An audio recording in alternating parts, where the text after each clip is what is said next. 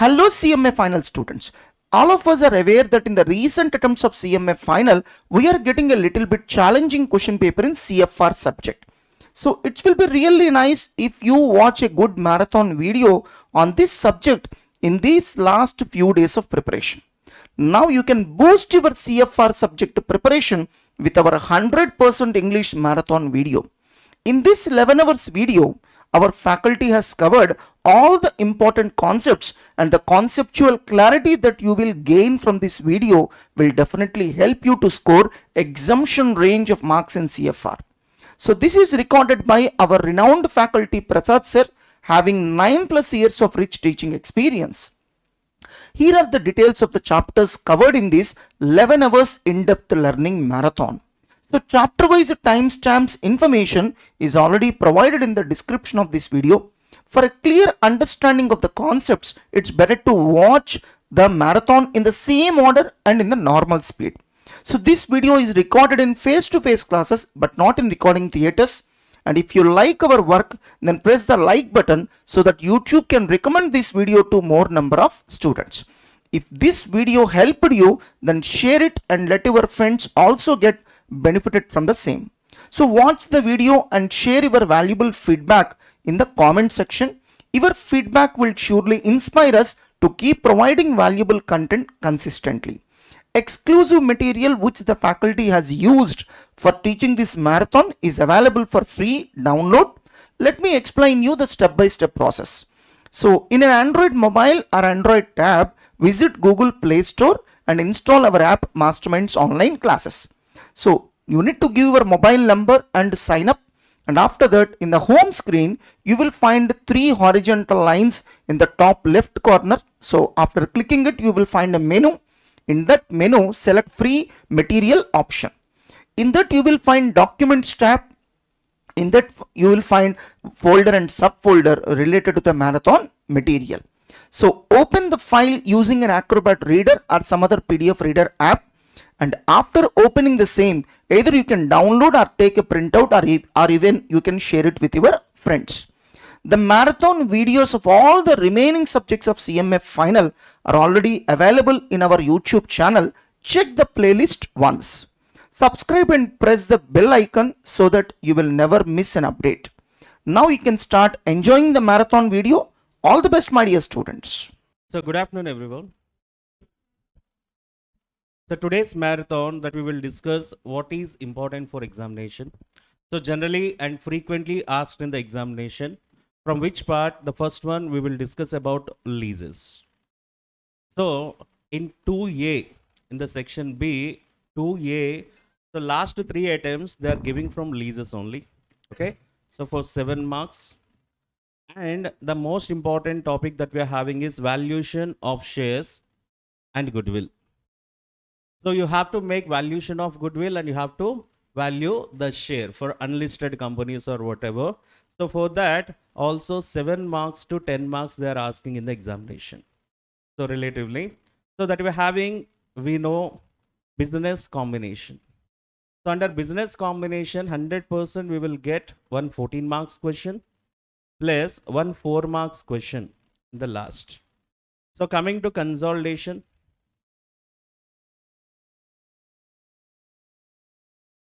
%, they will give you one 14 marks question from consolidation. And coming to rest of Ind AS, we are having impairment of assets,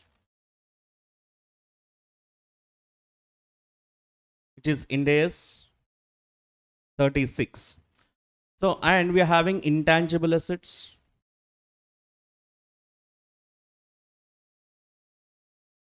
so Ind AS 38. So from 36 and 38, they are giving one combination question. So last 3 items they have asked one combination questions from Ind AS 38 with mix with 36. So impairment of assets and intangible assets. And most importantly, this impairment they can include anywhere. Impairment can be included in business combination. Impairment can be included in consolidation. So anywhere they can include relative this impairment aspect. Sometimes valuation of shares also we will get impairment. Okay, it is the most important standard for us. And After that, we are going to discuss relating to financial instruments, which constitute Ind AS 109. So 100% there is also one question from financial instruments. And coming to the next, we're going to discuss about income tax. No? This is also a comprehensive chapter where they can include these income taxes anywhere, either in consolidation or in MCQ questions. They can ask you to define what is deferred tax asset or deferred tax liability. Mostly for multiple choice question, it will be helpful. At the same time, if they have given any comprehensive consolidation problem, so it will be helpful for us. And we are having with remaining, if time permits, we will discuss about government accounting theoretical part. So what is so important in government accounting? So this marathon, we will cover most of the topics like this. So later on, if any time permits, then we will go for remaining standards. Okay. So first and foremost, we're going to discuss about leases. So leases deals with Ind AS 116. So as per Ind AS 116, under lease accounting, so we're having two parties under the leases that we know already. Lessor and lessee. Now, while coming for accounting, lessor point of view and lessee point of view. As accounting standards constraints, we are having different types of leases, operating leases and financial leases. While we are doing accounting under Ind AS 116, lessee point of view, if operating lease is there or financial lease is there, same accounting we are doing then. Which is most important here. Lessee point of view, in the lessee books of accounts for operating lease or financial lease, same type of accounting we are having. But lessor point of view, we will divide this lease whether it is an operating lease or financial lease. So for operating lease, we have different accounting, financial lease, we are having different accounting. But while coming to here, Ind AS 116, lessee point of view is very important, and they have given a separate accounting treatment in the books of lessee. Okay. So how this accounting treatment works, we are going to discuss in this chapter. So check out here. Leases. So generally, what is meant by lease, Nana? Lease is nothing but what? Giving any kind of asset for user. You can say for right to use. So we are giving a right to a person to use our asset, which is nothing but a lease. So what is the definition of lease over here? So a contract contains a lease if conveys right to control use of underlying asset for a period of use against the consideration. Such underlying asset should be an identified asset. Okay, when we break down this definition, so first there should be a contract. So contract can be a written contract or oral contract between the parties. So next we are having such contract contains lease. So here some of the contracts might contains lease components as well as non-lease components. But we are doing accounting only for lease components. How to separate lease components and non-lease components, we will discuss in the further stage. So now here, the person who supply this underlying asset, we can call it as lessor, and the customer, we can call it as lessee. Now, lessor is transferring to lessee right to control use. Now, who is controlling the asset? After the lease, who will control the asset?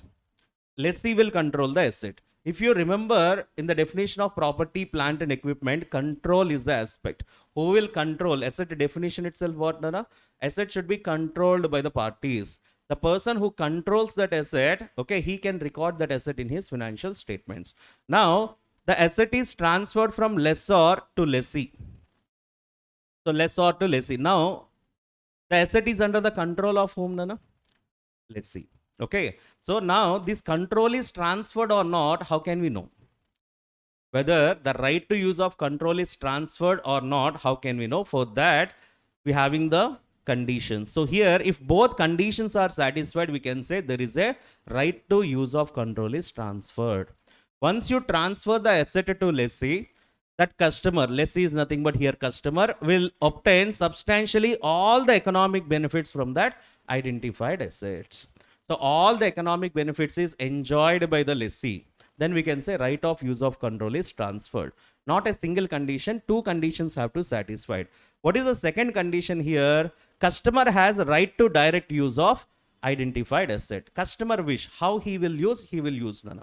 You cannot control the customer. You have to use like this. You have to make this many units for this particular days.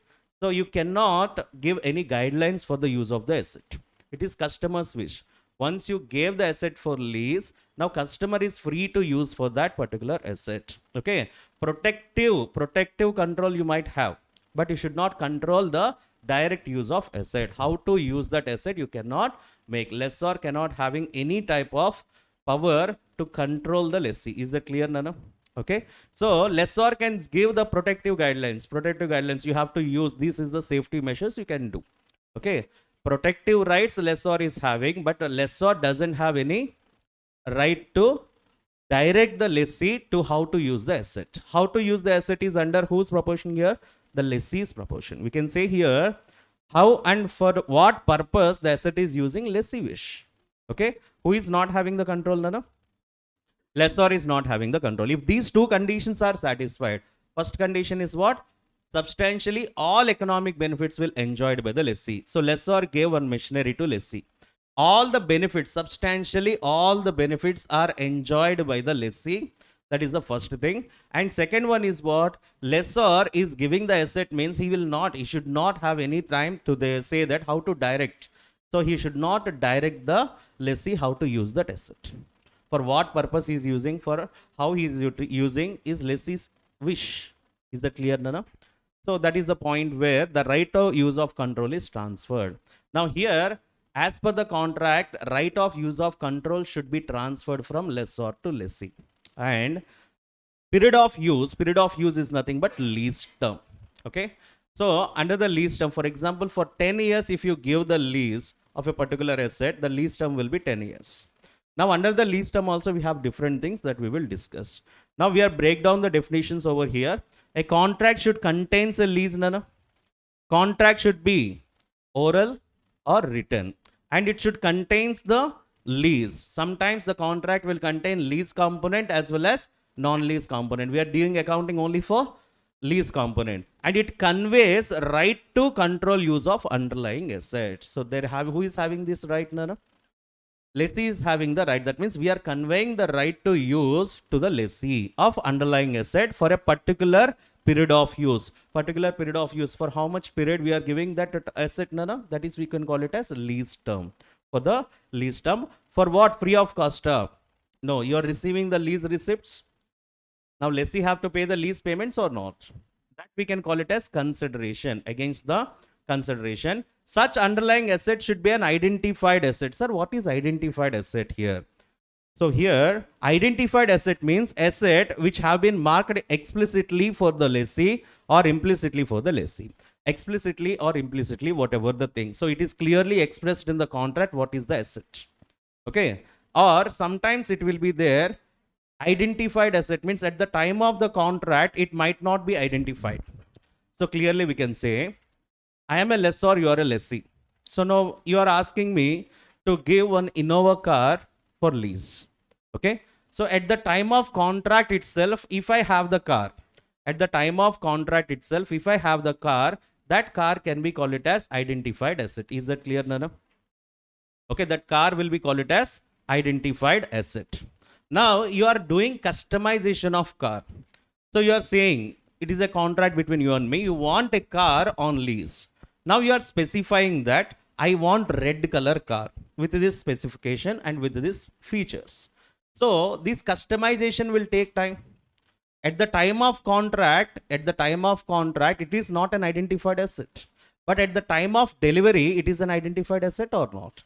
Yes, identified asset means either it should be explicitly or implicitly under the lessee. We can call it as what? No, identified asset. These all conditions are satisfied under the lease. As per Ind AS 116, lease is nothing but what? No, it is not simply giving the asset on lease. Okay. So in the lease, we have a contract. It can be written or oral. And the lease contract contains the lease element, either lease component or non-lease component. If it is mixed, we will take only lease component. Okay. And also what we conveying, the lessor is conveying right to use of that asset. Okay. So here, who is having all the rights to use the asset? Lessee is having. Who gave that right? Lessor gave that right. So right to use of asset is transferred or not. How can we identify it? Substantially all the economic benefits from that asset will be enjoyed by lessee. All the economic benefits are enjoyed by lessee, and lessor does not have any control over that particular direction of use. Okay, he cannot give how to use that asset. Is it clear, Nana? Okay, it is all the wish of lessee. He can use that particular asset. Is it clear, Nana? No restrictions here. Okay. So about all these conditions are satisfied, we can see there is a lease agreement, and the agreement contains the lease. So what is lease term? Lease term might be in 3 stages. Non-cancelable lease term. For example, we are under the lease contract. We are saying about lease term, which is non-cancelable for 5 years.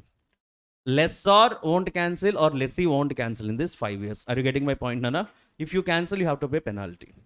If lessor wants to cancel the contract or lessee wants to cancel the contract, there should be a penalty for that.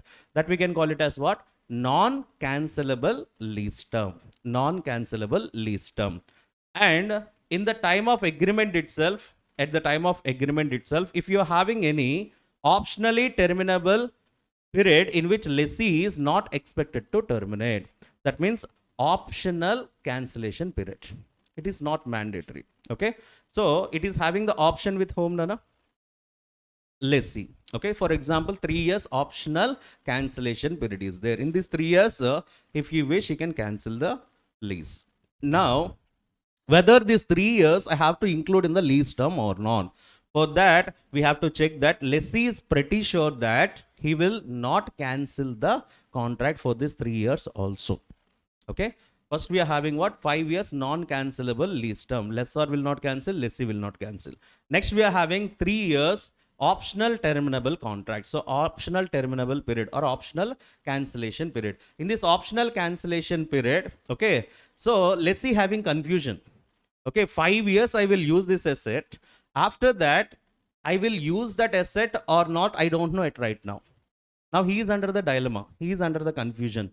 If he is not clear that whether he will exercise that cancellation option or not, we should not include that in the lease term. We should not include that in the lease term. Now, lessee is pretty sure that after completion of 5 years, next 3 years also, he will continue the lease. Okay. If he is sure that next 3 years also, he will continue the lease. That means he is exercising this option or not exercising this option. Not exercising this option. He is having cancellation option, Nana. Cancellation option he is having. Whether he is exercising the option or not exercising the option. If he wants to exercise the option, then that 3 years will not include in the lease term. Okay, now he is pretty sure he will not exercise that option. In that case, he is not expected to terminate. He is not expected to terminate. In such case, we will add this 3 years also in the lease term. Now, after completion of 8 years, there is a 2 years renewal period. If he wants to continue further, 8 years completed, if you want to continue further, so there is a 2 years renewal option. Now, renewal option, whether lessee is pretty sure that he will exercise that renewal option or not. Okay, so he is very much clear that he wants to take next 2 years also. That means he will exercise the option or not exercise the option. Exercise the option. Renewal option, we are expected to exercise it by the lessee. In such condition, that 2 years also include in the lease term. Now, total lease term will be how many years, Nana? 10 years. So, lease term consists of 3 areas. First one is what? Non-cancelable lease term. Second one is what? Optional cancelable lease term. And third one is what? Renewal period.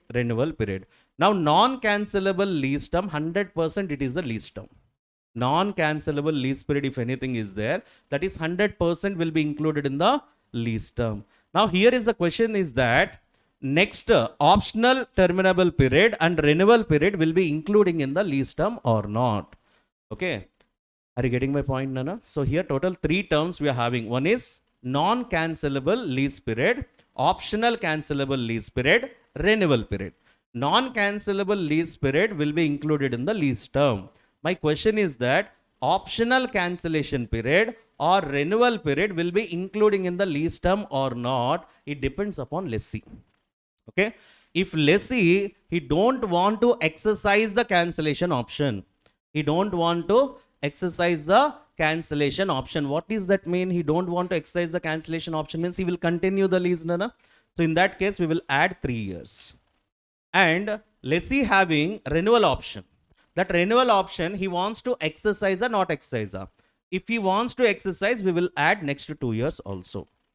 If lessee is not sure that he will take that renewal option, in such condition we will consider only how many years, Nana? 8 years.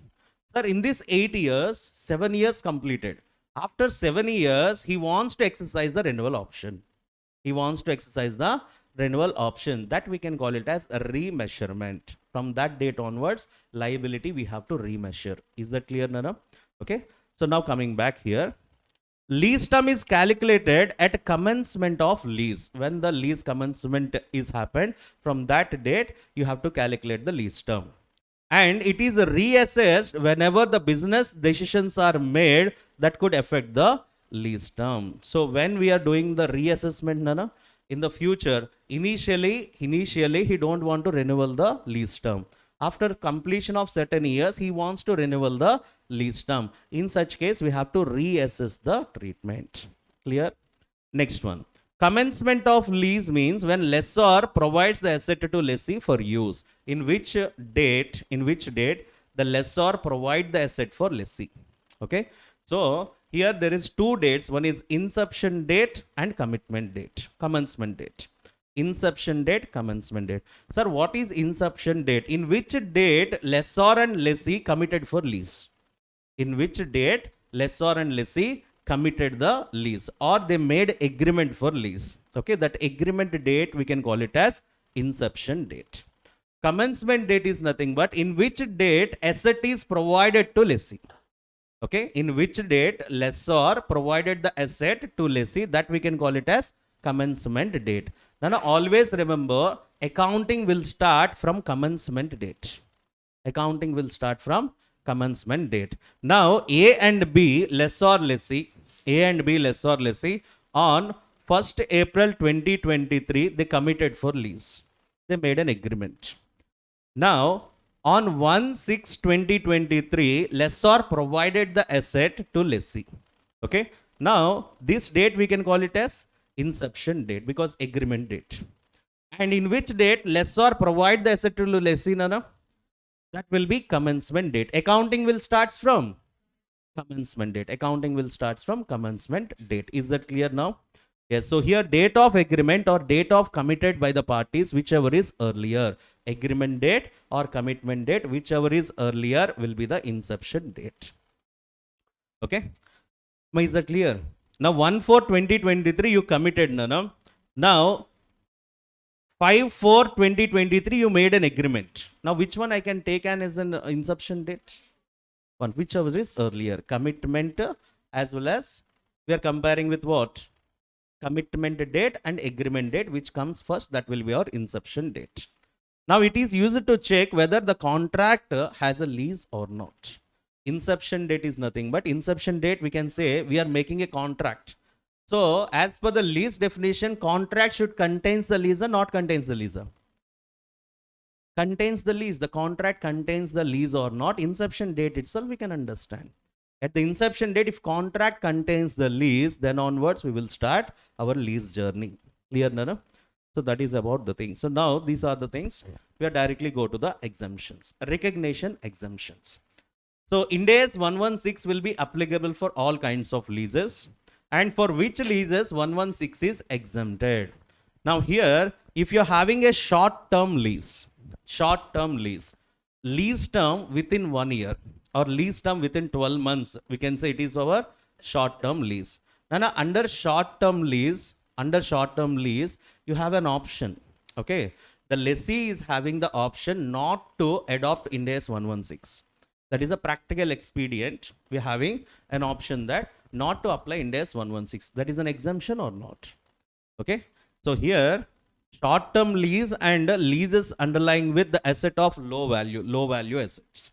Short-term leases and low value assets. Ind AS 116, you have to apply or not to apply or means lessee is having the option.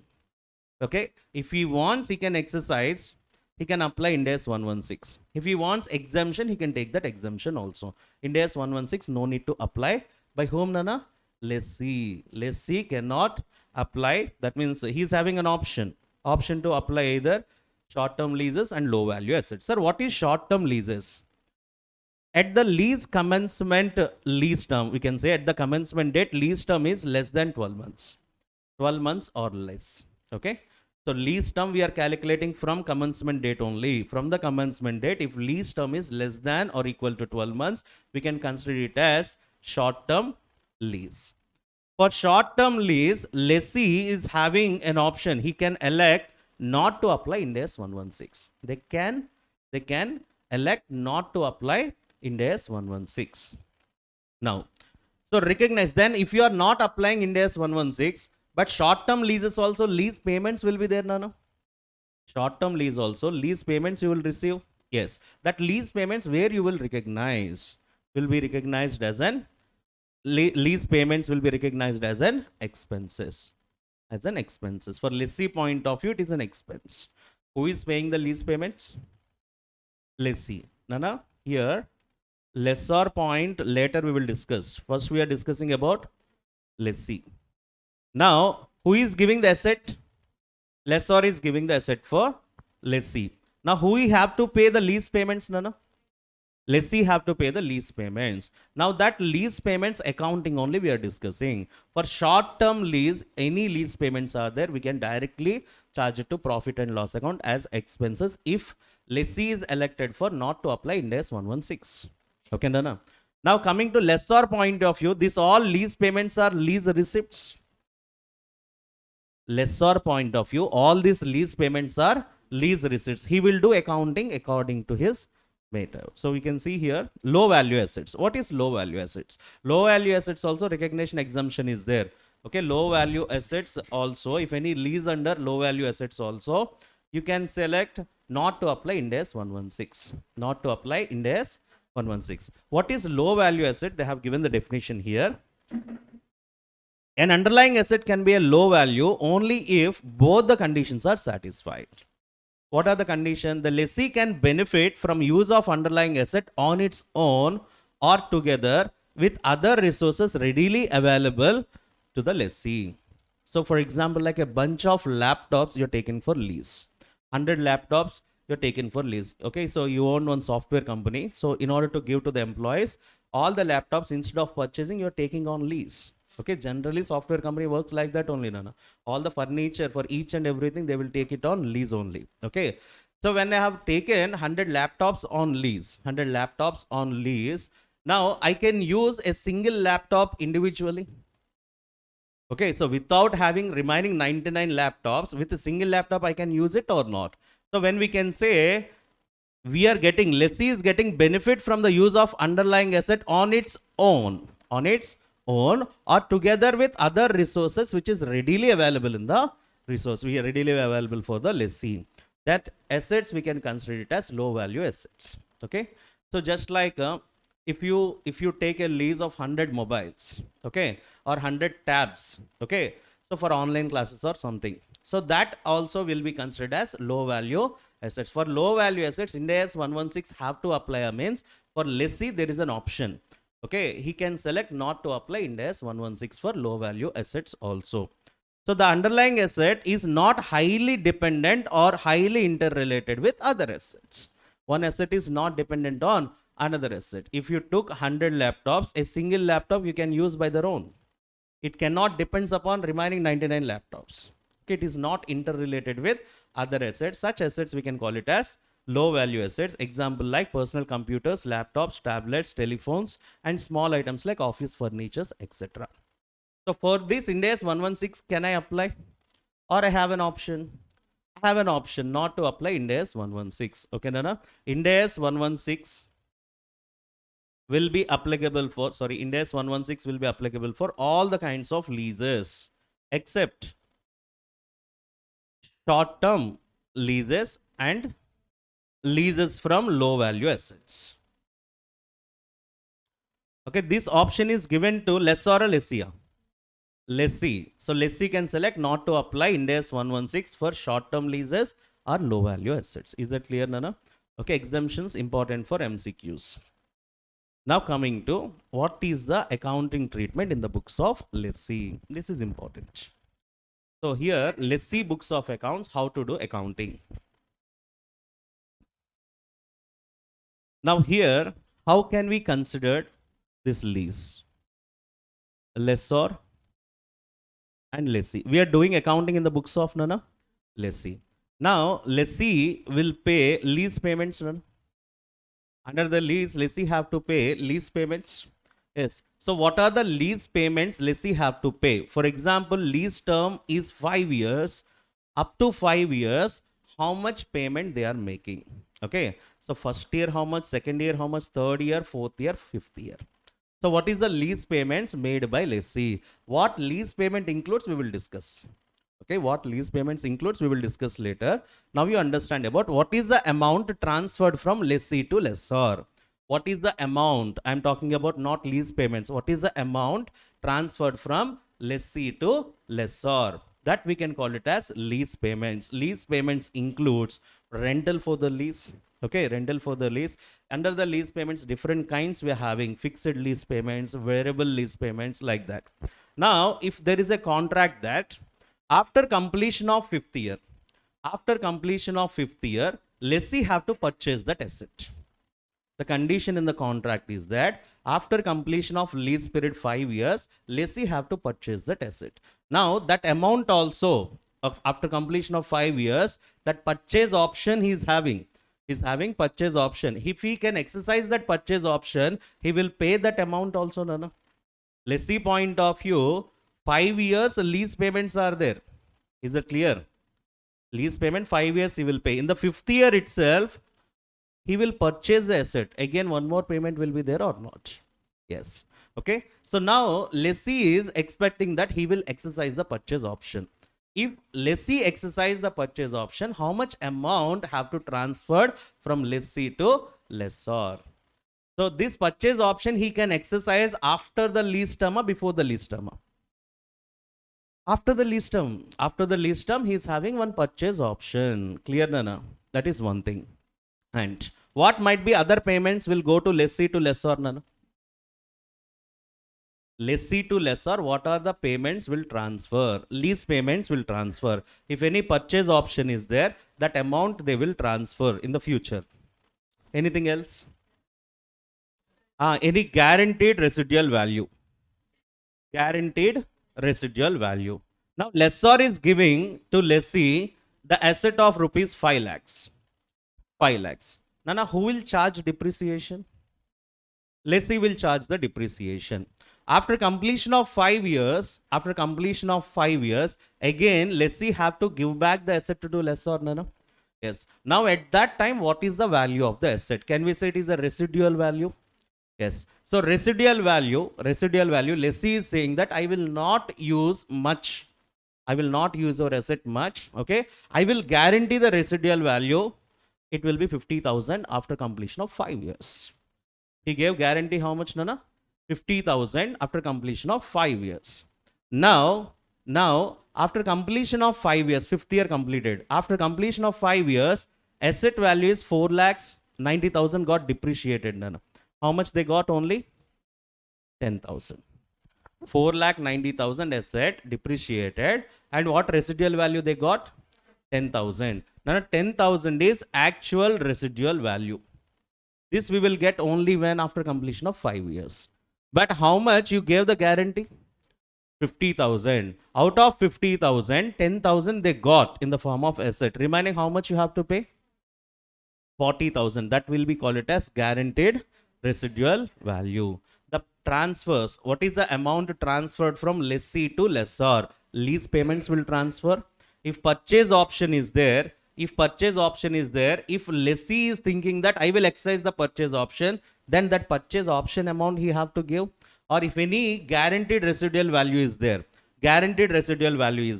after giving the guarantee, he got the doubt. Okay. So in his mind, he thought that, okay, so there will be something missing over here. I estimated 50,000.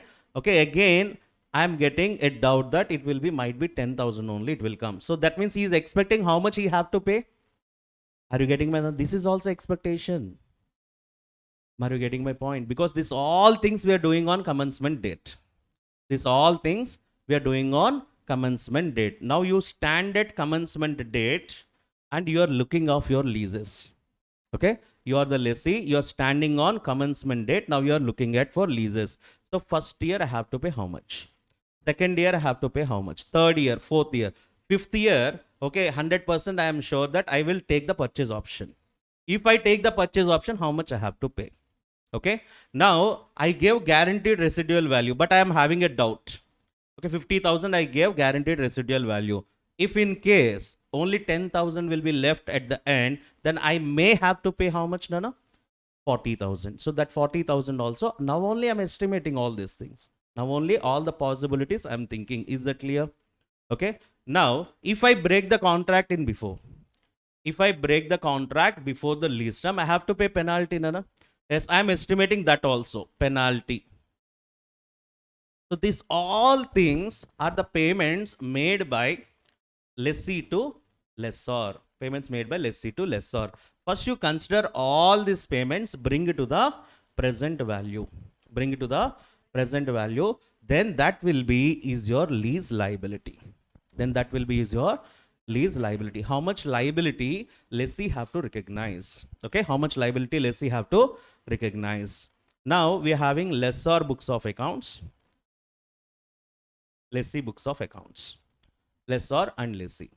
Now lessor having a balance sheet over here and lessee is also having a balance sheet.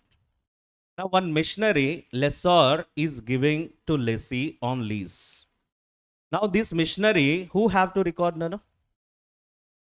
On leases, who will control the asset? Who control the asset? Lessee. So lessee have to recognize that machinery in his balance sheet. He is recognizing this asset in the balance sheet. Who have to de-recognize? Lessor have to de-recognize. When lessor is de-recognizing, now who got this asset, Nana? Lessee. So this asset he got for owner, for right of user. So that's why he will record like ROU machinery. ROU asset. Right of use of asset. Now, for that lease liability is also he have to recognize, Nana. Lease liability is also recognized because in future how much liability is there for the lessee to pay to the lessor. For that we have to find out lease liability. How can we find the lease liability? Means I'm estimating now what are the payments I have to give to lessor. What are the payments I have to give to lessor? Lease payments I have to give. And if I take the purchase option, that amount I have to give. If I am exercising what we can say, if I am giving any guaranteed residual value, if I am having any doubt in that, how much I am able to pay in the future, that also have to recognize. And third one, we are having what, Nana? If any breakage of contract, if I breach the contract, I have to pay penalty. So that also my payment. I'm estimating all these things. I'm estimating all possible outflows. I'm estimating all possible outflows. If you bring to the present value, that will be your lease liability. That will be your lease liability. Now, lessor point of view, think. Lessor point of view, he is receiving the amount or paying the amount of receiving. For him, it is a lease rental, Nana. Yes, now he will calculate what is investment in the lease. What is his investment in the lease? For lessor, lease is an investment, Nana. Lease is an investment for lessor. Yes. So here that will be lease receivable. Okay, machinery one asset de-recognize, lease receivable one asset recognize. This lease receivables, same thing like lease liabilities. Lease payments present value is lease liability. Lease payments present value is lease liability. Lessee point of view. Lessor point of view, Nana. Lease receipts present value. Lease receipts present value. First year, how much I am receiving. Second year, how much I am receiving. Third year, how much I am receiving. My estimations I have taken up. Okay. So for that, I will calculate what is the lease receipts and what is the present value of lease receipts. That will comes under here, lease receivable. Is that clear, Nana? And what is the balance sheet effects? From the lessor, one asset is transferred to lessee. Okay. So lessor will de-recognize the asset and lessee will recognize that asset. For lessee, lease liability will create. For lessor, lease receivable will create. This lease receivable is also called as investment in lease.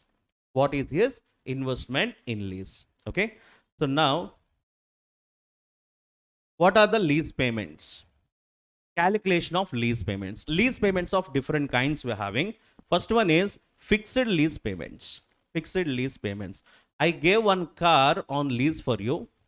Okay, so per year you have to pay 1,20,000. Every year you have to pay 1,20,000. For 10 years lease, 10 years you have to pay 1,20,000. Now that is a fixed lease payment. For fixed lease payment, if any lease incentives if you give, that we need to deduct. Lease incentives, if any incentive or discounts if you give, that we need to deduct. Is that clear, Nana? One problem I included related to incentives, there we will discuss. These lease payments may include of taxes, conversion charges, or any other charges related to the lease. So it includes taxes. If any taxes paid, that also included in the lease payments. Nana, if lessor paid the taxes also will be collected from whom, Nana? From lessee. Lessor pay the taxes. Are you getting my point? Lessor pay the taxes, that also will be receivable by the lessee only. So for example, I am the owner of the car. I have to pay road tax. I have to pay road tax, which will collect that road tax also from the lessee. Is that clear? Lease payment includes, lease payments includes fixed lease payments. If any lease incentives are there, that we will deduct. Okay, for any taxes are there, I will include. Are you getting my point? If any taxes are there, I will include. At the same time, conversion charges. If I took any building on lease, previously that building, use it for residential purpose, Nana. Okay, now I want to use for commercial purpose. For that conversion, some charges will incur. So that charges also will be collected. So we have to take permission for commercial building. Is that clear, ma'am? So from the department, we have to take the permission in order to convert residential building to commercial building. If any such conversion charges are there, that also I will collect from whom? From the lessee only. This all I will included in the fixed lease payments. This all I will included in the fixed lease payments. Second lease payment is in substance fixed lease payments. In substance fixed lease payment is that I gave you one machinery. I gave you one machinery, and lease payment, how I said, if you use the machinery monthly I want to take. So if you use the machinery in a month, you have to pay 1 lakh lease payment if you use the machinery. Second month also machinery is with you only. If you are not use that machinery on that day, you have to pay 50,000 only. You have to pay 50,000 only. If you use, you have to pay how much? 1 lakh. If you are not using, 50,000. What is the minimum you have to pay if you are not using also? That we can call it as in substance fixed lease payments. Okay. So that can also be determined or interpreted like this. No. Based on production units. Okay. So I gave the machinery. Okay. Now that lease rental is based on your production. Lease rental is based on your production. If you produce one unit, you have to pay 10 rupees. 10 rupees per unit. 10 rupees per unit is the lease rent. Okay. If company produce 1 lakh units, they have to pay lease rent how much, Nana? 10 lakhs lease rent they have to pay. Are you getting my point? Based on production units. If you produce 50,000 units, you have to pay 5 lakhs. You have to pay 5 lakhs. Sir, it looks like variable. No, it depends upon what, Nana? Production units. Now he will say that, okay, there is a minimum lease payment which is 25,000. Which is minimum lease payment 25,000. If you produce one unit also, you have to pay how much? 25,000. Okay, so for example, like 10 rupees per unit. I produced only 1,000 units. Generally, what is my lease rent? 10,000 into 10. How much, Nana? Sorry, 1,000 into 10 will be 10,000 I have to pay. But minimum amount I have to pay how much? 25,000 I have to pay. If you produce 1,000 units also, you have to pay 25,000. That is a minimum payment. Less than your production also, minimum how much you have to pay? 25,000. So if you produce 3,000 units, 3,000 units if you produce, how much release rent you have to pay? 30,000 you have to pay. Nana, minimum means when it is go beyond that, that means when it is go below that, you have to pay 25,000. Nana, 2,000 units you produce. 2,000 into 10, generally 20,000, but minimum payment how much, Nana? Yes, that 25,000 we can call it as in substance fixed lease payment. In substance fixed lease payment. So which cannot be avoidable. Which cannot be avoidable. Compulsory you have to pay that. Okay, if you use it or not using it, compulsory you have to pay that. That unavoidable payment we can call it as in substance fixed lease payments. So in substance fixed lease payments, these are basically minimum amount that are payable in the lease through lease rentals are based on usage or time. Is that clear, ma? In substance fixed lease payment. First one we discussed what? Fixed lease payments. Under fixed lease payments, if any lease incentives are there, we will include or exclude. Lease incentives, if anything is there, we will exclude. If any taxes are there, we will include. Any conversion charges, we will include. Next one are in substance fixed lease payments also, we are including in the lease payments. Next one, variable lease payments. Variable lease payment means lease payments will be depends upon some outside factor. Just like we're having some market driven factors like consumer price index, LIBOR rate. This we discussed. Okay. So here it is based on consumer price index, for example. If your consumer price index changes, your lease payments also changes. Okay. If you interlink lease payments with any other benchmark factor, then that payments will be variable or fixed. Variable, it depends upon what, Nana? It depends upon changes of that index. If that index increases, lease payment increases. If the index decreases, lease payment decreases. You don't know that. Okay. Such lease payments, we can call it as variable lease payments. Next one. Amount of penalties expected to be levied due to termination of lease by whom? By lessee. Okay. Lessee, he is expecting that. Okay. After completion of 6 years, I will cancel the contract. If I cancel the contract, I have to pay penalty 30,000. Okay, I expected and I will include that also in the lease payment. Are you getting my point, Nana? Sir, how he will expectations and everything they will give you in the question. Okay, they will give you like lessee is expected that he will terminate the contract in the future. For that, he is going to pay. This is the amount. But it just said amount. Okay, so next. Amount expected to be paid under purchase option. Now, purchase option is there for the lessee. That means after completion of lease period, that asset will be purchased by lessee for lowest price. For lowest price. Now, that payment also have to make, Nana. Now, lessee is certain to opt for it. He is very much sure he will take that purchase option. If he is sure, then that amount also included in the lease payment. That amount also included in the lease payment. Sir, whether he will sure or not, whether he will exercise it or not, in the question they will give you. In the question they will give you that lessee having purchase option, he certainly opt for it. Certainly opt for it means he will take that option. Next one, Nana.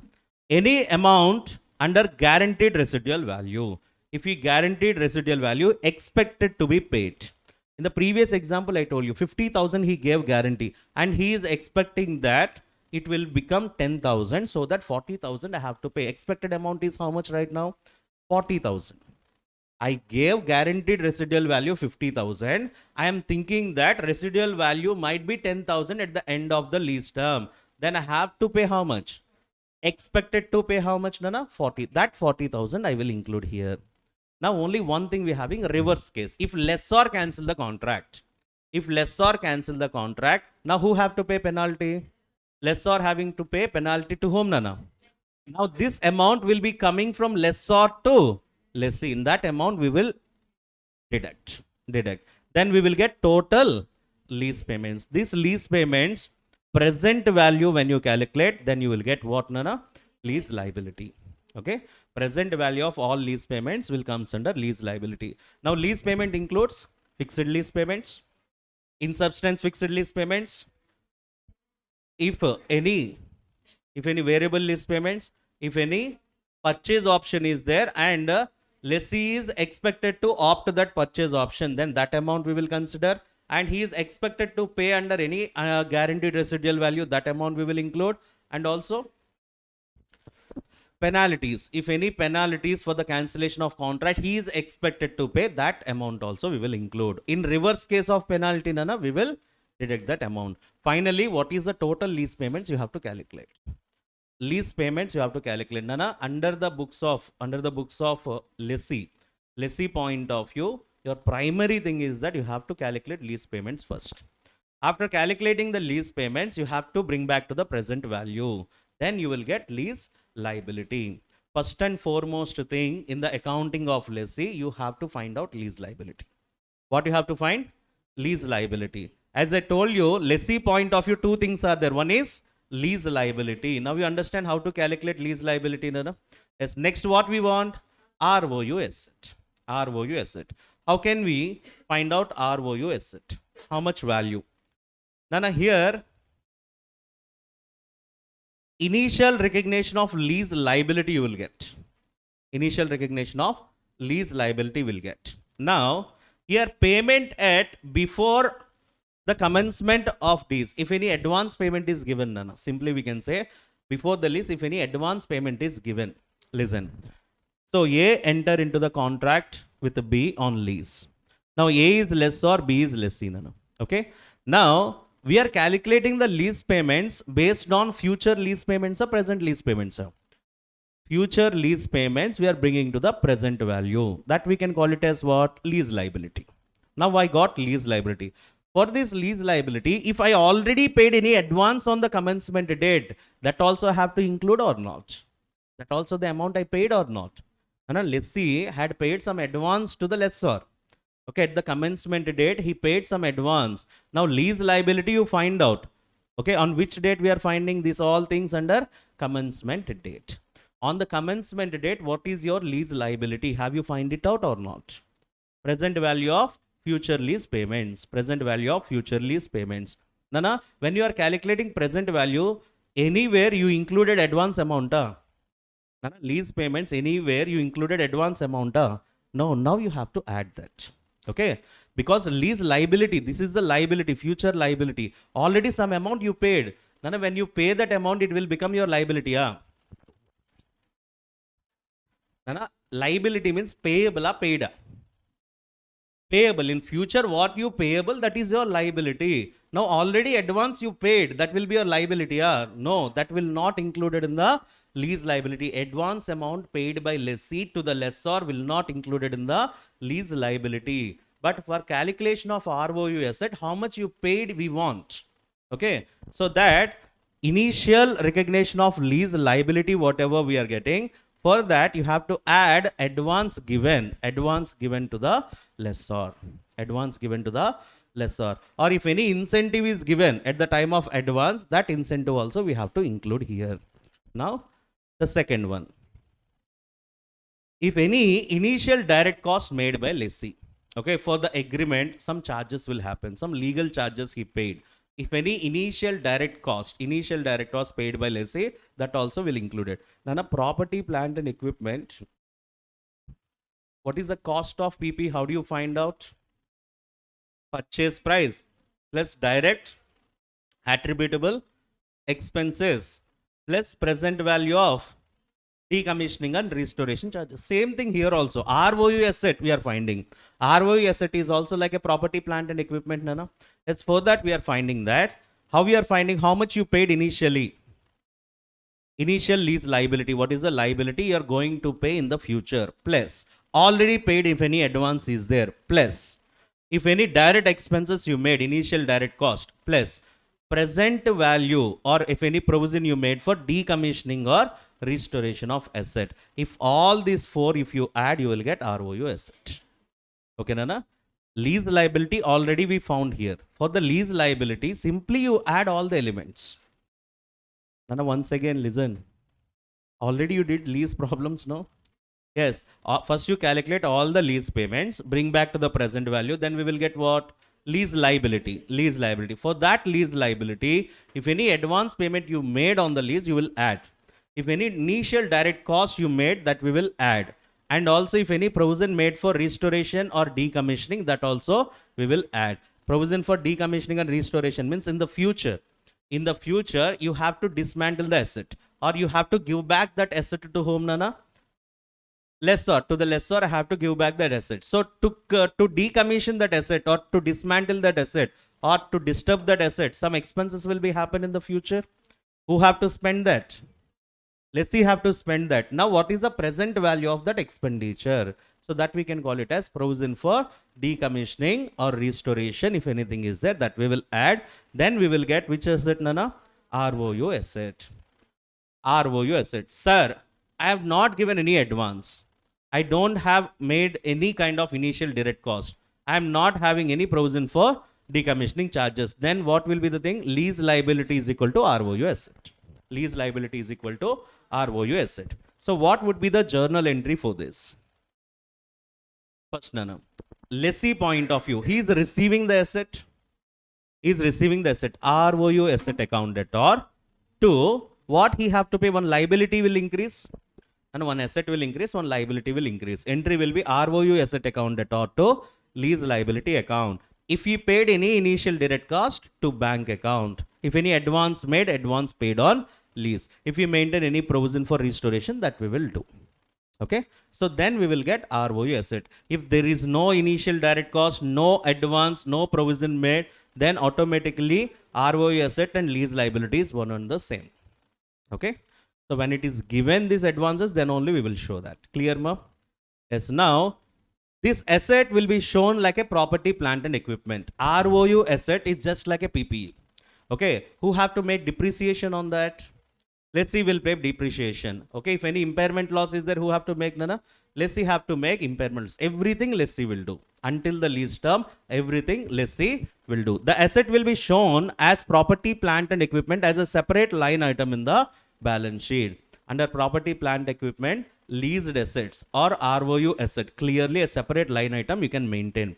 This asset will be treated which is similar to PPE. It will depreciate, it will impair, it will revalued. Just like property, plant and your own property, plant and equipment means how you are doing depreciation, how you are doing impairment, how you are doing revaluation. This ROU asset also you have to do the same. Okay, you means who here? Let's see. Now depreciation, from which date we have to commence? Depreciation, from which date we have to commence? From which date we have to start? It onwards we will start doing the depreciation. Now here, for what is the period? In order to calculate depreciation, we want useful life. Now remaining useful life of an asset is with you now. Remaining useful life of the asset is with you. No, then how many years asset is with you? For the lease term only. If lease term is 10 years, then you have to calculate depreciation for 10 years only. 10 years as the base. 10 years as the base. Sir, useful life of the asset is 15 years. Useful life of the asset is 15 years. Lease term is 10 years. Now 10 years asset is with you. And remaining 5 years asset is with someone else. Either lessor or any other lessee. Okay. Now in that cases, depreciation will be commenced from commencement date till useful life of the asset or lease term, whichever is earlier or shorter. Whichever is earlier or shorter. Okay. Now here, lease term 10 years. Useful life is 8 years. Lease term 10 years. Useful life is 8 years. So depreciation will be calculated 8 years only. Useful life only you are using. Okay. Now lease term is 8 years. Useful life is 10 years. 8 years only. Now we can consider what? Lease term. Lease term or useful life, whichever is shorter. Whichever is shorter. Clear, Nana? 10 years lease term, but life is 15 years. Okay, which is short?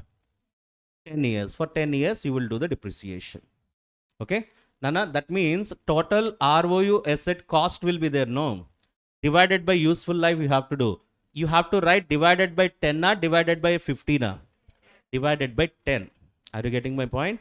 Because ROU asset will be recorded by lessee. Lessee will start depreciating from commencement date to the end of the lease term. To the end of the lease term.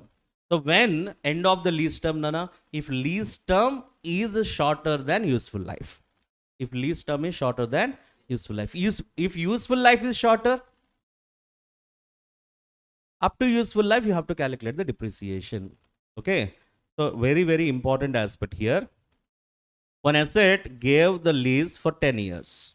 10 years is a useful life. Useful life or lease term? Lease term. Useful life of the asset is 15 years. Useful life of the asset is 15 years. Now you gave the asset on lease. Lease term for 10 years means lessee will charge depreciation on 10 years, which is nothing but ROU asset is 1 lakh. ROU asset is 1 lakh. So 10 years you have to do depreciation of 15 years. 10 years. So 1 lakh divided by 10, he will charge depreciation. Okay. Sir, asset will become 0. No, asset will become 0. Whose books it will become 0? Lessee books it will become 0. Remaining life, some other value. That means some other, either lessor or other lessee will do the remaining depreciation. Is that clear, ma? Yes. Now, lessee having the purchase option. Lessee having the purchase option. After completion of 10 years, lessee can purchase the asset. And lessee is pretty sure that he will exercise that option. He will exercise the option. Then depreciation will be calculated for 10 years or 15 years. Then 15 years, because lessee point of view, after completion of 10 years, he will purchase the asset. He will purchase the asset means remaining 5 years also, asset is with whom, Nana? Lessee only. Then we'll consider, Nana, useful life or lease term? Useful life. Is that clear? Adamotna? Yes. Now you can go for it.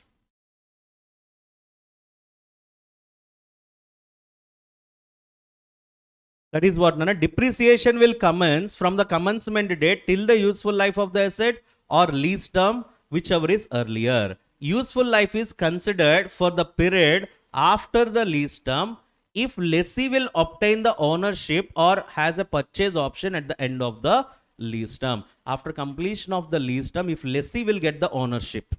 If lessee will get the ownership. Under the lease, ownership with whom, Nana? Lessor or lessee? Lessor, ownership is with lessor. Right to use only will transfer. Okay. So now ownership, when it will transfer, if asset is purchased by lessee, then it will transfer. Now lessee is having an option after completion of the lease term, he can purchase that asset. Now lessee exercise that option. That means lessee is going to exercise that option. He is very sure that he will exercise the option. In such condition, we can go with useful life instead of lease term, useful life. Okay. So then what is the entry in a depreciation account at or to ROU asset? Impairment is there, impairment to ROU asset. For calculation of ROU asset and lease liability, present values required. ROU asset or lease liability, what is required? Present value. Present value means you need a discounted rate, Nana. So discounted rate, which one I have to follow? In the question, if it is given implicit rate of interest, implicit rate of interest, take that implicit rate of interest. Okay. So implicit rate of interest is not there. Second preference we are giving for incremental borrowing rate. Any one thing they will give you. In the question itself, implicit rate or incremental borrowing rate. Any one thing they will give you. Okay. Implicit rate, first preference. Incremental borrowing rate, second preference. If implicit rate is not available, then we are going with incremental borrowing. Incremental borrowing rate is nothing but same amount if you take from the bank on that moment, how much interest you are going to pay. That means your company. Incremental borrowing rate is there for your company. Nana, for example, if I apply the loan from the bank or you apply the loan from the bank, for both of us same interest they will give the loan. No. Why? Because your credit, okay, so we can say your credit analysis, my credit analysis might be different. Like that, if my company applied the loan or your company applied the loan, so the loan interest, the rate of interest will be different. Now, based on my credit terms, if I apply the loan right now, how much interest I am getting, that interest rate we can call it as incremental borrowing rate. Incremental borrowing rate. On the spot, if I apply the bank loan, how much interest they will charge from me, that is my incremental borrowing rate for my company. Okay. Implicit rate is not given. We will follow incremental borrowing rate. Okay. So now we'll go to the, before going for these problems. Yeah. So lease component, non-lease component separation, we'll discuss it later. Now we'll come back here. Open problems. And here, once again, I'm telling you, in the marathon session, concept is very important.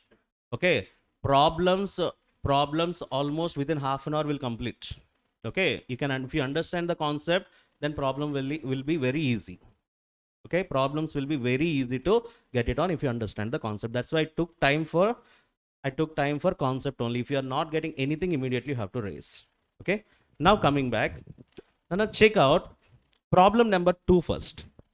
After discussing about lease and non-lease components, we'll go to one. Problem number 2.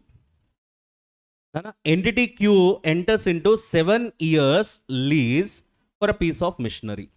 So lease term, okay, 7 years. The contract sets out the lease payments as follows. If Q uses the machinery within a given month, if they uses the machinery, 2000 will be accrues for that month. If they use the machinery, how much accrue, Nana? 2000. If Q Limited does not use the machinery in the given month, then amount will be 1000 accrues for that month. Explain what is considered as lease payment in this case. 2000 or 1000? 2000 or 1000? Both we will consider, Nana. Okay, 2000. So here 2000 will comes under fixed lease payments. 1000 in substance fixed lease payment. 1000 is minimum you have to pay.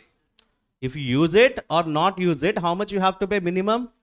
1000. If you are using, 2000 you have to pay. If you are not using, 1000 you have to pay. Which means what? Nana, minimum you have to pay. If you use it or not using, minimum amount 1000 compulsory you have to pay it or not.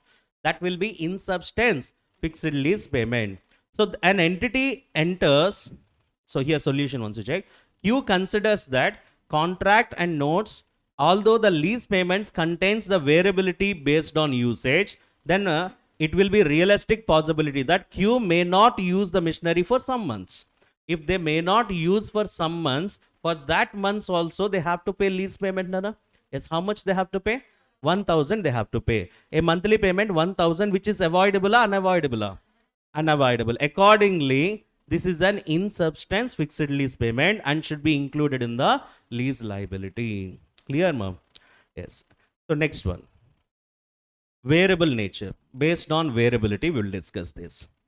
Variable lease payments are there. I told you it will be linked with any consumer price index or LIBOR rate or any benchmark rates. An entity enters into 10 years lease of property. 10 years lease on property. Lease term is how many years? 10 years. The lease payment for the first year is 1000. Lease payment how much first year? 1000. The lease payments are linked to consumer price index. The lease payments are linked with consumer price index. So it is not a flotation interest rate or whatever. So what is interest rate over there? It is linked, just the payment will be linked with consumer price index. Now CPI, consumer price index, at the beginning of the first year is 100. Beginning of the first year is 100. When CPI is 100, your lease payment is how much, Nana? 1000. Now lease payments are updated at the end of every second year. Every second year, end of every second year, lease payments are updated. Okay, based on consumer price index. At the end of year 1, CPI is 105. At the end of year 2, CPI is 108. Now you tell me, Nana, first year lease payment 1000, second year how much? Second year how much? Second year also 1000. Okay, when it is changing, second year ending it is changing. That means we required first year ending CPI index, second year ending CPI index, second year ending CPI index. So determine the lease payments. At the lease commencement date, lease payments are 1000 per year for 10 years. The entity does not take into consideration of potential future changes in the index. They don't know that. So at the end of the year 1, the payment should not change, because here the liability will be updated end of every second year. Every second year. So clearly they demonstrated that our lease payment is 1000. It will be linked with consumer price index. It will be updated for every 2 years. So first year from 100 it changed to 105. Will it affect my lease payment, Nana? No. Second year it will goes to 108. Now it will affect me? Yes, second year it is 108. Now you tell me, Nana, For base 100, I am paying 1000 lease payment. For 108, how much? 1080. Second year ending. So from that moment, in future, if any changes are there, I will go for it. Or not, my change of rate is how much at the present? 1080. First year lease payment 1000. Second year also 1000 because second year not updated. Second year ending is updated, Nana? Yes. So now for remaining years, remaining 8 years, how much I have to pay? 1080 until the further change. Until the further change. I will wait for 2 more years. If change is there, accordingly I will adjust. Is that clear, Nana? Till then 1080 is my lease payment. First year 1000, second year 1000. From third year to 10th year 1080. Okay. Now 2 years completed. Next 2 years it become 110. Again you have to update, Nana. Yes. How you can update that? 1080. What is the base? 108. But we want what? 110. Accordingly we need to update it. Clear? Okay. So if any changes in the 2 years after, that we can call it as what? Variable lease payment. Now lease payments are variable in nature or not? Because it linked with consumer price index in this question. So next one. Problem number 4. Entity Y and entity Z execute 12 years lease of rail car. So which of the following terms as on 1st January 2021? What is the lease term, Nana? 12 years. The lease commencement date is 1st February 2021. So 1st February 2021 commencement date. Entity Y must pay to Z. Entity Y must pay to Z first monthly rental payment 10,000 upon execution of lease. Whenever the lease executed, he paid 10,000. Can we say it is an advance payment? Yes. Now entity Z will pay. Entity Z will pay to Y, reverse, Nana, 50,000 cash incentives to enter into the lease payable upon lease execution. He gave the incentive how much? 50,000 incentive have given. Now entity Y incurred 1,000 initial direct cost. Who is entity Y? Lessee. So lessee will pay initial direct cost how much? 1,000. Which are payable on 1st February 2021. Which is on commencement date. Commencement date only, he paid that 1,000 rupees. Entity Y calculated initial lease liability as the present value of lease payment discounted after using the incremental borrowing rate and rate of implicit rate is not readily determined. The initial liability is 8,50,000. Everything they did. Okay. So here, incremental borrowing rate, he made the discount rate. Why? Because implicit rate is not available. After making that, his lease liability is 8,50,000. Present value of lease payments also they have done. Here is the question that how lessee will measure this lease. Okay, lease liability already they have given. What we want, Nana? ROU asset we want. ROU asset is nothing but initial measurement of lease liability plus. Okay, so here what we are doing? What we are, any advance payments are there, we are adding. What advance he paid, Nana? 10,000. Okay, and if any incentives received from lessor, we will deduct. What incentive we got? 50,000. Nana, this 50,000 here also you can deduct directly, not an issue. Okay. Now, initial direct cost, how much he paid, Nana? 1,000. 1,000 he paid. Okay.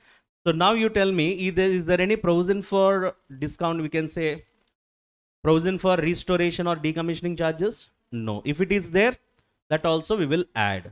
So that is not there. So 8,11,000 is my ROU asset. My liability is 8,50,000. My ROU asset is how much? 8,11,000. How can you record this entry? ROU asset. How much? 8,11,000. 8,11,000 to how much, Nana? Here we are having to lease liability. To lease liability 8 lakhs or 8,50,000? 8 lakhs 50,000 incentive we got. We have to adjust that. Okay. Your lease liability how much, Nana? After adjustment of incentives we are having 8 lakhs. That means after adjustment. Next one, Nana. 2. Bank. How much he paid? 1,000 he paid. 1,000 he paid, right? And advance payment, how much he paid? 10,000, which is 8,11,000. We'll write the entry. Is that clear, ma? Have you understand lease liability? We deducted that. What? What we deducted 50,000 is what, Nana? Incentive. Incentive will be deducted from lease liability, and we will show the entry like this. But next one is related to lease component and non-lease component. Lease component and non-lease component. This one asked in the recent examination. And a separation of lease components and non-lease components. Sometimes the contract contains lease components and non-lease components. Okay, single lease payment we are making for lease component as well as non-lease component. Then how we have to do accounting? Okay, so here, for example, they have given the same example. Here one lessor we are having and lessee. Now lessor transferred one truck to lessee. Okay, on lease they transferred one truck. Now lessee is asking, he want driver also. So he provide the service of driver and he transfer. That means this is not for lease. Drivers is not for lease. So while here for truck only it comes under lease component. Okay. Now he asked, he requested for a driver. Now he provided the driver also. Now lessee have to pay the payments, Nana. Lessee is paying the payments including driver's salary. Including driver's salary. Now this truck, the transport department, we have to pay tax, road tax they have to pay, Nana. Who have to pay the tax? Lessor have to pay the tax. Lessor have to pay the tax. The tax also he will collect from lessee only.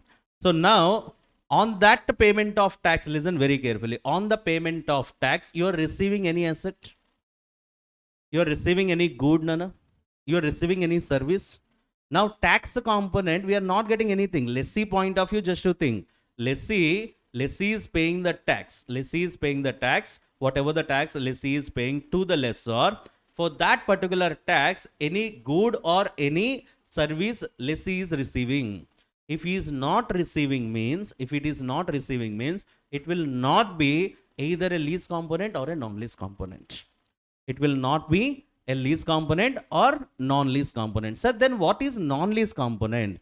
Non-lease component is nothing but, for example, I took one floor of building on a lease. One floor of a building on a lease. Now I will pay lease payment for that particular floor. Okay. Along in this agreement, we have a maintenance agreement also. So which is nothing but I can use the lift facilities. I can use the parking facilities of that particular building. Okay. Now here for maintenance agreement, whatever we are having. Okay. So I'm receiving the service or not?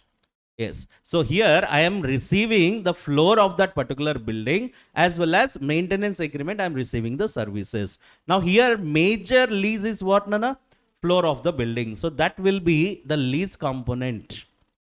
Okay. In the agreement I have a lease component. Now coming to whatever the services they are providing, maintenance agreement, which will be called it as non-lease component. Now either lease component or non-lease component, I am receiving either asset or good or service. Now I am asking you for payment of taxes. If you pay taxes, what service you are receiving, or what good you are receiving, or what asset you are receiving? You are receiving anything?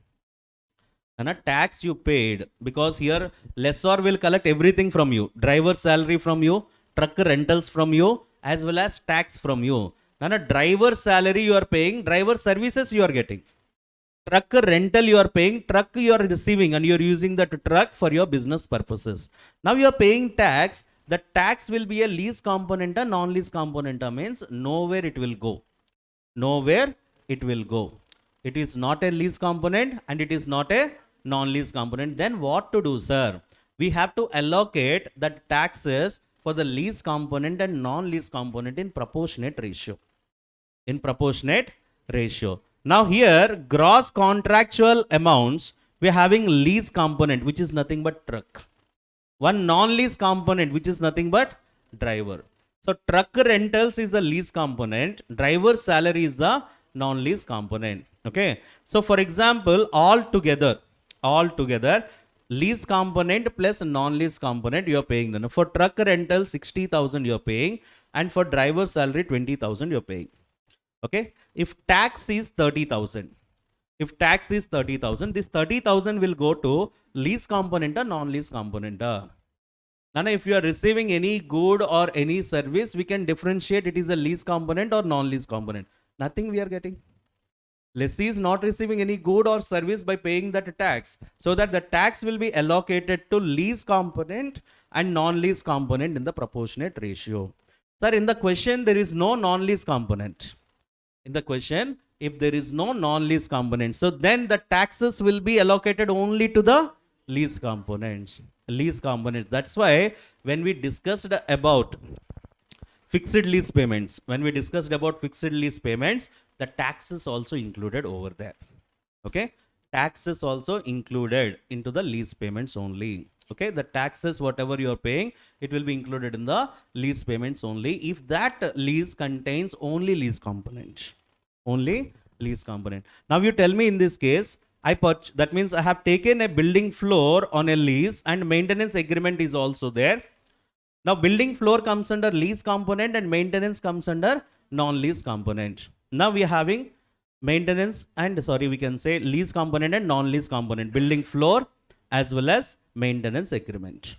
Now if any taxes collected by that builder from you, okay, if any taxes collected by that builder from you, now that taxes will be allocated to lease component or non-lease component. Lease and non-lease in the proportionate ratio. That you have to remember. Lease and non-lease in the proportionate ratio. Why, sir? Because it is not a separate component. Taxes is not a separate component. Why it is not a separate component? Because of paying taxes, you are not receiving anything. Okay, directly you are not receiving anything. Either good you are not receiving, or asset you are not receiving, or service also not receiving. In this example, whatever the taxes paid by lessor will be collected from lessee. So lease payments includes driver's salary and tax. Okay. Now in that, how much related to the truck rentals? How much related to the truck rentals will be comes under lease component? How much related to the driver's salary, which comes under non-lease component? And taxes what you paid, you have to allocate to lease component and non-lease component in the proportionate ratio. Okay. So there may be a contract contains the lease coupled with an agreement to purchase or sell other goods and services. Other goods and services. So that we can call it as non-lease components. So if you take a building as for lease, now that lift facilities and parking facilities also you are getting, for that also you are making the payment. Now here we can say either good or service that you are receiving which comes under non-lease component. Listen. The contract may contains the lease coupled with an agreement to purchase or sell other goods and services. Major agreement of lease is what, Nana? Building floor. Building floor is a major agreement of lease. Sir, if you take this lease agreement, the other party is saying that you can use the lift facilities also, you have to pay this much. So if you are saying I don't want lift facility, then you have to use the staircase. Okay. So generally, if they don't want, that means that is a single lease transaction, single lease component. Now he agreed for that. He agreed for that lift facility also. Now we can say it is coupled with two transactions. One is lease component transaction and the one is non-lease component transaction. Now reimbursement made by lessee to lessor. Payments for maintenance activities. Maintenance activities is services, no? Lift is a service. Parking is a service. Now, payments for maintenance and other goods and services transferred to lessor are considered as non-lease components because they provided services to lessee. They provided services to lessee. That is our not a main agreement. Are you getting my point? And a main agreement, a parking agreement. Now, main agreement, you have to take the building floor. The subsequent maintenance agreement will be what? That lift facilities and parking facilities, which can be called it as non-lease component. Why? Because they are providing the services. If they have not provided any good or any service, then it will be not a lease component or not a non-lease component. Here is the question, what is non-lease component? What is non-lease component? Means along with the main contract, if any other contract you entered with the lessor to provide any good or services, additional good or services, then that will be called it as non-lease components.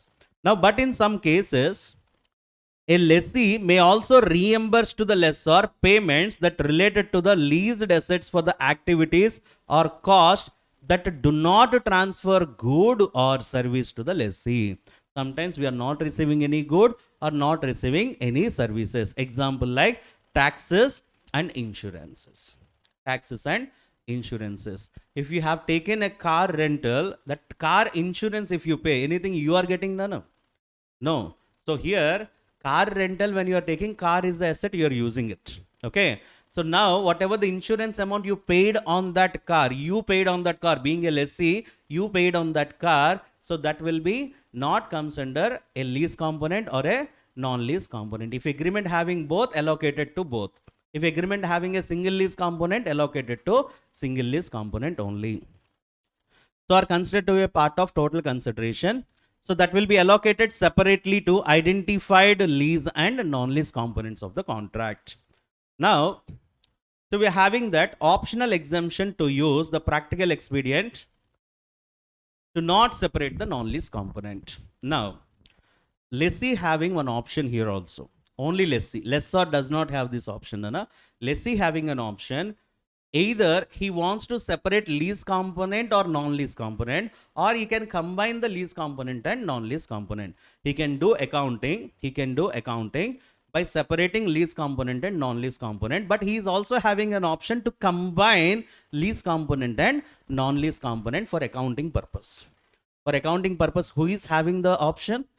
Lessee having the option. Who gave that option? Ind AS 116 provide this option to only to the lessee, that there is a practical expedient he can opt for. If he opt for that lease components plus non-lease components, he can do a single accounting.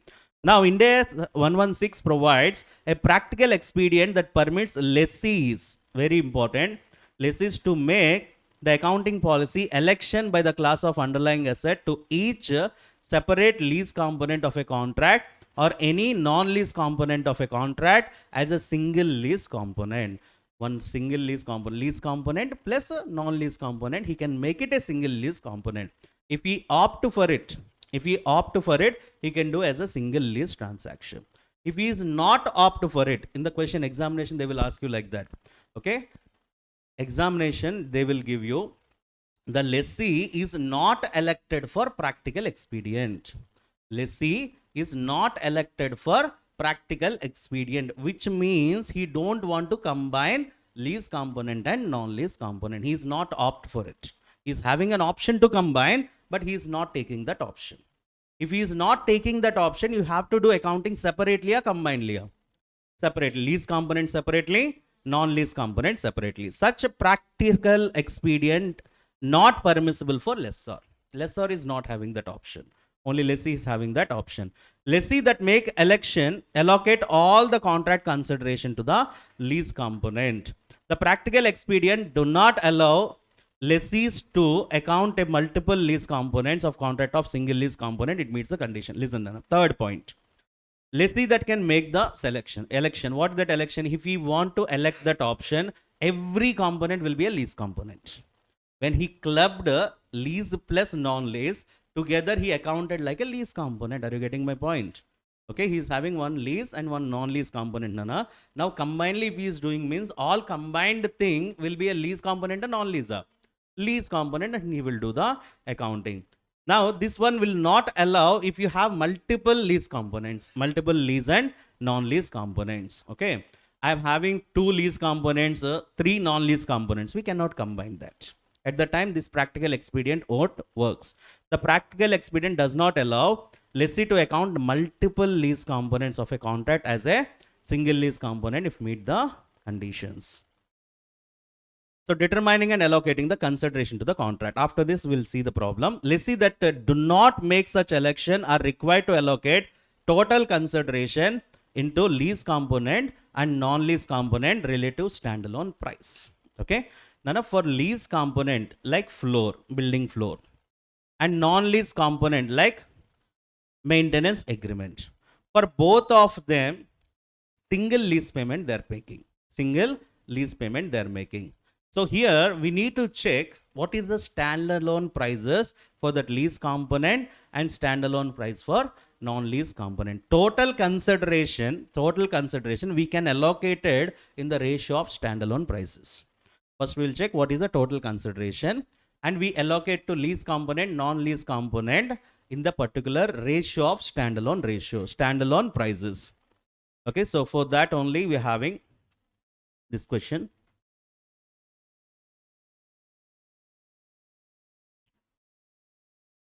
Now I'm going a little fast. Listen. Entity X, lessee, X is lessee, enters into a lease agreement with Y lessor to lease the entire floor of shopping mall for 9 years period. What is the lease term, Nana? 9 years. What is the lease component here? Shopping mall floor, one floor in the shopping mall. The annual lease rent is 70,000, which is payable at the end. Annual lease rent for that floor is 70,000. To carry out its operation smoothly, entity X simultaneously he enter into another agreement which we call it as facilities agreement. Okay, to not to make the smooth facilities agreement, use that particular resources in that particular shopping mall. Now with entity Y for using certain other facilities owned by Y such as passenger lifts, DG sets, okay, power supply infrastructure, parking space, etc. For that, so they are taking that another agreement also, which are specifically mentioned in the agreement for annual service charge, which is 1 lakh rupees. Annual service charge is 1 lakh. Building rent 70,000, maintenance agreement 1 lakh. No. So as per the agreement, the ownership of the facility shall remains with entity Y only. No, ownership is not get transferred. Okay, so if you're taking the who is the owner of that lifts, Nana? Lessor is the owner. The ownership is not transferred. Ownership is with lessor only. Now, lessee's incremental borrowing rate is 10%. 10% is incremental borrowing rate, which is can be used for discounting rate. Now, the facilities agreement clearly specifies that it shall coexistent with the, so what is coterminous with the lease agreement, which is nothing but main agreement. When it is closed, this facilities agreement also will close. Okay, that means here main agreement, how many years we are having, Nana? 9 years. Main agreement 9 years. So facilities agreement also 9 years. That is what coexist with that agreement. Coterminous means both will terminate at a time. Both will form at a time. Both will terminate at a time. The facilities agreement shall stand terminated automatically. Termination of expiry of lease agreement. Same thing they explained here. Entity X has assessed with standalone prices of lease agreement, which is 1,20,000 per year. The standalone price of facilities agreement is 80,000 per year. Okay, what is the standalone prices, Nana? Floor is 1,20,000 and facilities agreement is 80,000. Entity X has not elected to apply practical expedient. Not elected to apply practical expedient, which means he wants to combine, he wants to separate. See here, not to separate non-lease components and lease components. Accordingly, it separates non-lease and lease components. However, so how will X account this lease liability at the commencement date? So now, what is the total consideration, Nana? Total consideration, how much? 70,000 plus. How much, Nana? 1,70,000. So here 1,70,000 is the total consideration. 70,000 for the floor and 1 lakh for the facilities agreement. Total 1,70,000. Now total consideration will be allocated to standalone prices of lease and non-lease component. Now tell me, what is standalone price for lease and non-lease component? Standalone price for floor, how much, Nana? 1,20,000. And service charge, how much? 80,000. Nana, ratio will be 1,20,000 by 2 lakhs, 80,000 by 2 lakhs, which we can take 60%, 40%, 6:4 ratio or 3:2 ratio.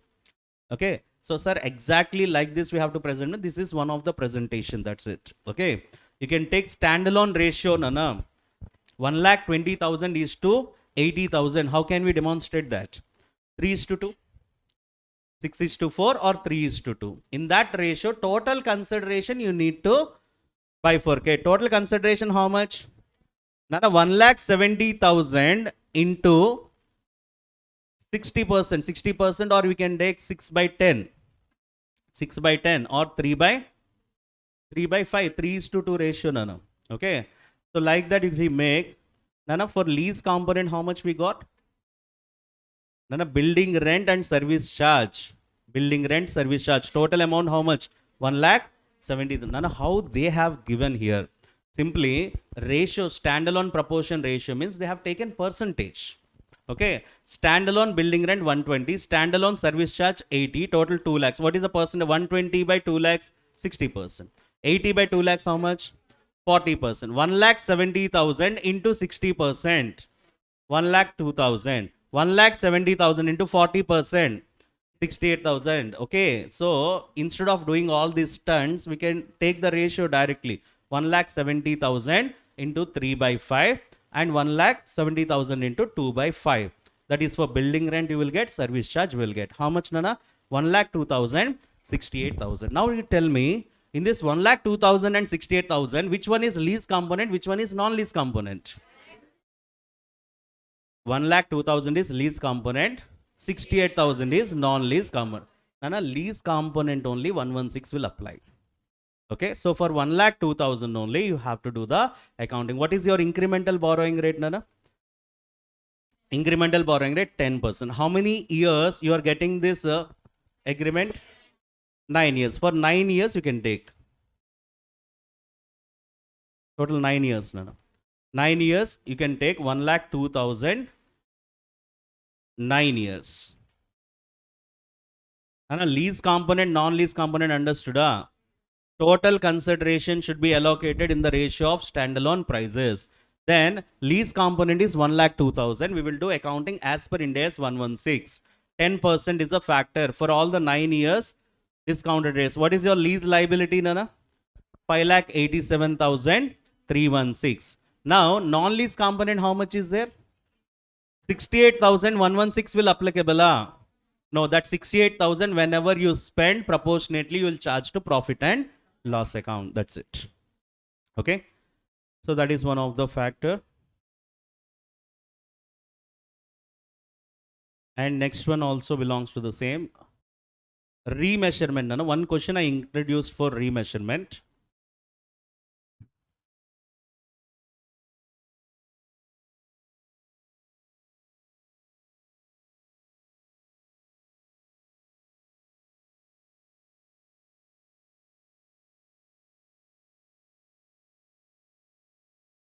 Okay. And for multiple choice questions,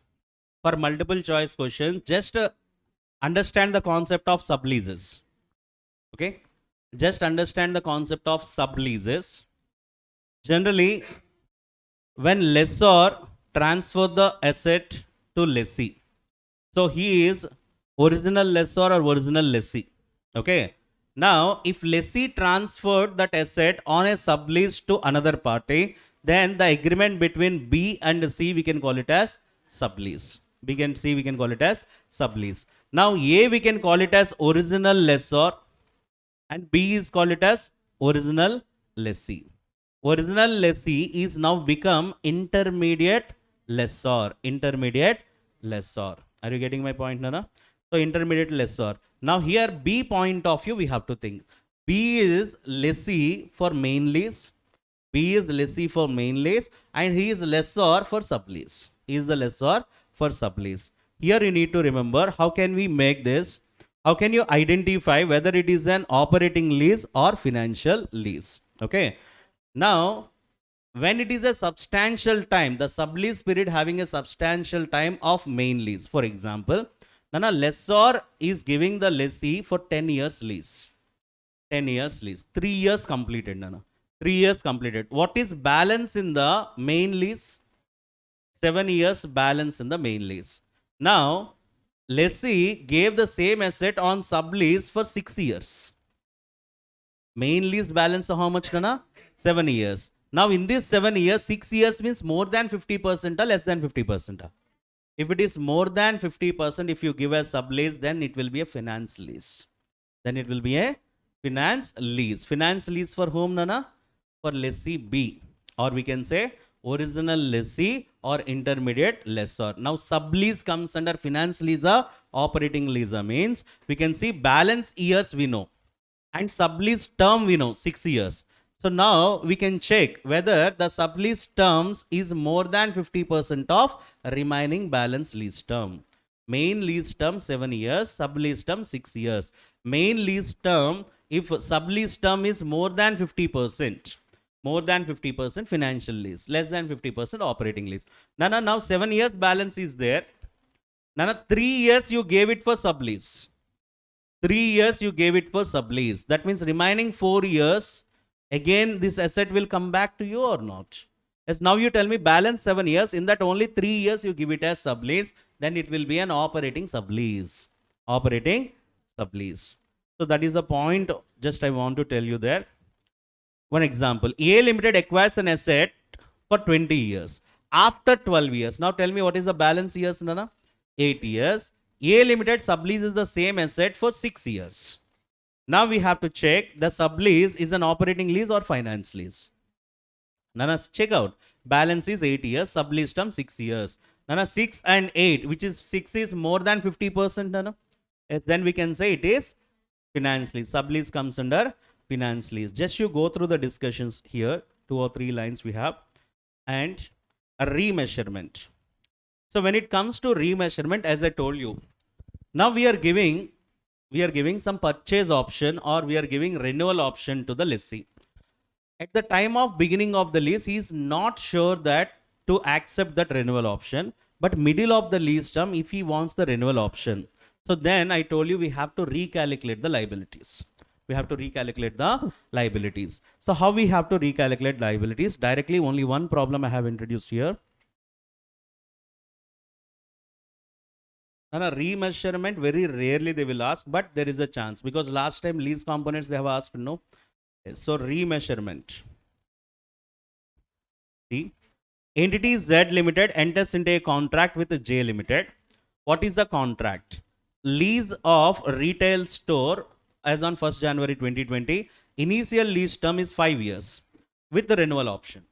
Initial lease term is 5 years with the renewal option of further 3 years. That means if he exercise the renewal option, total will be 8 years. Now annual lease payment for initial term and renewal term is 1 lakh and 1,10,000. Now initial first 5 years, what is the annual lease payment? 1 lakh. If you opt for renewal option, renewal time, how much you have to pay? 1,10,000 you have to pay. So annual payment having difference. The annual lease payments will increase based on annual increase in the consumer price index at the end of preceding year. At the end of preceding year. That means here example given. Payment due on 1/1/2021. Here also the payment due at the beginning of the day. Okay. So 1/1/21 payment due means we have to take CPI available on before date 31st December 2020. Now here which CPI we have to use, which consumer price index we have to use, just 1 day before, okay, preceding year. Now on 1st January payment will be affected with 31st December of previous year. Okay. Now entity Z incremental borrowing rate at the lease inception date. So they have given that incremental borrowing rate at the beginning of the lease inception 5%. 5%. Inception date and 1/1/23, 2 dates given. Inception date 5% and 1/1/23 6%. Okay. So here incremental borrowing rate, there is a change in discounting rate also. Discounting rate inception date is 5%.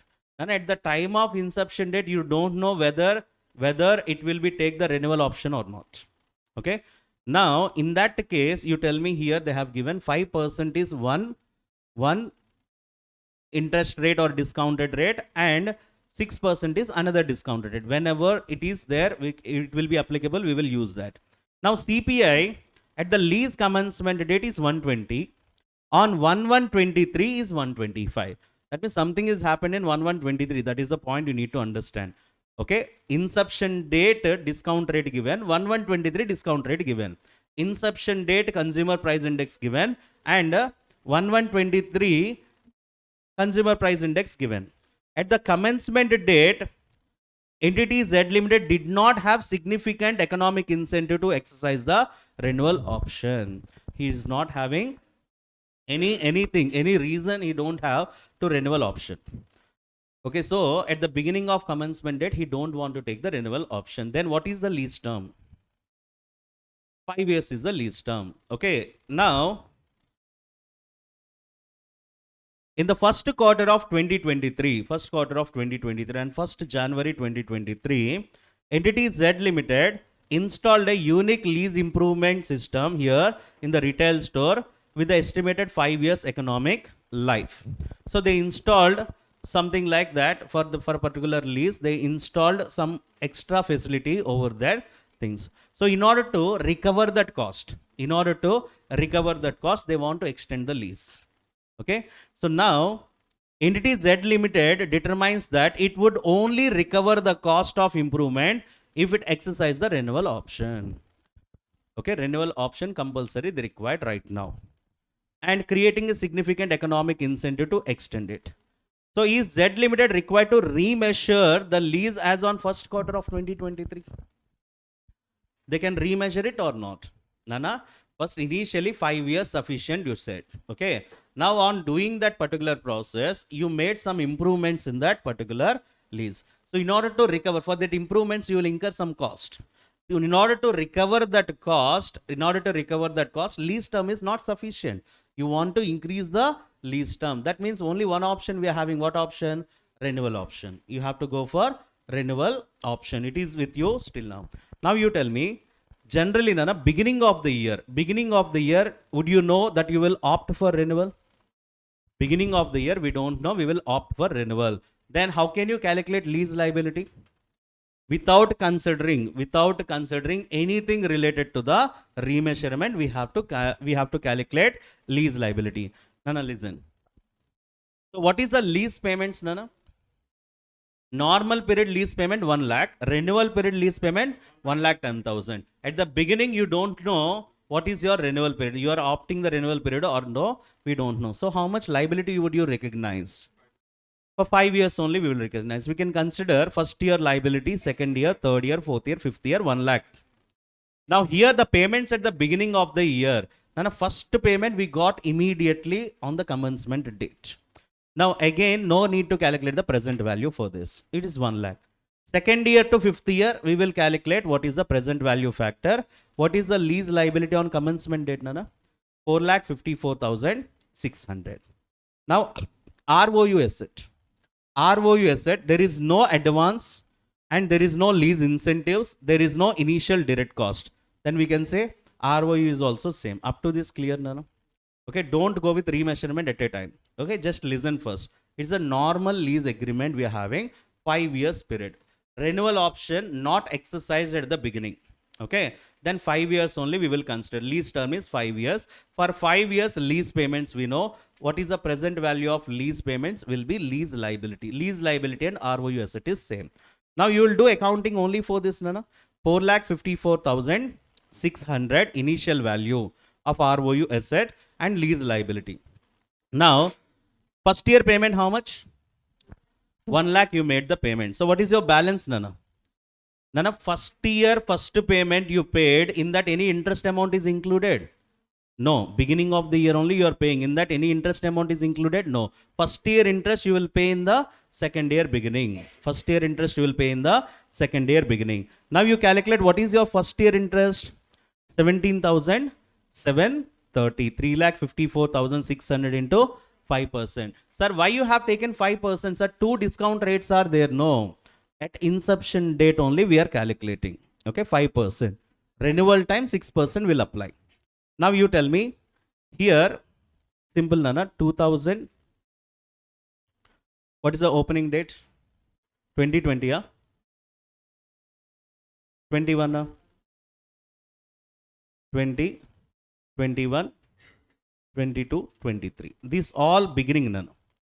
Beginning of 2020, beginning of 2021, 22, 23. 23 beginning, you want what is the lease liability and what is the ROU asset. This is what we are finding. Are you getting my point? Because from that day onwards, we are doing remeasurement. Okay, first quarter of 2023, what is the ROU asset, what is the lease liability you want? Okay, now tell me, Nana, second year, how you will calculate closing balance? You're having 3,54,600. 3,54,600 plus interest component, how much? 17,730. In that, how much you paid, Nana? How much lease payment you made? 1 lakh. So how much is the balance? 2,72,330. 3,54,600. 3,54,600 plus interest amount. Total liability will be increased how much? 3,72,330 minus 1 lakh you made payment. 2,72,330. Next year you will calculate here 2,72,330 into 5%. 13,617. And you are increasing the liability. You made a payment 1 lakh. What is the balance, Nana? 1,85,947. This is the balance for the next year opening.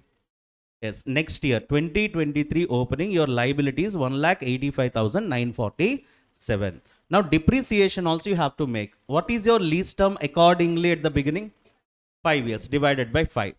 Okay, so 3 years depreciation completed. 2 years balance left, Nana. 3 years depreciation complete means your ROU asset balance how much? 1,81,840. Now your asset value this much, your liability value this much. Now the asset and liability you have to recalculate. You have to recalculate because you opted for the renewal option. Okay, so when you opted this renewal option as first, as when, Nana? 2023, 1/1/2023. Now here, now it will be, they have given a consumer price index. Initially, what is your consumer price index? And consumer price index, how much? Okay. So that is consumer price index for which period?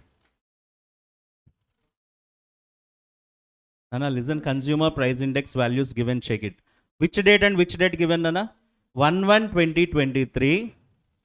So commencement date is 120, 1/1/23 is 125. 1/1/23 is 125. That is the consumer price index. What is the increasing rate, you tell me? 120 to 125 means how much percentage is increasing? 4.16. Then approximately we'll take 4% for this question. Okay, if you want to take exact points also, you can take exact 4.16%. How much increase, Nana? 4%. Now, normal period, what is the lease liability? 1 lakh. Normal period, what is the lease liability? 1 lakh. 1 lakh plus 4%. So here, 4th year, your lease payment is 1,04,000. 5th year also, 1,04,000. Renewal period, what is the annual lease payment? 1,10,000 plus 4%. So next year 1,14,000, next year also 1,14,000. Discounted rate as on 1/1/23 changed or not? Yes, previously 5%, now discount rate is 6%. Here also we are taking beginning year payment. Accordingly, present value we calculate. What is your revised liability, Nana? 4,90,589. But already on that date, how much liability you had? 1,85,957. Now, your revised liability is this much. Already liability, how much you are having, Nana? 1,85,947. How much you have to create? 3,04,642 you have to create. So what is the journal entry for creating ROU asset and liability? ROU asset account at auto, liability account 3,04,642. Already existing ROU asset is there, plus additionally you are doing this. Already existing lease liability is there, additionally you are doing this. Okay, that is called remeasurement. And remeasurement, things you need to remember here. Two things are given. One is lease payments are increased based on consumer price index. Another one is discounted rate is changed on 1st January 2023. That's why for the beginning of the year 5% we calculated. From the remeasurement date onwards 6% we calculated. That details of remeasurement, check it here. Nana, remeasured lease term. Remeasured lease term. Out of 5 years, 3 years completed. What is the balance, Nana? 2 years. Renewal period, how much? Total. So next 5 years, you have to show the things. Now, CPI is available on remeasurement date, how much? 125. So on the initial date, how much? 120. So difference how much? 5. We can say 4%. And a 4.16% also you can take. You will get the different values. Now incremental borrowing rate on remeasurement date, how much? 6%. We have to calculate based on 6%. ROU on remeasurement date, how much? 1,81,840. Lease liability on remeasurement, 1,85,947. Okay. New liability minus existing liability, balance liability you have to create. Okay. Already ROU asset is there and new ROU asset you are creating. So both will increase your ROU balance of asset. Okay. So you can take break, Nana. So only one problem we have left. And then we will start valuation of shares. And a valuation of shares, it will not take that much time. Here the thing is, initially leases, they are asking basic questions. From the starting onwards, when we check, they're asking annual lease payments, straight questions they're asking. So whenever that exam to exam improvement is taken place, and in the recent examination, directly they have asked about lease and non-lease components. In our board CMA material, there is no question or no definition also there for lease and non-lease components. Okay. So we have to expect some unexpected questions. You have ready to face for that. Okay. Maximum things apart from modifications. So these lease questions are enough for that. Okay. If they want to twist, they will give you beginning of the year. Okay. That is the only difference. So compulsory question, Nana, in 2A, they will give you leases. Okay. So check out the next problem. Last problem under leases. So BS Limited has leased equipment over useful life that cost 7 crores 46 lakhs 55,100 for 3 years lease period, Nana, from 1/4/2022. After the lease term, asset would be reverted back to the lessor. So after completion of lease term, you have to give back this asset to the lessor. The estimated unguaranteed residual value is 1 lakh. 1 lakh only. Unguaranteed residual value. And a guaranteed residual value will be there. Unguaranteed means balance amount is unguaranteed residual value. The annual lease payment have been structured in a way that sum of their present values together with the residual value is equal to the cost thereof. So what is the annual lease payment? So here it will be structured in a way, annual lease payment will be structured in a way that present value of that lease implicates with residual value all together, which is equal to the cost. Cost already we know, Nana. What is the cost of this leased equipment? So indirectly it is saying that present value of that particular lease payment along with residual value, it will be equal to 7 crores 46 lakhs 55,100. Implicit rate is 10%. Here the question is annual lease payment and unearned finance income. And 2 times they have asked the same kind of question. One is for multiple choice question and one is for 7 marks. Okay. In one attempt they have given MCQ, one attempt they have given 7 marks. So now here, lessor point of view, I told you net investments in the lease. Net investments in the lease and gross investments in the lease, Nana. So generally, gross investments in lease. Lessor point of view, what is gross investment in lease?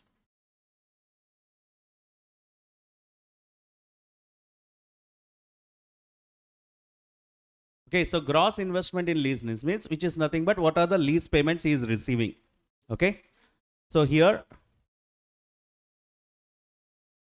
annual lease payments plus guaranteed residual value plus unguaranteed residual value. And a lessee point of view, only he is liable for guaranteed residual value. But lessor point of view, he have to consider for guaranteed part as well as unguaranteed part. Then a net investment in lease.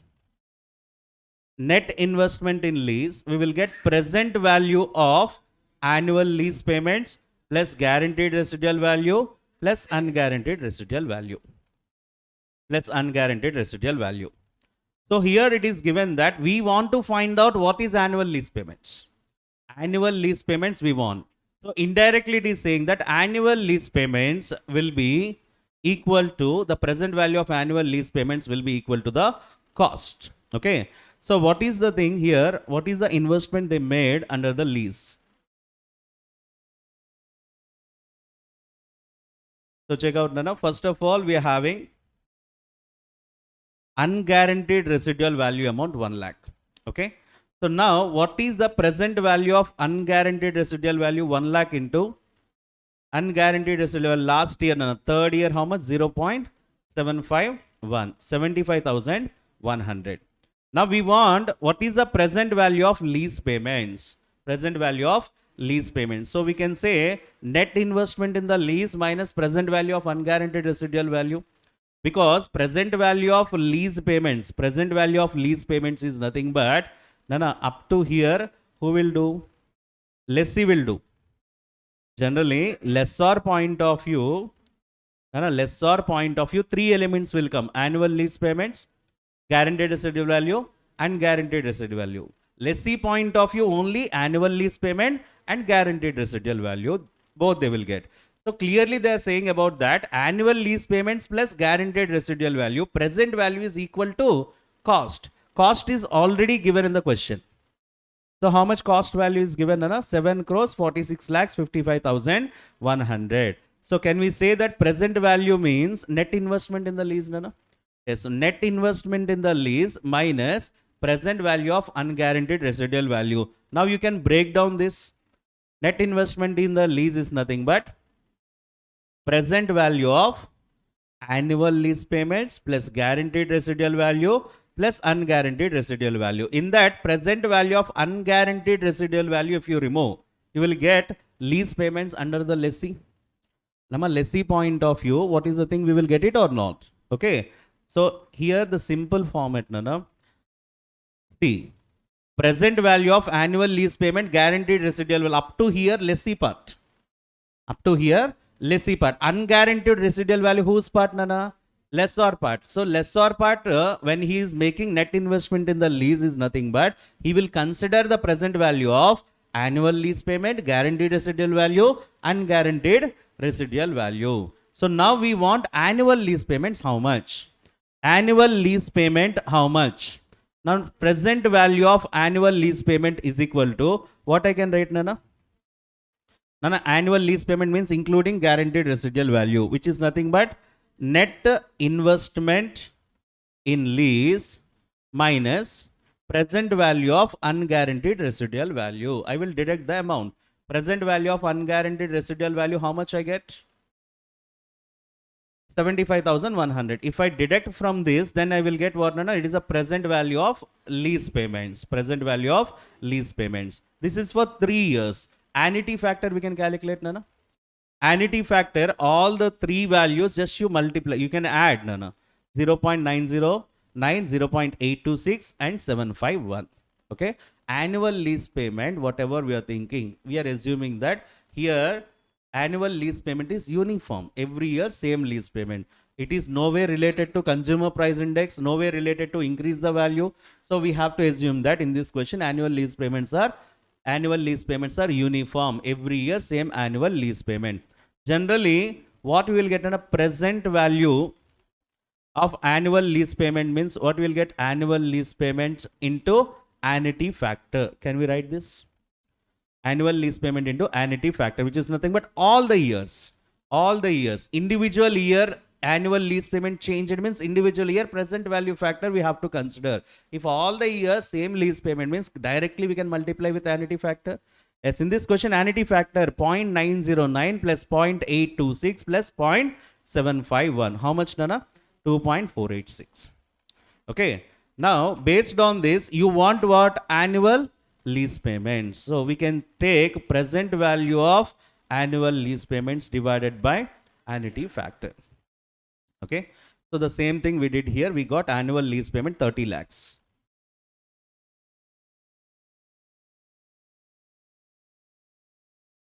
$30 crores, 3 crores. No, this is 300 lakhs, which is 3 crores. Now, this is 3 crores. Each year 3 crores. Annual means 1 year 3 crores. Nana. Now, gross investment is nothing but total lease payment plus unguaranteed residual value. Sir, why gross investment is required? Nana, gross, they are asking unearned finance income also. Unearned finance income is nothing but gross investment minus net investment. Gross investment means what exact value he invested in the lease. Now we'll calculate what is the present value. Difference amount is interest or not? Difference amount he got is interest or not? That interest we can call it as unearned finance income. That interest we can call it as unearned finance income. Now he invested, how much he is receiving, Nona? 3 crores into 3, 9 crores plus unguaranteed residual value, not present values, not the present values, exact values, how much, Nana? This one, 9 crores, 1 lakh. So present values, now you take net investment, already present value of lease payments we got 7 crore, 45 lakh, 80,000, add 75,100. So automatically we will get 7 crore, 46, 55, 100. Gross minus net. What is the extra amount is there? That will be unearned finance income. For lesser point of view, that is the interest income. That is the interest income. The extra part is interest only, no. Okay. Are you getting my point? Okay. So here, Nana, for lessee point of view, finance charge we can call it as. We can say interest expense.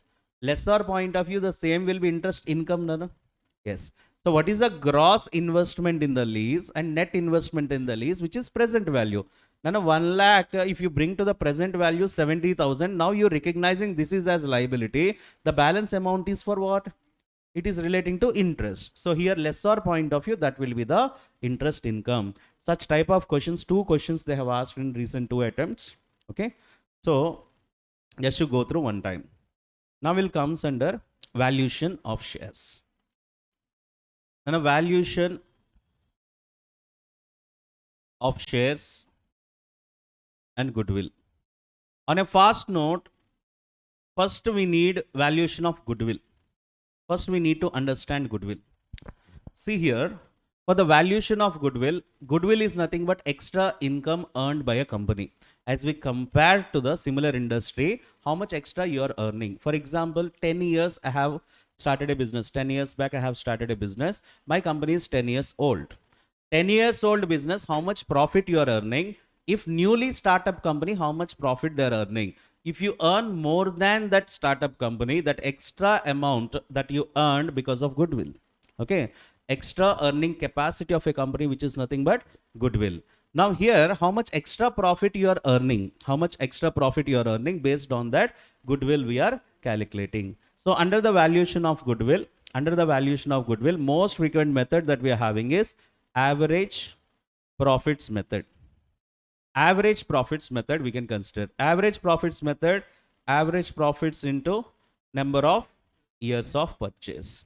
Now instead, generally in beginning level, average profits means we consider based on the past profits. Past profits average we are taking. Before taking the past profits, we need to make some adjustment for the past profits. That's why the concept of future maintainable profits is came into existence. Now here, in order to find the goodwill, we need future maintainable profit. How much profit I will maintain in the future. Okay. Now I can expect next year I will maintain 2 crores. Next year I maintain 3. We cannot expect that. Okay. Always future maintainable profits will be calculated based on past profits. Past profits. Past 5 years I have taken the base. Past 5 years I got some profits like 1 lakh or 2.5 lakhs or 3.5 lakhs or 1 lakh or 20,000. So whatever it might be. Last 5 years I got profits. Now this profits base, you are estimating your future profits. Based on past profits, you are estimating future profits. Simple. Now for past profits, if any adjustments are there, we need to adjust that first. Okay. So generally, if any abnormal items are happened, or if any extraordinary events are happened, or if any non-operating things are happened. Okay. Abnormal items, extraordinary items, and non-operating items. So generally, when we are taking last 5 years, in the 3rd year, you got one abnormal loss. One fire accident happened, stock destroyed. So that abnormal loss, every year it will happen. No, because of that abnormal loss, what happens to your profit here? Decreased or increased? Decreased. Okay, that abnormal loss decreased your profit. Now for calculation purpose, we will add that abnormal loss. Okay. To that extent, we will increase the profit. Past profits are decreased because of abnormal loss. Now I have to add. In the 4th year, I got one abnormal gain. Very rarely it will come. So because of that, what happens to my profit, Nano? Increases. Now I have to decrease that abnormal gain, because the same abnormal gain every year it won't come. Like that, non-operating activities are there. Non-operating activities, just like non-trade investments. Okay. Sir, what is non-trade investments? My company I am having here. Now, I invested equity shares of Reliance company. That is my investment or not? Yes. My company is doing hotel business, for example. I am investing in the Reliance company equity shares. Would Reliance company equity shares affect my company's goodwill, Nana? Because of seeing that shares, anyone give me the loan? No. So the sales will be happen because my company having investment in Reliance? No. In such case, that investments are nowhere related to my company's prospects. In that case, that non-trade investments I will not consider. Then non-trade investments you are not considering. Then what is income on non-trade investments? Income on non-trade investments also we should not consider. You already received any income, it will be included in your profits, Nana. That we need to adjust. Because of that non-trade income, your profit is increased earlier. Now we have to decrease. If any adjustments are there, non-trade investment income. Income from non-trade investment we will adjust. Is that clear, ma? First of all, you have to adjust the past profits. Adjust the past profits. After adjustment, which profits you will get, Nana? Adjusted profits you will get. Each year profit is adjusted, we will get adjusted profits. Now you will check adjusted profit is increasing trend or decreasing trend. If it is any increasing trend, okay, you have to go with weighted average. Now weights always give to that, more weights we are giving to the near profits. Now we are at 6th year. Past 5 years I am taking the profits. Which is near, Nana? First year or 5th year?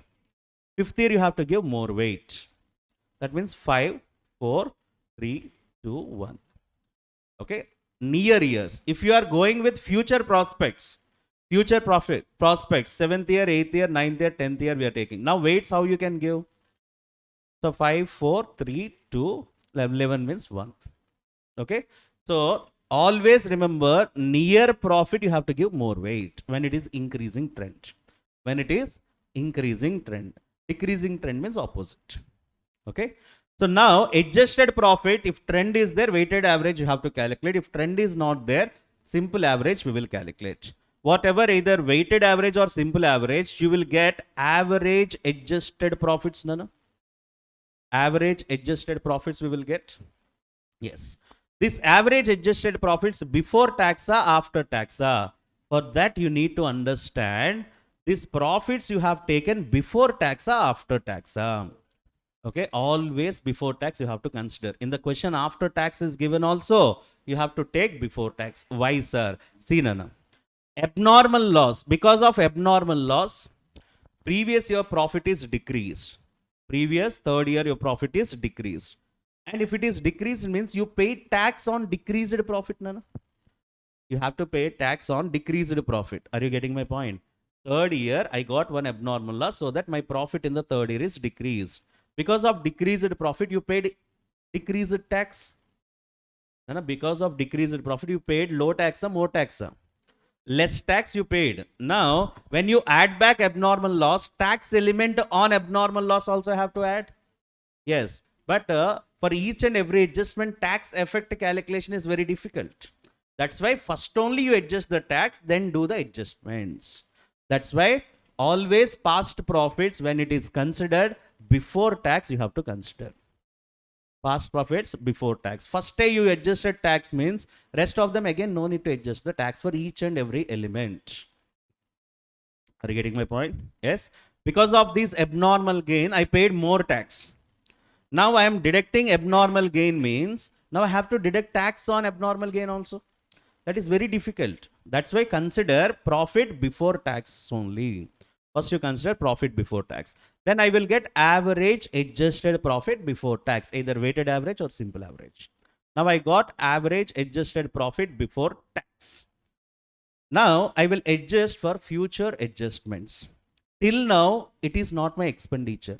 In future, I am expecting this is my expenditure. Till now, rent is 30,000. From this moment, next month onwards, next year onwards, the rent increased by 20,000. Can I say it is my future expense? No, no. If any future expenses are there, you have to deduct future expenses. If any future savings are there, you have to add. Okay, till now I am paying rent 20,000. Next month onwards, no need to pay. I had my own premises. I purchased my own premises. I purchased one building. If I am not need to pay rent next month onwards, next year onwards, the rent no need to pay means it will savings for me. As future savings is anything is there, you have to add.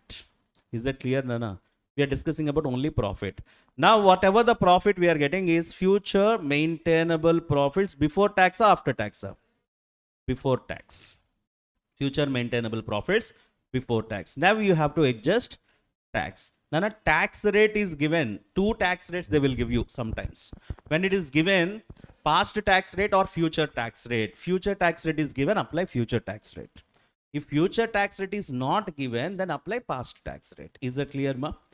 Two tax rate if it is given, future is available, apply future only. Okay. Now tax rate which is future tax rate will apply. Then we will get what, Nana? FMP after tax. Future maintainable profit after tax I got. After tax, Nana, if my company having any preference shares, preference dividend I have to pay every year. In future also I have to pay or not? In future also preference dividend. Nana, preference dividend always we will pay after tax only. After tax profits only we will pay preference dividend. That's why this is not comes under future expenses.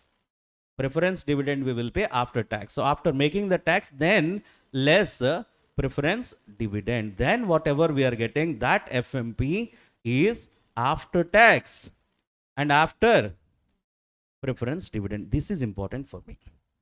Okay, after tax and after preference dividend. This is future maintainable profit after tax and after preference dividend. So tax rate is not given. You can stop here.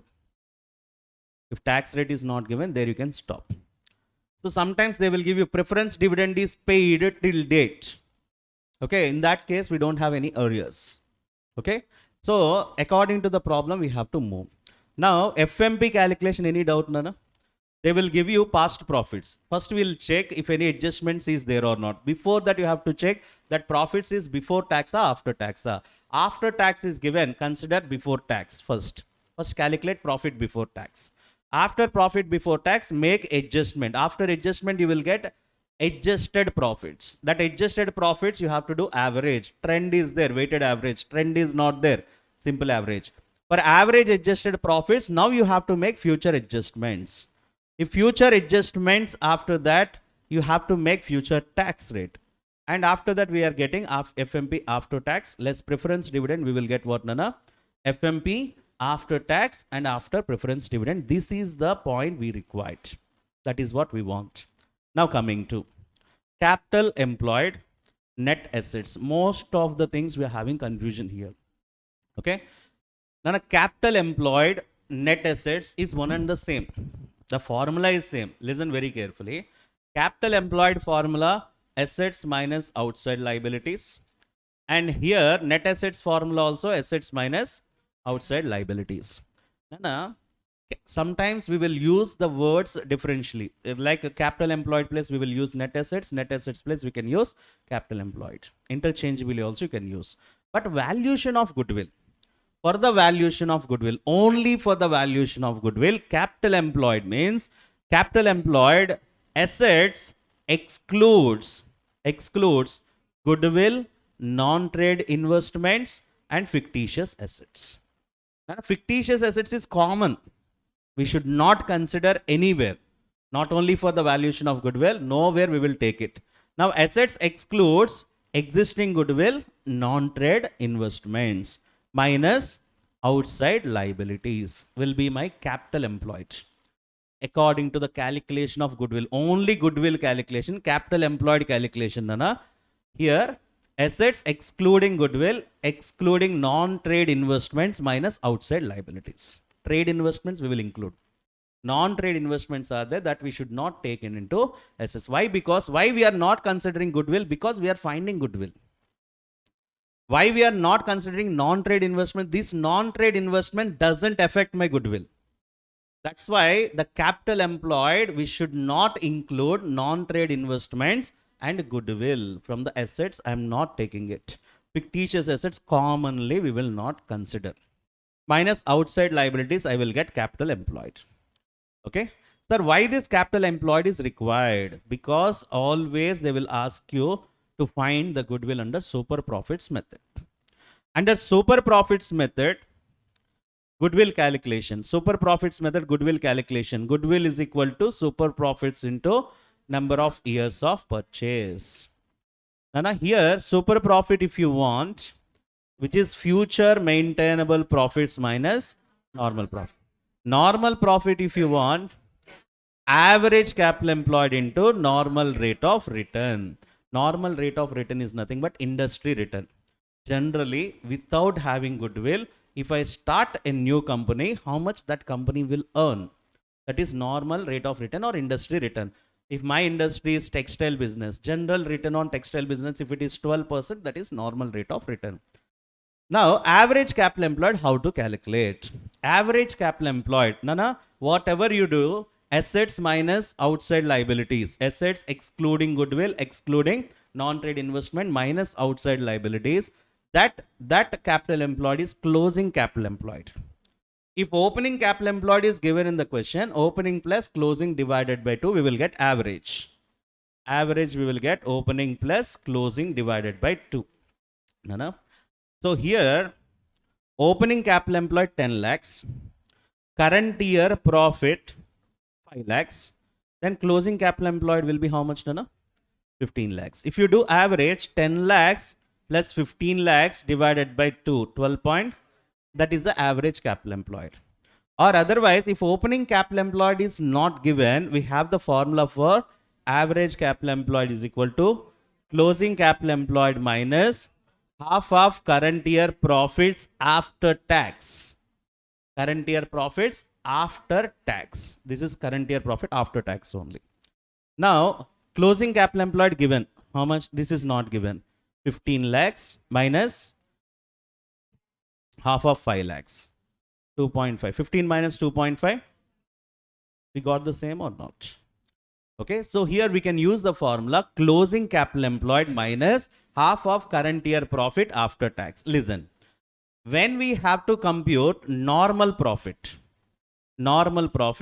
we are using average capital employed into normal rate of return. Sir, average capital employed, when I have to compute? Closing capital employed easily I got. Why I have to compute average capital employed, and when I have to compute this average capital employed? Listen very carefully. In the question clearly if it is given that normal profit is computed based on closing capital employed. In the question itself it is given normal profit is computed based on closing capital employed, then consider closing capital employed. If normal profit is given based on closing capital employed, question if it is given, you have to consider. If question nothing is given, in the question nothing is given, you have to check tax rate is given or not. If tax rate is also not given, if tax rate is not given, current year PAT we cannot find. If tax rate is not given, current year PAT we cannot find. In these two situations, we will follow closing capital employed.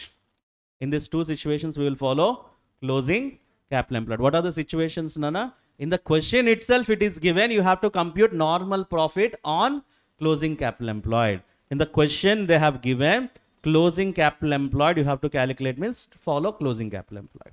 If tax rate is not given, then closing capital employed. Other than these two cases, you have to calculate average capital employed. Okay, average capital employed into normal rate of return, we will get normal profit. But CMA 100% they will give you either closing or average. Okay, so then we will get normal profit. Okay, Nana. So now normal profit when you get, we want super profit. Super profit is equal to future maintainable profit minus normal profit. Then we will get super profit. Goodwill formula, super profit into number of years of purchase. Now we got goodwill. Now here is not the question. They are asking super profits method, find the goodwill, and they will ask you what is the value of share. What is the value of share? For value of share, we having different methods. Different methods we are having for the valuation of shares. And which shares we are valuing? Unlisted company or listed company? Listed company means readily last trading price will be available. Okay. For unlisted company, when we are doing, the best methods they are asking in the examination is net assets method. This one also called as intrinsic value method, which is also called as asset backing method, which is also called as net worth method. Net assets, intrinsic value, asset backing method, or net worth method. And we are having yield approach. Under yield, we are having based on earnings and based on dividend. And we are having fair value method. Fair value is nothing but average of 1 and 2. First method, second method, average when we are doing, we are getting fair value method. Okay, generally we are having this. PE multiple also we are having, that we will discuss when problem comes. Okay, Nana? So now under net assets method, value per share formula, net assets divided by number of equity shares. Number of equity shares. So net assets, how can I get? Net assets is nothing but again assets minus outside liabilities, but this time asset including goodwill, including non-trade investment. So instead of calculating all the part, already capital employed you calculated, Nana? Yes. So net assets you can calculate based on capital employed. Nana, which one you have not considered? Goodwill not considered. Add goodwill and non-trade investment. When you are adding the goodwill, valued goodwill we have to consider. Okay, super profits method you calculated. No, that goodwill we have to consider. Non-trade investment, if market value is given, market value consider. If market value is not given, book value consider. Okay, for all the assets means here we are taking realizable values, book values, realizable values. Now, book value, when you will consider, if realizable value or market value or fair value is not given, then we will consider the book value. Now, sometimes the market value they will say, sometimes fair value they will say, sometimes realizable value they will say. So all are same only. If it is given, consider that. If it is not given, consider the book value. Okay.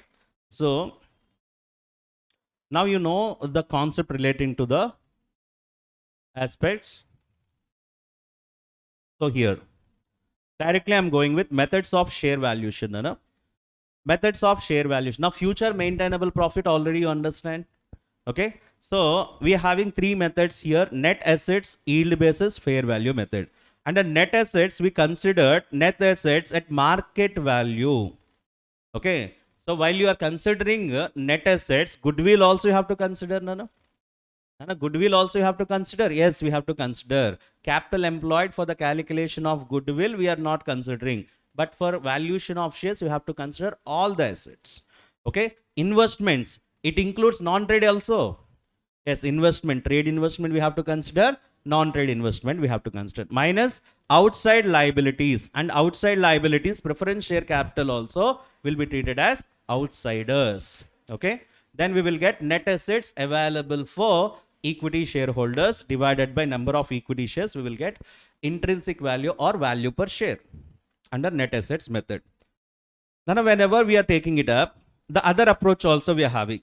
Liability approach. Equity share capital plus other equity minus if any revaluation profit. Okay. So profit or loss on revaluation is nothing but, which is nothing but revaluation surplus. Now while coming to equity share capital or other equity, you kept aside alternative method. Generally we are doing assets minus outside liabilities. Next we are having yield method. Yield, we are having dividend yield, earnings yield. In your business valuation, you can understand why we are using yield method, why we are using dividend method. Okay, for purchasing non-controlling interest, dividend method; purchasing controlling interest, earnings method. General sayings that we are having, but that is not required. Here calculation is required for us. Under yield method, how to calculate value per share. Under yield method, how to calculate value per share. In that, two types of yield we are having. One is dividend yield, one is earnings yield. Nana simple, Nana. First we are taking up dividend yield method. Expected rate of dividend divided by normal rate of dividend into paid up value per share. What is expected rate of dividend? FMP available for dividend by paid up share capital into 100. Okay, while doing the problems, why we are doing this, we can understand. Okay, so what is the necessary of doing this? How we are comparing with market? This all we will see. FMP for dividend we are taking it up. FMP after tax already we know. Next, less transfer to reserves. If any reserve transfers are there, we will deduct, or preference dividends are there, we will deduct. Okay, generally we are deducting all these things for FMP calculation. Next, expected rate of dividend, how can we get? So the same net profit minus transfer to reserves, preference dividends, FMP available for dividend. Expected rate of dividend is nothing but FMP available for equity shareholders divided by paid up share capital into 100. And while doing the problems only, you can understand the things. Okay. And based on amount also, we are having capitalized value of profit. We will calculate capitalization of profit divided by number of equity shares, which is market approach. Okay, total market capitalization first we will find divided by number of equity shares. Current market price we will get, which is nothing but value per share. So while doing the problem, I will tell you. Then the first one relating to future savings and future expenditure. Problem number one, make it fast, Nana. Listen. Sheena is desirous to sell her business to Shahira. Now, so here, who is the acquirer? Shahira. Who is selling the business? Nana. Sheena. Now, the farmer has earned a profit of 1,50,000 per annum. Okay. So now Sheena earned 1,50,000 in the past. It is considered that such profits fairly indicate the trend in the future also. Same profits they can earn in the future also. Now we are dealing with Shahira after purchasing the business. What is future maintainable profits? Okay. So previously Sheena is earning 1,50,000. In the same trend in future also they will earn 1,50,000. Now what happens to here relating to Shahira? Chemist fees 10,000 charged against such profits will not be payable by Shahira when Sheena is doing the business. Okay, when Sheena is doing the business, she used to pay chemist fees 10,000. Okay, now who is dealing with the business? Nana? Shahira. For Shahira, no need to pay that amount because she herself a chemist. Okay, it is savings for Shahira, Nana.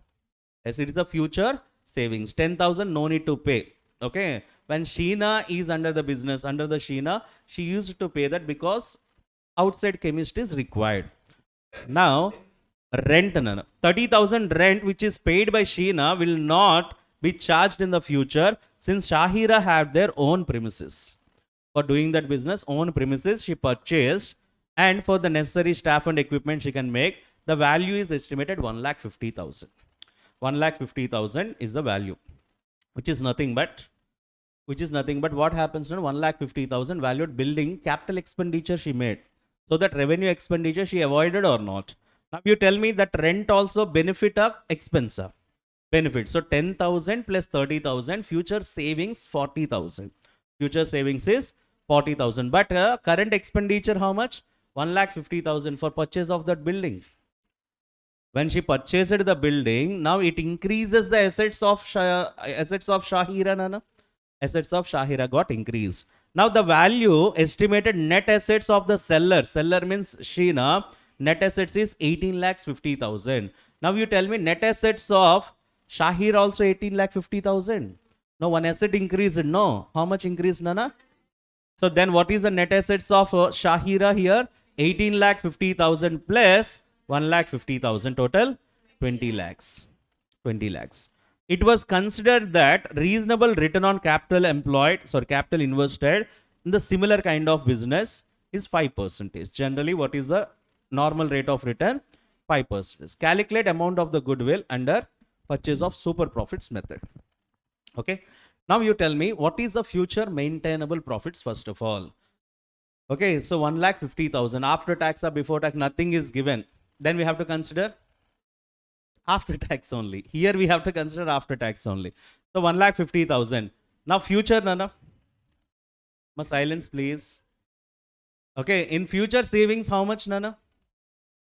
40,000. Future savings means Sheena got 1,50,000 profit, but Shahira got also 1,50,000, and the savings reduce that expenses. Because of that, profit will be increased by 40,000. Can you tell me what is the profit of Shahira? 1,90,000. So 1,40 plus, sorry, 1,50 plus 40,000. Total 1,90,000. What is the net assets, Nana? 18,50,000 plus 1,50,000, 20 lakhs. 20 lakhs.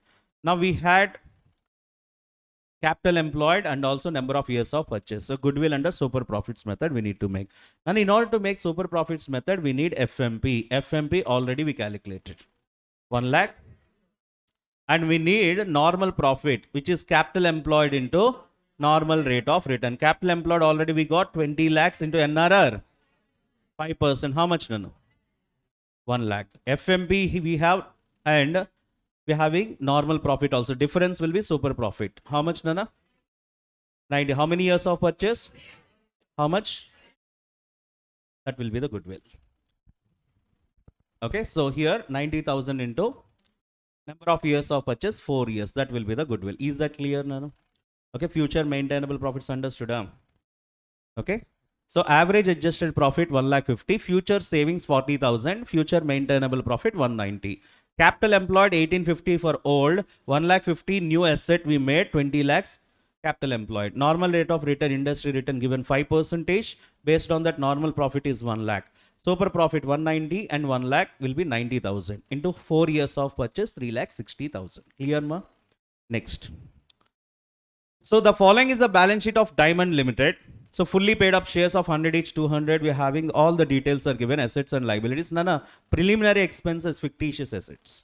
We should not consider for the calculation of goodwill or calculation of net assets, value per share also. Okay. Capital employed, we should not consider. Net assets also, we should not consider. Clear, ma? Next one. Our expert valuer, they made the value of land is 240 lakhs. Nana, old land, how much? 110. New value is how much? 240. When realizable value is given, we have to consider, so which is market value 240. Goodwill 160 they have given. Previously we don't have that. Goodwill 160 we got now. Next, plant 120. Previously 130. Now it will be how much, Nana? 120. Out of total debtors, it is found that 8 lakhs debtors are bad debtors. Debtors total 88. In that 8 lakhs is bad. So net will be how much? 80. So the profits of the year, they have given 92 lakhs, 88 lakhs and 96 lakhs. Last 3 years. The company is engaged in diamond cutting business, and normally in that business, industry return is 10% of the value of the share. It is practice that company will transfer 25% of profit to general reserve. The company is having tradition that whatever the profits they got, immediately they will transfer 25% to general reserve. The plant and the land have depreciated 15% and 10%. They have given that percentage of depreciation. Okay. So now land means land and building. Nana. Well, again, land depreciation, don't do that. Land and building. Okay. So now intrinsic value method, yield method, fair value method, all the 3 methods we will do the same. Now, first of all, intrinsic value method is also called as net assets method. When you are calculating net assets method, we will take all the assets, excluding goodwill, non-trade investments. All the assets, while you are calculating net assets for valuation of shares, all the assets we have to consider. Now you tell me what is the value of land and building here? 240. Plant 120. Patents, Nana. Patents 20. Nana, goodwill, previously we don't have. But here we are having valuation of goodwill, how much? 160. No need to calculate super profits method. They have given here how much? 160. We can consider it or not? Yes. How much? 160. Likewise, stock we are having. Debtors only we will consider after adjusting the bad debts. That is the fair value of debtors. Like that, bank balance total 720. Minus outside liabilities. What are we having, Nana? Sundry creditors. Any preference shares we are having? No, creditors and provision for tax. Okay, nana general reserve, P&L account are reserves and surplus. So here 128 and 60. The net assets available for equity shareholders, because no preference shares, entire net assets belongs to equity shareholders. How many number of equity shares we are having? Nana here 200 lakhs. 200 lakhs shares of 100 each. The number of shares is how much, Nana? 2 lakh shares. So divided by 2 lakhs. So 532 lakhs divided by 2 lakhs. We are having 266 rupees per share. That is under net assets method. Next, Nana, under yield method. Under yield method, we need to calculate. So first of all, under yield basis, first what is the return? So here, what is the profits last 3 years, Nana? 92, 88, and see here. This 96 minus 8 what we are having, Nana? Sundry debtors, bad debts. So bad debts will decrease my profit or not? So then what is my net profits? 92, 88, and current year adjusted profit 88. Adjusted profit 88. So we are having here total adjusted profits. Okay, and we are making adjustment, total adjusted profit 268. Next, average adjusted profits. Nana, any increasing trend or anything is there? No, so directly you can take average. So how much average adjusted profits, Nana? 89.33. Am up to this clear? Okay, adjusted profits we got. Now, additional depreciation for increasing of value of land and building. Nana, land and building, how much appreciated? Land and building increased by how much? So previously 110, now it become how much, Nana? 240. How much increased? 130 increased. In that depreciation, how much? 10%. 10% is depreciation. How much it will be? 13. So depreciation on additional land and building. So we have to consider here how much, Nana? 13. I'm up to this clear? So this is that additional land and building. Existing land and building depreciation already covered in the profits. Now we are taking only additional. From now onwards, extra depreciation will be there. Now in the question, if they have given, you can ignore depreciation on additional assets, then you have to ignore that. Okay, or otherwise you have to make. Next one, a planned decrease. So depreciation also decreases. Then a plan to decrease the value. In future the depreciation will decrease. It will be a saving or not? So add reduction in the depreciation of decrease in the value of plant. How much decreased? 10 crores, amount in 10 lakhs. So 10 lakhs, how much, Nana? 15% is 1.5 lakhs. So average future maintainable profits we got. Next, Nana, any tax rate given in the question? No. So but transfer to general reserve we have. Okay, how much we are transferring always? 77.83 into 25%, 19.86. This is my FMP after transfer to general reserve. FMP. Okay, tax is not there, so that's why we did not consider. Now FMP we got none. My company is earning. Here onwards logic you can check. Under earnings method, value per share calculation, expected rate of return by normal rate of return into paid up value per share. My company paid up value is 100 rupees. Nana. My company paid up value is 100 rupees. What is the normal rate of return? What is the normal rate of return given? 10%. Okay. So 10%. Now, my profits how much here? 58.37. Generally, in order to earn 58.37, listen very carefully. In order to earn 58.37 profit, okay, so what is the value of share is required for that particular company? Two approaches we are having. Capital. How much capital I introduced, Nana? Capital. We get net assets are here. Nana, capital employed directly not given, no? Yes. Yeah. So when we're having next problem, I will tell you that. Now you see, 100 rupees is the value of share. Generally, industry return is 10%. That means For 100 rupees share, how much return they will give you? 10 rupees. 10 rupees. So outside industry, 100 rupees share value. So they are giving 10 rupees return. But your company is giving how much return, Nana? First you calculate that return. Profit for equity shareholders divided by paid up share capital into 100. How much return you are giving? 29.185 percentage, which is nothing but here 58.37 is your profit, which is nothing but for how many shareholders now? 200 lakhs shareholders. For each shareholder, how much amount they are getting? Which is 29.185 percentage. Leave it. Just to understand, Nana. If 58.37 lakhs profit will be shared by 200 lakhs, 2 lakh shareholders. 2 lakh shareholders. So divided by 2 lakhs, then we will get, Nana, per shareholder how much is the profit they earn, which is nothing but 29.185. Generally, this company, this kind of companies, this nature of companies is giving 10 rupees return. But my company is giving how much return?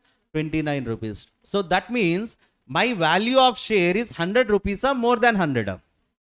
More than 100. That value we need to find out. Okay. Are you getting my point, Nana? Based on return when we are taking it up, general company is giving 10% return. My company is giving 29% return. General company, if you put 100 rupees, they will give you 10 rupees. My company, if you put 100 rupees, I will give you 29.185 rupees. Then definitely my company value is more than 100 rupees or less than 100 rupees. So that value we need to find out. Okay. How much into 10% will be my share? Which is nothing but my share, if it is 291.85. Listen, Nana. 291.85. Industry return how much? If into 10%, then my profit I should get. How much into 10%? How much into 10% will be equivalent to my profit? In order to get my profit, what is the value of my share it would be? Are you getting my point? Now, once again, I'm telling you, formula don't by heart. Listen carefully. Earnings based we are calculating. Earnings based we are calculating. My company earned 58.37 profit. 58.37 profit. Okay. For how many shareholders, Nana? For 2 lakh shareholders. So 58.37 lakhs profit earned for 2 lakh shareholder. For one shareholder, how much profit my company earned? Which is 29.185 rupees. My company is earning per share 29.185, which is nothing but 100 rupees share value. 100 rupees is the share value. My company, if you put 100, I am giving you 29.185 per profit. Okay. Normally industry 10% only they will give you return. Similar startup company, if you put 100 rupees, you will get 10 rupees. But in my company, if you put 100 rupees, I got 29.185. Reason is because of goodwill. Reason is because of goodwill. Now you tell me, my company share having more value or your company share having more value? If your company share is 100 rupees, means my company will be more than 100 rupees. What is the value based on that we need to calculate? Same 29.185 profit, same 29.185 profit wants to earn by startup company. Wants to earn by startup company. What is the value they should have? Okay. So startup company return how much, Nana? 10%. How much into 10% is equivalent to my profit? That is the value. So expected rate of return we will get, Nana, 29.185 divided by normal rate is how much? 10 rupees into paid up value how much? 100, which will be 291.85. My share value 291.85. If your share is 291.85, then you will get your profit how much? 29.185. That means my share is not 100 rupees. Actual value is how much? 291.85 rupees. Now, net assets base we know. Yield basis we know. Average will be fair value basis. Average will be fair value basis. Is that clear, Nana? Or otherwise, if you want to take with formula, value per share under earnings capitalization method, ERR by NRR into paid up value per share. Expected rate of return divided by normal rate of return into paid up value per share. Sir, how can we calculate expected rate of return? Profits available for equity shareholders divided by paid up share capital per share into 100. Okay, expected return you will get. Normal return already you know. Normal industry is 10% return, but my company is giving 29.185 return, which is more, Nana. My company is more into paid up value. How much my value will increase? 291.85. Now next, I'm gonna make it fast. Problem number 3. Now the balance sheet of K Limited. So they have given all that assets and liabilities as well. Then a preference shares also we are having here, redeemable preference shares. So generally redeemable preference shares is outside liabilities as we know. Now fixed assets worth 20% more than the book value. What are the fixed assets we are having here? Building, plant and machinery, furniture. Building, plant and machinery, furniture. The value 20% more than the book value. Stock is overvalued by 1 lakh. Actually stock how much is there? 12 lakhs. It is overvalued by 1 lakh, but actual stock will be how much, Nana? 11 lakhs. Actual stock will be 11 lakhs, but it is overvalued. Debtors to be reduced by 40,000. How much you have to reduce the debtors? 40,000. We had an adjustment. Nana, trade investments, listen carefully. Trade investment which constitute 10% of total investment. So total investment how much, Nana? 16 lakhs. In that trade investment value is 10%. Remaining 90% is what? Non-trade investment. So trade investment 10% means 1 lakh 60,000. Balance 14 lakh 40,000. Now 10% of total investment are to be valued 10% below the cost. It should be valued 10% below the cost. What is the cost, Nana? 1 lakh 60 minus 10%. 1 lakh 44,000. Okay. So that is the valuation. So we will discuss when we are doing the answer. Next one, Nana. Trade investments were purchased on 1/4/2020. 1/4/2020. 50% of non-trade investments is purchased on 1/4/2016. Non-trade investment 50%, that means 14,40,000 non-trade investment. In that half, 50% you purchased on 1/4/2016. From that day onwards, interest will be calculated, Nana? Yes. And rest, remaining half as on 1/4/2020. Non-trade investment yield 15% return on cost, which is nothing but interest on non-trade investment is 15%. Now, 1920, furniture with book value of 1 lakh was sold for 50,000. 1 lakh valued furniture you sold for 50,000. That means remaining 50,000 is profit or not? Profit? Loss? Loss. Loss on sale of furniture. Every year you will make this? No, it is an exceptional item or extraordinary item. All the times it won't happen. That means because of that, 1920 profit increase or decrease? Decrease, because loss on sale of furniture you have shown. Now you have to add back that 50,000, no? Yes. This loss should be treated as non-recurring or extraordinary item for the purpose of average adjusted profits. Next, 1819, before year, a new machinery costing 2 lakhs was purchased. You purchased one machinery, but wrongly charged to revenue. If you purchased the machinery, you have to show in the balance sheet, but you showed as revenue, P&L account debit. Because of that, your profit is reduced by 2 lakhs, Nana. Yes, you have to add back 2 lakhs. But what happened? Depreciation on that 2 lakhs, you will not calculate it. Because if you write in the balance sheet, you will calculate depreciation. But you charge it to P&L account. Now you have to adjust the depreciation element also, Nana. Yes, the amount should be adjusted for taking depreciation 10% under reducing balance method.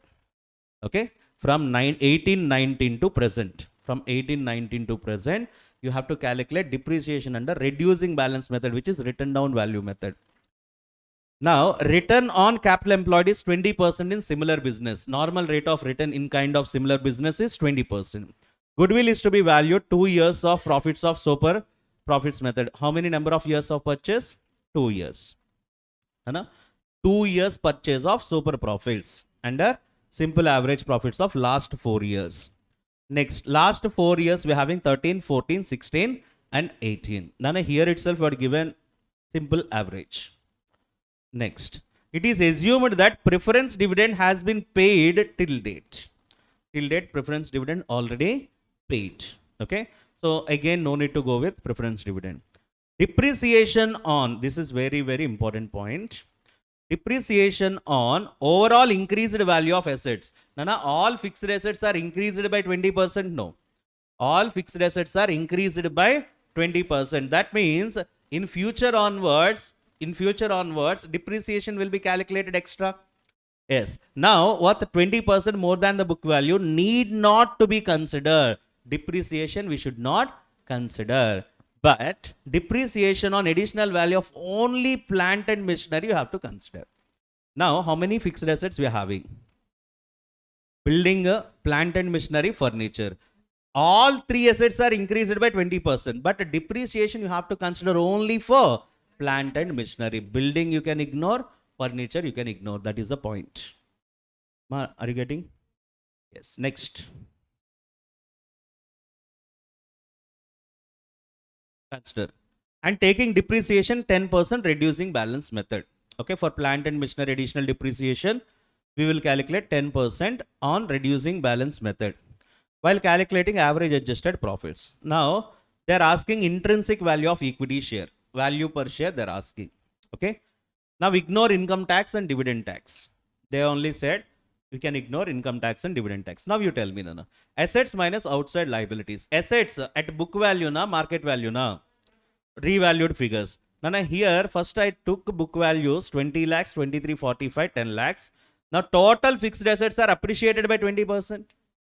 Next, then what is the fair value of fixed assets? 64 lakh 14,960. You can do like this, or otherwise individually add 20% also, no problem. Okay, individually you can add 20%. Next, Nana, while we are calculating capital employed for the valuation of goodwill, trade investment we will consider a non-trade investment. Trade investment is 10% of total investment. Okay, so we will consider only trade investment. Trade investment how much, Nana?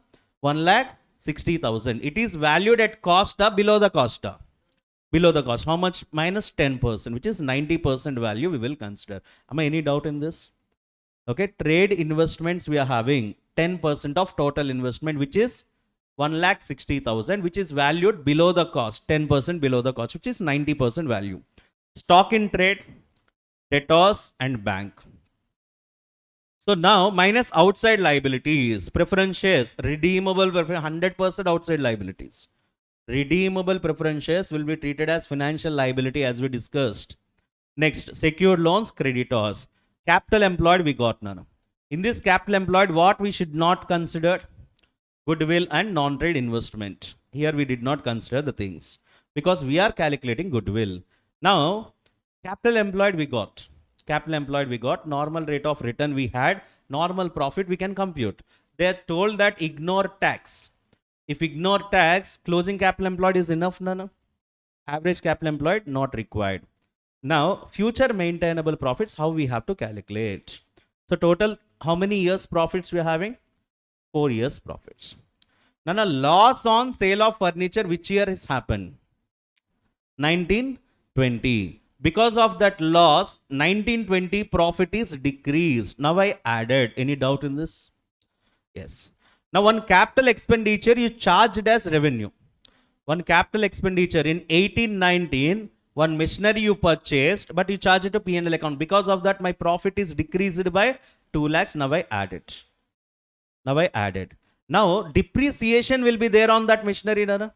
Yes. Reducing balance method. Now on this 2 lakhs, 1819 will be there, 1920 will be there, 2021 will be there. Okay, we have to assume that purchases happened beginning of 2018. That means 1819 first year depreciation, 1920 second year, and 2021 third year. Which method? WDV method. 2 lakhs. So okay, 10% and 1 lakh 80,000 into 10% and 16 lakhs 20,000 into 10%. Okay, so we will get the balance amount. Sorry, 1,60,000, 1,62,000 into 10%. Then, Nana, interest on investments. Now, non-trade investments you're having. Non-trade investments, how many you're having, Nana? Now, first, total non-trade investments, how much we're having? 14 lakhs, 40,000. No, listen. See, 1,60,000 trade means remaining balance 14,40,000 non-trade investment, which is purchased half 17,20,000 on 1/4/2017 and 1/4/2020 7,20,000. Now, interest on non-trade investment from 17/18 7,20,000 into 15%, which is 1,08,000. 18/19 also same. 19/20 also same. But 20/21 7,20,000 into 15% plus additional 7,20,000 you purchase. Total 14,40,000 into 15%. 2,16,000. Any doubt in this?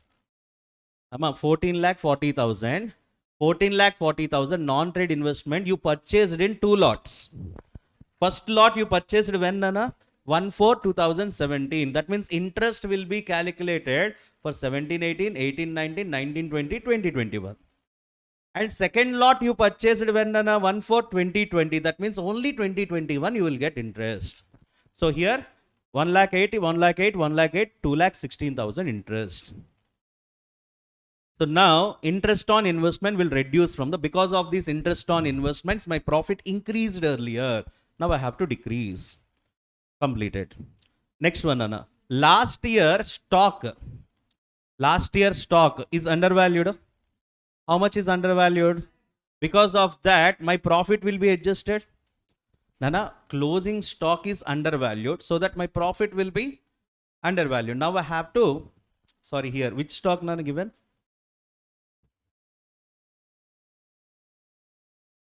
No, which year? Current year stock they have given overvalued. Overvalued. Current year stock is overvalued means current year closing stock overvalued means current year profit overvalued. So now we have to decrease that. 1 lakh will be decreased. Is that clear, Nana? And it is given last year. If it is given just before year, Nana, same adjustment. If it is given in 1920 closing stock is overvalued means the same 2021 opening stock is overvalued. 2 adjustments will come. Only for 2 years we have to make. Are you getting my point? Clear, Nana? Yes. Now only last year given, next year effects is not there. So that's why we are adjusting here. Next, bad debts 40,000, which decrease your profits. Now these are the adjusted profits. Nana, adjusted profits will take average. So we are taking average. What is average adjusted profits? Nana, total average adjusted profits 56 lakhs 15,008 and total divided by 4, Nana. How much we get? 14 lakhs 3,950. Now average adjusted profits are there. Now future adjustments you have to make for this. Nana, what are the future adjustment? Only one expense we have, that is also additional depreciation on plant and machinery. Remaining 2 we can ignore. Additional depreciation on plant and machinery. What is plant and machinery value?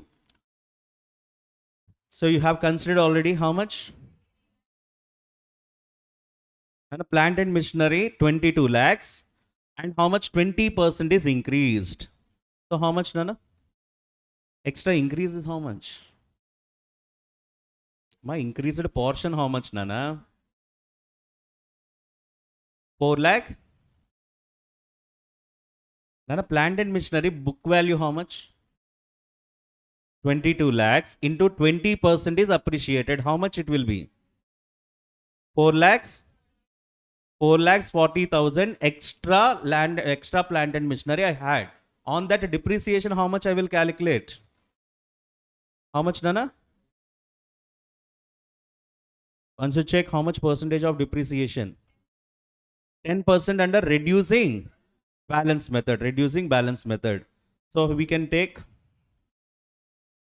additional depreciation.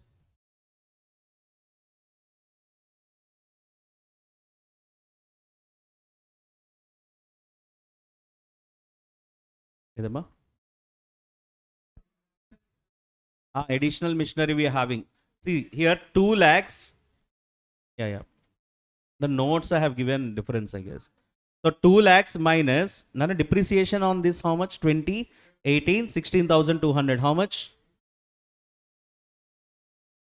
1 lakh? 1 lakh 43. And total value after depreciation, okay. Amma? Value of asset, how much? 1,45,800 plus additional how much? 4,40,000. 4 lakhs 40, 20% additional plant and machinery. Total plant and machinery how much, Nana? 5 lakhs.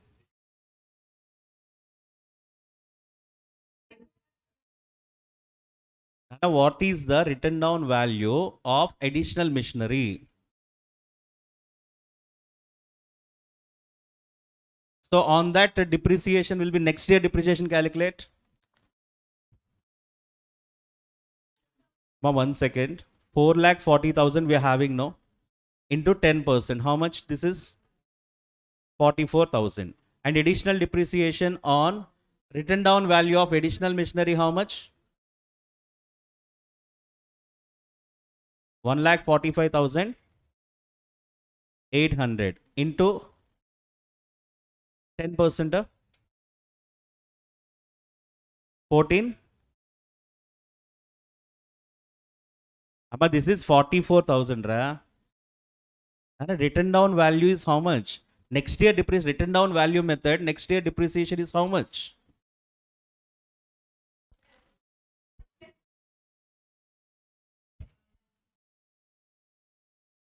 One second.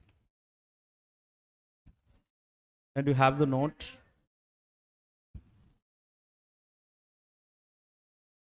When an appreciation is there, plus 20% we have to make. And on that we will calculate depreciation, additional depreciation. Okay. So total value of plant and machinery. Plant and machinery, Nana, here you can write like this.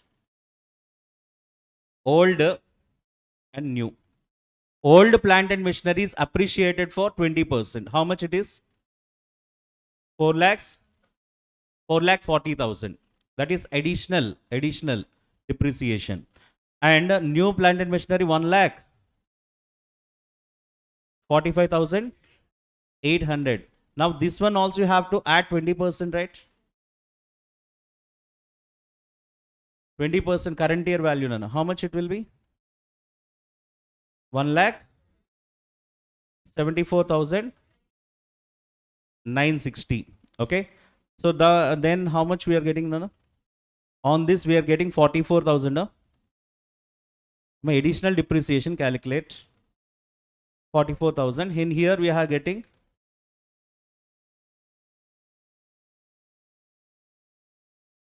ఇందులో అమ్మా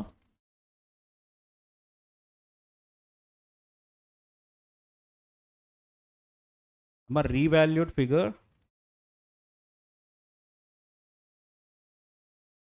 ఏది 1,74,000. Now you tell me here, before revaluation 1,45,800 plus 20% when we are making, how much increase in the increased value? So 29,000.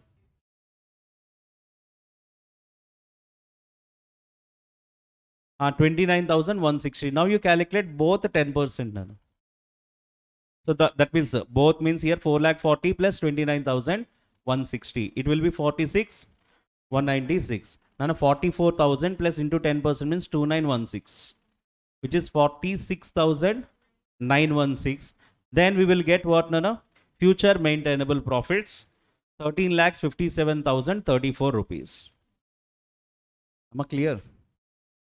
Additional depreciation on old assets as well as new asset. New asset means previously what is the asset we don't know. Now we have to calculate the book value, or otherwise total value also you can calculate.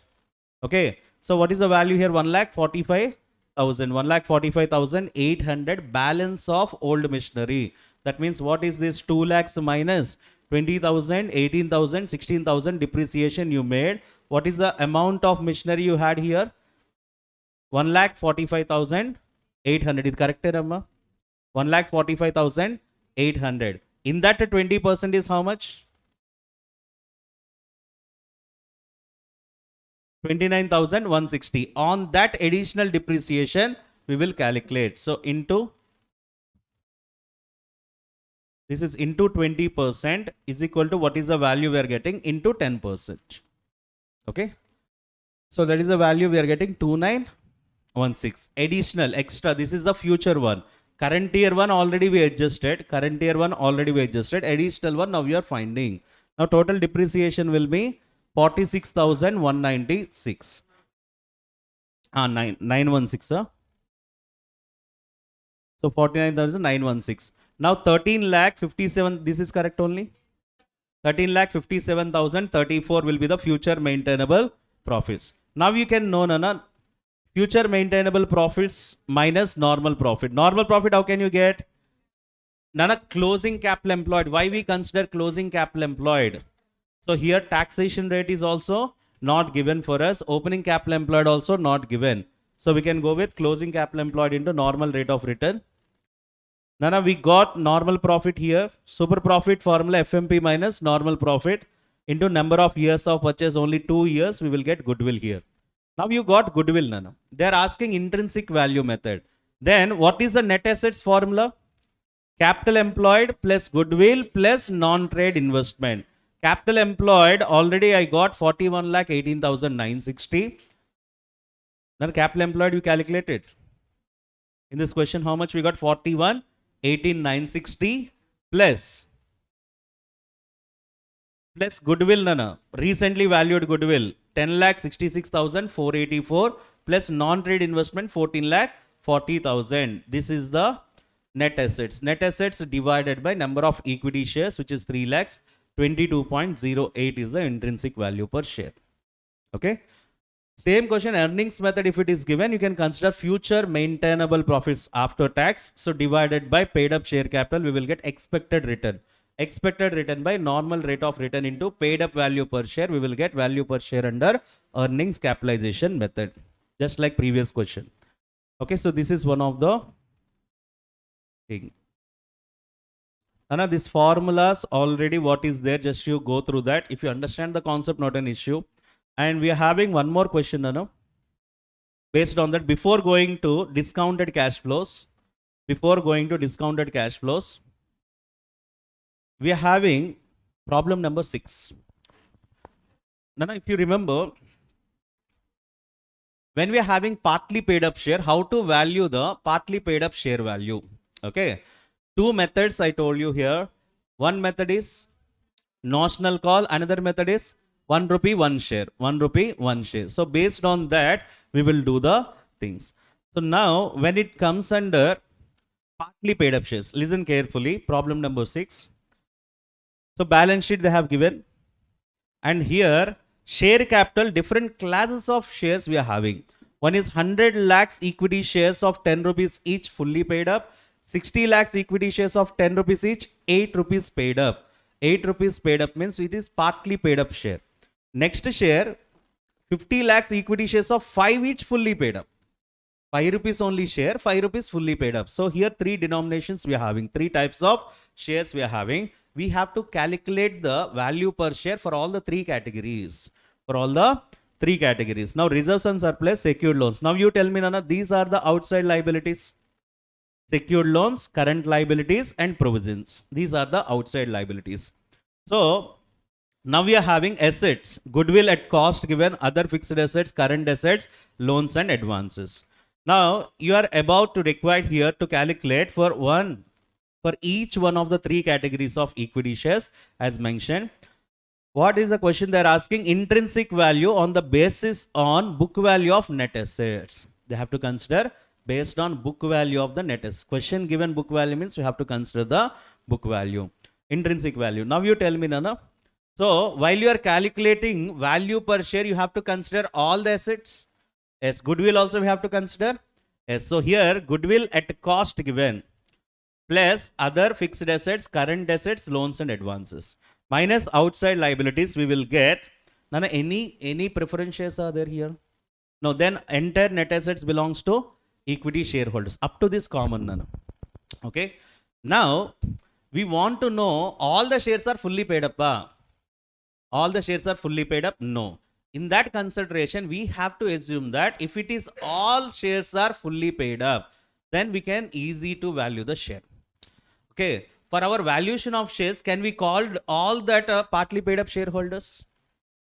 Nana, remaining call, see, you are valuing the share of your company. For valuation purpose, if you ask 2 rupees to pay, they will pay up. Now, for our valuation purpose, why we are disturbing them? Okay, so the 2 rupees in future they will pay. Now, that's why we are taking like that. If they paid, what is the value? We can say notional call. Notional call. What is the notional call? Now, how many partly paid up we are having? Only one partly paid up we are having. One partly paid up we are having. 60 lakhs equity shares of 10 each. 8 rupees paid up. That means how much unpaid, Nana? 2 rupees. 60 lakhs into 2 rupees will be my first notional call. How much, Nana? So for net assets, what I got, I will add notional call for 2 rupees. 60 lakhs into 2 rupees 120. Is there any partly paid up? See, no partly paid up. Okay, 5 rupees fully paid up, that is. Now, what is the net assets available for equity shareholders after notional call? 5,850. Now you tell me this all shares are fully paid up only. Now 5,850 for all fully paid up equity shares, Nana. Yes. Now fully paid up equity shares total we are taking it up. Now equivalent number of 10 rupees each. So now what is the paid up share capital here? Nana, fully paid up share capital is how much? 100 lakhs. Now partly paid up equity share capital how much given, Nana? Nana, see the question. Number of equity shares, not amount in rupees here. Number of equity shares we are calculating. How many fully paid up equity shares are there? 10 lakhs shares, isn't it? Nana, how many number of equity shares are there? 100 lakh shares. 100 lakh shares are there.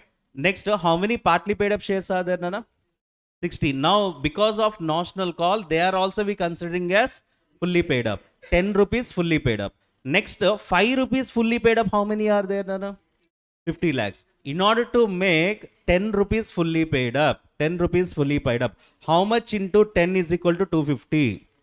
25 shares. Instead of considering 50, we will consider 25 lakhs. So here, number of equity shares we will get here. Fully paid up 10 rupees 100. After notional call also fully paid up how much, Nana? 60 lakhs.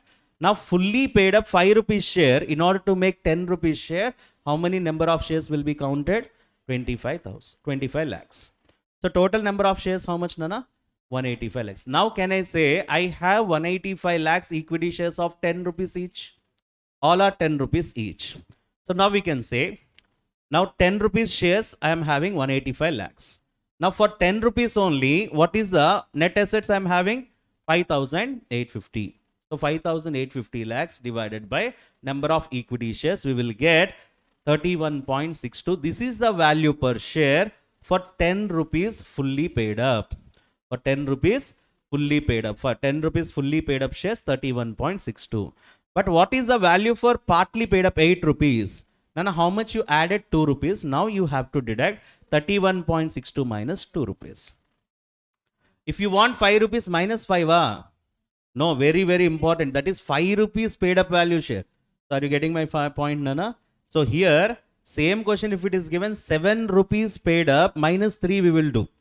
Okay, you have to add notional call for 3 rupees and deduct 3 rupees from here. Okay, 6 rupees given, add notional call for 4 rupees, deduct 4 rupees from here. Okay, now we want what, Nana? 5 rupees fully paid up share. It is not given over here. Just, Nana, simply 10 rupees fully paid up is 31.62. 5 rupees fully paid up how much? Just half, Nana, half of that.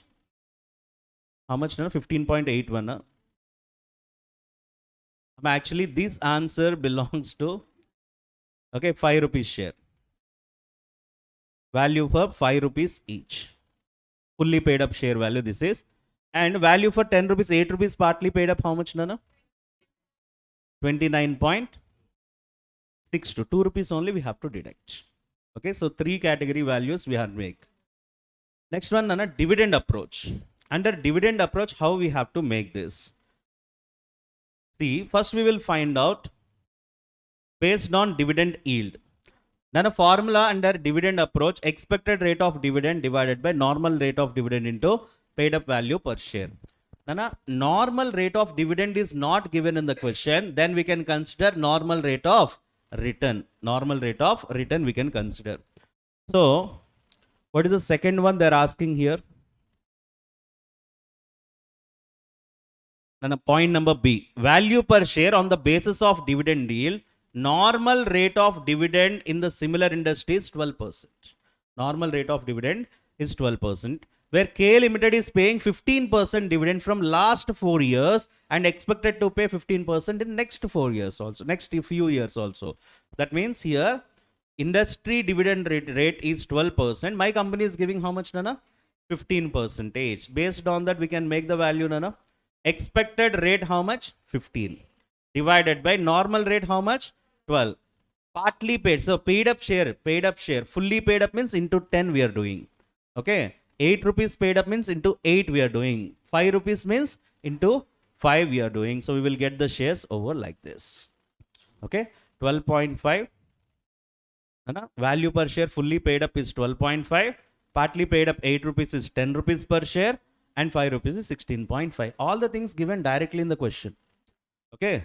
So, similar industry is giving 12% return. My company is giving 15% return. Based on that, what is the value for my share? Same 10 rupees. If I invested in the industry, how much I will get, Nana? 12%. That means how much they will give me? Nana, how much return? 12 rupees is the industry return. 12 rupees is the industry return. Same 10 rupees, if I invested in the similar company without having goodwill, 12% I will get return. That means how much rupees you can say?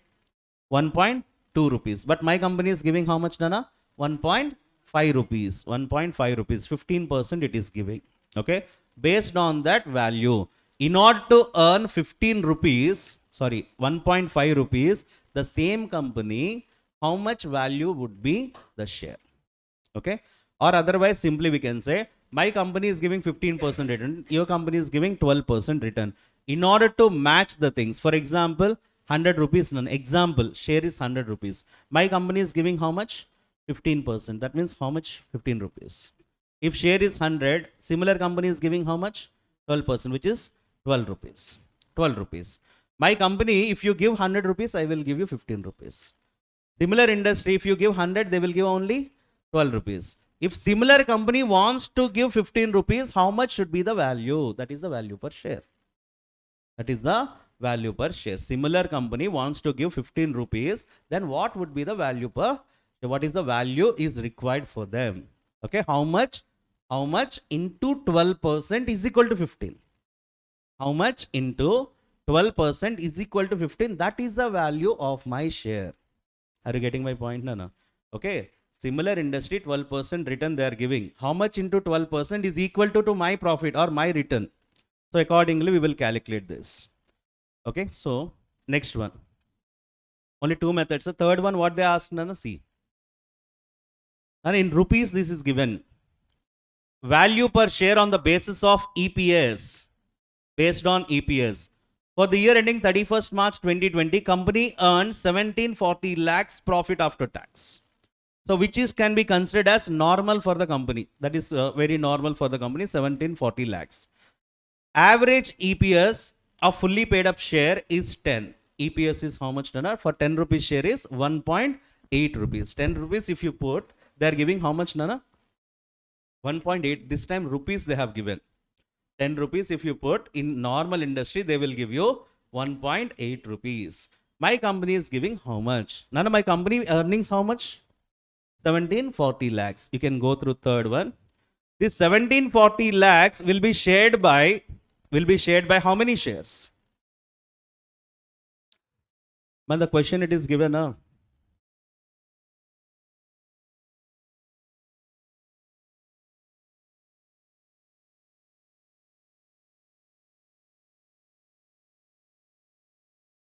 1740 lakhs profit.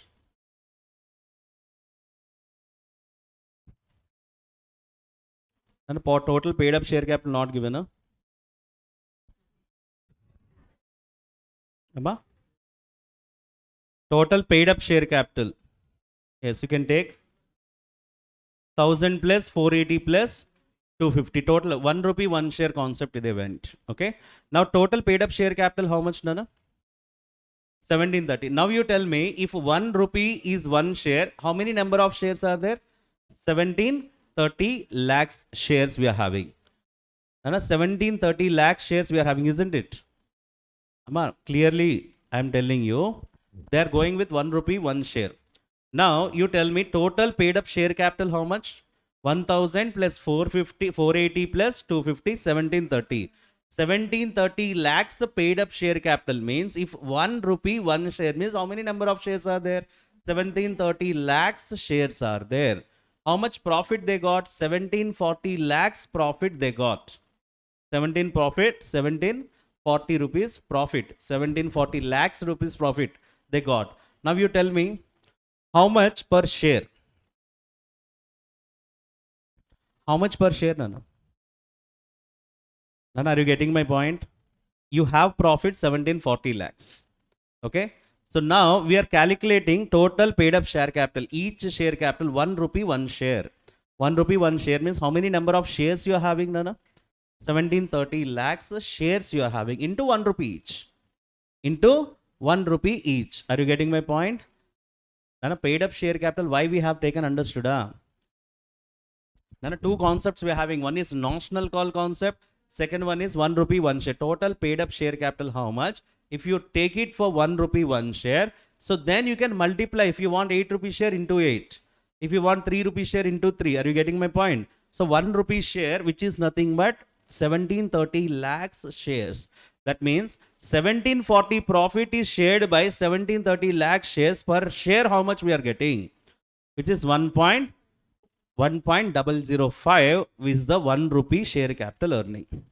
Nana, now 10 rupees share capital earning how much? 10 into 10, 10.05. 8 rupees, 8.04. 5 rupees, 5.025. Up to this clear? 1 rupee, 1 share earning we have taken and we'll multiply it with 10, 8 and 5. Now, for 10 rupees fully paid up share, for 10 rupees fully paid up share, my company is giving 10 rupees profit. For 10 rupees fully paid up, those who give me 10 rupees fully paid up, I am giving how much profit, Nana? 10.05 profit. But similar industry is giving how much? 1.8 rupees only. 1.8 rupees only. Definitely I am giving 10 times more profit. Okay, near about 10 to 8 to 10 times more profit I am giving. Definitely my share value will be more than 10 or less than 10. More than 10. So how can we make this? See, value of fully paid up share.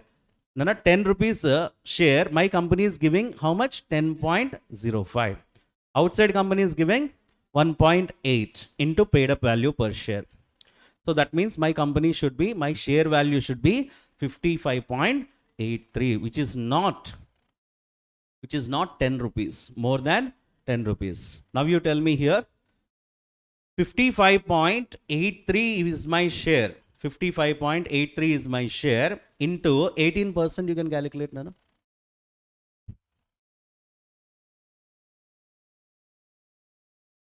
$10.05 because 1.8 rupees that company is giving profit means for 10 rupees 1.8 means 18% only, Nana. Yes, 18% they are giving. So normal industry 18% they are giving for 18%, which is nothing but 1.8 rupees they are giving for every 10 rupees. Then my company is giving 10 rupees. My company is giving 10.05 rupees. Then what is the value of my share? Are you getting my point? Okay. Similar industry 1.8 rupees giving. If you put how much? 10 rupees. My company, if you put 10 rupees, how much we are giving? 10.05. How much excess I am giving? Okay. If a similar industry wants to give 10.05, what might be their share value? Which is 55.83. 55.83 will be the share value. If their share is 55.83, then only they can give 10.05 per share.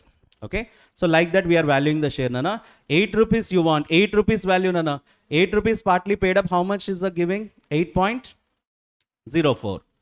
Similar industry is giving how much? 1.8. 1.8, Nana. Yes. So into paid up value per share, Nana, here very important. Don't again multiply with 8. This is 10 rupees share only. This is 10 rupees share only we are calculating. 10 rupees share only we are calculating. Again, you will get confused. Amounts we are going. Okay, not percentages. Okay, amounts when we are going it up. Nana, 10 rupees only 1.8. No. For 10 rupees only 1.8 they are giving. In order to give 8.04 price, how much they will get? Okay, 10 రూపాయలు పెడితే 1.8 ఇస్తున్నారు ఇండస్ట్రీలో, కానీ నువ్వు ఎంత ఇస్తున్నావు? 5.025 ఇస్తున్నావు. అంటే నీ షేర్ వాల్యూ ఎంత? Okay, this 1.8 relating to 10 rupees or not? Yes, into 10 only. Again, here you should not go into 8, into 5 like that. Already you did that here. Now, while you are calculating earnings for fully paid up 10 rupees share, earnings for partly paid up 8 rupees share, earnings for fully paid up 5 rupees share, already you did that. Okay, so now we are comparing with, for every 10 rupees, one company is giving 1.8 rupees, but your company is giving 8.04 rupees, then what is the value? Okay, Amma, into 10 understood? Okay, that is one factor here while comes under valuation of shares. And Nana, we're having one more questions relating to DCF model and free cash flows model. So far, no questions asked from this recently added syllabus, but if they might ask. Amma, I think already almost all models is covered under the things. So notional call method and 1 rupee 1 call method, so we covered. So accordingly, rupees we made, percentages also we made. Now you can go through next.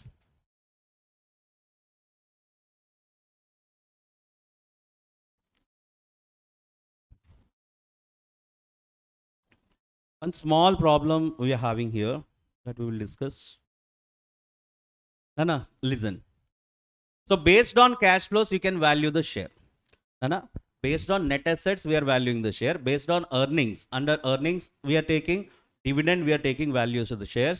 Based on PE multiple also, we can value the share. Based on discounted cash flows also, we can value the share. Sir, what is discounted cash flows? This problem you can see. My company's value of share I want. Value of share or value of business? Nana, value of business, if you know, value of share easily we can calculate. But in this question, directly they are asking, what is the value of business? Now, 2018, 19, 20, 21, 22, my company's cash flows 500, 600, 700. Nana, 21 onwards. 21 onwards, I am getting perpetual cash flows. Okay, till the infinity, I am expecting what is my cash flows, Nana? 800 cash flows. These all are estimations. These all are estimated cash flows. When it comes under estimated cash flows, if you want to calculate the value of business, in which date you are calculating is important. Okay. Now, first one, they are asking to value the business as on 1/1/2021. Nana, this is 1/1/2021. What is the further cash flows they are having? 800. Every year 800. Can we calculate from infinite 800 till now? Infinite years you are getting 800. We cannot make it. So instead we can calculate the terminal value. Terminal value we need to calculate for that. Okay. So then if anyone asks you what is the value of your business as on 1/1/2021 means, generally Nana, so you will calculate based on cash flows, present value of cash flows. Okay. For example, I am expecting next 3 years. Next 3 years, my cash flows are 1 lakh, 2 lakhs, 3 lakhs. Then 1 lakh 1 year I will discount. 2 lakhs for 2 years, 3 lakhs for 3 years. If it is unlimited years, how can we make? First, you calculate from which year onwards it is unlimited. First, there you can calculate the terminal value. So, terminal value, which is nothing but cash flow abnormally how much we are getting. So we can say that continuity of cash flow divided by 10%. Here weighted average cost of capital. See here, Nana, value of business as on 1/1/2021. So here cash flows divided by weighted average cost of capital. More than that it won't get. How much none it is? 8,000. If you discounted from the infinity till now, so it will be 800. Maximum how much you will get? 10% is a discounted rate means 10% is a discounted rate means maximum it will be 8,000. That is the maximum value, terminal value. Now terminal value as on 1/1/21 how much Nana? 8,000. This is on 1/1 na 31st March. 1/1/21. Is that clear? What is the value of business on 1/1/21? 8,000. Any doubt in that? Perpetual cash flows when we are getting, you cannot discount infinite cash flows. You cannot discount infinite cash flows. At that point, you have to calculate what is the terminal value. Terminal value is nothing but from which year onwards you are getting, perpetual cash flows. You are expecting perpetual cash flows. From that year, cash flow divided by total weighted average cost of capital we calculate. It is not like a weighted average cost of capital, your discounted rate. What is the discounted rate? That we will divide. Now we will get terminal values. Now, they are asking the value of business on 1/1/2020. 1/1/2020. Now, in 2020, what is your cash flow, Nana? 700. Okay. And 800, that means next year it will be 800. For that, we already know what is the terminal value? 8,000. Now you tell me 1/1/2020 you want what is the value of business. What is your further cash flows? 2020 I earn 700. 2021 terminal value I have 8,000. Now this 700 you have to discount it for how many years? 1 year. We want it on 1/1/2020. Okay. 2020 I want 1st January 2020. This 700 I will discount it for 1 year. Now you tell me 8,000 will be discounted for? 8,000 will be discounted for 1 year only. This is also 1/1/2021. 1/1/2021 to 1/1/2020. How many years? 1 year, Nana. One we are taking up of 31st December 2020. 31st December 2020 value or 1/1/2021 value will be the same. 31st March 20 anna 1st January 21 anna same value na kada? It will be the same value or not? Yes, we are taking 8,000 for 1 year, 700 for 1 year. Second one anna value of business on 1/1/2020. So terminal value is 8,000. See, from the date of valuation, future cash flows 2020 is projected 700 and end of the projection period 1/1/21 terminal value is 8,000. Now I discounted 700 for 1 year, 8,000 for 1 year. Now I will add. Then I will get the value of business is 7909. Is that clear, ma? Okay, which date we want? You calculated terminal value on which date? 1/1/21. Now you are valuing the business on which date? 1/1/20. Now terminal value you have to discount. Cash flows also you have to discount. 700 cash flow will be discounted for 1 year. 8,000 terminal value on 1/1/21 will be discounted for 1 year only. Clear, Nana? Now you tell me 1/1/19 I want the value. 1/1/2019 I want the value. Now 600, how many years I have to discount? 1 year. 700, 1 year. 800, see here, 600 1 year, 700 2 years. 700, 1/1/19 we want. 1/1/19 you want. Cash flows for 19 how much? 600. Cash flows for 20 how much? 700. Now cash flows at the beginning how much here? 800. 8,000 terminal value. Listen. Nana, always remember these cash flows are end of the year. Cash flows are end of the year. Now 2019 ending, but we want the value business on beginning of the year. How many years you have to discount? 1 year. 600 for 1 year discount. Now this is 2020 ending 700 cash flows, Nana. 2020 ending to 1st January 19, how many years? 2 years you have to discount. Now terminal value is when, Nana? 1/1/2020. 1/1/2021 to 1/1/2019. 2 years. So 2 years you have to discount the terminal value.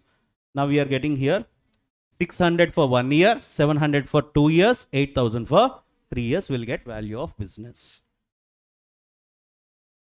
My value of business understood? Edamma?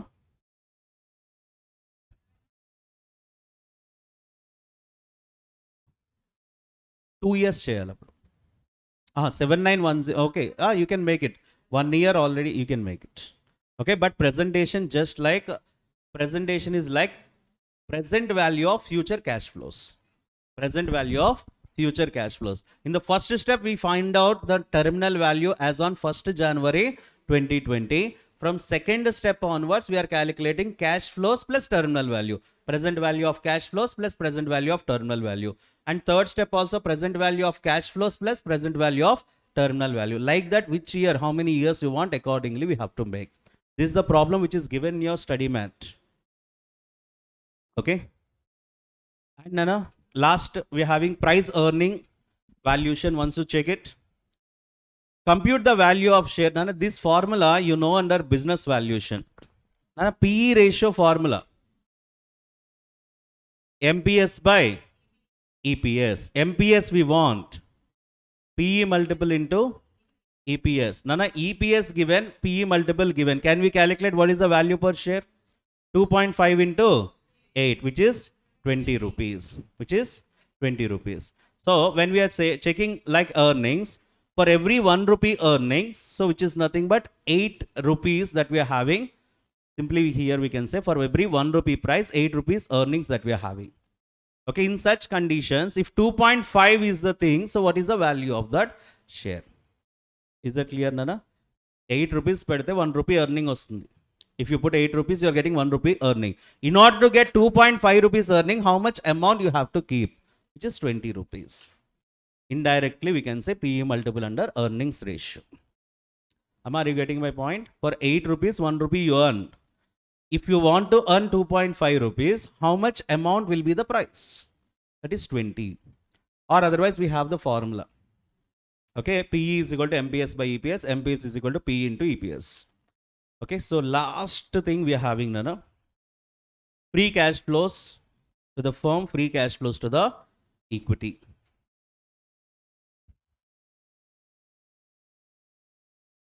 This is also recently added.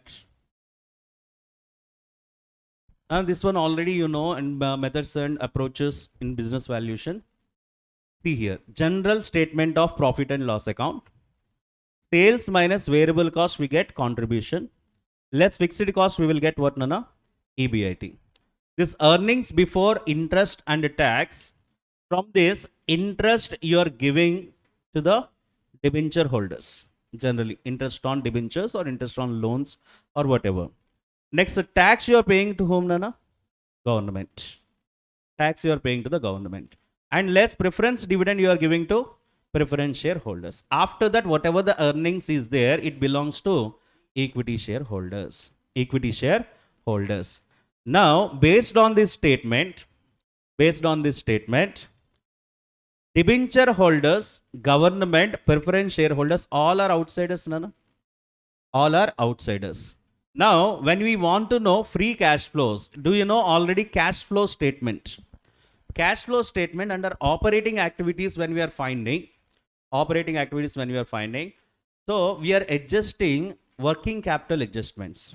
Okay, so increase in the working capital or decrease in the working capital we are adjusting. So accordingly, if you check free cash flows of the firm, if you want, free cash flows of the firm if you want, so we are taking that earnings before interest and tax minus tax, we will get what, Nana?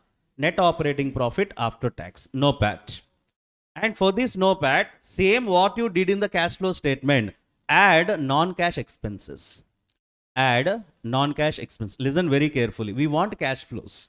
Nana, profits, whatever in there in the profit and loss account, entire profit is cash flow, na? No. That profit includes some of the things like non-cash expenses are also there and non-cash incomes are also there. We need to adjust. In order to get profit, what you did, Nana, non-cash expenses like depreciation and all, you deducted. Okay. So now we are added up. We are added up. NOPAT plus non-cash expenses, or increase or decrease in the working capital we are adjusting. Okay. So when increase in the working capital, cash outflow na inflow na. If working capital increases, outflow na inflow na. Working capital is nothing but what na? Current assets minus current liabilities. If current assets is more than current liabilities, okay. So when working capital is increases, cash outflow na inflow na. Outflow means we will deduct. Decrease in the working capital, inflow. Next one, whatever the cash flows we are getting, capital expenditure. For capital expenditure, if you spend anything, the balance will be the free cash flows for the firm. Firm fees, free cash flows we will get. But we want for equity, free cash flows for equity. Equity means remaining all the things we have to deduct. Debentures we don't want. From the firm, if you remove the debt, we will get equity, no? So generally, value of business is nothing but value of equity plus value of debt. We want only value of equity from the business. If you remove the debt, you will get it or not. Are you getting my point?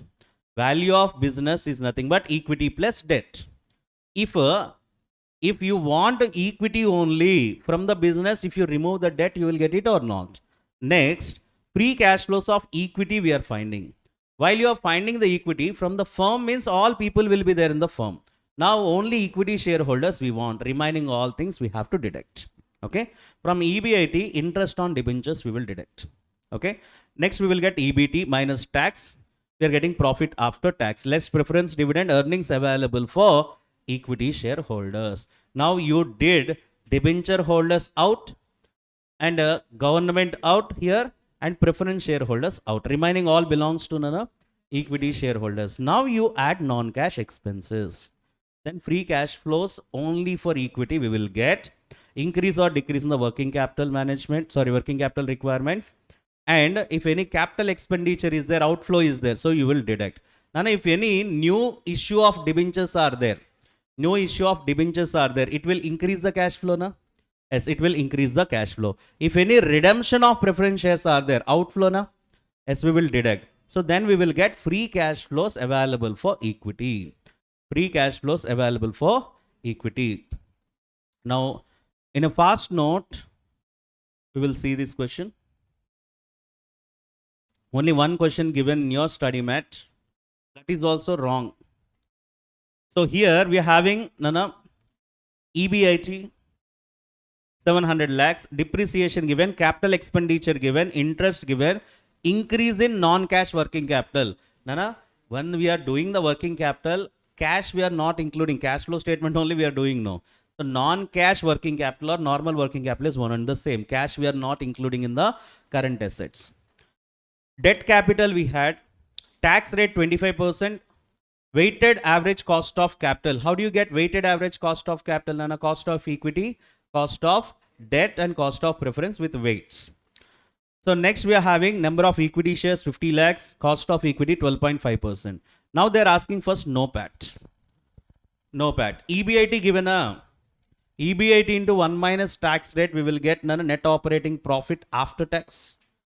Net operating profit after tax. So EBIT into 1 minus tax rate, 700 into 1 minus 0.25, which is 525 lakhs. NOPAT we got. Next they are asking what, Nana? Cash flows. So cash flows, when you want non-cash expenses you have to add, working capital requirements you have to adjust. So how can we calculate cash flows? NOPAT plus non-cash expenses minus increase in the non-cash working capital requirement. Okay. If decrease in the working capital means we will add. Increase in the working capital means we will deduct. Okay. So what is the values? 525 NOPAT just we found, and 120 non-cash expenses minus 100 increase in the non-cash working capital. All the time non-cash they will not give. Working capital means working capital only here. So here 545 lakhs. Next one they are asking about free cash flows for the firm they are asking. Okay, cash flows we already found, minus capital expenditure we will get free cash flows of equity. Third one they are asking that value of business based on cash flows, based on free cash flows of the firm.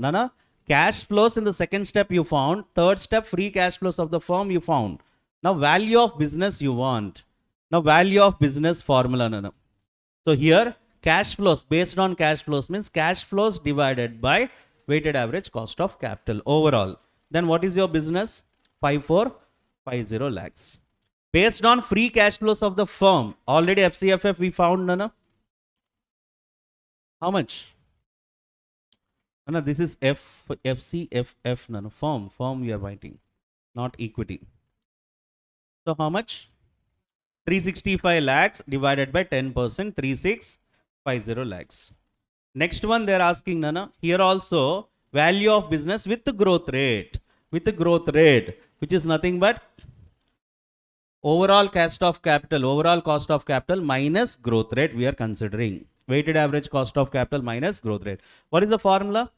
Cash flows divided by weighted average cost of capital minus growth rate.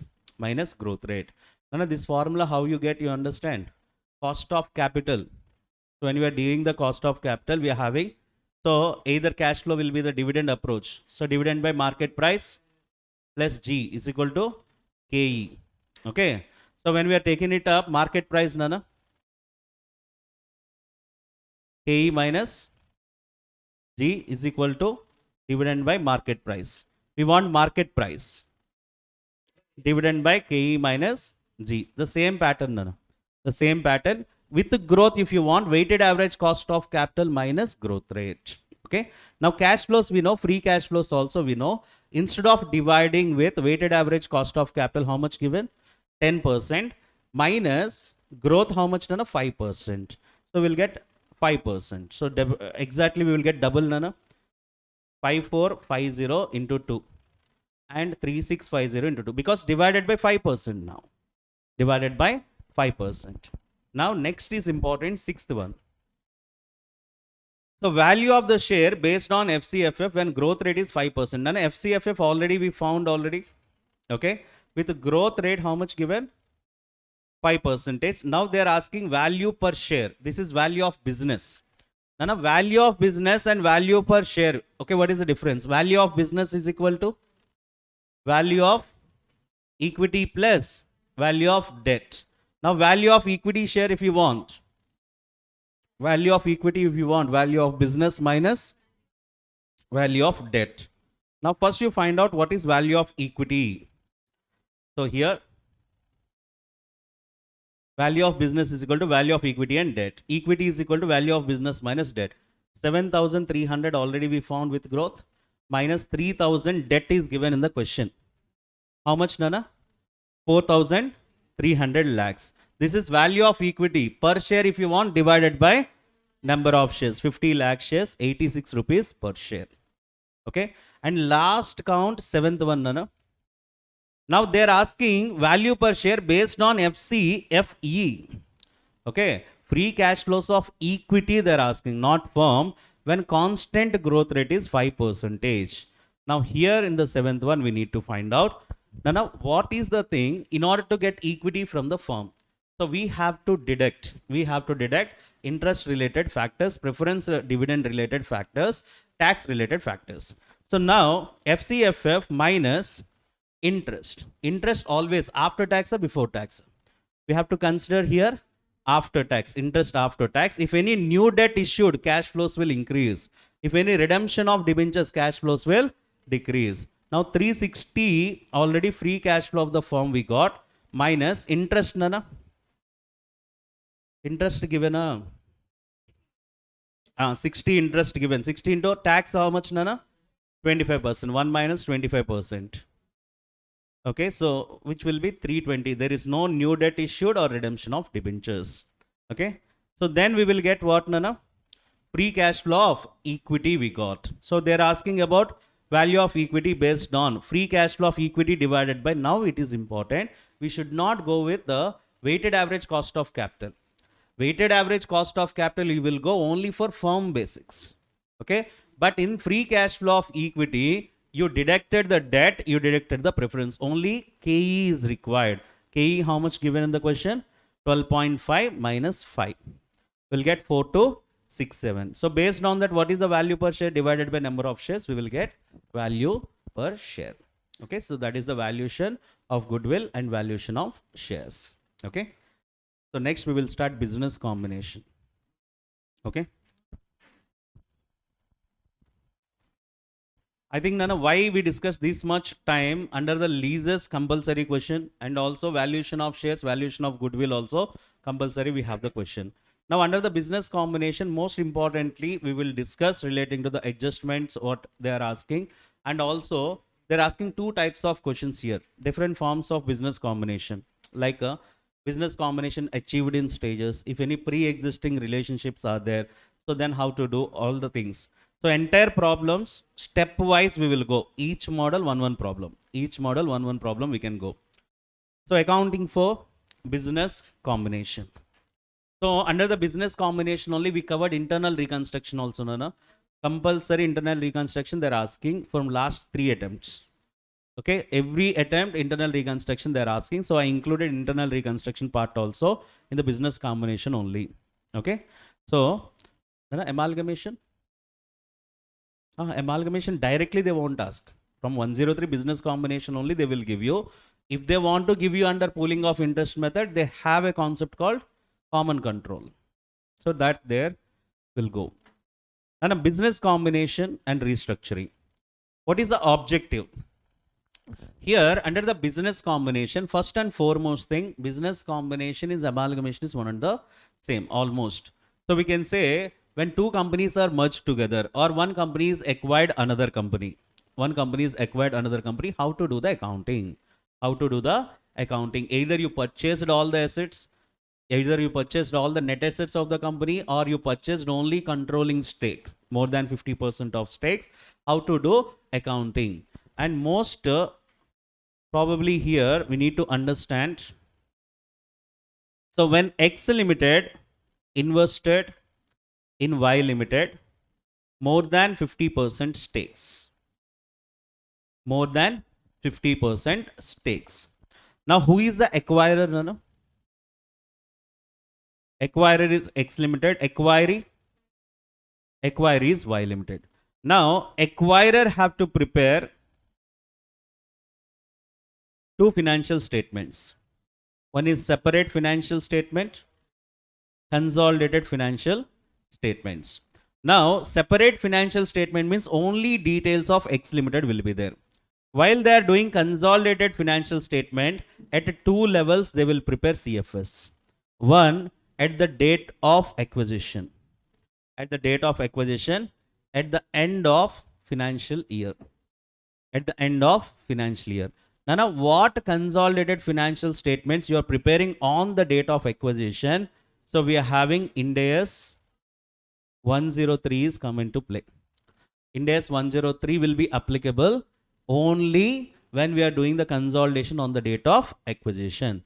Once after completion of business combination, next year onwards, every financial year, you have to prepare and continue this consolidated financial statement, but as per Ind AS 110. So this is business combination. This is consolidation financial statement, consolidated financial statement for subsidiaries. Okay, more than 50% means we are having holding and subsidiary status, Nana. Yes, X Limited is an acquirer or holding company, and Y Limited is acquiree or subsidiary company. Now, when holding and subsidiary comes the matters, control will be there. Who is having the control here? X Limited acquirer is having the control. Under the business combination, most important thing is control. How a control can acquired by a company. Okay, so it having the different modes. So before going to that, one more thing, Nana. So when we are preparing consolidated financial statements on the date of acquisition, which accounting standard, which Ind accounting standard will be applicable? Ind AS 103.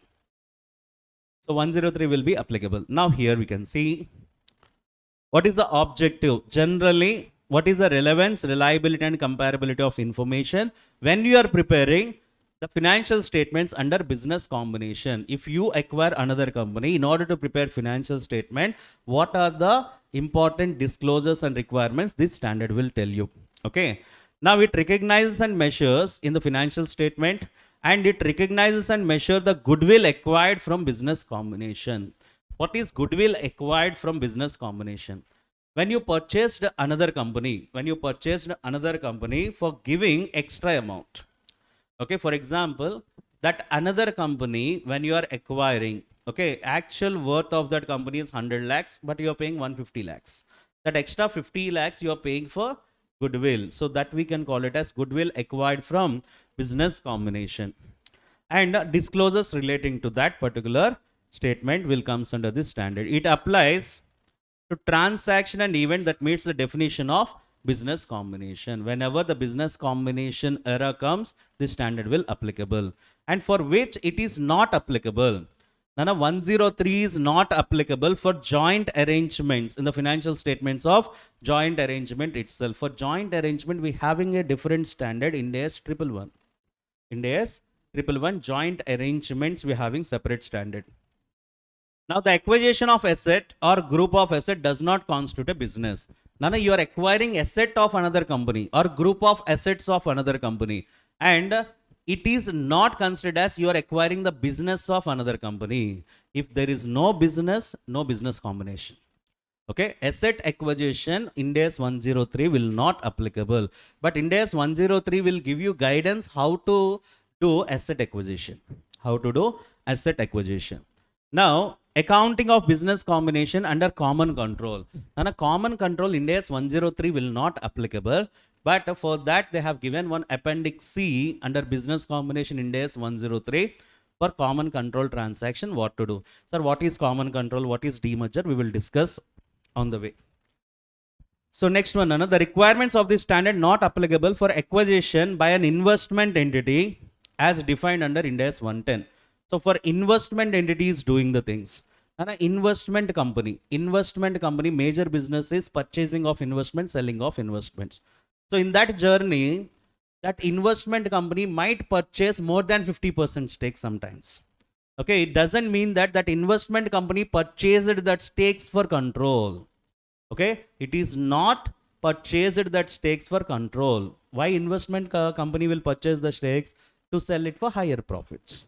So here control doesn't matter. When control is not there, there is no business combination. Ind AS 103 will not applicable for investment entities.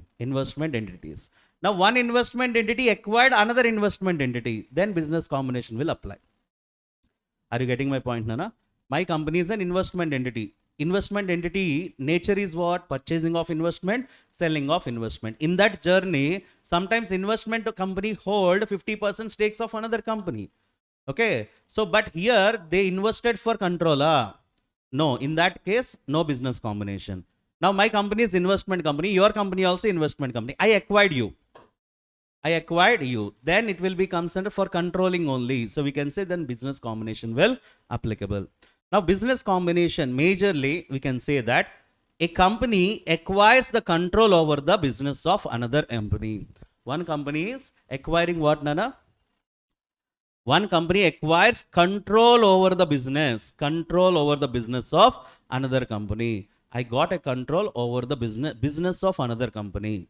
Okay, so control means what, sir? I can involve in the decision making. Okay, I can appoint the board of directors. So whatever it might be, everything will comes under the power and control. Now, control over the business, as I said, business means what, sir? Business is an integrated set of three activities: input, process, output. Input is nothing but, then sir, why we are discussing about business?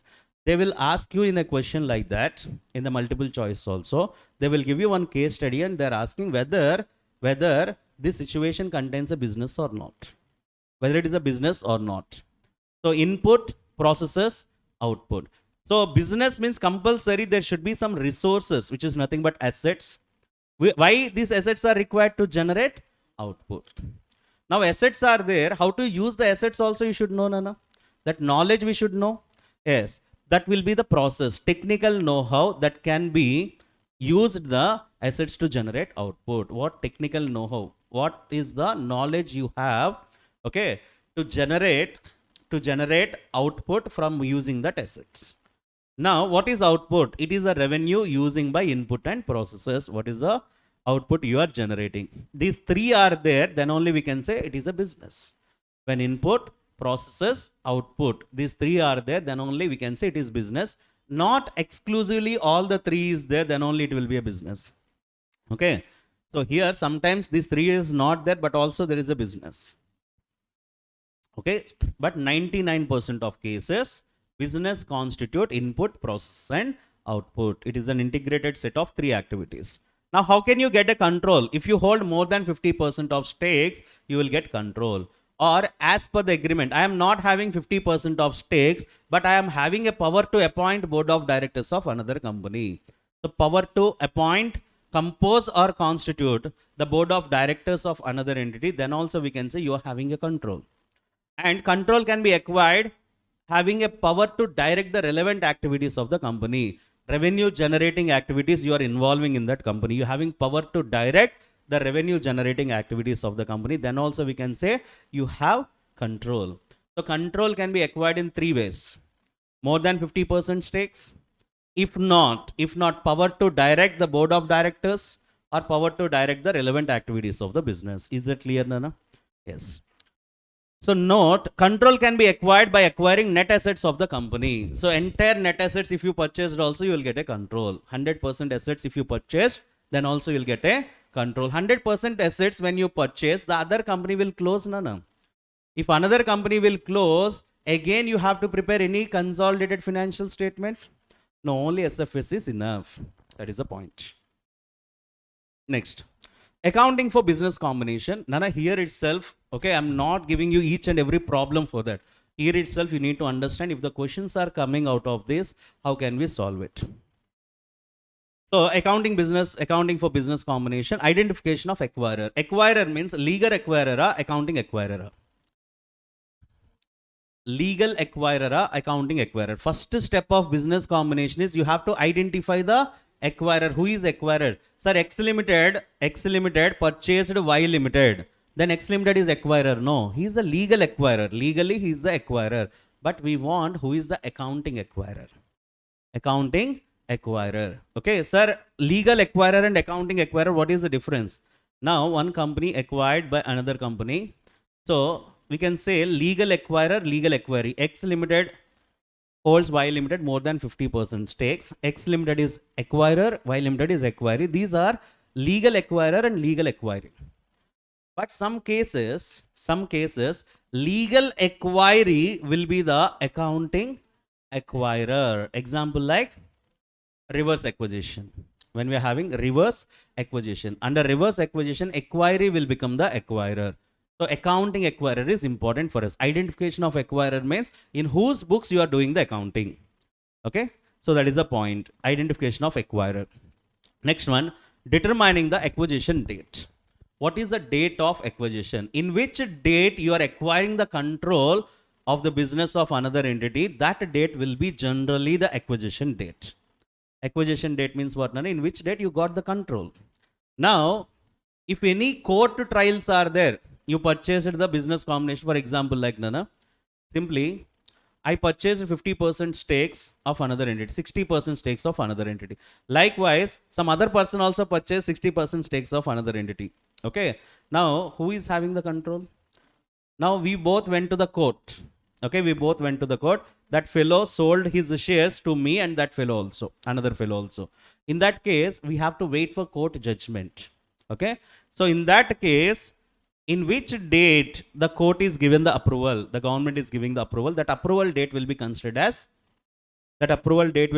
as acquisition date. Okay. The date on which acquirer obtains the control of acquiree, generally it is a date, we can call it as acquisition date. However, acquirer might obtain control as a date either earlier or later on closing date, whatever it might be. Sometimes earlier than balance sheet date or after that balance sheet date. But if approval is required from the government, if any approval is required from the government, when that government is giving approval, that date will be considered as date of acquisition. Clear, Nana? Okay. So next one, determine purchase consideration. In order to acquire one company business, you have to pay purchase consideration. You have to pay purchase consideration. How? You have to compute purchase consideration. So generally PC is given in the question. Purchase consideration is given in the question. If not, then we will calculate like how much you paid cash. I am paying cash. Cash is a purchase consideration, Nana? Yes. And fair value of assets transferred. I am taken over their assets and liabilities and I am giving my assets. My assets. What is the fair value of assets transferred will be comes under purchase consideration. Fair value of equity shares. I can issue equity shares as purchase consideration. Yes. What is the fair value? Not the face value. What is the fair value? After taking my shares, if you sell in the market, how much you will get? That is the fair value. Fair value of equity shares issued. Next one, fair value of debentures issued, and sometimes deferred consideration will be there. Deferred consideration, which is nothing but half consideration I paid now, half I said after 1 year I will give. Okay. So now that deferred consideration, present value we will take. Present value of deferred consideration. After 2 years, if I am giving 2 lakhs, means what is the value at right now? Present value of deferred consideration. Or fair value of contingent consideration. Contingent consideration is there. So you are my subsidiary, 60% stakes I hold. Okay. So I will give you 18 lakhs purchase consideration. Okay. If next 2 years, if you earn 20 crores profit, then I will give you 2 lakhs extra consideration. 2 lakhs extra consideration. Now we are having a condition for that, no? Whether you are paying the consideration or not, it depends upon the future prospects made by the subsidiary company. Subsidiary company earn that much target. If achieved the target, then we have to pay consideration. If subsidiary company did not achieve the target, no need to pay the consideration. That's why that consideration we can call it as contingent consideration on the date of acquisition. What is the fair value of contingent consideration is that we will include. This all comes under purchase consideration. Purchase consideration includes not only cash and shares, but also sometimes assets, debentures, deferred consideration, and contingent consideration. Next, identifying the recognition and measurement of net assets taken over by the acquirer. Now, acquirer wants to take all the assets and liabilities of acquiring company. Now, listen, we are discussing here subsidiary companies. Subsidiary companies, when we are doing the consolidation, we will do in our balance sheet. That means consolidated balance sheet consists of parent company assets plus subsidiary company assets. Sir, I hold only 60%. 60% means I will take only 60% value of assets. No. Okay. All 100% assets we will take. For remaining 40% NCI we will create. Non-controlling interest we will create. Is that clear, Nana? Okay. In that net assets, my part is only 60%. For each and every asset, 60% I will take and include in my consolidated financial statement. No. Your consolidated financial statement is prepared only by holding company. Holding company. Holding is nothing but more than 50% of stakes when you are having. Remaining 40%, for example, 60% stakes I hold. Remaining 40% is NCA. So that NCA people no need to require to consolidate the financial statements. NCI people not required to consolidate financial statement. Who have to consolidate financial statement? Only holding company or parent company. Being a parent company, I have 60% stakes in another company. Now I have to consolidate in my accounts. So I have to take 100% of assets and liabilities. Only 60%. 100%. So balance of 40% I will create NCI. Are you getting my point, Nana? Why we are doing consolidation? Just a balance sheet purpose we are taking and adding into our assets. Their business they will do in their own region. My business I will do in my own region. Okay, we are not clubbing the businesses physically. Only for balance sheet we are clubbing under consolidation. Clear, Nana? Now when I am taking over their assets and liabilities, which value we have to consider? Fair value. All the assets and liabilities of acquiring company will be taken over at fair value on which date, Nana? On the date of acquisition. Contingent liability of acquiring company is also taken over and recognized as liability at fair value on the date of acquisition. Acquiring company having one contingent liability. Now, for consolidation, after acquiring that company, we have to take that contingent liability also at fair value. Is that clear, Nana? Contingent liability also fair value. Next, if any intangible assets are there, Nana, Ind AS 38 is saying what? Some of the intangible assets no need to recognize in balance sheet. Just like internally generated goodwill, such things. But acquisition purpose, you have to value that intangible assets which is not recognized by acquiree also. So in Ind 38, what is saying? Such intangible assets that meet recognition criteria as per Ind 38 but not recorded in the acquiree's books of accounts. Acquiree's books not recorded and also taken over at fair value on the date of acquisition. Example, internally generated customer relationship, internally generated patent rights, these all the things. Okay. Nana, if intangible assets are there in acquiree books, I have to consider. If he is not recorded also as per Ind AS 38, but consolidation purpose, I have to point and I have to recognize at fair value. Likewise, liabilities for income tax dues, employee benefits, this also we can take over at fair values. Next one, indemnification asset. Now, contingent liability is there. Contingent liability 10 lakhs. Now, if I take 10 lakhs in the consolidation purpose, for example, it is 100% acquisition.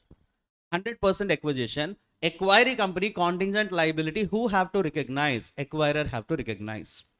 Now, in future, if liability occurs or happens, who have to pay? Acquirer have to pay. Any responsibility is there for acquiring? No, no. No. So we are asking that there is a contingent liability I have taken over. In future, if the payment comes, I have to pay. It is loss for me. So you have to compensate that amount. That we can call it as indemnification asset. For example, 10 lakhs contingent liability I have taken. Now, indemnification are asking. He is saying that that is contingent liability, no need to pay. 99% no need to pay. If I am saying that 1% if I have to pay, who will pay? Then he said that, okay, if it is happened to pay, I will give you 5 lakhs. Out of 10 lakhs, how much, Nana? He offered 5 lakhs. We said 5 lakhs is not sufficient. So he offered 8 lakhs. Indemnification asset 8 lakhs, which is nothing but contingent liability I will write in liability side. Indemnification asset I will write in asset side. That means contingent liability of acquiring company. Contingent liability where they will recognize? Where they will recognize? In the notes to accounts, they will recognize. Now, I have to recognize that contingent liabilities under consolidation. So, that contingent liability is 10 lakhs. Entire 10 lakhs I have to pay. Now, 8 lakhs is given by that particular fellow, Nana. How much? 8 lakhs will be my asset. So, net payment, what it will be? At the time of payment, only 2 lakhs I have to pay. Is that clear, Nana? So, if any indemnification asset promised by acquiring company shall also taken over at fair value. Clear, Nana? And if any non-current assets held for sale, acquiring company having assets, in that one non-current asset held for sale is there. Non-current assets is property, plant and equipment. Generally, property, plant and equipment used in the business. If you held for sale is there, for that separate standard we are having Ind AS 105. Ind AS 105 discusses, okay, non-current assets held for sale will be recorded at fair value less cost of disposal. This is the format as per Ind AS 105. If any such things are there, you have to recognize fair value less cost of disposal. They will give you fair value of non-current assets and disposal cost of non-current assets, which is held for sale. Held for sale means we have to recognize that fair value less cost of disposal. We have to follow that standard. Okay, Nana. So that's the thing here relating to non-controlling interest. So non-controlling interest in different methods we're having. What is NCI? NCI, non-controlling interest, can be calculated based on proportionate share in net asset basis and fair value basis. Nana? Proportionate share in net asset basis, we can call it as NCI at PSN, net assets at fair value of acquiring on the date of acquisition into percentage of non-controlling. If it is 80% you acquired, 20% is NCI. Okay. So that 20% if you multiply with the net assets, you will get NCI. NCI under the fair value, which is nothing but fair value per share of acquiring company into number of shares held by NCI. So what is the fair value? Or otherwise we can take based on consideration. Okay. 80% stakes, I am giving 1 lakh consideration. For 20%, how much? For 20%, how much? Based on the fair value basis, we can get. So NCI can be calculated in different stages. While doing the problems, you can understand that. Now that 2 stages, either fair value basis or PSNA basis. Fair value basis, we will get full goodwill, and PSNA basis, we will get partial goodwill. NCI calculation depends. Okay. So now one of the format we are having, Nana, 100% net identifiable assets of acquiring company. Acquiring company net identifiable assets. Assets minus outside liabilities. Less non-controlling interest. Then we will get what, Nana? Net assets belongs to acquirer company. We will get NCI when you deduct. Balance is belongs to acquirer only. For that net assets, how much consideration you paid? Okay, if you pay more than the net assets belongs to you, then extra amount we can call it as goodwill. Extra amount we can call it as goodwill. Less than you paid, then we can say it is gain on bargain purchase. Entry will be net identifiable assets account debtor to cash to NCI. To cash to NCI. Cash is nothing but purchase consideration. And a debit side difference goodwill, credit side difference gain on bargain purchase. Okay. So directly we'll see NCI problems. We will close for today. Okay. So tomorrow you can come, Nana. Okay. So here we are having, let me complete this. Business combination under NCI. Okay. Let's will continue. Then problem number 1. These problems, check it out. S Limited acquires 100% of M Limited. S Limited acquires 100% of M Limited for 9,60,000. Now fair value of M's net assets at the time of acquisition is 8 lakhs. Now 100% acquisition, any question of NCI? Nana, 100% you acquired, entire assets belongs to you. So for 8, no kadamma, S. So here 8 lakhs net assets are there. 8 lakhs belongs to M Limited only. For 8 lakhs asset, how much he paid consideration? 9,60,000. How much excess you paid? 1,60,000 is your goodwill. Okay, entry when you are writing, net identifiable assets account debtor to NCI, nothing is there, to purchase consideration 9,60,000, difference in debit balance, goodwill. So next one. On 31st March 23, K Limited acquired L Limited. So K Limited issued 60,000 equity shares of 10 each. Consideration they are giving in the form of equity shares. Each share 10 rupees that were trading at 240. Market price how much, Nana? 240 as on 31st March. The book value of L Limited net assets is 72 lakhs. Net assets. Sometimes they will give you assets separate, liabilities separate. Net assets you have to calculate. But here net assets only given 72 lakhs. Fair value of net assets how much, Nana? 1 crore 35 lakhs. Now, total 100% of fair value of net identifiable assets. Nana, book value given, fair value given. Which one we have to consider? Fair value. 1 crore 35 lakhs. So 100% acquisition. Nothing is given, 100% acquisition. So no NCI. Now for 1 crore 35 lakhs, how much purchase consideration you paid? Cash you are not paying, shares you are giving. 60,000 shares, each share, market price you have to take. Fair value na, book value na, face value na. Fair value we have to consider. What is the market value of that particular share? 240. On the spot, acquiring company take that share and sell in the market. Each share he will get how much, Nana? 240. Then consideration is 1 crore 44 lakhs. For 1 crore 35 lakhs assets, you paid 1 crore 44 lakhs. 9 lakhs extra you paid for goodwill. Same entry, it will come, Nana. When you are writing the entries under consideration, share capital will be transferred to the extent of nominal value, extra amount for securities premium. Out of 240, 10 rupees share you are giving for 240 rupees. Okay, market price is 240, 10 rupees to that extent transferred to share capital and 230 rupees to that extent transferred to securities premium. 60,000 into 230. Next one. Z Limited acquired 60% of interest. 60% of interest in P Limited as on 1st January 2023. Z Limited paid 700 lakhs in cash as purchase consideration. The fair value of P Limited net assets is 18. Net assets not, Nana. Assets is 1800 lakhs. Fair value of liabilities 900. 1800 assets, outside liabilities 900. Fair values. Difference how much, Nana? That will be the net assets. Providing the journal entry on the acquisition using Ind AS. Now here assume that P Limited does not wish to report the NCI at fair value.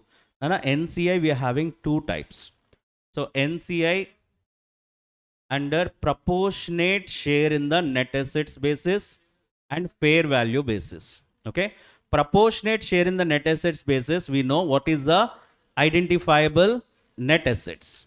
Identifiable net assets into NCI percentage. For example, parent company holds 60% means 40% belongs to Nana NCI, which is nothing but non-controlling interest, also call it as minority interest. Okay, so this NCI, how do you calculate? Based on net assets, you can calculate based on fair value. Fair value means based on purchase consideration, we can consider. Okay, so now here 100% we are having, which is 900, which is 900, which is nothing but 1800 lakhs minus 900 lakhs, assets minus outside liabilities. Now NCI fair value, they did not wish to report. That means they can wish to report under PSNA, proportionate share in net assets. Now 60% we hold, 40% is NCI. Yes, 900 into 40 percentage, 360. Balance 540 belongs to P Limited. For 540 lakhs, P Limited paid 700 lakhs consideration. Extra amount 160 for goodwill. Now, when we are writing the entries, assets account debtor to liabilities account 1800 to 900. To NCI, how much? 360. Cash, how much you paid consideration? 700. Balancing figure, goodwill. Okay. So, and fourth problem, last problem here. This is important. W Limited acquires S Limited. Purchase consideration 60%. Sorry, here purchasing 60% of its equity for 15 lakhs cash. What is purchase consideration, Nana? 15 lakhs. For how much stakes? 60% stakes. Now, the fair value of NCI is determined 10 lakhs. Fair value of NCI also they have given. NCI also they have given, which is 10 lakhs. Now, net aggregate value of identifiable net assets according to Ind AS 103 is determined 5 lakhs. Net assets how much, Nana? 5 lakhs. Now you see, 100% fair value of net assets 5 lakhs. But NCI how much we are having, Nana? 10 lakhs. NCI given NCI, if it is given, we have to consider that NCI only.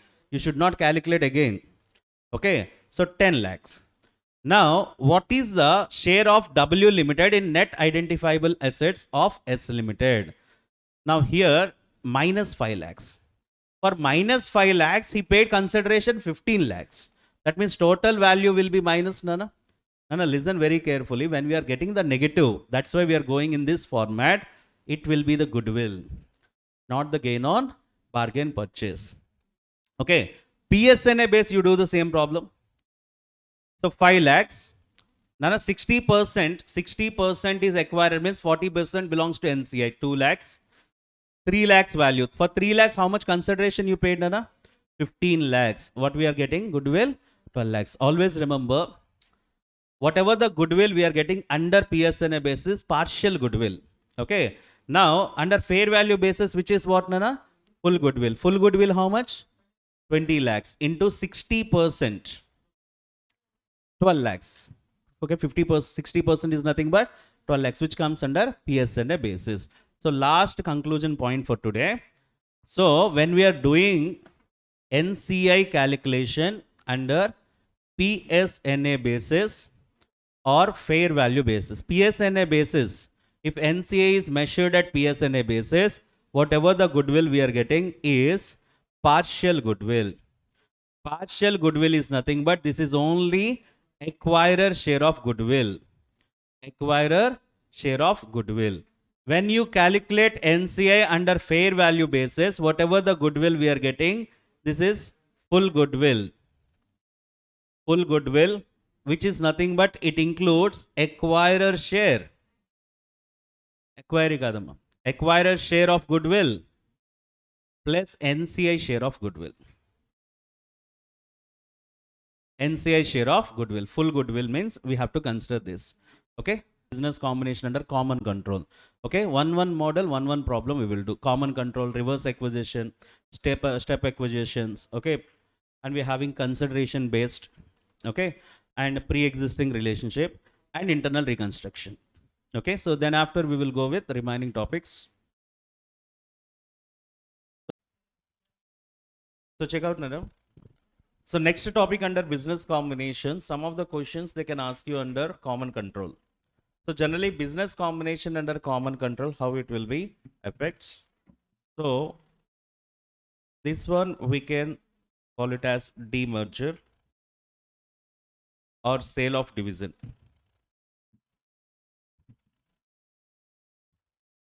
So under demerger or sale of division, for example, if a company of AB Limited having two divisions,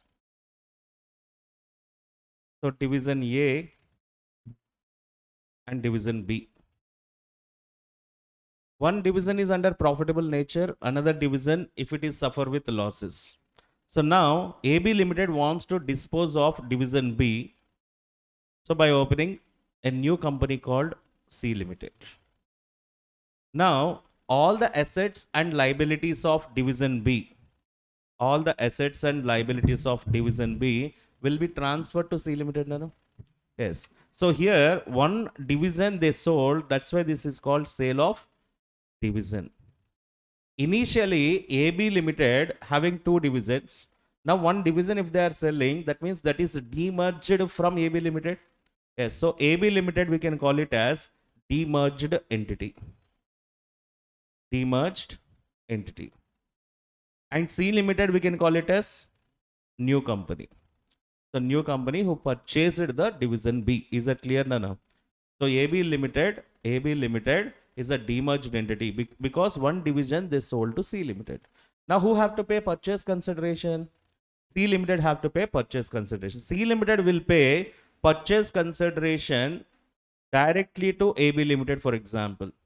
If it is paid purchase consideration directly to AB Limited in the form of equity shares. Purchase consideration they're paying in the form of equity shares. In that sense, now C Limited is a new company as we discussed. Now C Limited shareholders, which we can say purchase consideration C Limited is giving in the form of shares. Now B division before demerger is controlled by AB Limited. Now after demerger in C Limited also, who is the major shareholder here? AB Limited only. So that we can call it as common control. Now AB Limited having a common control. That means C division B whatever we are having before demerger and after demerger, same entity is having the control. Before demerger and after the demerger. Before demerger, AB Limited controlling division B. After demerger also, now C Limited is giving equity shares means. So here, who is the owners of C Limited? Again, AB Limited. So that we can call it as common control. Business combination under common control, we are using pooling of interest method. Which method, Nana? Pooling of interest method. If division B sold to C Limited, now C Limited is paying consideration not to the demerged entity, to the members of demerged entity. Members of AB Limited. Now consideration who is receiving, Nana? Members of AB Limited purchase consideration they are receiving. Now in that sense, AB Limited is a demerged entity who sold assets and liabilities of division B, but consideration is received by members of AB Limited. In that sense, we have to check whether any one member of AB Limited having more than 50% stakes. If any single member having more than 50% stakes, again it comes under common control. Again it comes under common control, and which method will be applicable, Nana? Pooling of interest method. If no shareholder or no member having more than 50% of stakes, then we can say there is no 50% stakes. Then there is no common control. We can call it as acquisition, and will apply Ind AS 103. Ind AS 103 will be applicable, and acquisition method of accounting we are doing instead of pooling of interest method.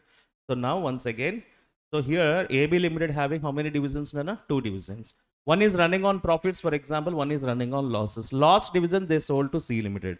Now C Limited have to pay the purchase consideration. They can pay purchase consideration directly to the demerged entity or to the members of demerged entity for selling the shares of that company.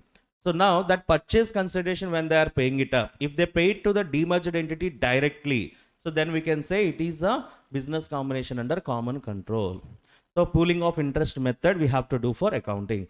Generally pooling of interest method we are not doing as per Ind AS 103. But for common control they have given Appendix C of business combination 103. Appendix C, they will give you the details how to do accounting for common control. Now, if they paid consideration not to the demerged entity, to the members of demerged entity, then we need to check more than 50% of stakes if anyone is holding common control, and pooling of interest method is applicable. If less than, that means no shareholder, no member having more than 50% stakes. In that sense, acquisition method we have to follow, Ind AS 103 will be applicable. Now, under pooling of interest method, how to do accounting? So pooling of interest method, how to do accounting. So here the model. Business combination under common control, demerger, spin-off, sale of divisions. So when we are having the business combination under common control, which is nothing but businesses are controlled by same party before and after the demerger. Before the demerger as well as after the demerger. So for that, how to do accounting? Now here, who is selling the assets to whom, Nana? AB Limited is selling the assets to new company limited. So how many parties we are having? Demerged entity we are having, new company we are having. We have to do accounting in the books of demerged entity. We have to do accounting in the books of new company. Now demerged entity AB Limited. Demerged entity AB Limited point of view, assets are going up, no? Assets are going out or not? Liabilities also going out. They have to de-recognize the assets and liabilities of division B. They have to de-recognize the assets and liabilities of division B. Now, if you recognize asset, asset have to debit. If you recognize liability, liability have to credit. When you de-recognize, Nana, reverse. So we have to credit the assets, we have to debit the liabilities. Now, from whom purchase consideration you have to get? C Limited. Now, C Limited is my debtor, Nana. Yes, C Limited account debtor, liabilities account debtor to asset account. C Limited account debtor, liabilities account debtor to assets account. Liabilities I cancel, assets I cancel here. Okay. If I receive purchase consideration, next entry will be there. Okay. Now, if any difference is there, that difference will be transferred to either profit on sale of division or loss on sale of division. Profit on sale of division or loss on sale of division. For example, 1 lakh assets I am having, 20,000 liabilities I am having. So liabilities have to debit with 20, assets, how much, Nana? 1 lakh. So net assets how much? 80,000. This 80,000 net assets value, I am selling it for 1,50,000. So how much amount is receivable from C Limited? 1,50,000. So what is the difference, Nana? 70,000 will be the profit on sale of division. Profit on sale of division. Or this one also we can transfer to capital profit, no, transfer to capital reserve. Capital profit will be transferred to capital reserve. Debit side is there, loss on sale of division. Loss on sale of division also, the amount will be transferred to either if you have profits or general reserve or capital reserve, you can adjust that loss. Okay, Nana? So this is the first entry. First entry in the books of demerged entity. Second entry, if you receive the consideration or not receive the consideration. If you receive the consideration in the form of shares only you are receiving. Then if consideration received by demerged entity. If consideration received by demerged entity. In that sense, I am receiving what, Nana? Shares in C Limited. C Limited is a new company, isn't it? Shares in C Limited account debtor. 2, I have to cancel my debtor because I received shares. Shares in C Limited account debtor to C Limited account. This is first case. Second case, consideration I am not receiving. Demerged entity is not receiving the consideration. Consideration received by members of demerged entity. Sir, members of demerged entity receiving the consideration means why we will write in the books of demerged entity? Because already one debtor you raised. Now you have to cancel the debtor or not? Yes, to C Limited, you cancel the debtor. You cancel the debtor. Sir, what I have to debit? It is loss for the demerged entity. Demerged entity, it is loss. Assets is going out, liabilities is going out, but consideration is received by members of demerged entity. That loss will be transferred to capital reserve. So entry will be capital reserve account debtor to C Limited when consideration received by members of demerged entity. If consideration received by demerged entity only, then entry will be shares in C Limited account debtor to C Limited account. First entry, Nana. So derecognize assets, derecognize liabilities. C Limited with purchase consideration to profit on sale or debit side loss on sale of division. So profit on sale or loss of sale, we can adjust with reserves. Is that clear, ma? Okay, this is the entries in the books of demerged entity. Now C Limited point of view, new company point of new company, assets are coming there. So assets account debtor to liabilities account. And what they are paying? To consideration. Assets account debtor to liabilities account to consideration. So either debit side difference is there or credit side difference is there or debit side difference is there. So that will be transferred to capital reserve only. Okay, generally what we are doing, goodwill, gain on bargain purchase. But under business combination, under common control, some rules are there. No new asset will be raised. We should not raise any new asset. So therefore, goodwill you should not recognize. Goodwill we should not recognize. And credit side also, gain we should not recognize. Instead of that, credit side also or debit side also will transfer to capital reserve. Capital reserve. Now consideration they have to pay. Consideration account debtor to share capital account. They are giving the shares. Consideration account debtor to share capital. C Limited is giving the shares in the form of consideration. Nana? Yes. Now when consideration is given, if consideration is given to members of demerged entity or consideration is given to demerged entity, so anything consideration is common for C Limited. C Limited have to pay. Who is receiving doesn't matter. Who is receiving doesn't matter, but compulsory have to pay consideration or not. A C Limited account debtor to share capital. Nana, if consideration you are giving the shares in the form of premium, 10 rupees share you are giving for 120 rupees premium. That means 120 rupees. That means 110 extra you are giving for premium. In case if the consideration, okay, issued for premium, that premium we should not recognize. Okay, premium we should not recognize. That is also rule of common control. Sir, premium I should not recognize, but share capital to the extent of nominal value I can recognize. Yes. Nana, here very important. Share capital. I am giving 10,000 shares for consideration at the rate of 10 each for rupees 60. 10 rupees share, 10 rupees share. So I am giving for value 60. That means 50 rupees extra I am giving what, Nana? Nana, 50 rupees, how much extra I am giving? Premium. Premium shares I am giving to them.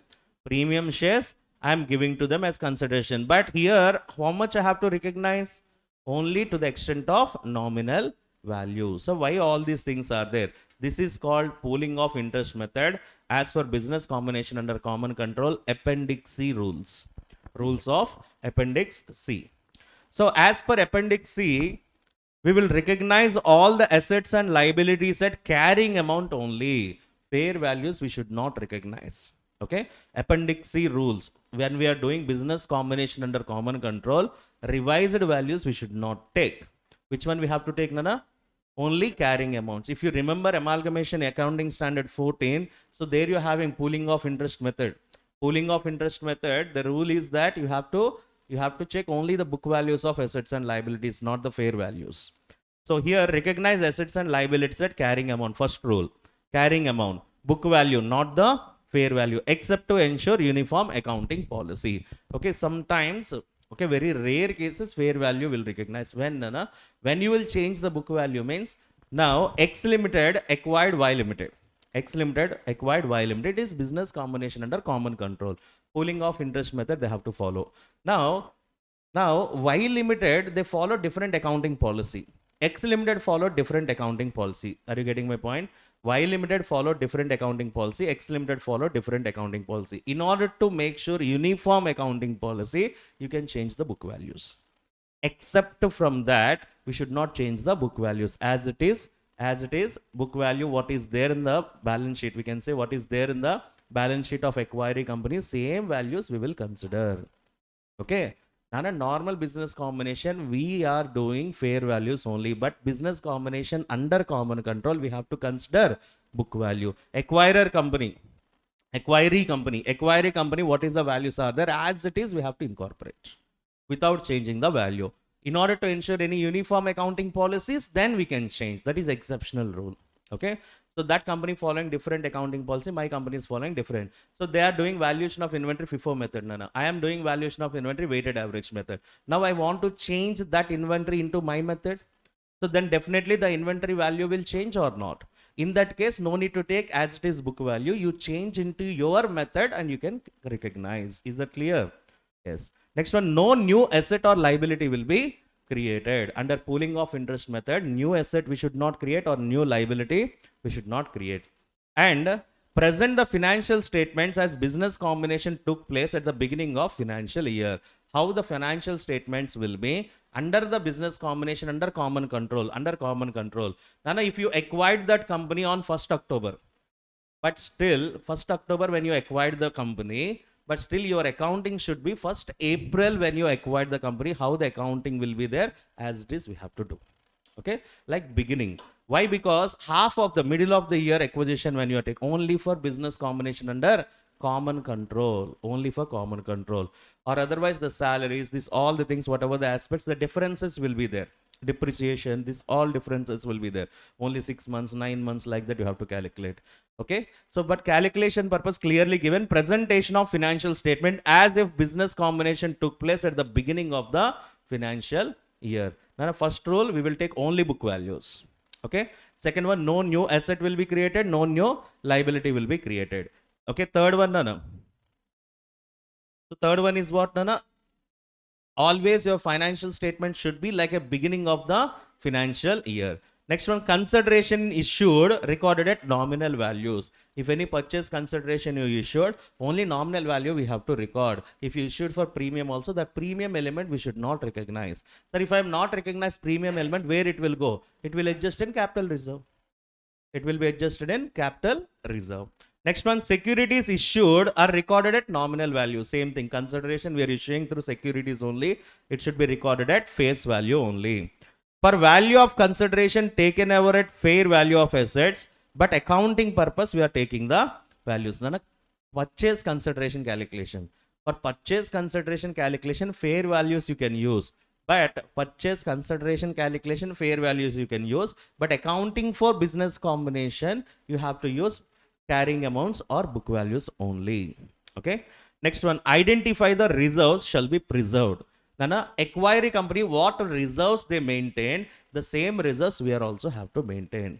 We are taking their assets, we are taking their liabilities, okay, but we are not taking their capital or reserve. What reserves they are maintaining before the demerger. So after that merger, we can say after the business combination, we have to maintain same kind of reserve from our profits. We have to create the reserve from our profits. Important. Any difference of share capital of the transferor and consideration given will be transferred to capital reserve. If any difference is there, okay, net assets, whatever you are getting to the purchase consideration difference, either positive or negative, it will be transferred to capital reserve only. Goodwill we should not write. Gain on bargain purchase we should not write. Clear, Nana? Okay. So entries, Nana. I already discussed with you. We having two companies, AB Limited, having two divisions. Division A and Division B. Now, Division B, I am selling to C Limited, is a new company. Now, tell me, AB Limited is demerged entity, can I say? Nana, this is demerged entity. Yes, demerged entity. So, one of the division I demerged, and C Limited is a new company, Nana? New company. Now, new company can pay purchase consideration either directly to the demerged entity or to the members of demerged entity, members of AB Limited or demerged entity. Okay. PC calculation. When purchase consideration is given directly to the demerged entity, we can say common control. Common control. Consideration paid to the demerged entity, we can say common control. Why? Because after demerger, before demerger, AB Limited is controlling the business.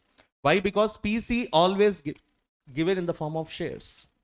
PC always given in the form of shares only. That means before demerger, AB Limited is controlling division B.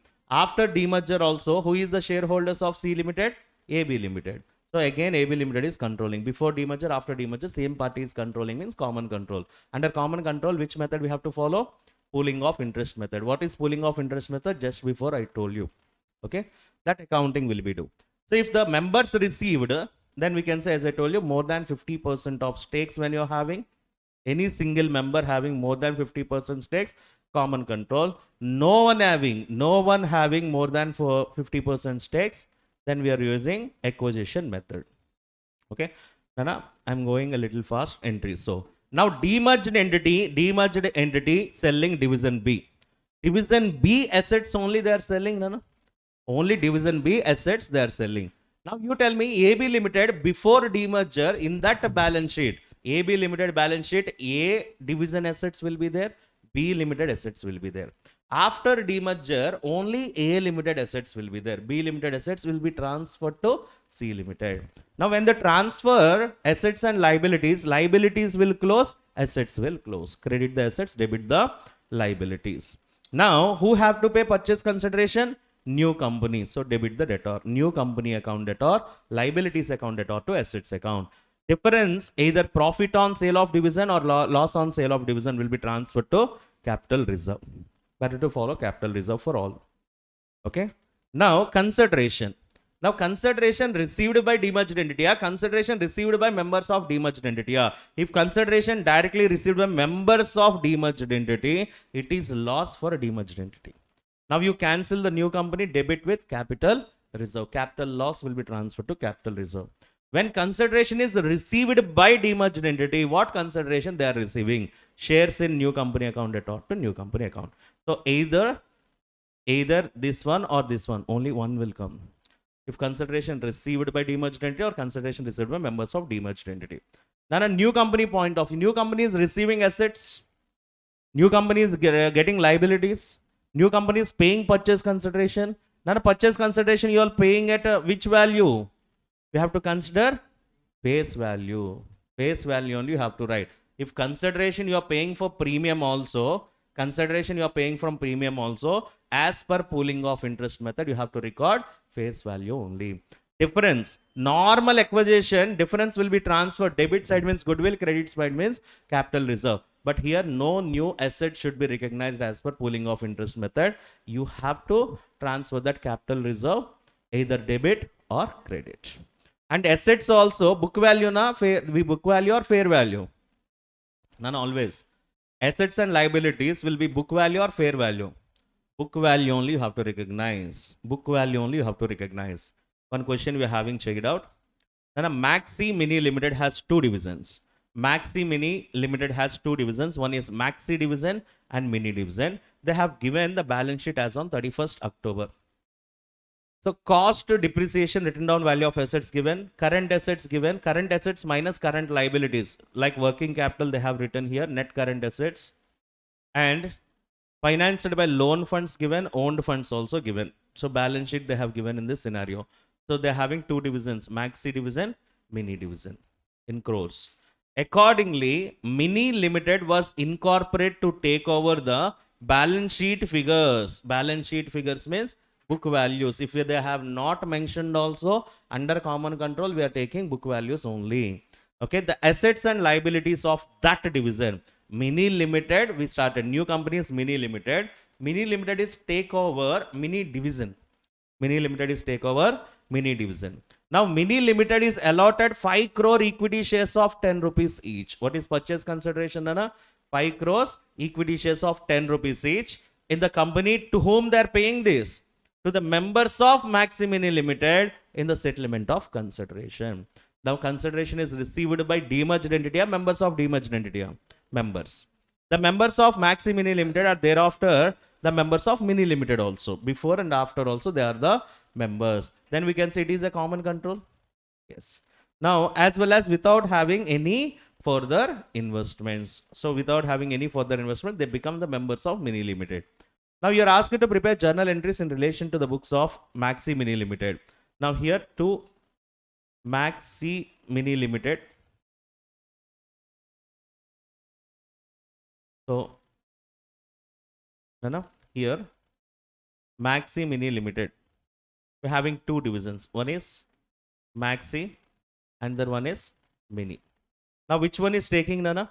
Mini division is taken over by Mini Limited. So Mini Limited is a new company. They're paying Mini Limited consideration to whom? Members of Maxi Mini Limited. Is that clear, Nana? Now PC is received by whom? Members of Mini Limited. So how much PC? 5 crores. 5 crores equity shares of 10 each. 50 crores they received the consideration. Now we are doing accounting in the books of Maxi Mini Limited. We are doing the entries in the books of Mini Limited, new company and a demerged entity. So demerged entity, you tell me, Nana. First entries in the books of Maxi Mini Limited, demerged entity.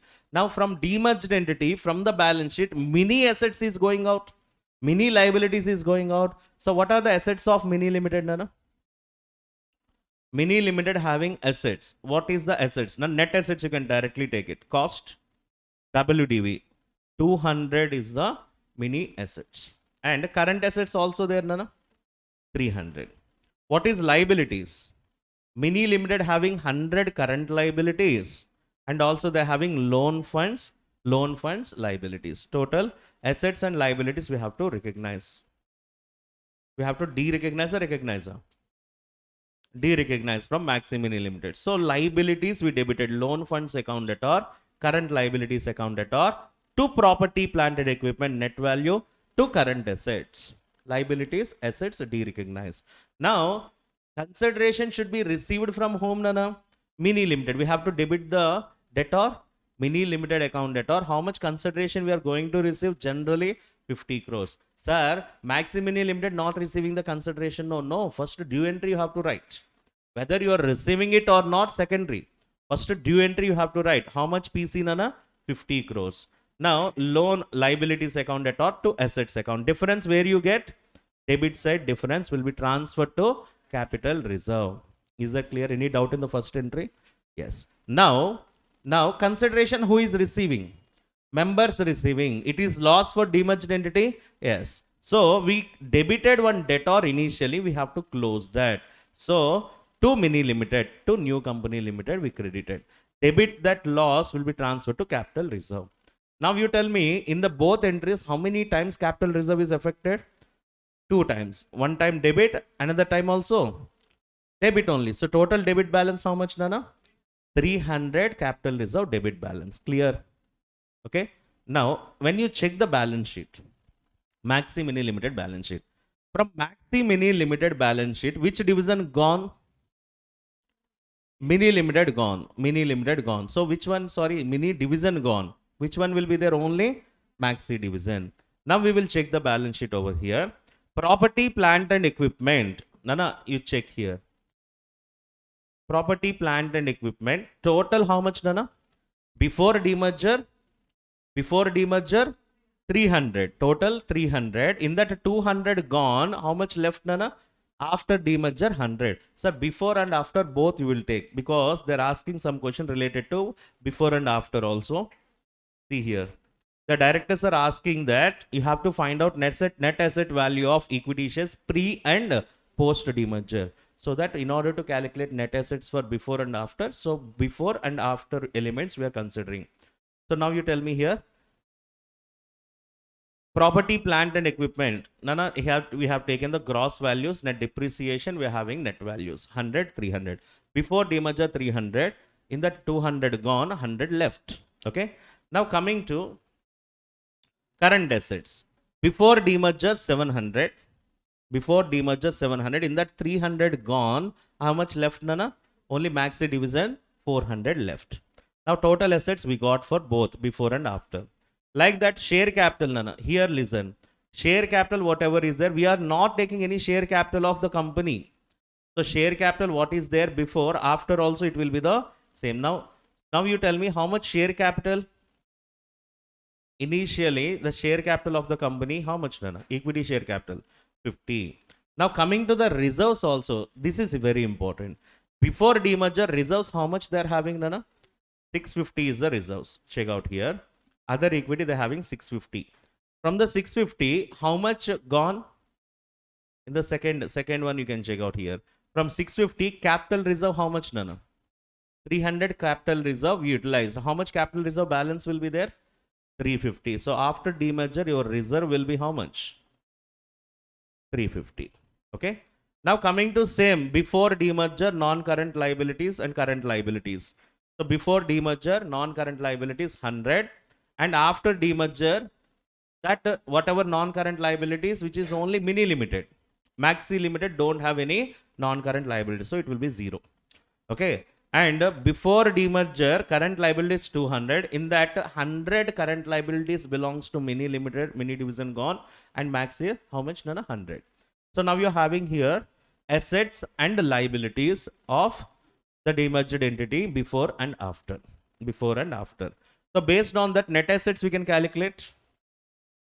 And assets minus outside liabilities. No, net assets calculate, we can calculate it or not. Are you getting my point? Before demerger values we have consider, after demerger value we consider. After demerger, when you are considering, very important thing you need to remember, reserves and equity share capital, first you consider the closing values, total values. For remaining, you can say only maxi values or only mini values. Are you getting my point? Okay. So now you tell me why? Because before demerger here, none of which division gone here?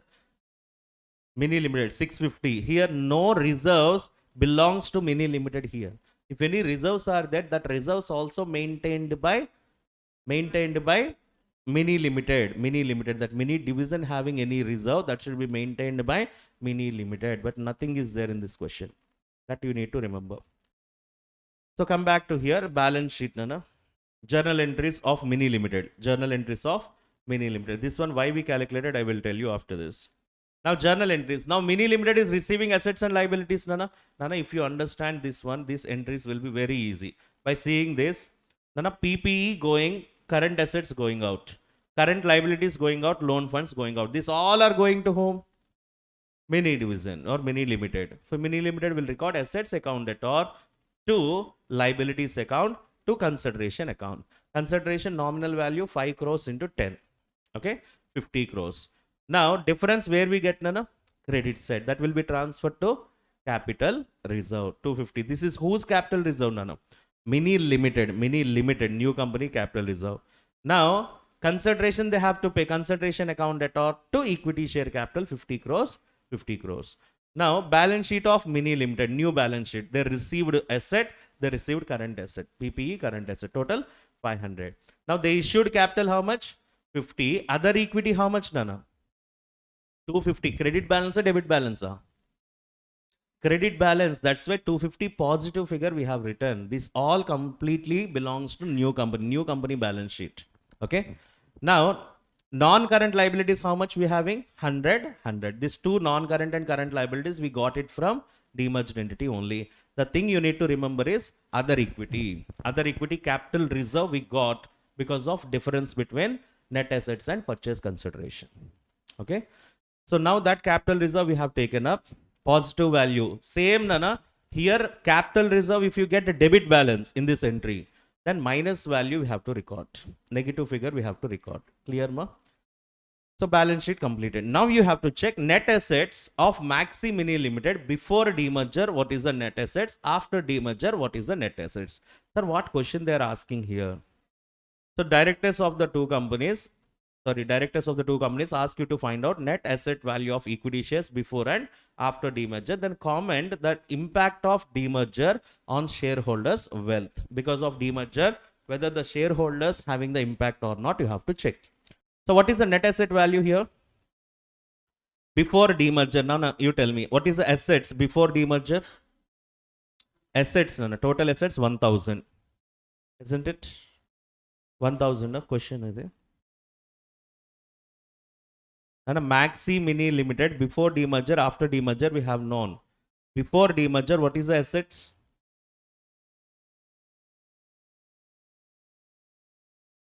PPE 300. 300 amma.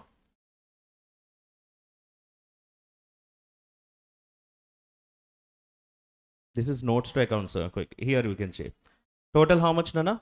1000. Minus outside liabilities how much? Non-current liabilities and current liabilities how much? 200 plus 100, 300. 1000 minus 300 how much? Before demerger, they're having 700, Nana. Before demerger, they're having 700. After demerger, how much they're having? After demerger, 500 total assets minus outside liability 100. How much, Nana? 400. Listen. Maxi Mini Limited. Maxi Mini Limited. In Maxi Mini Limited, the shareholders having the net assets before demerger 700, after demerger 400. Sir, it is loss. No. Yes. After demerger, it is 400. But they got mini division shares also, Nana. Yes. Now, Mini Limited net assets how much? Mini Limited balance sheet, check it. Mini Limited net assets how much? Assets minus outside liabilities. 500 minus 200. How much, Nana? 300. Now you tell me. Is there any impact? No. Before demerger 700. After demerger, two net assets they're having in Maxi Mini Limited 400 and only in Mini Limited 300. So we can say here, before demerger 700 is a net assets. Net assets can be calculated assets minus outside liabilities or share capital plus reserves and surplus. Now, so when it comes to what is the value? Net assets, how many shares? 5 crore shares. That means net assets divided by number of equity shares, which is 140. 140. While coming to net assets of Maxi Mini Limited and Mini Limited after demerger. Maxi Mini Limited, they're having 400 net assets. Mini Limited, they're having 300 net assets. Value will be 80 rupees per share, 60 rupees per share. Total value how much, Nana? They got 140. Before demerger also their share value is 140. After demerger also 140. After demerger, two companies they're having.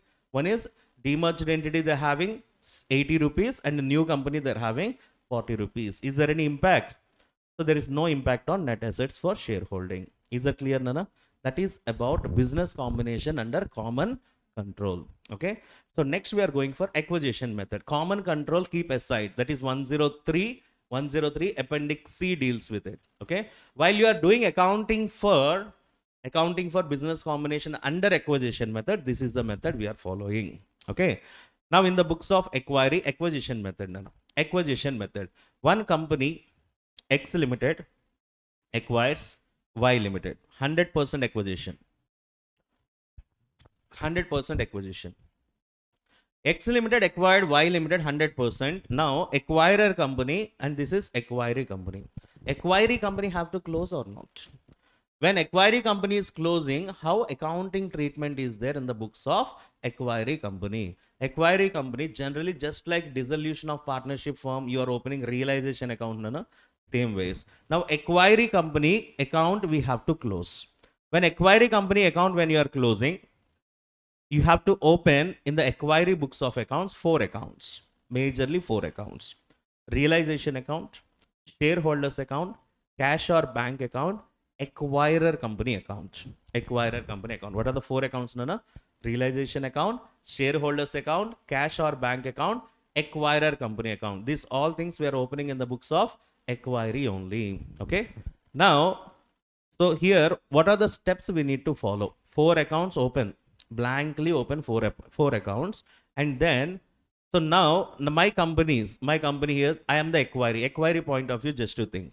Now acquiry company balance sheet we have to close, Nana. Now acquiry company having the balance sheet, that balance sheet assets and liabilities we have to derecognize, we have to cancel. So how we have to cancel assets and liabilities of acquiry company? First we'll see, Nana, acquiry company having balance sheet. Under the balance sheet they're having assets as well as liabilities. Asset side they're having all the assets other than cash and bank. All the assets other than cash and bank and cash and bank. Cash and bank. And where they are also having fictitious assets, Nana, that we can call it as valueless assets. Now, acquiry company balance sheet assets, I made 3 parts. One is all the assets excluding cash and bank. And cash and bank, and the other one is valueless assets. Valueless assets also called it as fictitious assets, miscellaneous expenditure not written off, fictitious assets, preliminary expenses, underwriting commission, or whatever.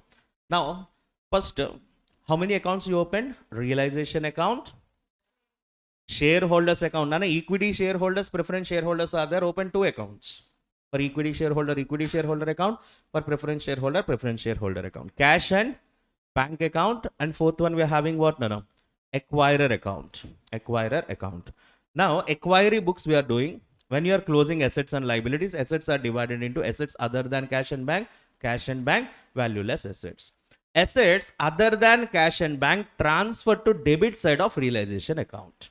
All the assets of acquiry will be transferred to debit side of realization account. Debit side of realization account. Whether it is taken over by other acquiry, not taken over, whatever it might be, we have to cancel them. Okay. So transfer to debit side of realization account. Now cash and bank, what to do, sir? First of all, this we will check. Cash and bank is taken over by acquirer or not taken over by acquirer. If it is taken over by acquirer, then that also transferred to debit side of realization account. If it is taken over by the acquirer, debited to realization account. If it is not taken over by the acquirer, in the question they will mention, acquirer take all the assets except cash. Acquirer take all the assets except cash and debentures. Like that they will give you. Okay. Now, if it is not taken over by the acquirer, then you have to open cash and bank account. No. So there you can write opening balance, to balance brought down, opening cash balance. Clear, ma? Okay.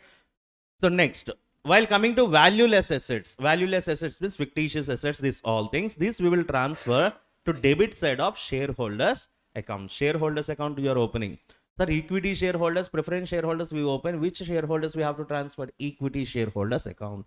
Debit side of equity shareholders account. Why debit side? I will tell you when we are opening the accounts. Okay. That is asset side completed. Nana. Now liability side, what are the things will be there? Share capital, reserves and liabilities. Share capital, reserves and liabilities. Now we are closing the balance sheet so that whatever the share capital is there, transfer to credit side of shareholders account. We have to give this amount to shareholders. Okay. So we have to credit it to shareholders account. Is that clear, Nana? To whom we are giving?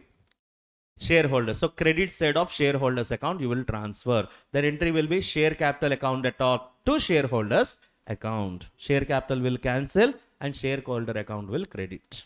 Okay. Now reserves. Reserves, 3 types of reserves generally we are having. Free reserves, specific reserves, statutory reserves. Nana, here free reserves in the sense all the reserves. We're discussing about all the reserves. Specific reserves means only provisions. You have to consider like this for here. Nana, reserves, provisions. Reserves, provisions. Reserves is nothing but here we are discussing about free reserves. Specific reserves is nothing but provision for bad debts, provision for taxation, etc. Okay. Now some statutory reserves are there. Okay, foreign project reserve or development reserve, infrastructure reserve. So they will tell you some statutory reserves. So government is saying for tax purpose you have to maintain such kind of reserves, that we can call it as statutory reserves. Now if it is free reserve, transfer to credit side of shareholders account. How you are transferring capital, Nana?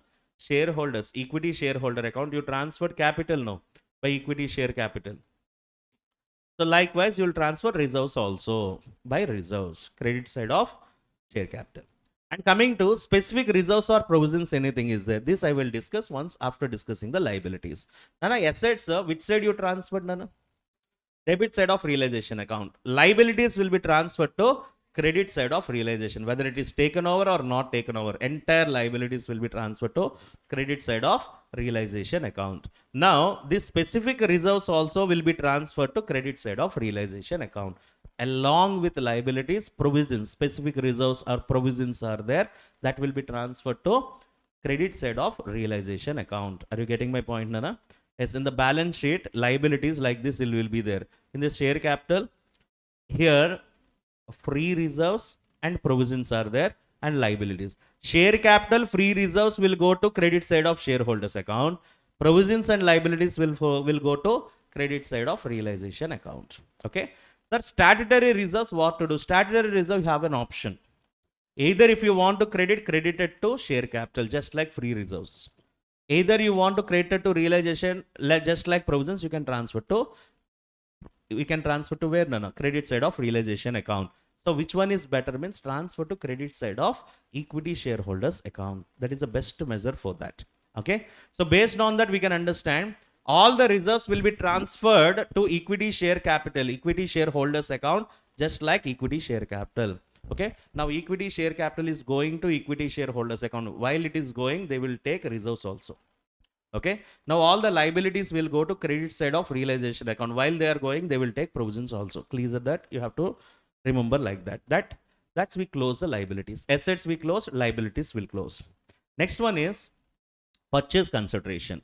Now who have to pay purchase consideration here? Acquirer company have to pay to acquire a company for giving the business. Now acquiring company books of accounts, we are doing the account. So debtor will be acquirer. Nana. This is ER. Acquirer account debtor to realization account, and everything we have to do with realization. Okay, so while we are closing the books of accounts, everything we have to do with realization, or otherwise what will come here? Acquirer account debtor, generally purchase consideration will come. Now we are taking purchase consideration here through realization account. So that means in the realization account, simply we will write by acquirer, PC. This is due entry, Nana. PC due, being purchase consideration due, acquirer to realization. When purchase consideration received, acquiring company received the purchase consideration, they can receive cash or they can receive shares in acquirer company. Cash account debtor, shares in acquirer company account debtor to acquirer. Now you close the account.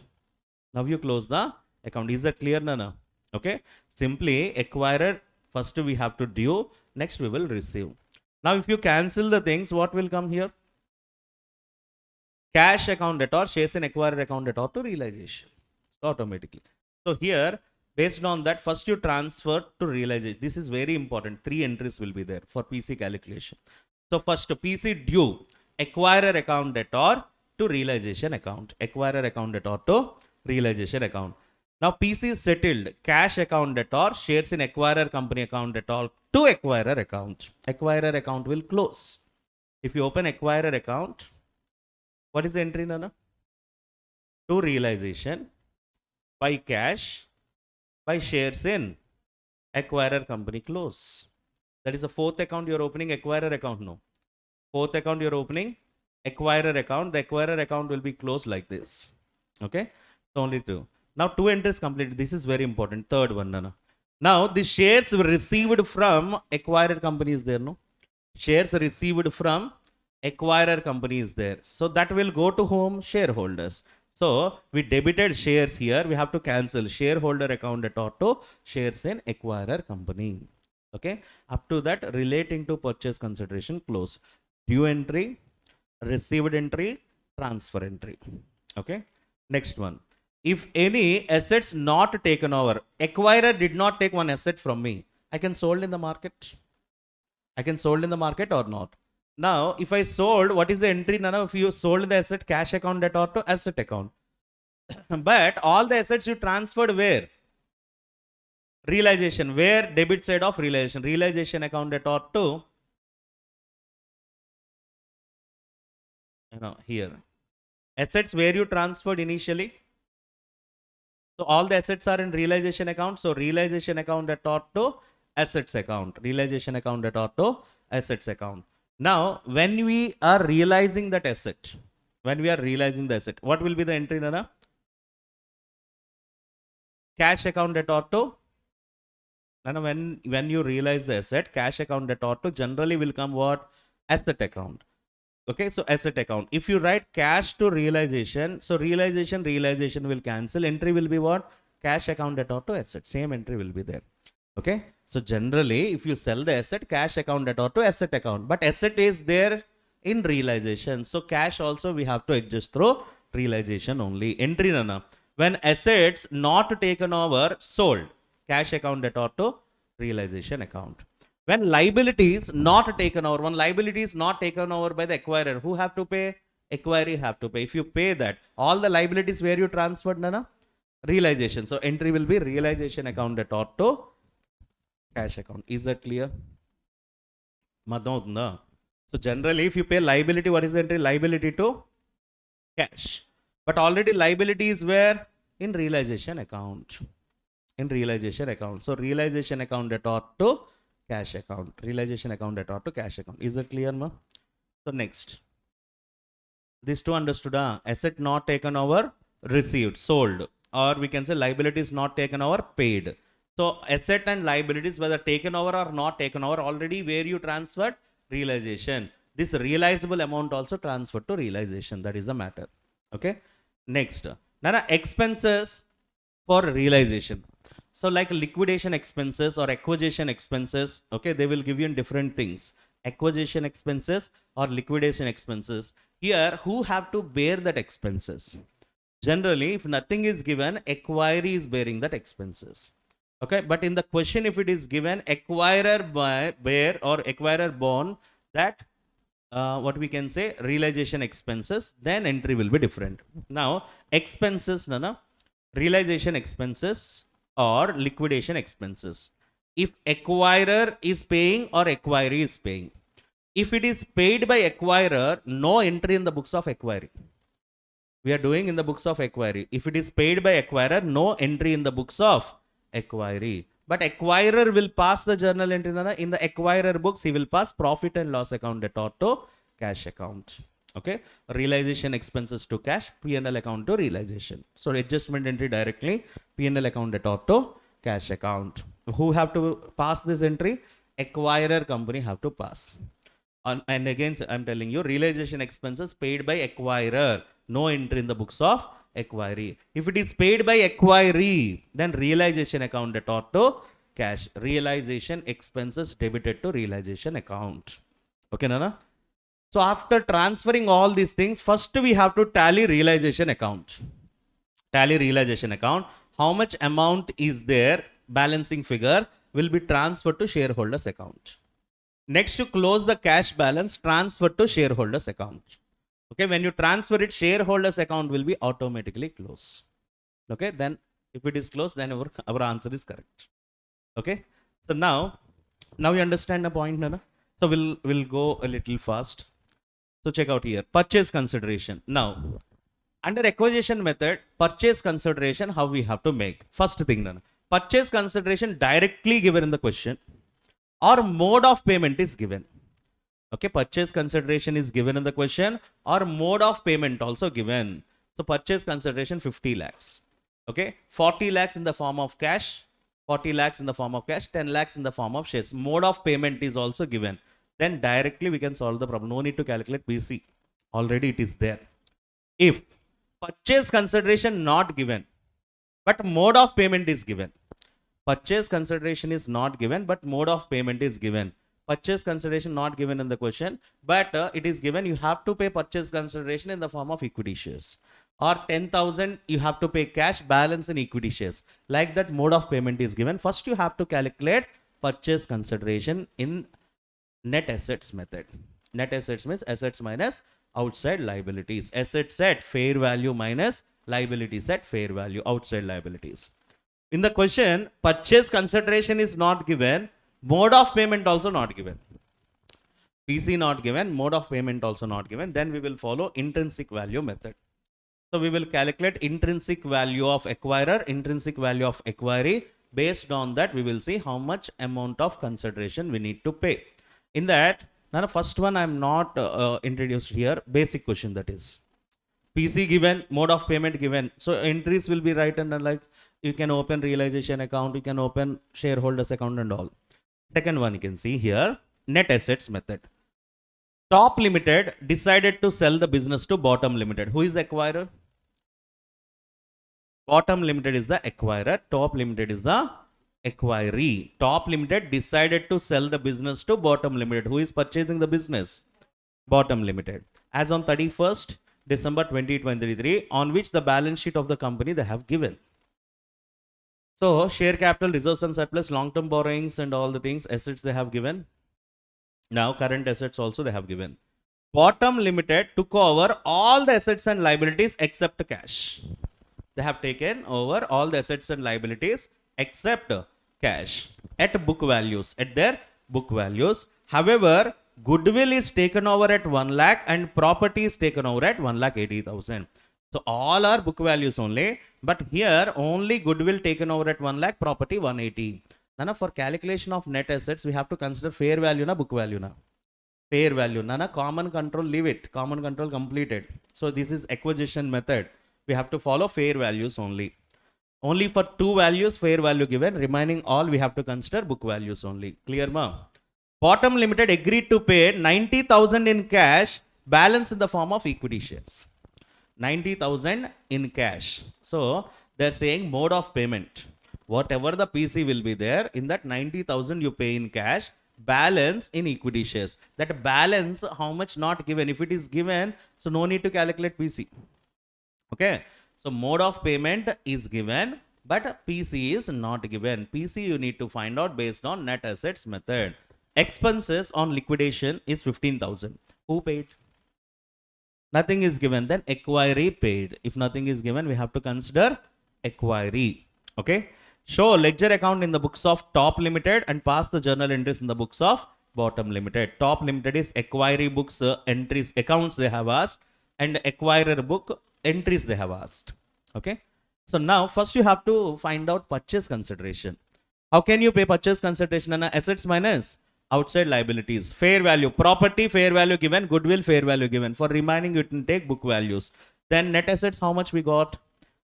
Actually, this one, and this one. How much? 8,40,000 minus 2,50,000. 5,90,000. Net assets, how much, Nana? 5,90,000. Listen very carefully. Purchase consideration not given. Purchase consideration we are finding through net assets. How much net assets is there? 590. You have to pay 590. And you are paying more than net assets or less than net assets? Exact net assets. When you pay an exact net assets, is there any question of goodwill? No. Okay. So net assets method, when you calculate PC, goodwill won't come. Is that clear? Okay. 5,90,000. In this 90,000 you are paying in cash. Remaining in equity shares, they told 100 rupees each share. They have said clearly. Remaining equity shares of 100 each. Now you tell me how many shares? 5 lakhs in order to satisfy. How many 100 rupees shares you have to give? 5,000 shares. So this will be the consideration. Now we can go for journal entries. Now in the books of Top Limited is acquiree.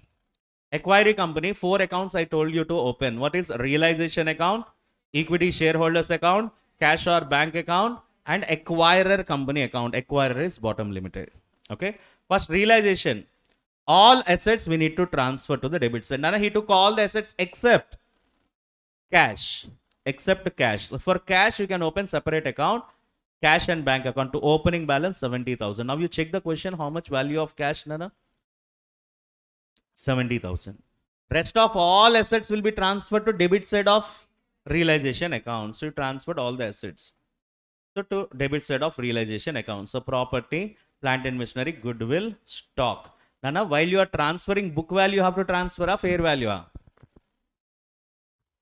Book value, you are closing the books. Nana, for calculation of purchase consideration, fair value only. Okay. Now, liquidation you are doing. Liquidation means acquiring company will close the books of accounts. When they close the books of accounts, what is there in the balance sheet, you have to transfer. Are you getting my point? Transfer all the assets at book value only. Are you getting my point? We should not consider fair values because we are closing their books. We are closing their books. This is very important. Most probably we are doing mistake here. We are considering the fair value. But we should not consider the fair value. We have to consider book value because we are closing the acquiree books. What is there in the balance sheet of acquiree as it is, we have to transfer. So now transfer all the assets.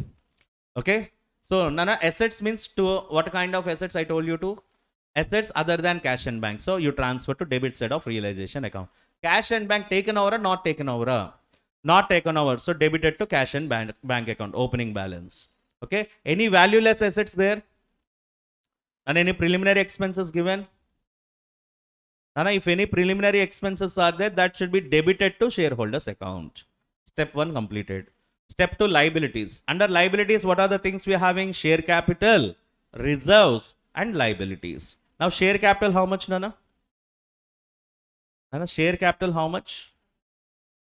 So 5 lakhs. That will be transferred to credit side of equity shareholders account. Reserves also transferred to credit side of equity shareholders account. Okay. And we are going with the liabilities will be transferred to credit side of realization account. So we can transfer that.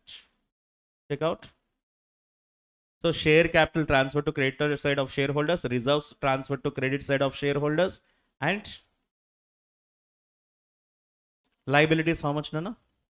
Will be transferred to credit side of realization account. Completed. Now PC. First PC due entry. Acquirer account debtor to realization. In the realization by acquirer. Who is acquirer? Bottom company. What is total PC? 5,90,000. Second one. PC received entry. Cash account debtor 90,000. Equity shares in. Who is the acquirer? Equity shares in bottom limited account debtor 5 lakhs to acquirer account. So in the acquirer account, what we have to write? An acquirer is bottom limited account by cash 90,000 by equity shares in the bottom limited. Now equity shares in the bottom limited we need to cancel, Nana. Equity limited, but we have to cancel this or not. So what is the entry? Nana, now we understand this entry. Entry wise, if you write first entry acquirer account debtor to realization account. So realization by acquirer completed. Second entry is what? Cash account debtor, shares in bottom account debtor to acquirer account to bottom limited. In bottom limited by cash will come, by shares in bottom limited will come. Now cash account what will come? To bottom limited will come or not? Now cash account we open separately. To bottom limited how much? 90,000. Now shares in bottom limited account separately not open, that will be transferred to equity shareholders account. So equity shareholders account debtor to shares in bottom limited account. So equity shareholders account here you can say shares in bottom, B limited means bottom limited 5 lakhs. Clear, Nana? That is PC, first due entry, next payment entry, next transfer entry. Okay. Now any assets not taken over is there? Assets not taken over realized, or asset liabilities not taken over payoff. If it is there, here in realization only you have to do. Now assets not taken over realized. So entry will be cash account debtor to realization. In realization by cash will come. Okay, liabilities you paid. Okay, not taken over liabilities paid. Realization to cash. That is not there. Realization expenses is there, Nana? Yes. Liquidation, no one is paid means we can say that nothing. If nothing is given, acquiree paid the realization expenses 15,000. Okay, expenses completed. Now we can tally the account, no? Realization account, first you tally whatever the balance is a transfer to equity shareholders account. Equity shareholders account. And next, cash, equity shareholders account automatically it will tally or not? Yes. So how it will be tallied? Equity shareholders account. Already by equity share capital, sorry, here first we will take acquirer company. Acquirer company, PC due entry you are writing, PC settled entry we are writing, automatically it will tally, no need to make it. Next, you have to close cash and bank account. Cash and bank account when you close, you get the balance 1,45,000. Entry will be equity shareholders account debtor to cash and bank. So to cash or bank 1,45,000. When you return this 145, automatically it will tally. Automatically it will tally. That means first to close realization account, balance transfer to shareholders. Close cash account, balance transfer to shareholders. Shareholders account will be automatically tallied. Clear, Nana? That is acquisition method. Okay. So based on intrinsic value method, how to calculate PC we will see. Okay. Now when we will go with the intrinsic value method, mode of payment not given and purchase consideration also not given. Then two companies are there. For two companies, intrinsic value we need to find. Intrinsic value is nothing but net assets divided by number of equity shares. What is the market value? So as per not directly as a market value per share calculation you are doing, no? The same thing. Net assets method, value per share calculation. Yesterday we did no. Valuation of shares. Net assets method. Same thing we are doing. For assets and liabilities of K Limited and N Limited. Both balance sheets given. The board of directors K Limited approved to take over N Limited, aforementioned date. They're asking what is the ratio of exchange shares? What is the ratio of exchange?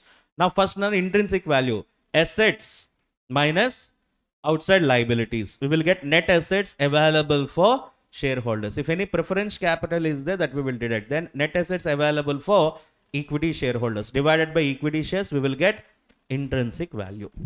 Nana, K Limited, each share is 30 rupees. N Limited, each share is 20 rupees. Now, K Limited have to pay purchase consideration to N Limited. How much purchase consideration they have to pay? 3,60,000 net assets. Are you getting my point? How much purchase consideration? We don't know. Then net asset will be net asset of which company? N Limited. N Limited net assets 3,60,000. Now 3,60,000 have to pay by K Limited.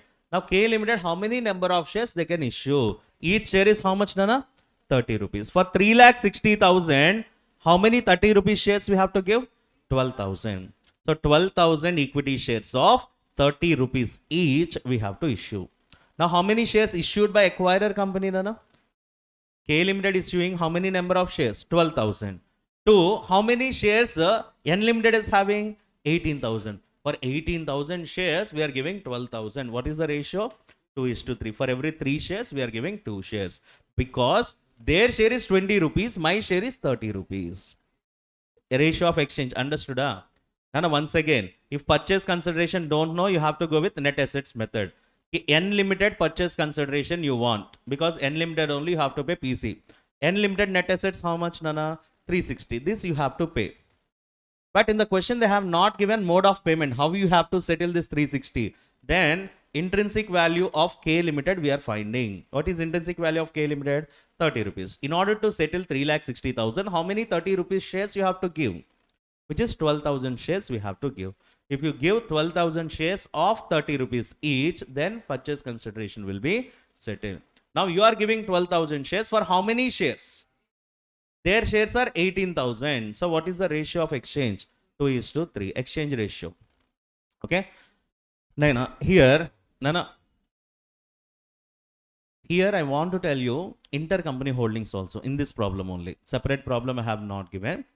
Same question they will give you like intercompany holdings. Intercompany holdings means acquirer company having shares in acquiring company.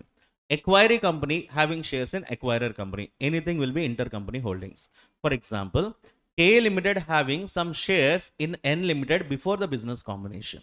Before the business combination only, K Limited having shares in N Limited. K Limited having shares in N Limited. Now, K Limited investment shares in N Limited will be there or not? For K Limited it is investment or not? For K Limited it is investment. So for K Limited investments, N Limited also there. N Limited value is also there. Now you are calculating net assets or intrinsic value. You want fair value of assets or book value of assets? Now once again I am telling same question if it is given K Limited having shares in N Limited. For K Limited it is investment or not? For N Limited it is capital. For K Limited it is investment. That means in K Limited investments, for example, 1 lakh shares they purchased. Now total investments of K Limited how much, Nana?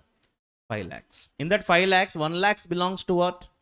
Investments in N Limited. Is that clear, Nana? Or otherwise, they will give you 5 lakhs. Entire 5 lakhs are investments in N Limited. How many shares you invested in N Limited, they will give you. That is cost value. That is cost value. Now, while you are calculating intrinsic value, we want cost value na fair value na? Fair value. How can we find fair value here? So, assets they will give you. Fair value of investments we don't know. But remaining all fair values they have given. In that case, what to do means first you calculate intrinsic value for N Limited. Intrinsic value for N Limited. Now, he is having 50,000 shares. Initially, he purchased 50,000 shares of N Limited at the rate of 10 each. For example, am I getting my point? Okay. So 50,000 shares invested in N Limited at the rate of 10 each. 5 lakhs is cost value. My cost is 5 lakhs. I want to know what is the intrinsic value or what is the fair value of that investment. Fair value of the investment, if they have not given directly, we have to calculate N limited intrinsic value, assets minus outside liabilities. Assets minus outside liabilities, you got 15 rupees. Intrinsic value is 15. That means your 50,000 shares market value is how much, Nana? That will be the fair value. Take this 15 to here. So when you are writing intrinsic value, 50,000 into 15 rupees we will take. That will be the fair value of investments in subsidiaries. Is that clear, Nana? When a company is having shares in another company before amalgamation, before acquisition, so then investments will be calculated in this scenario. Now you got total value of investment. Now you calculate intrinsic value here. Now you calculate intrinsic value of K limited, then N limited purchase consideration divided by K limited intrinsic value. You will get how many number of shares you have to give. In reverse case, cross holding, I gave the problem here. Intercompany holdings. Now you tell me. N limited having shares in K limited. Before amalgamation, N limited having shares in K limited. Then how to calculate the purchase consideration? If now for purchase consideration, net assets we need to find. Net assets means fair value is important, Nana. Yes. In that case, what to do? First, K limited IVS we are finding. What is the intrinsic value of K limited? Okay. So now N limited invested in K limited 10,000 shares at the rate of 10 each, which is nothing but 1 lakh is the cost. Is it? Now I want to know what is the fair value of that investment. I will calculate that intrinsic value of K limited. I got 12 rupees. Now 10,000 into 12 will be the fair value of investment. No? Yes, first you calculate fair value of investment. Then you calculate what is the intrinsic value of N limited. Is that clear? So when it is given like that, we will do. Sir, in one question they will give you K limited having investments in N limited having investments in K limited. That we can call it as cross holdings. Okay. So when we are having the cross holdings, how to do? After cross holdings, we'll go to reverse acquisition. Anna. So,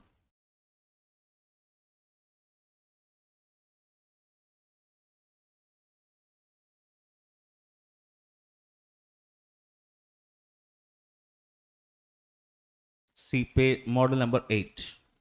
Make it fast.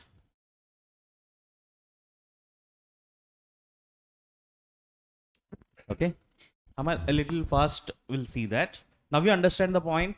Cross holding means A limited having shares in B limited having shares in A limited before business combination.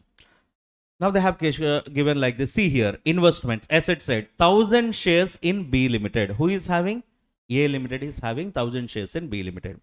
Now B limited is having 3,000 shares in A limited. 3,000 shares in A limited. Now B limited traded raw material which is required by A limited for manufacture of the product. Stock of A limited includes 1 lakh for the purchase of B limited, which company B limited profit is 12% on selling. None, these all things are not required. So here computation of purchase consideration they are asking, and prepare the statement showing how many number of shares issued by A limited to B limited. Purchase consideration how much and how many number of shares will be transferred. Now you tell me, here investments we are having. Net assets method, we are taking all the assets minus outside liabilities. Nana. When we are considering assets minus outside liabilities, so previously one company having holdings in another company, what we are doing? X limited having shares in Y limited, first we are doing Y limited IVS. If Y limited having shares in X limited, first we are doing X limited IVS. Here both are having. So that which investment we will consider? So first, without investment, we will consider the value. Both investments don't taken into consideration. So apart from investment, what are the assets we are having? PPE, debtors, stock, cash. Okay. Just leave that investments and balance we will calculate. Without investment, net assets. Okay. See here, under the cross holding, listen now. Equity share capital, number of shares. A total number of shares 15,000. B total number of shares 5,000. Then out of 15,000 shares, B is having 3,000 shares. Okay. Out of 5,000 shares of B, A is having 1000 shares. What is the proportion here? 1 by 5. Here also 3 by 15 is nothing but 1 by 5, Nana. Are you getting my point? 1/5 stakes hold by other company. So A Limited hold 1/5 of net assets of B Limited. B Limited hold 1/5 of net assets of A Limited. Is that clear? Okay. 15,000, in that 3,000 he is having means 1/5 shares he is having. That means total net assets 1/5 belongs to A Limited. So total net assets of B Limited 1/5 belongs to A Limited. Now net assets we are doing without taking into investments. Investments we are not considering. Balance we are doing. Assets minus outside liabilities. Okay. So now we get total net assets. Total net assets. Now in this net assets investments are there. Investments are not there. Now you tell me, A Limited total net assets, how much investment belongs to A Limited? 1/5. 1/5 belongs to A Limited. In total net assets of A Limited, how much belongs to B Limited? 1/5 belongs to B Limited. Is that clear? Now we understand the point.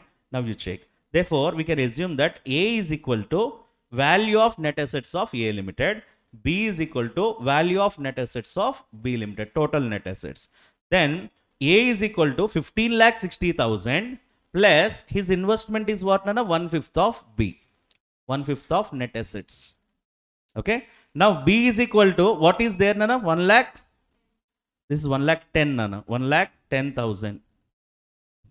1,10,000 plus 1/5 of A. Now we can substitute 1 by 5, we can take as common here. 1/5, can I write it as 0.2, Nana? So A is equal to 15,60,000. Nana, listen. A is equal to 15,60,000 plus 1 by 5th, I can written as 0.2 into B. B is nothing but what? 1,10,000 plus 1/5 of A means 0.2A. So based on that, we can find out A value and B value. Yes. So based on that, we can find out A value is 16,47,917. B value is 4,39,583. Now we got net assets and we have number of shares. We can calculate IVS. Yes, we can calculate IVS. Now intrinsic value of B Limited is how much, Nana? Intrinsic value of B Limited, each share is how much? 88. Are you getting my point? 88. My company share is how much?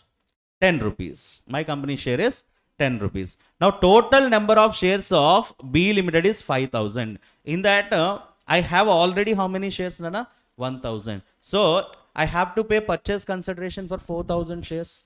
Or otherwise I have to give purchase consideration for 5,000 shares and I will take 1,000 shares back. Okay. Instead of that, I will deduct 1,000 for remaining 4,000 into how much, Nana? Each share is 88. I have to pay purchase consideration 3,50,000. Nana, this is 110.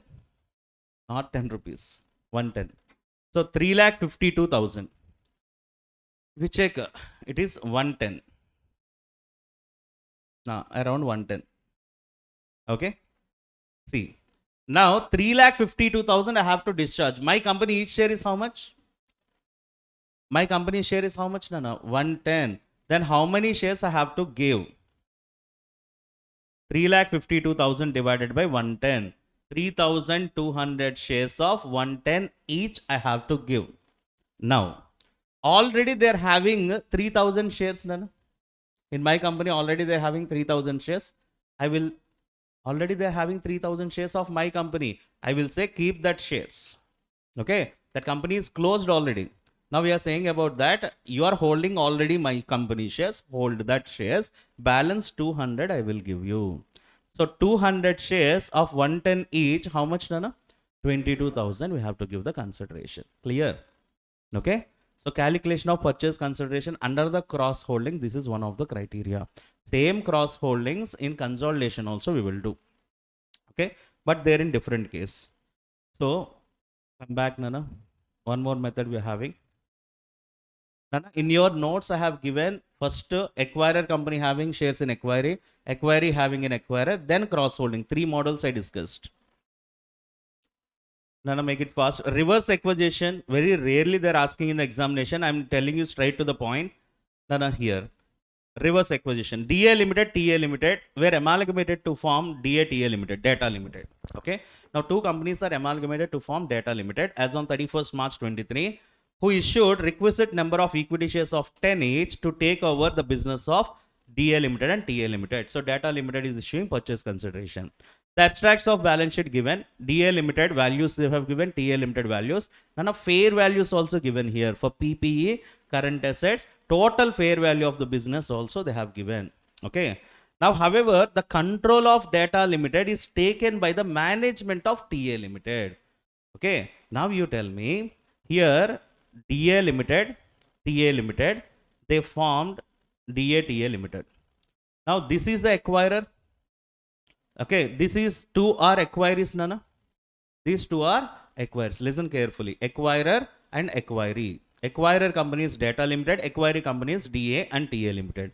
Now, the management of Data Limited is engaged by whom, Nana? TA Limited. In that case, as per legal language, he is acquirer. These two are acquirees. But accounting language, who is controlling the thing? TA Limited. So, TA Limited is the accounting acquirer. Accounting acquirer. Now, acquisition entries you have to write in the books of TA Limited. TA Limited. Then all the entries of DA Limited is the acquiree will comes to TA Limited as an acquirer. We have to do the accounting like that. Sir, why TA Limited is getting that power? You can see here. Now, total Nana, fair value of business. TA Limited business is 15,000. DA Limited business is 7,500, which is nothing but total net assets. How much, Nana? 22,500. Out of 22,500 net assets, how much belongs to DA Limited? 7,500, which is nothing but how much portion? 1/3. 1/3 portion belongs to DA Limited. How much belongs to TA Limited, Nana? 2/3 belongs to TA Limited. Now, who is having the highest stakes here? In the company, who is having the highest stakes in DA TA Limited? TA Limited. So, in that thing, they have taken over the management. Based on highest priority, they have taken over the management. Now, consideration payable. How much consideration we have to pay? Now, you tell me. Acquirer have to pay consideration to acquiree. As per this, who is the accounting acquirer? TA Limited. Who is the accounting acquiree? TA Limited. Now, TA Limited is giving consideration to DA Limited. How much they have to give? What is the net assets of DA Limited? 7,500. They have to give 7,500. What is the share of TA Limited? Each share, Nana. Nana, TA Limited net assets how much? 15,000 divided by how many number of shares they are having? As they have given now. How many number of shares they are having there? Share capital given now. 10,000 shares they are having. So each share we can say 10 rupees each. We should 10 rupees, Nana. So 10 rupees means how many number of shares, Nana? 1,000. Now you tell me what is the value per share? 15 rupees. Nana, in order to settle 7,500 crores or lakhs, how many 15 rupees shares we have to issue? 500 shares of 10 rupees each. For 15 I am giving means extra 5 rupees premium. So here I have to give 500 shares of 10 each for 15. In that 10 rupees will be transferred to capital, 5 rupees will be transferred to where, Nana? Securities premium. Now, TA Limited books of accounts. TA Limited is receiving DA Limited assets and liabilities. Yes. Now, DA Limited assets and liabilities, fair value or book value? Fair value. What is the fair value, Nana? Nana, see, property, plant and equipment. Book value how much? Nana, DA Limited value will go to TA Limited. DA Limited, PPE 7,500, but fair value how much? 8,000. We have to consider 8. The current assets also 5,000. So consider that assets account debtor 8,000 PPE, financial assets 800, current assets 500.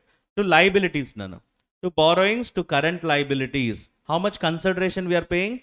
7,500. So balance will be gain on bargain purchase. Debit side means goodwill, credit side means gain on bargain purchase. Just like TA is an acquirer acquiring DA Limited. Like that you have to do the accounting.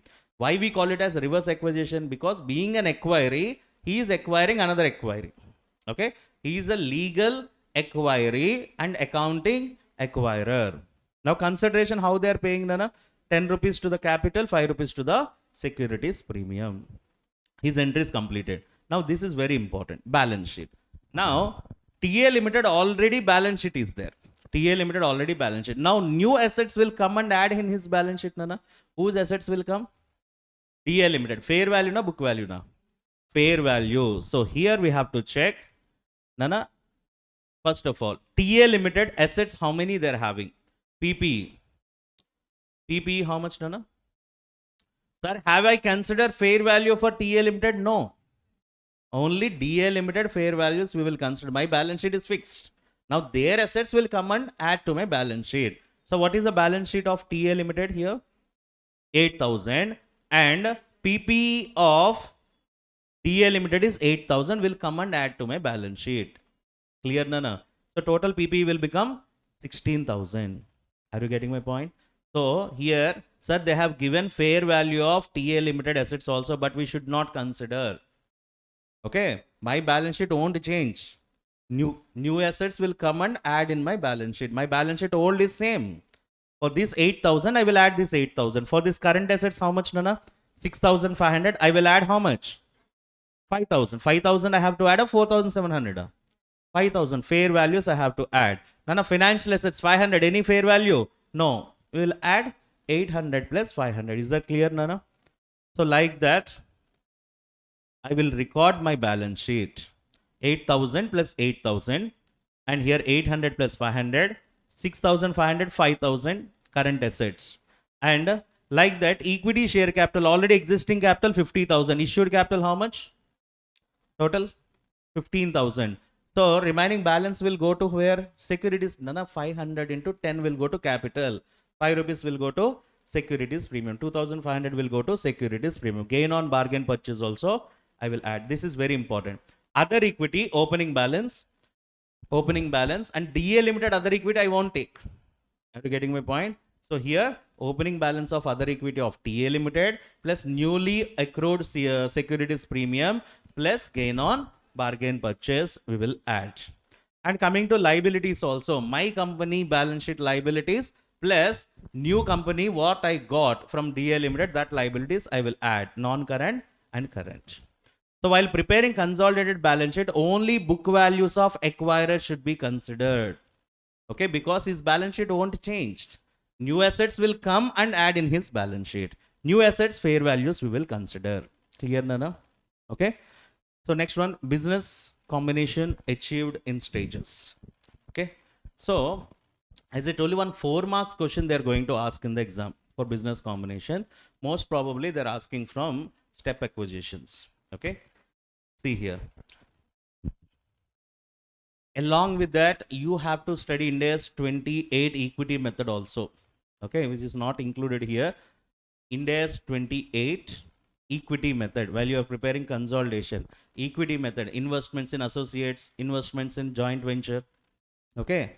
So just what is equity method? Just to study, Nana. They are giving combination with business combination and equity method.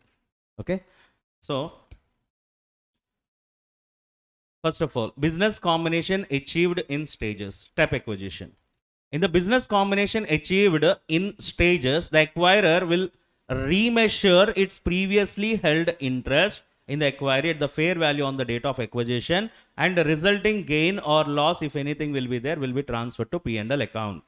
So here, in the prior reporting period, acquirer may recognize the changes of fair value of equity interest to acquire in other comprehensive income. So whatever it might be. If OCI means will transfer to OCI, P&L means will transfer to P&L. Nana, previously, here entity acquired, A acquired 35% of stakes. 35% of stakes means it comes under business combination. No. Have you got a control here? No. If there is no control, no business combination. So 35% of stakes of entity B, he purchased it for how much, Nana? 35,000. 35,000. In 2022, fair value of the entity, that shares is become 42,000. 35,000 valued shares I purchased. Now it become 42,000. How much increased? My investment how much increased, Nana? 7,000. That 7,000 fair value changes is recognized in other comprehensive income OCI. Okay. Now, here just to change the date, 1/7/22. 1/7/22. A Limited further acquired 40% of stakes for a consideration of 60%. Already they held how much? 35. Now you are purchasing how much? 40%. Now we get the control, Nana. So when you get the control, you have to write the business combination journal entry. So acquisition journal entry. When we are considering acquisition journal entry, so previously recognized, previously acquired value, you have to consider the fair value.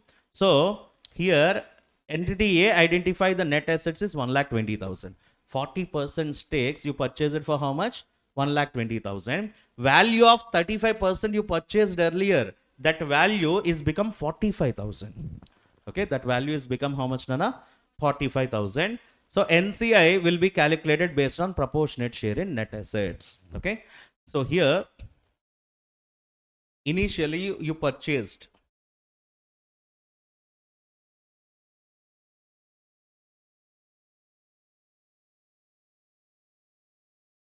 Nana, who is that acquirer in this question? A Limited. A Limited acquired 35% of stakes. For how much, Nana? 35,000. Now, when they purchased this year, 2021, for example. In 2022, the fair value is become how much? 42,000. The 7,000 increase is transferred to OCI. Now, 1/7/2022, he is acquiring, this is the date of acquisition, Nana. Under this date of acquisition, he is acquiring how much extra stakes? Additional 40% stakes for how much, Nana? For 1,20,000. Sorry, here 1,20,000 net assets for 60,000.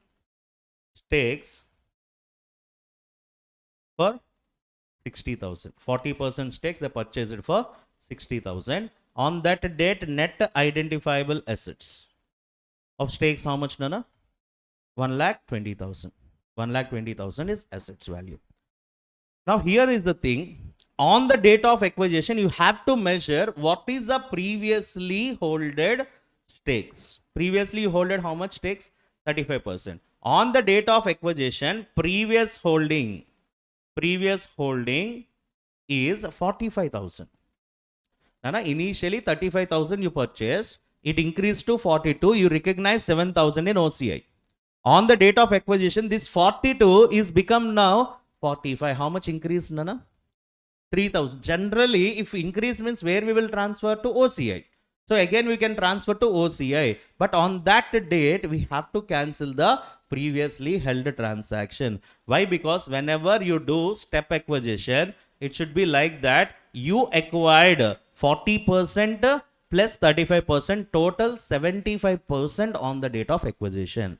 So the acquisition should be like total acquisition of 75%. Sir, already 35% you acquired. No, that we need to cancel. We need to cancel that 35% acquisition, and freshly, if you acquired 75,000, how the accounting will be, you have to do like that. Clear, Nana? Okay. So previously held should be cancelled, and then recently what you hold will be like a business combination of 75%. Now you can see the thing. Now you tell me, for fair value of assets, how much? 1,20,000. Nana, 75% is your stakes. Then balance 25% is NCI. Balance 25% is NCI or not? Yes, NCI how much, Nana? 30,000. 30,000. So what is net assets belongs to B Limited? 90. In that already previously recognized, you have to cancel. How much it is? 45,000. For remaining 45,000, how much you are paying, Nana? 60,000 you are paying. 60,000 you are paying. So your total goodwill will be how much? 15,000. Anma, are you getting my point? Okay. Whenever you acquired under step acquisition, in which date you are getting a control, on that date you have to pass business combination journal entry. Like previously what you held, you keep aside. Freshly you are acquiring the entire unit for 75%. 75% stakes. From now onwards, you are doing the entries relating to the business combination. Okay. Sir, what happens to my previous 35% stakes? That we will de-recognize. So here, the first entry, when you invested on 1/4/2021, entry investment account at auto cash 35,000. Now, 1 year completed. So my investment increased by 7,000. It become 42, no? So investments in B limited account at all, that difference I charge to OCI. Okay, Nana? Now, acquisition happened. Acquisition date, when I check the fair value, it is 45. That means how much more it is increased, Nana? 3,000. Sir, I can transfer this 3,000 also OCI. If you transfer, general, Nana, no need to transfer actually. If you transfer investment to OCI, how much? 3,000. 3,000. Nana, once it become acquisition, whatever previously recognized OCI is there, that will be reclassified to profit and loss account. Again, opening OCI account, again immediately closing is not required. That is my question. Okay, for that 3,000, if you open, okay, sir, 3,000 increase. No, I will open OCI. Clear, Nana? Okay, now a journal entry. Net identifiable assets 1,20,000 to NCI 30,000. Okay. To investment, previously held investment, to investments in B limited 45,000, to consideration 60,000. Amount of goodwill how much? 15,000. Here you consider fair value of investment in B limited, earliest fair value, which is 35% fair value. Is that clear, Nana? Okay. Now OCI you have to reclassify. Previously OCI how much? 7,000 to be transferred to profit and loss account. Reclassification. Now OCI how much? Excuse me. If you transfer this 3,000 to OCI, then again entry OCI to P&L account. Instead of opening that, directly I will take OCI will cancel investments to P&L account 3,000. Okay. Or otherwise 2 entries I have to write. What is that, Nana? Investments in B limited to OCI to profit and loss account. OCI cancel. What is their investment in B limited account at all to profit and loss account for that 3,000. Okay. So this is the where. Whenever you do the step acquisition, in which date you are getting the control, on that control, if any previously held things are there, that we need to de-recognize and recognize as a fresh acquisition, fresh business combination of entire value, 75% stakes. That's why NCA we have taken how much now? 25%. Now in that 1,20,000 you have 75% stakes, remaining 25% only will go to NCI. From now onwards you are doing business combination accounting. Okay, so a little fast. Pre-existing relationship. So before business combination, if you're having any pre-existing relationship with the acquirer or acquiree, okay. So now pre-existing relationships are of 2 kinds. One is contractual, one is non-contractual. If non-contractual pre-existing relationships are there, example like, okay, so if any case filed against one on another, okay, so in such cases, so what are the things? See here, pre-existing relationship is nothing but, Nana, before business combination, some relationship will be there between acquirer and acquiree. Okay, that relationship might be non-contractual or contractual. Non-contractual is nothing but, here under the non-contractual pre-existing relationship, just like if file a lawsuit against the acquirer by acquiree. So acquiree file a case against acquirer. Okay. So now the litigation property, on the litigation property, for example, it is under the court trial. If judgment comes in favor of acquiree, acquirer have to pay that amount. If judgment comes in favor of acquirer, so acquiree have to leave that amount. Okay. So now that acquiree company, we are 100% holding. Okay. In the future, if judgment comes in favor of us or in favor of acquiree, so we only have to give the money to ourselves. Okay. So that's why what we are doing means, if in such case of any kind of litigation things are there, and X Limited file a case. So Y Limited file a case on X Limited. Now, before business combination, after business combination. Before business combination, they filed a case. For example, 10 lakhs liability, they filed a case. So if Y Limited won the case, X Limited have to pay how much? 10 lakhs. Have to pay how much, Nana? 10 lakhs. Now, after that, X Limited purchased Y Limited. Now the court case is pending. Okay, no judgment we got. Okay, now they got new terms, and Y Limited is purchased by X Limited. Now this filing of case, whatever it is there in the court trial, so now it belongs to X Limited only, Nana. Okay, so such kind of any pre-existing relation, any contract is there. Nana, Y Limited make any agreement, I will file a case against you. No, it is a non-contractual pre-existing relationship. Just for understanding sake, this example I took. So check out here. In such case, who have to pay purchase consideration to whom? Acquirer have to pay PC to acquiree. While paying the consideration, some settlement amount, this file case settlement amount, we have to deduct. Okay, sir, what is the settlement amount? Settlement amount shall be fair value of litigation liability. What is the litigation liability? Fair value. That will be deducted from purchase consideration. That will be deducted from purchase consideration. On the payment of settlement amount, there may be a loss. That loss will be debited to profit and loss account. Okay, so for PC calculation, when we are doing, okay, if any such kind of litigation of settlement amount is there, we will deduct, and remaining PC we will give. Okay, so in future, if you have to pay that amount, then we will charge to profit and loss account. So how it works? See here, this is non-contractual or contractual? Non-contractual pre-existing relationship. So one example question we are having here. Progressive Limited is being sued by Regressive Limited. Acquirer, acquiree. So of an infringement of patent, that means Progressive Limited gave, that means, or Regressive Limited gave one patent right to Progressive Limited. Now he misuses that patent right. He misuses that patent right. Or otherwise, Regressive Limited having one patent, without permission, Progressive Limited use that patent, whatever it might be, infringement of patent rights. So now for that, they file a case against them. As on 31st March 2022, Progressive Limited recognized liability 10 lakhs. Okay, litigation liability he recognized, provision for litigation liability. In future, I may have to pay 10 lakhs.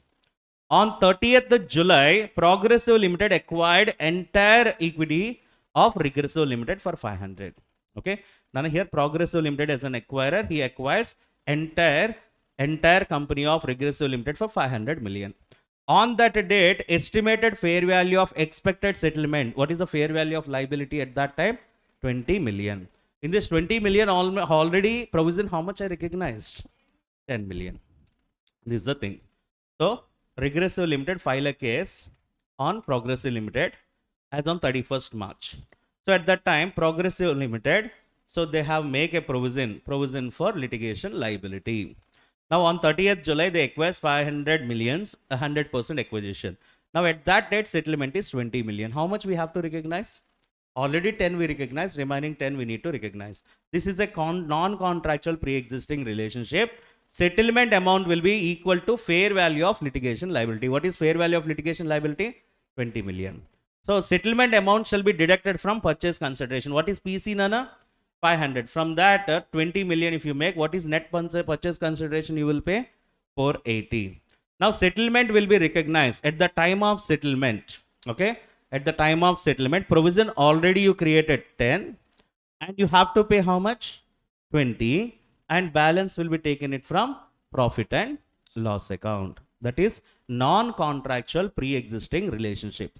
When contractual pre-existing relationships are there, contractual means before business combination, acquirer and acquiree having contractual relationship.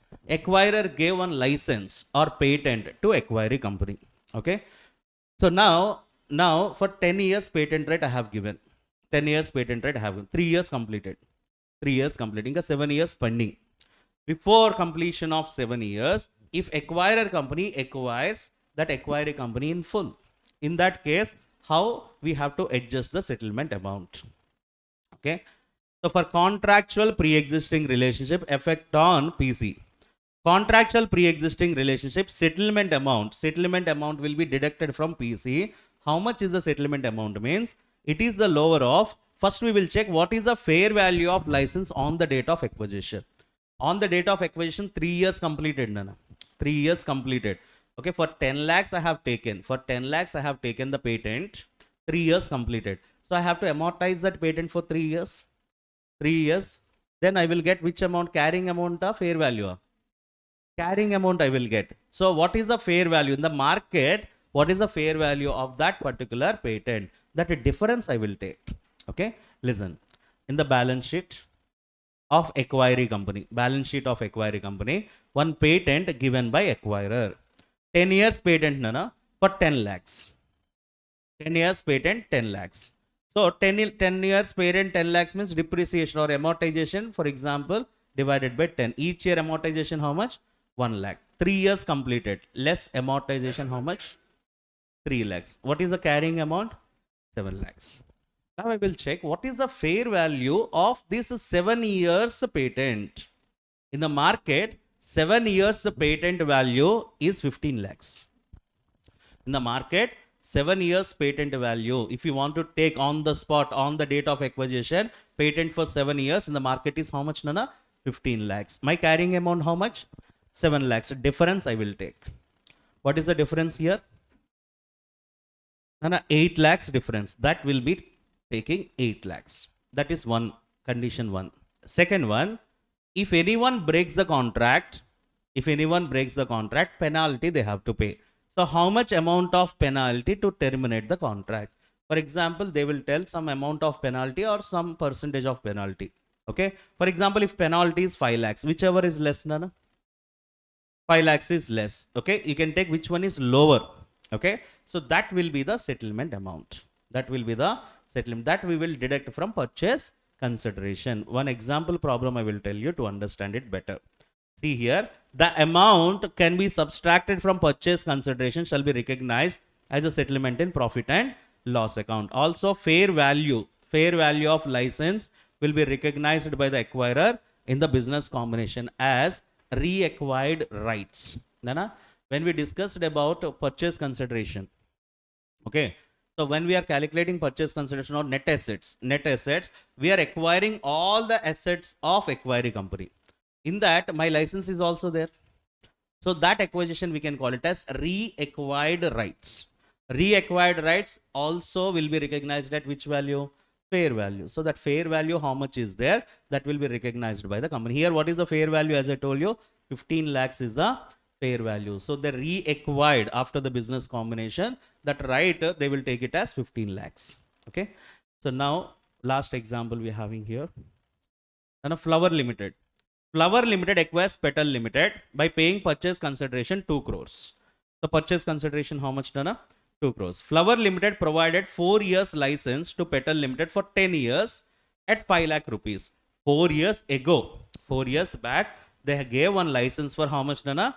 5 lakh rupees. So that is 10 years. 10 years is the total life. Now this license will be terminated any time by paying the amount. Penalty is how much, Nana? Unexpired initial fees plus 20%. That is the penalty amount. So fair value of license on the date of acquisition. On the date of acquisition, fair value is how much?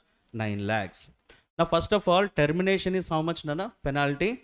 Unexpired fees plus 20%. And fair value of license is given 9 lakhs. First you have to find out what is the carrying amount of license. Carrying amount of license. So first of all, here Flower Company and Petal. So purchase consideration how much, Nana? Purchase consideration how much? 2 crores. 2 crores. 4 years ago, they gave one license for how much? 5 lakhs. 4 years ago, they gave license 5 lakhs for how many years, Nana? 10 years. That means out of 10 years, 4 years completed. How many years expired? 4 years expired. What is unexpired, Nana? 6 years is unexpired. Now, we will calculate total cost of license 5 lakhs. For 4 years expired portion, I am taken off. What is unexpired portion? 3 lakhs. That will be the carrying amount. 3 lakhs will be the carrying amount. And fair value of license how much? 9 lakhs. Carrying amount how much?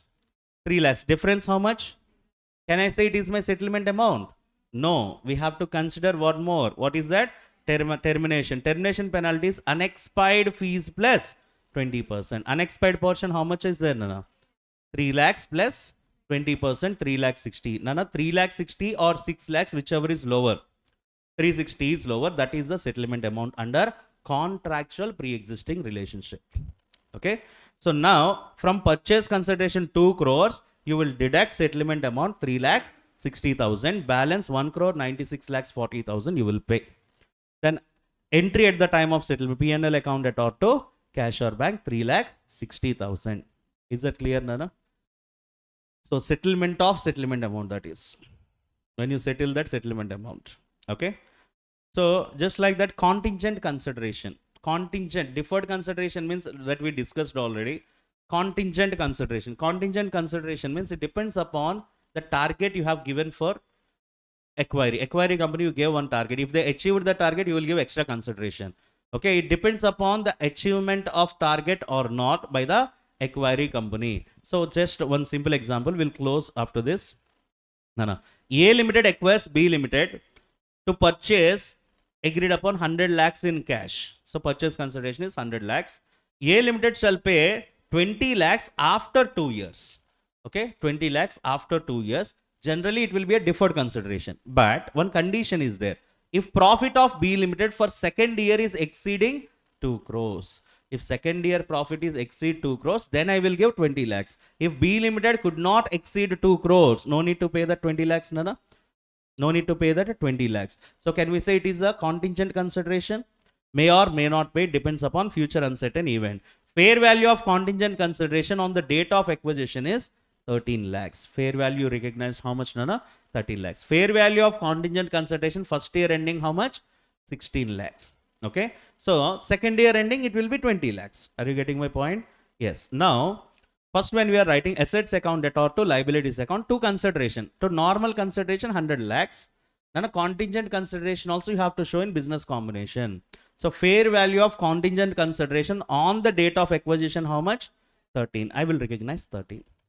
Now, first year completed, now it becomes how much? 16. 13 already I recognize. How much I have to recognize? 3 lakhs. So, profit and loss account debtor to provision for contingent consideration 3 lakhs. Okay. Now, if target achieved, you have to pay that amount. Already in the provision, how much is there, Nana? 16. Remaining 4 lakhs, you will take it from profit and loss account and you will pay 20 lakhs. If target is not achieved, already in the provision, how much is there, Nana? Give back to P&L account. Give back to P&L account based on target achievement and all. Cross holdings already we have done. So in the internal reconstruction we have. So internal reconstruction part we will start in the. So Nana will continue internal reconstruction. So from last few attempts they are giving compulsory question from internal reconstruction. Just a brief view we'll see and one problem we'll see on internal reconstruction. So generally, so internal reconstruction is also a part of business combination in our syllabus, but not exactly internal reconstruction will come under business combination. It's a separate arrangement that here no company will close and no company will open. The company itself internally arranged their particular structure. So what a company's financial structure, how we are reorganizing, we will see here by the revaluation of assets and liabilities to write off the losses suffered by the company by the reduction of paid up value of the shares and varying the rights attached to the different classes of shares. So we are changing the rights. At the same time, compounding an arrangement with the creditors. For the creditors, so either we are offering other kind of securities or whatever it might be. So we are doing that. Now method of reconstruction. First one, we are having that alteration of share capital. So share capital alteration. Share capital is changing. So when we need to change the share capital, one of the case when we are increasing the authorized capital. First of all, when we are issuing a new kind of securities, if it is cross the authorized capital, first you have to adjust the authorized capital. And consolidation of shares in larger denomination. So consolidation of shares in larger denomination. For example, so 10,000 shares, or we can see 1 lakh shares of 100 each we are having now.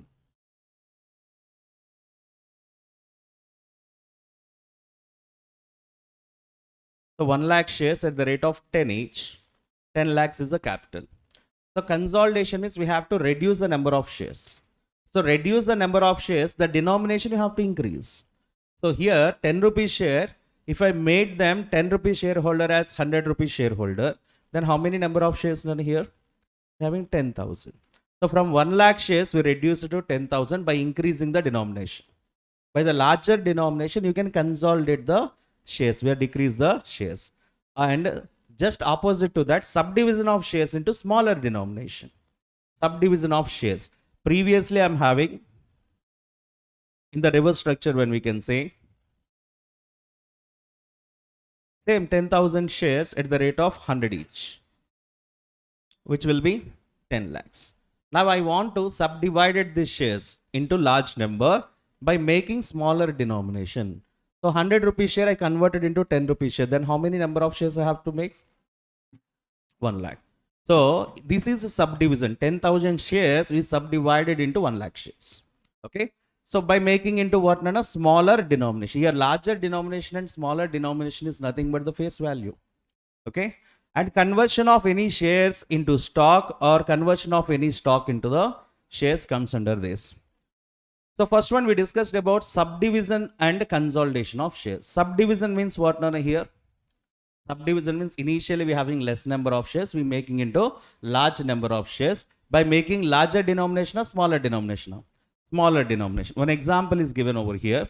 A company with a capital of 10 lakhs divided into 10,000 equity shares of 100 rupees each. Now if you want to subdivide it here, each of 75 rupees paid up, they decided to reorganize the capital by splitting one equity share of 100 each. See here, 100 each into 10 shares of 10 each. 100 each into 10, such that shares of 10 each they are saying about that. Previously 100 rupees is the share, now want to change into 10. Now if denomination is decreased, smaller denomination, number of shares will increase it or not? So how many number of shares will take? 1 lakh into 10 rupees shares. So 10,000 shares we subdivided into 100. So we can say 1 lakh shares. The same thing, we need to cancel here 100 rupees shares and we have to issue 10 rupees shares. Okay. So like that we are doing, and sometimes they will give you subdivided the shares into separate denominations. So in that case, previously 100 rupees share 75 paid up. Now it is 10 rupees share 7.5 rupees paid up. That is subdivision of shares. So consolidation of shares means exactly opposite that we are doing. Okay. So previously my share is 10 rupees. Now I changed into 100 rupees value. Okay. So in that, when we are doing like this, so here 10,000 shares of 10 each is consolidated into 100 equity shares of 100 each. Previously 1,000 shares is there. Nana. Each share is how much? 10 rupees. Now we are doing, we have to consolidate the shares. Number of shares I want to reduce. In order to reduce the number of shares, I will increase the face value. So that we can call it as for larger denomination. When we are making up larger denomination, each share is 100 rupees means how many shares is enough? 100. So we converted 1,000 shares into 100 shares. That we can call it as consolidation of shares. Now which one we have to cancel? 100 rupees share or 10 rupees share? 10 rupees share we have to cancel, 100 rupees share we have to issue. Equity share capital of 10 each will cancel, 100 each will open up. So conversion of fully paid up shares into stock or stock into fully paid up, whatever the thing it might be, equity capital to stock or equity stock to capital. And one cancellation of unissued shares. We are having some unissued shares. We have issued capital, unissued capital. And authorized capital is divided into issued and unissued. If any unissued shares are there, you cancel that unissued shares. So in that case, no need to pass any kind of journal entry. Okay. So next one, variation of shareholder rights. Now, some cumulative preference shares are there. So we are changing the right. What right? Dividend right we are changing. For example, 15% preference shareholder. Okay, so we reduce them into 6% preference shareholder. Okay, previously he is 15% preference shareholder. Now he is given up his interest or dividend rate to 6%. When you are making conversion, which one we need to cancel? 15%. Old rate will cancel and new rate will be open up. Okay, what will be the entry? 15% cumulative preference share capital account at top to 6% cumulative preference share capital. So likewise, conversion of cumulative into non-cumulative. Previously cumulative For the reconstruction purpose, we are making non-cumulative. Cumulative preference shareholders cancel and non-cumulative will be open up. And reduction in the capital. This is most important here. Under section 66. So here three stages that we are having relating to reduction of capital. When capital will be reduced. First one is that extinguishing or reducing the liability of shareholders in respect of unpaid amount of the shares held by them. Okay. So paying off any paid up share capital will be in excess of requirement. That is the second one. And third one, we are having cancellation loss. Then the first one we discuss reducing the liability in respect of unpaid amount. So my company issued 10,000 shares at the rate of 10 each. 8 rupees paid up. 8 rupees paid up. What is unpaid amount, Nana? 2 rupees unpaid amount. We are saying that 2 rupees unpaid amount, no need to pay. No need to pay. Your 8 rupees paid up, how much is there, will be converted into 8 rupees fully paid up. Fully paid up. That means 2 rupees. We reduced that share. Okay. Whatever the unpaid amount is there, we are saying no need to pay that unpaid amount. Now my capital is how much, Nana? 10,000 into 8? 80,000. 80,000. Previously 80,000 is partly paid up share. Now 80,000 itself fully paid up share. I cancelled unpaid amount. I cancelled unpaid amount. My share initially 10 rupees. Now my fully paid up share is how much, Nana? 8 rupees only. Unpaid amount when you are making cancellation. You can see here. So when liability of shareholder is extinguished or reduced. Here shareholders are not called upon to pay unpaid amount of shares held by them. For example, company decides to reduce 10 rupees share into 7.5 shares. Okay. So which is fully paid up by cancelling 2.5 shares. Now previously my 10 rupees share. Now it is my share is how much, Nana? 7.5 rupees only. Remaining 2.5. Generally if I call, the other person have to pay. We cancelled that. When we cancel that, my capital will reduce to that extent or not. So then share capital partly paid up, how much we are having, will be cancelled, and share capital fully paid up will reintroduce. 10 rupees share, 7.5, 10 rupees share, 7.5 paid up will cancel, and 7.5 share will open. Is that clear, Nana? So my total share value is 10 rupees or 7.5. Already they paid 7.5, then it is fully paid up or not? Yes. In this case, actually capital reduction account will not affect. Okay. But this is also called it as reduction of capital. Reduction of capital means we will cancel unpaid amount of that particular shareholder. We converting the nominal value, or we reduce the nominal value. Here nominal value is affected, Nana. Nana, previously my nominal value 10 rupees. Now what is my nominal value? 7.5. Previously my face value is 10. Now face value is how much? 7.5. If you reduce the face value, capital will reduce or not? So we can reduce the capital by reducing the face value. That is case 1. Okay. So second one is what? Paying off the paid up share capital in excess of its requirement. I issued shares. Okay. I got capital. But that is excess capital for me. Okay. So which is not required for me. In that case, I will repay that capital to them, Nana.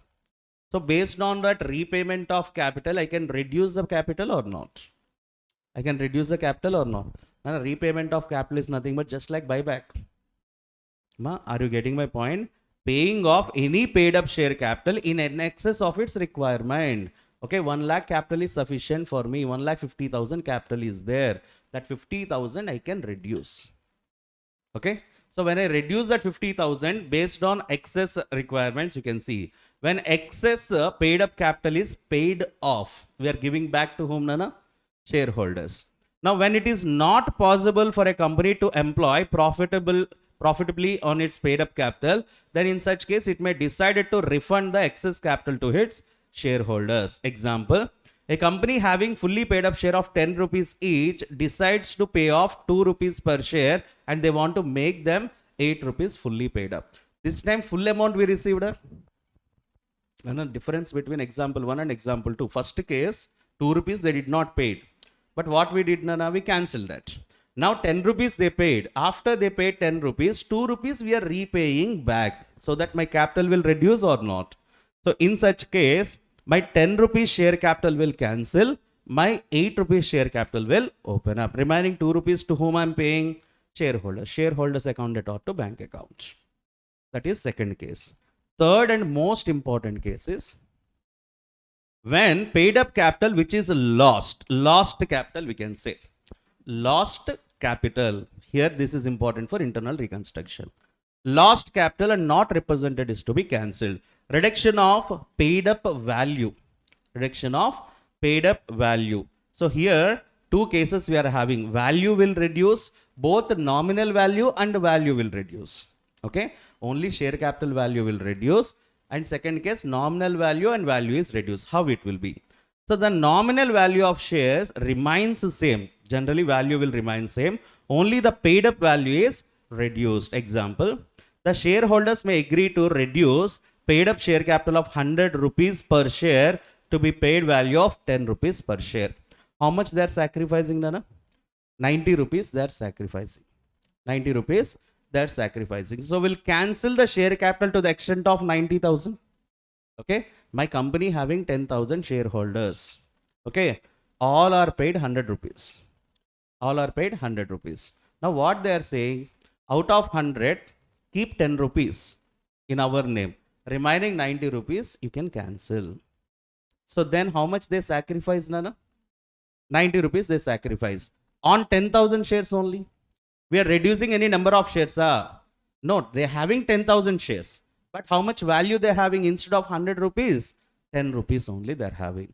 That means previously we are liable to that shareholders 10,000 shares into 100. How much, Nana? 10 lakhs. Now we are liable only for 1 lakh because remaining 90 lakhs. So they cancelled. That means we cancelled them. They lost that. That lost capital I can use for reconstruction. So that entry will be share capital account debtor to capital reduction account or internal reconstruction account or reconstruction account. How much they lose? 9 lakhs. So to capital reduction account will be transferred. Here this 10,000 is not changed. Previously also 10,000, now also 10,000. Only the value got changed. Paid up value got changed. Previously the paid up value how much, Nana? 100 rupees per share. Now how much? 10 rupees per share. Next one. Here reduction both nominal and paid up values. Nominal and paid up. In this case both paid up capital and nominal value will be reduced. So continuing to the same example before.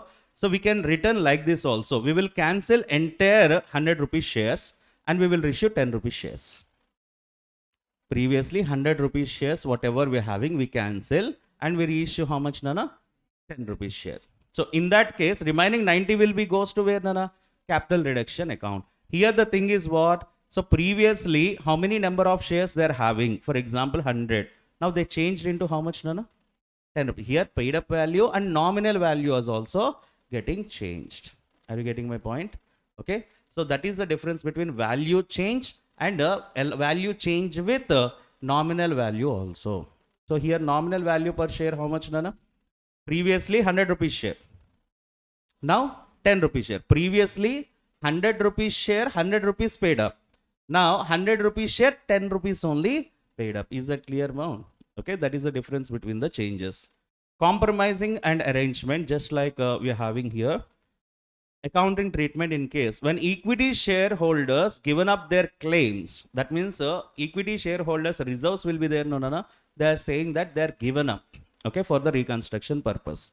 So then reserves account debtor to reconstruction account. Generally, why we are doing internal reconstruction? If company is suffering on losses, okay, instead of closing the company, every stakeholder of the particular company, so they will reduce the claims. So reserves belongs to equity shareholders. All equity shareholders are decided and they are saying that, okay, so we don't want reserves, use it for reconstruction purpose. Okay, now entire reserves will be transferred to reconstruction account. Okay, so this is done. I am not directly going with any legal things are there. So a lot of things are there. They have to pass special resolution. Okay, so what are the arrangement? Every shareholder have to agree. Okay, under the court also everybody have to sign for that. In future again they don't want to backtrack on it. Okay, so at the time of general meeting they are saying, okay, I will reduce 90 rupees claim. So in future there may be change of words will be there. So that's why it should be made in arrangement under the tribunal. So before the tribunal, everybody have to sign for reconstruction. These all things are happening in the law. But majorly our point of view is here problems. So to solve the problems, what information is required, that only we are discussing. Is that clear, ma? See here, settlement of outside liabilities at the lesser amounts. So one of the creditor I'm having 1 lakh. So he is saying that 60,000 is enough for me. So he will reduce 40,000 claim. Okay. So in that case, outside liabilities account debtor to reconstruction account. Okay. Instead of paying 1 lakh, I will pay only how much, Nana? Cash, how much I will pay? For example, 40,000 I pay. 60,000 he'll lose. That 60,000 sacrifice portion will go to reconstruction account. Are you getting my point? So now we can see some of the examples like this. Well, increasing the capital already, you know, bank account debtor to share application account debtor to share capital. Now for consolidation of share already we discussed. Subdivision of shares already we discussed. Conversion of stock also made the same thing already we discussed. Now shares surrendered. Okay. For the internal reconstruction scheme, if any shares are surrendered, it may be reissued to other parties. Share surrendered. So in that, what is the entry? Share capital account debtor to share surrendered account. Now when you reissue the shares, we will reverse. Share surrendered account debtor to share capital. If you cancel that surrendered shares, share surrendered account debtor to reconstruction, it will go. Okay. So now this is the point.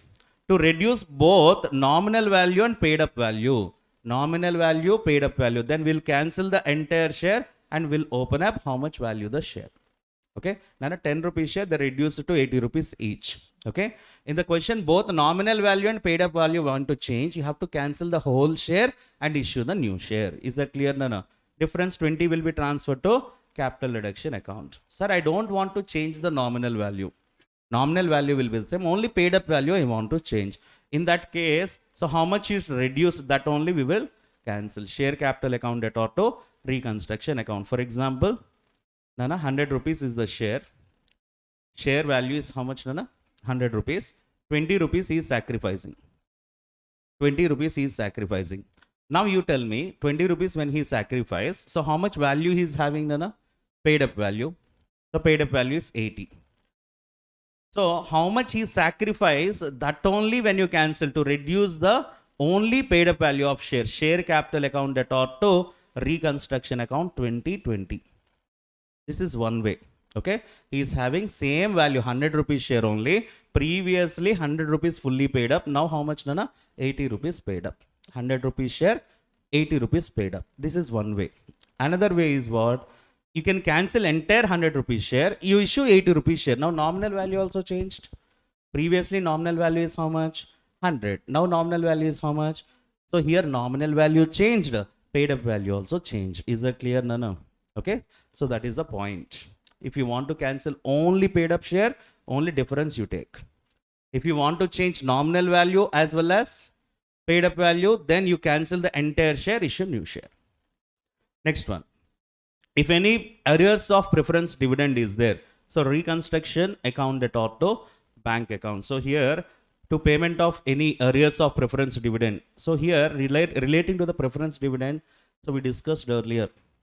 Generally some of the preference dividend, if any arrears are there, they cancel that arrears. Okay. So in that case, no need to pay that, Nana.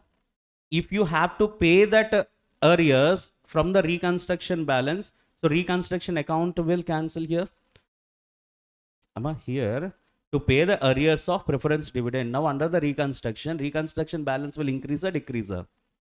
Increase or decrease? Decrease. Will cancel that. So reconstruction account debtor to cash or bank account. If they cancel that, no need to make any kind of journal entry. Arrears of dividend is cancelled by that fellows. Okay. Preference dividend holders are saying that arrears of dividend no need to pay.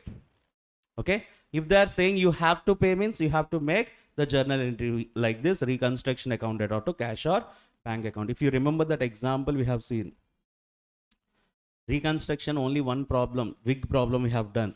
So that preference shares related aspect, one thing is there relating to arrears of preference dividend. Nana, arrears of preference dividend, if it is waived off, okay, arrears of preference dividend. For example, 80 lakhs preference dividend is there.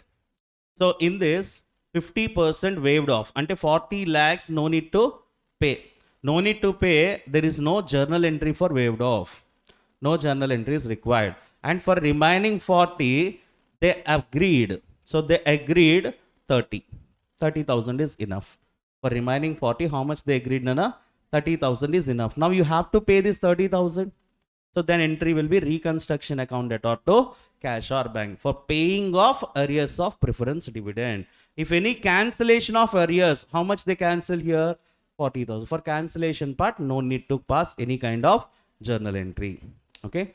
So next one, to reduce claims of debentures. To reduce claims of debentures. Now debentures holders, we have to cancel.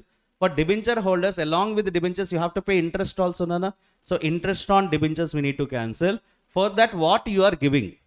For debenture holder, how you are settling the claim? You are giving cash, you are giving equity shares, you are giving new debentures.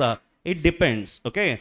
So for example, when debentures and interest on debentures to new debentures or share capital or cash you are giving, how much to the extent they reduced?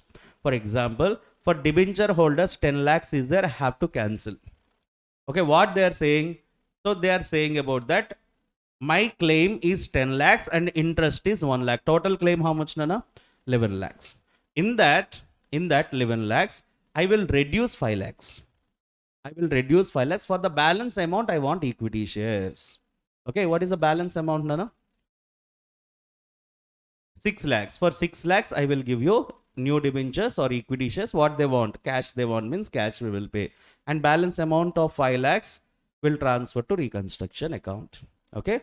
For that, what we need to understand first, how much claims for the debenture holders. If trade creditors we are giving, for trade creditors we are giving shares or cash. So we are settling. As I told you, 1 lakh is creditor, Nana. He told 40,000 is enough. 40,000 is enough. That 40,000 we will pay cash. And remaining 60,000 will be transferred to reconstruction account. Next one, settle the tax liability. Here, settlement of tax liability. I have to pay tax 10 lakhs. But the department is saying, by seeing my company condition, 8 lakhs is enough. Okay, then that 2 lakhs will be transferred to reconstruction account. If any reconstruction expenses are there, reconstruction account debtor to reconstruction expenses account or bank account here. And to pay cancellation of capital commitments. So at the time of my company was good, I got many orders. Okay. So what I did here, capital commitments, whatever I have made generally. So I committed for construction of project. Okay. So here I committed for construction of a bridge or building, Nana. Okay. Now my company situation is bad. I cannot go and do services for them. So for that, what they will do? So they will charge some penalty for not doing the capital commitments, for cancellation of capital commitments. My company is X Limited. My company is X Limited is a construction company. Okay. So when company's terms are good, when company is under the good position, so I committed for A Limited that, so I will construct a house for you. I will construct a house for you. That is a capital commitment. Now, my company's position is bad. I am unable to honor that commitment. I am unable to honor that commitment. Now, A Limited will say that, okay, so you made a commitment, now we are going backtrack. So, for that, you have to pay 1 lakh penalty for me. For what penalty? Why this penalty we are paying, Nana? For cancellation of capital commitments. Okay, previously I committed for something, now I cancel that. So, entry will be reconstruction account debtor to cash or bank. To record bad debts. So here reconstruction to debtors to extent of bad debts. If any provision for bad debts is there, provision for bad debts. Next one, appreciation of assets. Assets increase, investments or land and building, increased value. To balance will be transferred to reconstruction account. Nana, valuation of asset, appreciation. If any capital reserve balance is there, where you will transfer, Nana? To reconstruction account. Now we will check total reconstruction account balance is how much. First I have to set off accumulated losses. First I have to set off accumulated losses. And preliminary expenses, underwriting commission, these all fictitious assets. Or next we having any kind of to the extent of overvaluation of goodwill or patents overvaluation, trademarks or copyrights, extra valuation, if anything is it, that we will cancel. Now, whatever the balance we are having, that balance will be transferred to where, Nana? Capital reserve. If any credit balance is a transfer to capital reserve. So this is what reconstruction works. Only one problem we are having, just for understanding sake. So in the examination, they will give you one balance sheet. So here Xylem Limited is decided to reconstruct the balance sheet since they're having accumulated huge losses. The following is the balance sheet here. Share capital, they're having 50,000 shares of 50 each fully paid up. 1 lakh shares of 50 each, 40 rupees paid up. And capital reserve, they're having debentures 8%, 12%, they're having trade creditors and outstanding expenses. Likewise, assets. Now, following is the interest of Mr. A and B in this limited. So, interest, how much? No, they're having that 8% debentures, Mr. A, 3 lakhs, 12%, 4 lakhs, total 7 lakhs. Mr. B claims how much? No, 8% debentures, 1 lakh, 12% debentures, 2 lakhs. So, these two are debenture holders. These two are debenture holders. Now, the following scheme of internal reconstruction framed and implemented was approved by the court. Now, first of all, uncalled capital is to be called in full, and then all the shares are converting into 40 rupees shares. First of all, uncalled capital. Here, fully paid up 50,000 shares are there. But partly paid up share, how much, Nana? 1 lakh shares. 1 lakh shares, actual share value, how much? 50. In that 50, 40 rupees already paid. Unpaid, how much? 10 rupees first you call and convert it into fully paid up. So when I call them, how much? 1 lakh into 10 rupees. For 10 lakhs, I will call for a final call. So entry will be, Nana. So bank account debtor to equity share capital. Final call receipt entry directly we are taking. So for how much? 10 rupees into 1 lakh, which will be 10 lakhs I received. Now all shares are 50 rupees shares. Now my all shares are 50 rupees shares. Now I want to convert this 50 rupees share into 40 rupees shares. So here convert all the equity shares to 40 rupees each. So then what is the entry, Nana, here? We have to cancel 50 rupees share and convert them into 40 rupees share. So now the balance will be, now how many number of equity shares we are having? Total number, you tell me. 50,000 plus 1 lakh. Total 1 lakh 50,000. 1 lakh 50,000 of 50 rupees I have to cancel. So then how much, Nana? 75 lakhs. To equity share capital, 1 lakh 50,000 shares at the rate of 40 each. So 60 lakhs. How much claim, Nana, here? 10 rupees. So we'll goes to 1 lakh 50,000 into 10 will be transferred to capital reduction account. First point clear, ma? See the second one. The existing shareholders agreed to subscribe in cash fully paid up equity shares of 40 each for 12 lakh 50,000. Now 40 rupees shares only actually in company it is running. So now the extra shares we are issuing for existing shareholders and we got 12 lakh 50,000. What is the entry for issuing of shares? Cash account debtor to equity share capital account. So bank account debtor to equity share capital account. New shares we issued. Okay, how much to the extent? 12 lakh 50,000. Now you tell me, Nana, 12 lakh 50,000, each share is 40 rupees means how many number of shares I issued? How much, Nana? 31,250. Initially 150 I had and now new issue is how much? 31,250. So next one, Nana. So check out here, trade creditors are given the option. For trade creditors, we are giving option either to accept fully paid up equity shares of 40 each for the amount due to them, or if they don't want shares means accept 70% of claim due for them. Okay. So for trade creditors, we are giving option. So for your full amount, I will give you equity shares. If not, I can settle with you with 70% commitment, 70% claim. So in that, trade creditors of 7,50,000 accept the equity shares, and rest of them we are giving what, Nana? Cash settlement, 70% cash settlement we are making. Total creditors how much? Nana, 12 lakhs 40,000. In this 12 lakh 40,000, 7 lakh 50,000 accepted shares, Nana? Yes, for them we are giving shares. Now total creditors accounted or 12 lakh 40,000. And for to the extent of 7 lakh 40,000, we are issuing the shares. What is the balance amount? So in that we claimed 4 lakh 90,000. We claim only 70% claim. So remaining balance 30% is benefit for me. So for the company will be transferred that amount to capital reduction account. Am I any doubt in this? Okay, now how many shares you issued? 7,50,000 divided by 40. 18,750. So at any time, it is easy for you when we are doing internal reconstruction. Whenever issuing the capital, number of shares also calculate. If they ask you to prepare any kind of balance sheet, 90% they won't ask. If they ask, means this will be helpful for you. Next one, Nana. Mr. A agrees to cancel the debentures to the amount of 2 lakhs out of total debentures due to him and accept 15% debentures for balance amount due. Now he will cancel old debentures, he will accept new debentures of 15%. He also agrees to subscribe 15% further debentures of 1 lakh. First of all, we'll check Mr. A is having how many debentures? Mr. A, total 7 lakhs valued debentures he is having. 3 lakhs valued 8% debentures, 4 lakhs valued how much, Nana? 12% debentures. Now, out of 7 lakh, he will cancel how much? 2 lakhs. 2 lakhs he will cancel and balance how much, Nana? 5 lakhs. For that 5 lakhs, he accepted which debentures? 15% debentures. So first we will cancel the debentures and how much amount due to A we'll see. 8% debentures account debtor, 12% debentures to A. Total A, how much we have to pay? 7 lakhs. Now A account debtor, so in that how much he reduced, Nana?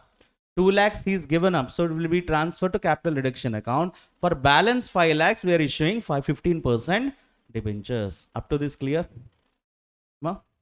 Yes. Now A accepted for the debentures also. So new debentures for 1 lakh rupees. So bank account debtor to 15% debentures, 1 lakh each. Clear, ma'am?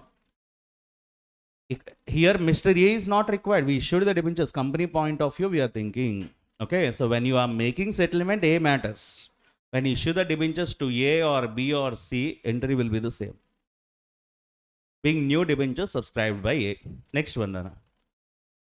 Relating to B, you tell me, Mr. B agrees to cancel the debentures amount 50,000 out of total. And for balance amount, what he is settling, Nana? 15% debentures. First of all, B. For B, how much amount is due? So here first we will write 8%, 12% to B. How much, Nana? 3 lakhs. In this 3 lakhs, to the extent of 50,000, he reduced. Will be transferred to capital reduction. For balance amount, we are giving 15% debentures. So being issue of new debentures of 15%, balance transfer to capital reduction or reconstruction account. So next. Land and building is revalued to 51,84,000. Initially how much, Nana? So appreciation or depreciation? Appreciation. Machinery 7,20,000. Appreciation or depreciation? Previously how much? Now 7,20,000. So it is depreciated. Next one, computers appreciated or depreciated? Previously how much? Now 4 lakhs depreciated. Inventories previously how much? Now how much, Nana? The increase. Now first we'll check about depreciation, appreciation amounts. Appreciation here, land and building and inventories appreciated. To what extent it is appreciated? Land and building and inventories. You can write the entry. Land and building account debtor 9,14,000. Inventories account debtor 30,000 to capital reduction account difference. So where it will go? 9,44,000. Now coming to being the value of assets are appreciated. Some outstanding expenses they are having. Then the question given. Yeah, so remaining things, computers, this all are depreciation, no? So directly in single entry, we can go for it. Okay. Trade receivable 10% less has to be appeared in the balance sheet. So previously, that means overvalued. How much? At 10% less has to be, sorry, here, trade receivables at 10% less to as they appear in the balance sheet. You have to reduce 10%. How much, Nana? So we have to reduce that trade receivables also. After that, outstanding expenses we are having here. So trade receivables also will reduce. So the values, non-outstanding expenses, first you make it paid 10,60,000 to bank. So now coming to reconstruction account, being outstanding expenses paid in cash. They have given here fully paid in cash. So outstanding expenses to cash. Profit and loss account to be written off, and the balance, if any, in capital reduction account should be adjusted in the capital reserve. First of all, actually for depreciation also you can write a separate entries also. Okay, or otherwise here they have given separate entry, a single entry. See here. And for machinery, computers, trade receivables are reducing. For that you can take separate entry. And balance of reconstruction account, how much is there? First you set off profit and loss, accumulated loss, and if any balance is there will be transferred to capital reserve. Okay. Now first of all, capital reserve already we are having. Capital reserve already you are having how much balance? So first that also you transfer to capital reduction account. Okay. So capital reserve balance compulsory, they won't give you. You have to keep in your mind, if any capital reserve is there, that balance also we utilize it for reconstruction only. Okay.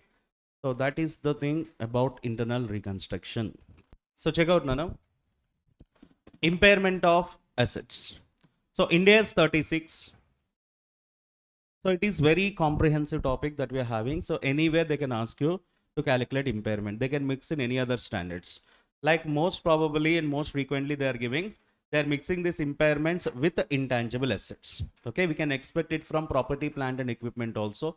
There also we discussed about impairment of assets. So generally, what is meant by impairment? How to calculate the impairment of a particular asset? So what is the asset you are writing in the balance sheet? What is the asset you are writing in the balance sheet? Like carrying amount. For example, 1 lakh is there. After making all the depreciations and all, 1 lakh is there. So generally, it really worth that value or not, we have to check. Okay. So for checking that, we need to find what is the recoverable amount of that particular asset. On the spot, if I sell the asset, how much amount I will get?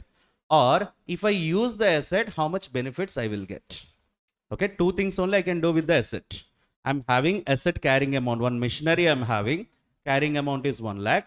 On the spot, if I sell the asset, how much I will get? Or if I use the asset, how much benefits can generate from that particular asset? Okay, these two things are important for us. So here in these two things, whichever is higher, that we can say that is our recoverable amount. Okay, so generally, so impairment loss. Under impairment of assets, how we can recognize the loss? So generally from the balance sheet, you are having the machinery of rupees 20 lakhs. So now this machinery 20 lakhs, actually that value as per the balance sheet is correct or wrong, how can we know? Means, so I can use this machinery till the useful life, till the end of the useful life, or I can sell the machinery. Okay. So here recoverable amount will be calculated. Recoverable amount will be calculated based on what is the fair value less cost of disposal. If I sell that asset on the spot, how much I will get? Okay. And for selling that asset, how much expenses I will incur? Disposal expenses. On the spot, if I sell the asset, I will get 25 lakhs, for example, in the market. And to sell that asset, 2 lakhs, I will incur disposal expenses to dispose that asset. Okay. Now, what is my fair value less cost of disposal net value? 23 lakhs. 23 lakhs. Now, if I use the asset, how much benefits it will be giving for me? For example, I'm expecting next to 5 years, it will give the benefits. So expected life of the asset is how much, Nana? 5 years. First year to 5 years. So each year, how much cash flow it can generate for me, I have to calculate. So I have to calculate what are the cash flows from that particular asset, estimated. First year I estimated something, second year, third year, fourth year, like that. First year 1 lakh, second year 2 lakhs, third year 3 lakhs, fourth year 1 lakh, and fifth year 50,000. So like that I have to estimate how much cash flows will be generated from that particular asset in the future. After completion of 5 years, I will get scrap value. No? A scrap value also have to consider, terminal value also have to consider. For example, scrap value 60,000. Now, these are the cash flows generated from that asset. Now, all the cash flows I have to bring to the present value. All the cash flows I have to bring to the present value. That we can call it as present value of cash flows, which we call it as value in use. If I use the asset, okay, how much value, how much benefit I am getting, which is nothing but it is a present value of future cash flows from that particular asset. So I got that it is 25 lakhs, it is giving benefit. On the spot, if I sell 23 lakhs, I am getting. If I use the asset, I am getting the benefit. How much, Nana? 25 lakhs. Which one is higher? 25 lakhs. Whichever is higher, we will take. This is the recoverable amount. This is the recoverable amount. But what is the carrying amount I am showing in the balance sheet? 20 lakhs. When recoverable amount is more than the carrying amount, no need to show any impairment loss. Okay. For suppose the same asset is 30 lakhs is a carrying amount. If carrying amount is 30 lakhs, but recoverable amount is how much, Nana? 25 lakhs. If I use the asset, maximum benefit 25 lakhs. If I sell the asset, maximum how much I will get? 23 lakhs. Whichever is higher, 25. So recoverable amount is 25, but I am showing 30 lakhs, which is wrong. So I have to bring my carrying amount to the recoverable amount, 25 lakhs. 30 lakhs I have to bring to 25 lakhs. How much I have to deduct, Nana? So that will be our impairment loss. That will be our impairment loss. Impairment loss is nothing but carrying amount minus recoverable amount when carrying amount is more than recoverable amount. When carrying amount is more than recoverable amount. Recoverable amount will be calculated based on fair value less cost of disposal or value in use, whichever is higher. Okay. So now when we have to go for testing of impairment. So when we have to conduct impairment test. So generally frequency of impairment test, whenever there is an indicator of impairment. Sir, what is indicators? Internal indicators, external indicators, some indicators we are having. Whenever you got indication, we have to conduct impairment test. And apart from indication, we will conduct annual impairment test. Okay, some of the things, some of the assets we have to conduct annual impairment test. Okay, indication is there or not. Compulsory every year you have to conduct impairment test. Which kind of assets? Intangible assets with indefinite life. If any intangible asset having indefinite life, unlimited life. Okay. So for that kind of asset, compulsory you have to conduct annual impairment test. Intangible assets under development. That means it is not available for use. It is under development only. Intangible assets under development. It recognizes the criteria, but it is not at use. Okay. So such assets, if anything is there, intangible assets under development, we have to conduct annual impairment test. And goodwill under business combination. Goodwill acquired from business combination, that is also intangible asset, Nana?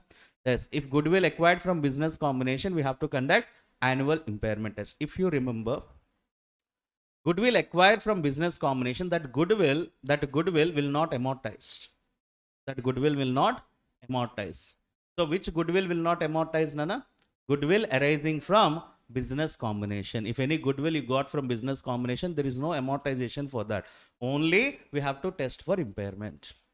Okay. Any goodwill arising from business combination wants to reduce, compulsory you have to do impairment test only. Through impairment only we will reduce the goodwill acquired from business combination. Goodwill acquired from business combination not affect with amortization. So other goodwills are there, so that we can go over. Other than goodwill acquired from business combination, my company self-generated goodwill or anything, it can be amortized. Okay. So goodwill arising from business combination. Nana, intangible assets having indefinite life, intangible assets under development phase, and goodwill arising from business combination. For these three, we have to conduct annual impairment test. No need to check for what is that? Indications. Indicators. If it is indication is there or not, you have to conduct annual impairment test. Okay. Sir, if indicator is there, immediately you can conduct the test. Don't wait for annual, no, 1 year you have to wait. Not like that. Annual impairment test is compulsory.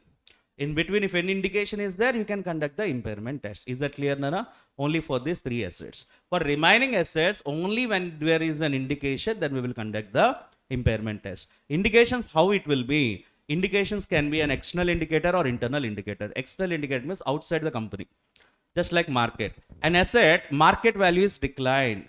If market value of asset is declined, definitely the value of that asset have to change. So here, that is an indication for testing the impairment. Significant changes in the technology and market condition, economic condition, legal environment, which is adversely affect the entity. Because of change in the technology, because of change in the market conditions, economical conditions, legal environment. So this all affect my business. So then we have to conduct for impairment test. This is it within my hand, it in my controller. No, so external factors. Market interest rates have increased, those increase that are likely to affect the discounted rate in calculating the value in use. Now, the value in use, when you are calculating, discounting factor is there. Discounting factor. Now, if it is more discounting factor, if interest rate is more, the cash flows will decrease or not? Yes. So here, when interest rates are high, which affect my cash flows, in the market interest rate is increased, means which affect the present value calculation of cash flows, which is resulting as and test for, that means indication of impairment. Internal indicators means within the company, if any physical damage of the asset, or so your asset become idle, plan to discontinue or restructure the operations. Okay, we are not doing anything with that particular asset. So that is, we can say, in order to dispose the asset as of previous expected date, whatever it might be, you have some plans to dispose that asset. For that kind of assets, we can say there is an indication of impairment. You have to test for impairment for that kind of assets. And useful life of an asset is finite from infinite. So finite from infinite. That means it is an indefinite life. My intangible assets, I am expecting that it having infinite life. Infinite life means I have to check annual impairment test, I told you. So every year I have to check for annual impairment test. In between the year, I came to know that now it is not infinite life. Only 10 years only it works for me. So that means infinite is become finite. No? When useful life is become from infinity to finite life. Okay, that is also an indication of impairment. Previously intangible asset having indefinite life. We don't know. Indefinite life.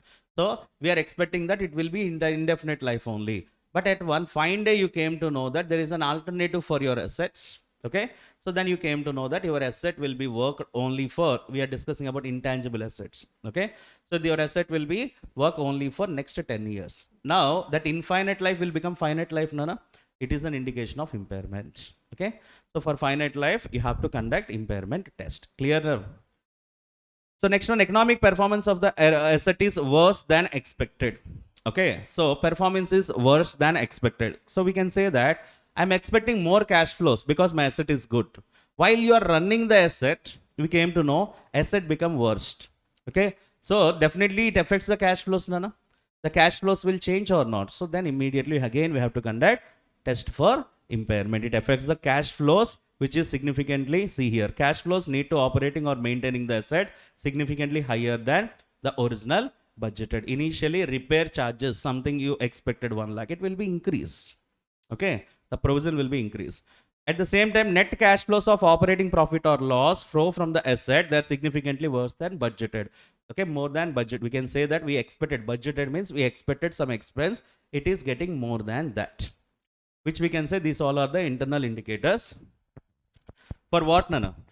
For impairment of asset. The same indicators, this is not, we can say it is an taken on exhaustive, it is not a conclusive. This is the only indicators I'm not saying. This is some of the indicators. For reversal of impairment loss, indicators will be opposite. Here low means they're high. Okay. So now recognition and measurement, already you know, it's a higher of fair value less cost of disposal and value in use. And impairment loss, carrying amount minus recoverable amount. Now coming to value in use, future expected cash flows, what cash flows it will be included? So cash flows from the continuation use of the asset. You have to use that asset continuously. In the same form, you have to use that asset. At present, what situation? You should not do any modifications. Are you getting my point? You should not do any modifications. So current form will continue. So at present, how you are using the asset, next years also, the asset will be used in the same manner. Okay. Next one, that cash flows will be estimated expected future cash flows includes cash outflows that are incurred to generate cash inflows, including cash outflows to prepare the asset for use. Any expenses that you have made, outflows are there, means that we will exclude from the inflows. In order to generate inflows, I need to incur some cost. So that cost will be adjusted. Net cash flows only I am taking now. 20,000 cash flows I want to get, 5,000 cash outflow I have to spend. In that case, and simple, one machinery is there. They are giving 20,000 revenue means some cost you have to incur for that, no? Okay, so some material cost you have to kept after the sales, then only we are realizing the revenue. Revenue if you count, cost you are not counting means that is not a correct cash flow. Cash flow means inflow less outflow. So what is inflow and less? Here we are discussing future cash flows. It is not future cash inflows, nana. Future cash flows. It includes inflows and outflows. So here, which outflows we have to adjust means what outflows you incur to generate inflows. That only we have to adjust. Clear now? So next one, net cash flows from disposal of the asset at the end of the useful life, scrap. Okay. So these all includes. Which one we should exclude from the cash flows? This is important for MCQs. Future cash inflows or outflows expected to arise from future restructuring improvement plan to which entity is not yet committed. Okay. So they want to commit. They are not yet improved the asset or they are not to restructure the asset. But company having a planning. In future, they want to restructure that asset. In future, they want to remodify that asset. In that case, definitely the cash flows will change or not. Yes. Now, you are expected for any reconstruction or modification or restructuring, that cash flows we should not include in the cash flows what we are expected. Are you getting my point? That's why first point, cash inflows will continue use of the asset in the same form. In the same form, current form, you should not change the structure. Modifications you should not do. If any modification expenses you are expecting in the future, that you should not include in the cash flows. Finance cost. So any interest expense, you have taken loan to purchase this asset, that interest expense, cash outflow, that will not included over here. Income tax receipts or payment, tax you are paying on that particular, that is also should not include. Only that asset, how much cash they are generating. That cash flows only we have to consider. So coming to discounted rate, cost of capital, incremental borrowing rate we will take. For specific asset means separate rates they will give you. So this will directly give you tax rates. Tax rates is nothing but here cost of capital and all the things we are taking. In case of any foreign currency, a spot rate we are taking into consideration. What is spot rate? Exchange rate on the date of transaction. Next, this is also important. Circumstances where both fair value less cost of disposal, value in use, no need to calculate it. If either FELCTS or fair value less cost of disposal or cost to sell, both are same, nana, or value in use exceeds the carrying amount of assets and liabilities. If value in use or fair value less cost of disposal, nana, your recoverable amount formula is what? Higher of fair value less cost of disposal and value in use. Fair value less cost of disposal you calculated, it is higher than carrying amount. It is higher than carrying amount. Is there any requirement to calculate VIU? Value in use is not required. The asset is not impaired. It is not necessary to estimate the other amount. It is not estimated for other amount because fair value less cost of disposal is become more than carrying amount. Value in use calculation is not required. If you calculate also, definitely there is no impairment here. Second one, no reliable estimate for fair value less cost of disposal. You are unable to estimate fair value less cost of disposal, but you can find value in use. Then I can take a recoverable amount is equal to value in use. Recoverable amount is fair value or fair value less cost of disposal or value in use, whichever is higher. You are unable to find fair value less cost of disposal. Recoverable amount is equal to value in use. Yes, we can take that. Reverse is not possible. Okay. So third one, we have a reason to believe fair value less cost of disposal is almost equal to the value in use. You are believing that. In that case also no need to calculate. That is the point. Is it clear, Nana? Here recoverable amount is VIU. This happens when entity does not have intention to use the asset only by selling it. Okay. So your intention is only to sell. In that case, value in use is required for you. No, in such situation also value in use, the other amount is no need to calculate. And for the second point, vice versa is not applicable. Nana, value in use you calculated, sorry, value in use is unable to calculate it, but fair value less cost of disposal calculated. Now you can say Recoverable amount is equal to fair value less cost of disposal? No, that reverse is not possible. In that case, what to do? We have to conduct for test of CGU, okay, in which that asset recoverable amount is unable to determine. So here clearly we can say recoverable amount cannot be estimated. Simply, if VIU cannot be estimated, then fair value less cost of disposal is not equal to recoverable amount. So in that case, recoverable amount is cannot be estimated. If you are unable to estimate the recoverable amount for that asset, then you have to calculate recoverable amount for the CGU in which that asset belongs to. Okay. So here for the calculation of impairment loss, already we know cost model, revaluation model. So when here this is important, impairment loss where we have to charge. Generally impairment loss charge and P&L account. But if any revaluation is happened for that asset, now revaluation is happened, so that your revalued figures where it will go, Nana?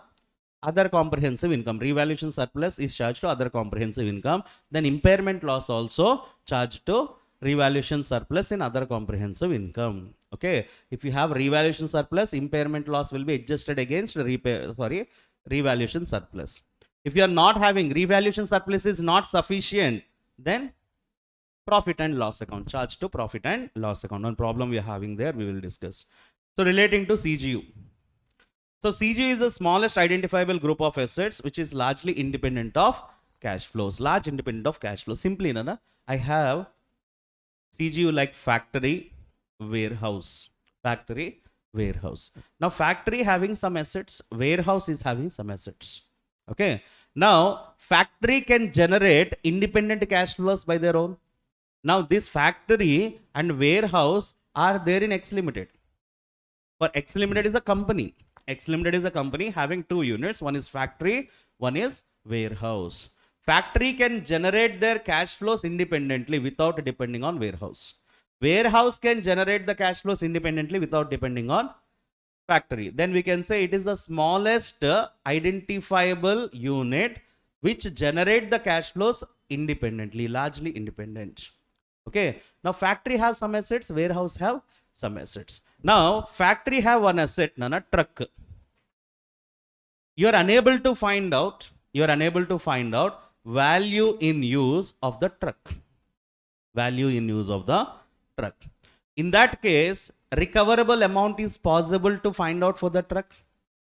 Value in use you are unable to find. That means fair value less cost of disposal, I cannot take it as recoverable amount. Can you tell me recoverable amount can be determined?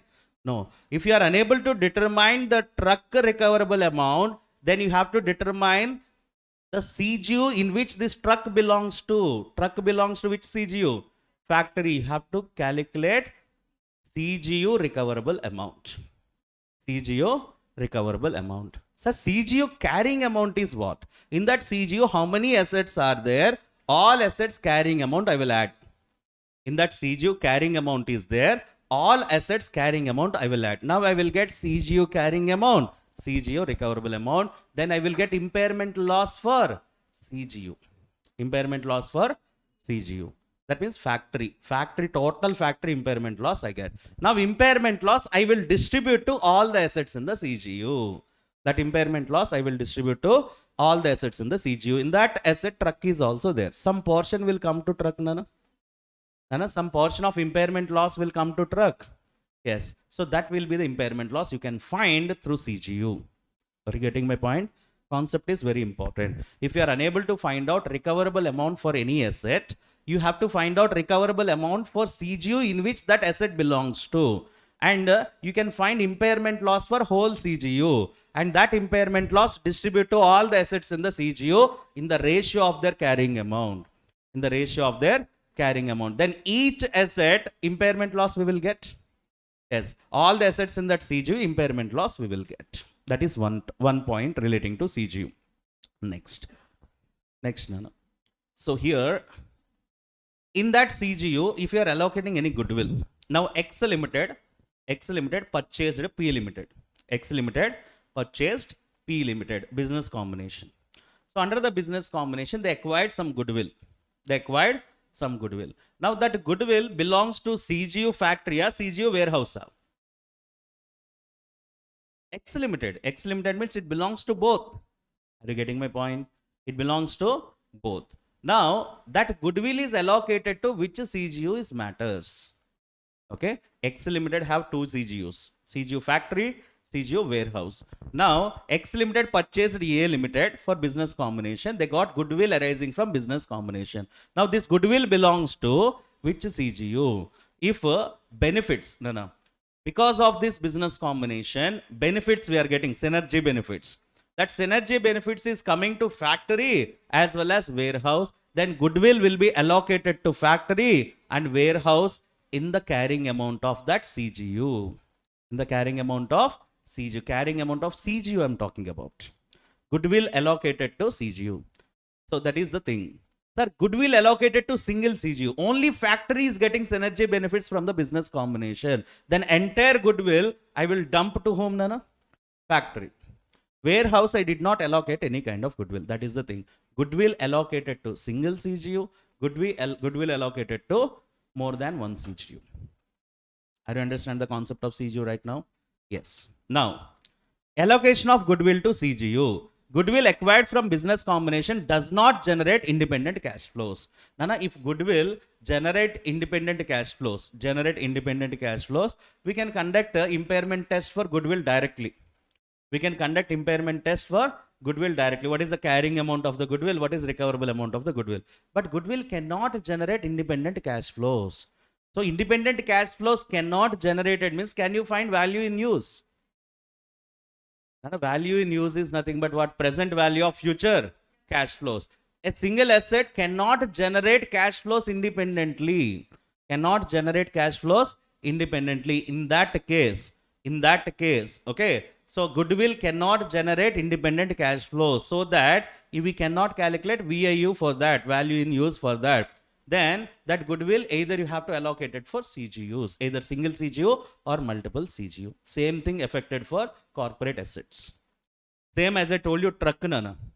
So truck can generate independent cash flows. No, the same truck without using in the factory, if you give for a services for outsiders.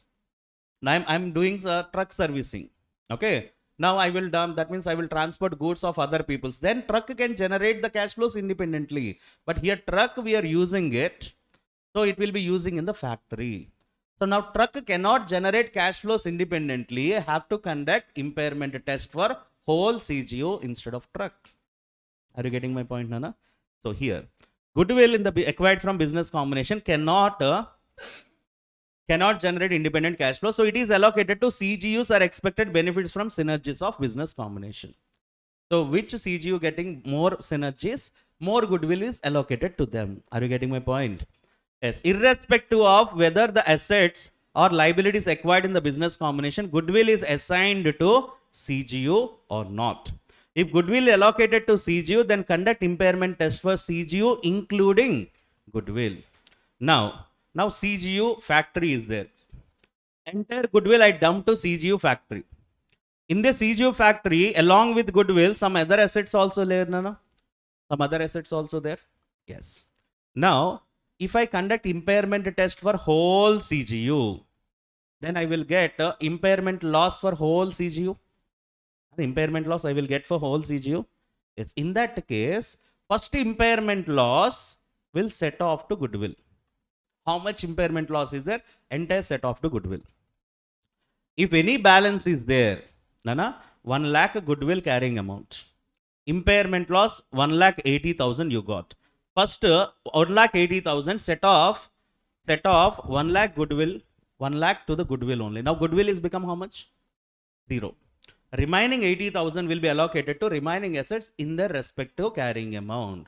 So likewise, you have to reduce the goodwill arising from business combination. As before I told you, goodwill arising from business combination cannot amortize. It can be reduced only through impairment. Okay. So when you get impairment loss for CGU, in which the goodwill is also allocated for CGU, first allocate impairment loss for goodwill. If any balance is there, that will be distributed to remaining assets in the carrying amounts. Is that clear, Nana? Goodwill sometimes cannot be allocated to individual CGUs. Sometimes group of CGUs also you are indicating. In that, first conduct impairment test for all individual CGUs. Then we will get carrying amount of individual CGUs, Nana. Then conduct impairment test for whole group CGUs. If CGU goodwill is allocated, is disposed of. So then de-recognize the goodwill proportionately or based on some other reasonable basis. Nana, one CGU, same factory, goodwill is allocated. Okay, goodwill is allocated, A, B, C, D assets are there. Now D, one asset D, you are selling. One asset D, you are selling it off. Now, the D also, some portion of goodwill is there, Nana. Nana, goodwill belongs to CGUF means this goodwill have to spread like this. For all the assets, goodwill benefit they are getting. So, when you are disposing one asset, relative to the goodwill proportionate to that asset also disposed of. One asset you are disposing, goodwill related to that asset also we have to dispose of. Are you getting my point? Okay, so this goodwill belongs to whole CGU. CGU means what, Nana? This belongs to all the assets. It belongs to all the assets. For example, 1 lakh goodwill. Carrying amount of asset is 25,000, 25,000, 25,000, 25,000. Now, how much goodwill belongs to A? 25, B 25, C 25 ratio 1:1:1:1. Okay, so here goodwill, see here. If CGU to which goodwill was allocated is disposed of partly we are disposing, then de-recognize the goodwill proportionate to the same on any other reasonable basis. Reasonable basis means through carrying amount base. Allocation of corporate, this before we will see this. One problems you can see now. So most of the problems, how they will ask here. A Limited purchased a machinery 100 crores. 100 crores is cost. The machinery useful life is 5 years. Depreciation how much? 100 crores cost, 5 years depreciation. So 5 years is the useful life. How much depreciation? 20 crores is depreciation. On 1st April 2021. The machinery useful life is 5 years. Residual value is 0. Residual value is 0. Depreciation 22 crores, 20 crores. A Limited adopted straight line method for depreciation for depreciating the machinery. So the following information they have given 31st March 2022. That means after 1 year, exact 1 year. Now you tell me what is the carrying amount of machinery after 1 year? 100 crores minus 20 crores depreciation. How much, Nana? 80 crores. Carrying amount is 80. Now you have to find out a recoverable amount. In order to calculate impairment loss, we want recoverable amount. Nana, fair value less cost of disposal 70 crores. Fair value less cost of disposal 7. Now you check. Carrying amount more, fair value less cost of disposal more. Then we have to calculate value in use also. Yes. Now if fair value less cost of disposal is 90, then no need to calculate value in use. Are you getting my point? Now value in use, how to calculate? Cash flows for next 4 years they have given. Discounted rate 10% given.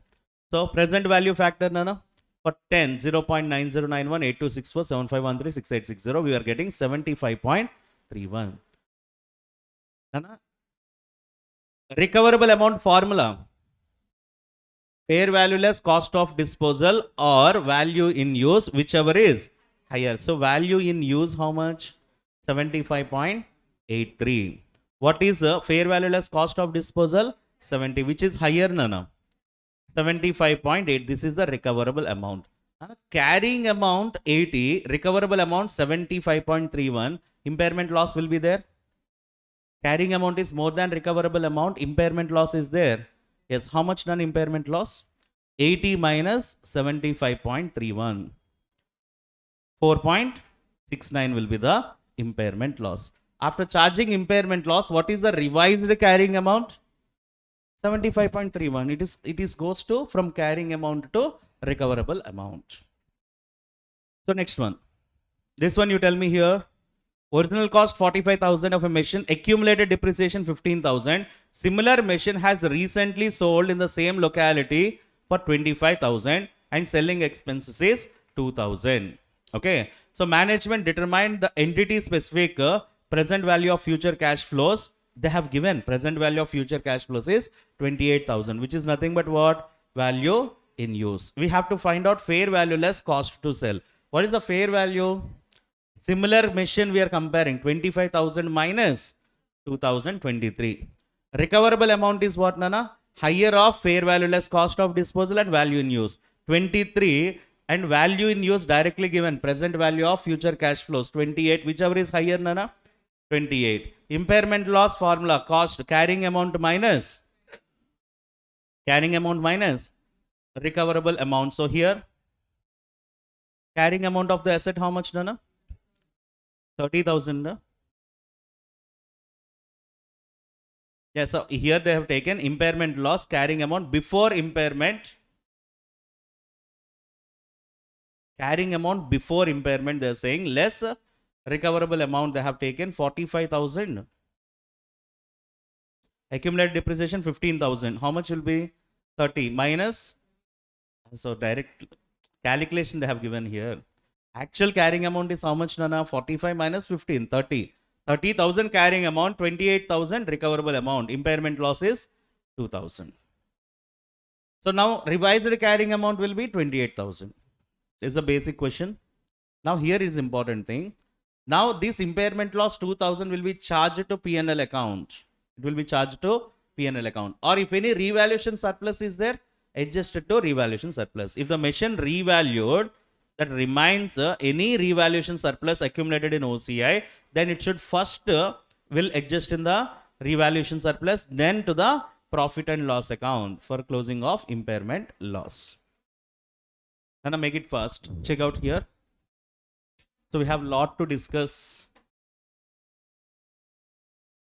So impairment loss and treatment, current year depreciation for the year. Nana, cost of the asset given, useful life given, salvage value is given, not given here, nil.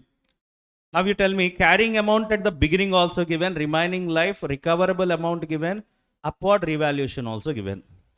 Now, impairment loss formula, carrying amount minus recoverable amount. Carrying amount 27.30, recoverable amount 12 lakhs. What is impairment loss? 15.30. So next here, what they are asking, Nana? Impairment loss completed and treatment they have asked, and current year depreciation also.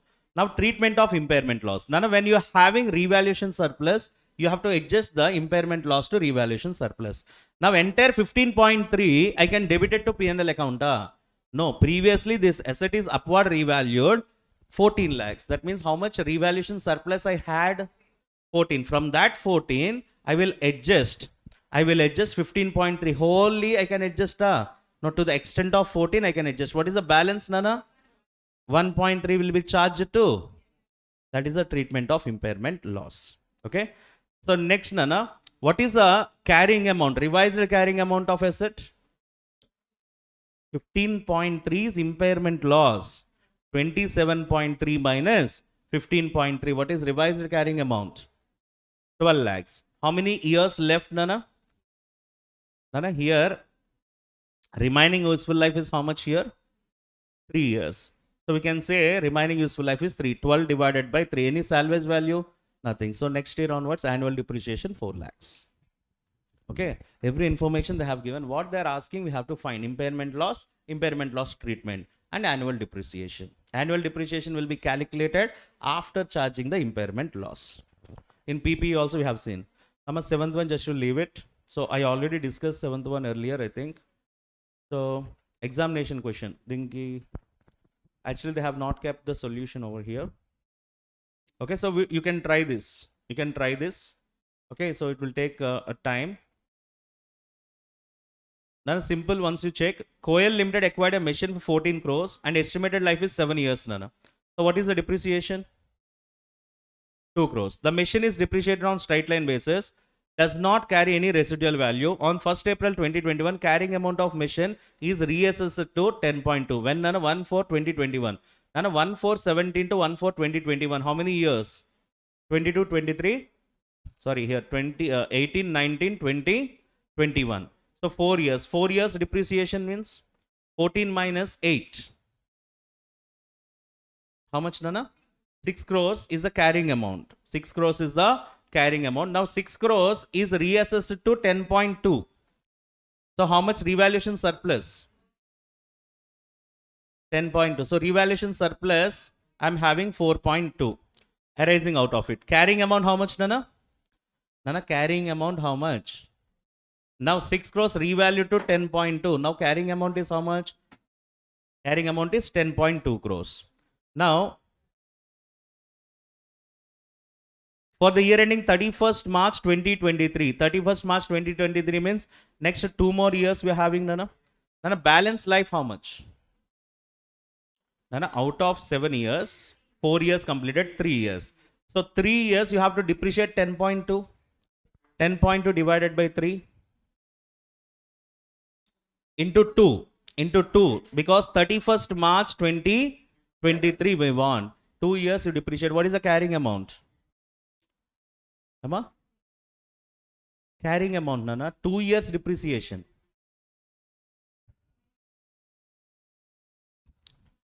How much?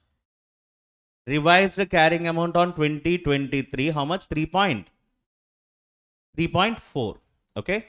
So now, that is the revised carrying amount, indication that recoverable amount is ascertained is 1.58 only. Impairment loss, how much, Nana?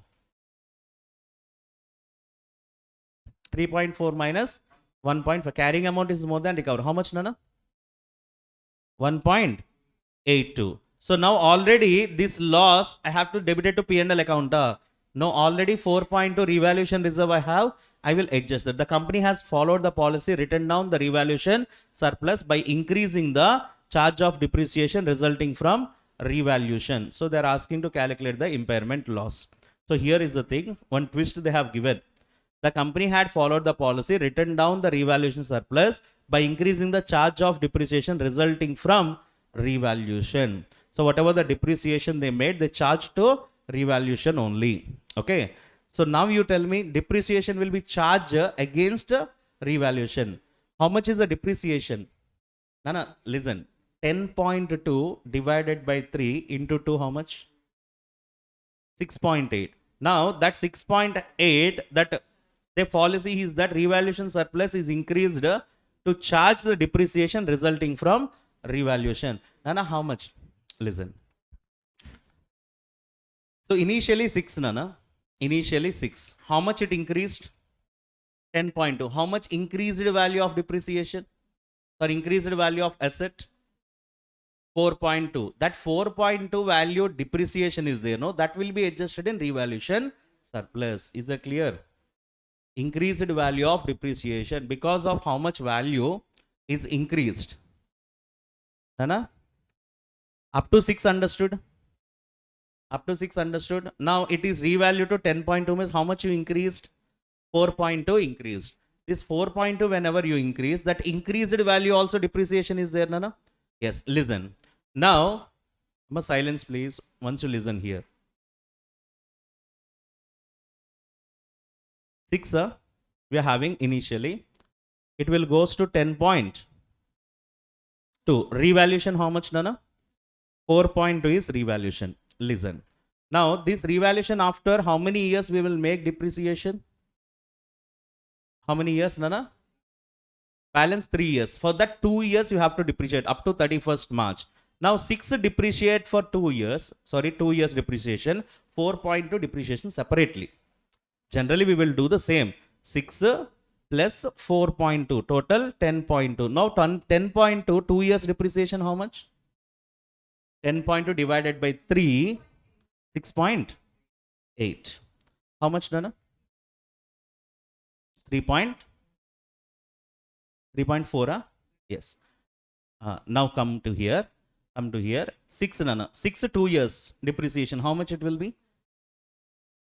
4 is the depreciation. So how much it will be?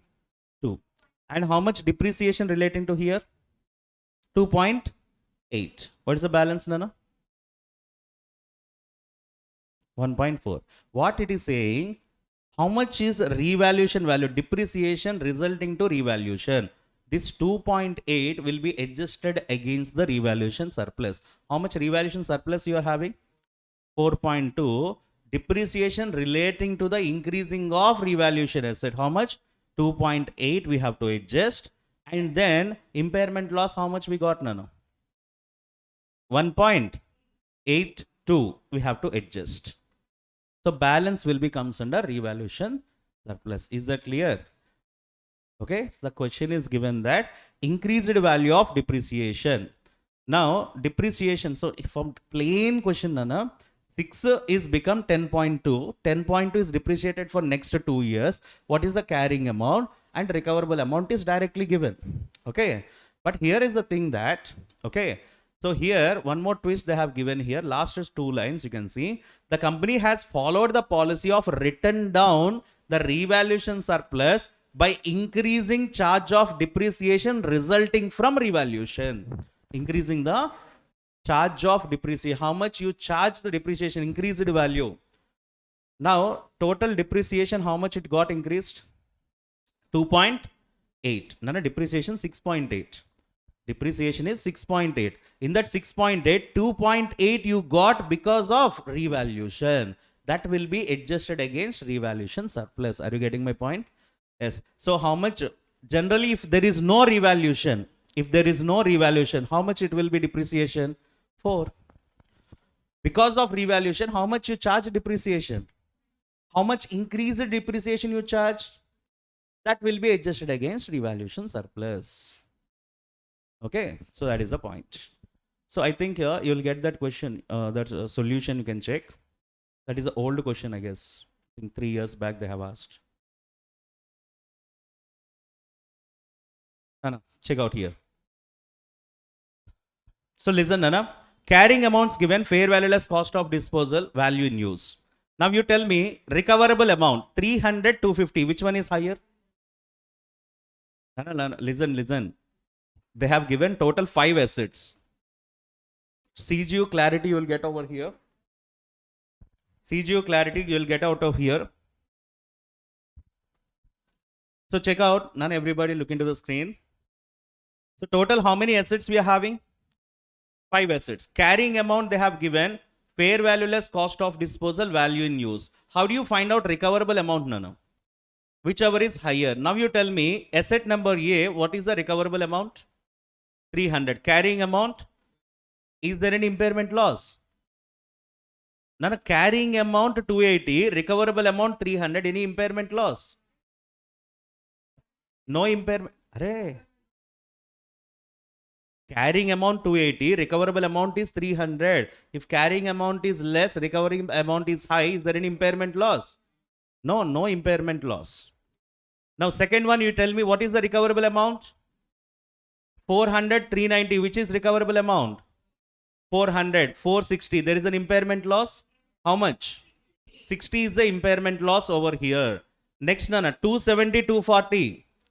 Recoverable amount is 270, but carrying amount 220. Carrying amount is less than recoverable amount. Is there any impairment loss? No impairment loss. Now coming to D, which one is higher, Nana?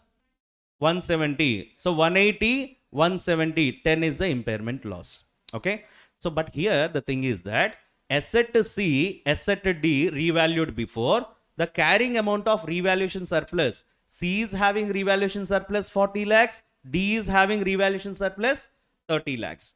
Now under C, revaluation surplus is there, but no impairment loss. Can you adjust anything over there, Nana? C is having impairment loss. How much here? Revaluation surplus 40 lakhs, but there is no impairment loss. No need to adjust. Next one, Nana, D. D is also revalued. What is the surplus, Nana? 30 lakhs. Impairment loss, Nana? 10 lakhs. Can we adjust that? As revaluation surplus, we can adjust to the extent of 10. Now here is the major question. Asset E falls in cash generating unit. Asset E falls under cash generating unit. In that cash generating unit, along with asset E, 50 lakhs one goodwill is there, 90 lakhs intangible asset is there. Now, in that CGU, what are the things we are having, Nana? In that CGU, goodwill 50 lakhs, intangible asset 90 lakhs, plus asset E how much? 100. Total how much? 240. So 240 is carrying amount. Recoverable amount we need to find out. Fair value less cost of disposal of CGU 180, value in use 170. CGU recoverable amount how much? 180. So 180 is the highest. So 240, 180. Is there any impairment loss, Nana? Is there any impairment loss? How much? 60 lakhs. 60 lakhs. Nana, listen carefully. Out of this 60 lakhs, first you have to allocate to CGU. Nana, goodwill is there in CGU? Yes. Now 60 lakhs, 50 lakhs you can give to CGU. Sorry, goodwill. How much balance is there, Nana? That 10 lakhs, who will share? This intangible asset and asset E will share. Intangible asset and asset E will share. In which ratio? Carrying amount. So here 90 is to 100. We can say 9 is to 10 ratio. We have to divide that 10. So then how much they will get, Nana? See, CGU we are discussing. Carrying amount 180. And here impairment loss 60. So whatever revised carrying amount will be 180. So here goodwill 50. Goodwill 50. Revised carrying amount 0 because out of 60, 50 we used for goodwill only. What is the balance, Nana? 10. That 10 we will share to goodwill, to intangible asset as well as E in the ratio of their carrying amount. That means 10 into 9 by 10 and 10 into 10 by 10. 9 is to 10, right? Yes, 9 is to 10. So 10 into 9 by 10, 4.47. 10 into, here. 19, 19, sorry. Okay, 10 is to 9. 10 is to 9. Or 9 is to 10, we can say. Okay. So here, what is the proportion of their carrying amounts? 90 and 100, which is nothing but 90 is to 100. 90 by 190 or 100 by 190, you can take. So the values will be 4.47, 5.26. So what is the balance that will come over here? Asset E, tell me, Nana. Asset E previously how much? Nana, this one also you can take. Intangible assets carrying amount how much? 90. From 90, impairment loss is 4.47, balance is 85.26. E carrying amount how much? 100. 100 minus impairment loss 5.26, 94.74 we will get. Are you getting my point? Okay. So they have given, why I am not directly discussing with answer means you will get confused because here there is no column called carrying amount. Okay. So you have to compare like that. Recoverable amount is 300. Carrying amount you have seen the question 280. 280 carrying amount, recoverable amount 380. Any impairment loss, Nana? No. Then carrying amount will be still 280 only. Second question. Recoverable amount 400, carrying amount 460. So 460 is more 60 impairment loss. After impairment loss, what is the carrying amount? 400. Like that for all the three we have to check. Okay. Now a revaluation surplus is there for C and D. If any impairment loss you got, you can adjust in revaluation surplus. But C, no impairment loss. No need to adjust revaluation surplus. But D, 10 lakhs impairment loss is there. Revaluation surplus 30 lakhs is there. You can adjust that. Okay. So these all things will be there in the notes. You can understand. And a difference impairment loss 60 lakhs. Impairment loss charged to profit and loss account except for beta. Why except for here beta? Beta symbol they have given for where, Nana? Check out. For C, Nana. For C. See how much impairment loss we got for C, Nana? Sorry, D. Nana, listen. D, we are getting a recoverable amount 170. Carrying amount how much? D carrying amount, Nana. 180. Impairment loss how much? 10. Now you are charging the 10 lakhs to profit and loss account or revaluation surplus. Revaluation surplus you are charging means you are not debiting to P&L account. That point only they have given here. Impairment loss is charged to profit and loss account except beta. Remaining impairment loss will charge to P&L account except this beta value. Why? Because here we adjusted in the revaluation surplus. That is the point. So next one, Nana. XYZ Limited having the CGU plant. Nana, CGU they having that plant A. So on 1st April 2021, the carrying amount is 1000 crores. Plant A is acquired under the business combination and goodwill is 200 crores. So here physical plant 1000 and goodwill how much? 200. Total amount how much, Nana? 1200. Okay. So now was allocated. It is depreciated on straight line basis. Plant A is useful life is 10 years and no residual value. Now plant A is depreciated for how many years? 10 years. 1000 value depreciated for 10 years. First year depreciation 100. Carrying amount Nana 900. Nana, here goodwill arising from business combination, I told you no amortization. No amortization. In the question, if it is specifically mentioned, this goodwill will amortize. In the question, if it is specifically mentioned, goodwill will amortize, or otherwise acquired goodwill, acquired from business combination goodwill will be test for impairment only. It will not meant for amortization. The question specifies, then we have to follow. Okay. Now that's why no depreciation or amortization is there for goodwill. Now goodwill carrying amount 200, identifiable assets carrying amount 900, total 1100. Now since here it is given recoverable amount, recoverable amount 600 given. Recoverable amount 600. Total CGU we can consider here. Since recoverable amount is 600, there is an impairment loss. Total CGU carrying amount how much? In that goodwill is there, identifiable assets are there. 1100 carrying amount, recoverable amount 600 means impairment loss is how much, Nana? 500. This 500 first you have to distribute to goodwill. If any balance is there, we have to go to remaining assets. How much value of goodwill is there? 200. I can adjust. Balance how much, Nana? 300 will be adjusted to identifiable assets. That's why impairment loss, goodwill 200, identifiable assets 300. Now 200 minus 200 carrying amount is 0 for goodwill. And 900 minus 300 carrying amount is how much, Nana? 600 here. Okay. Now the balance of CGU is 600 only. Okay. So next one, Earth Infra Limited having two CGUs, A and B. There is no goodwill within the units of carrying amounts. The carrying values of CGU A is 20 million, CGU B is 30 million. The company has an office building which it used that office headquarters and not been included in the values of allocated to the units on the basis of their carrying values. The office building is 10 million. No. So when you are having any headquarters or head office or headquarters cannot generate cash independently. That we can call it as corporate assets. Nana, here itself I am telling the concept, corporate assets. Corporate assets cannot generate cash independently. Only branch offices will do.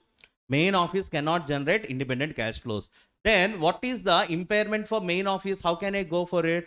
I have to allocate the main office carrying amount to all the CGUs in the respective carrying amount. Then here building carrying value how much? 10 million.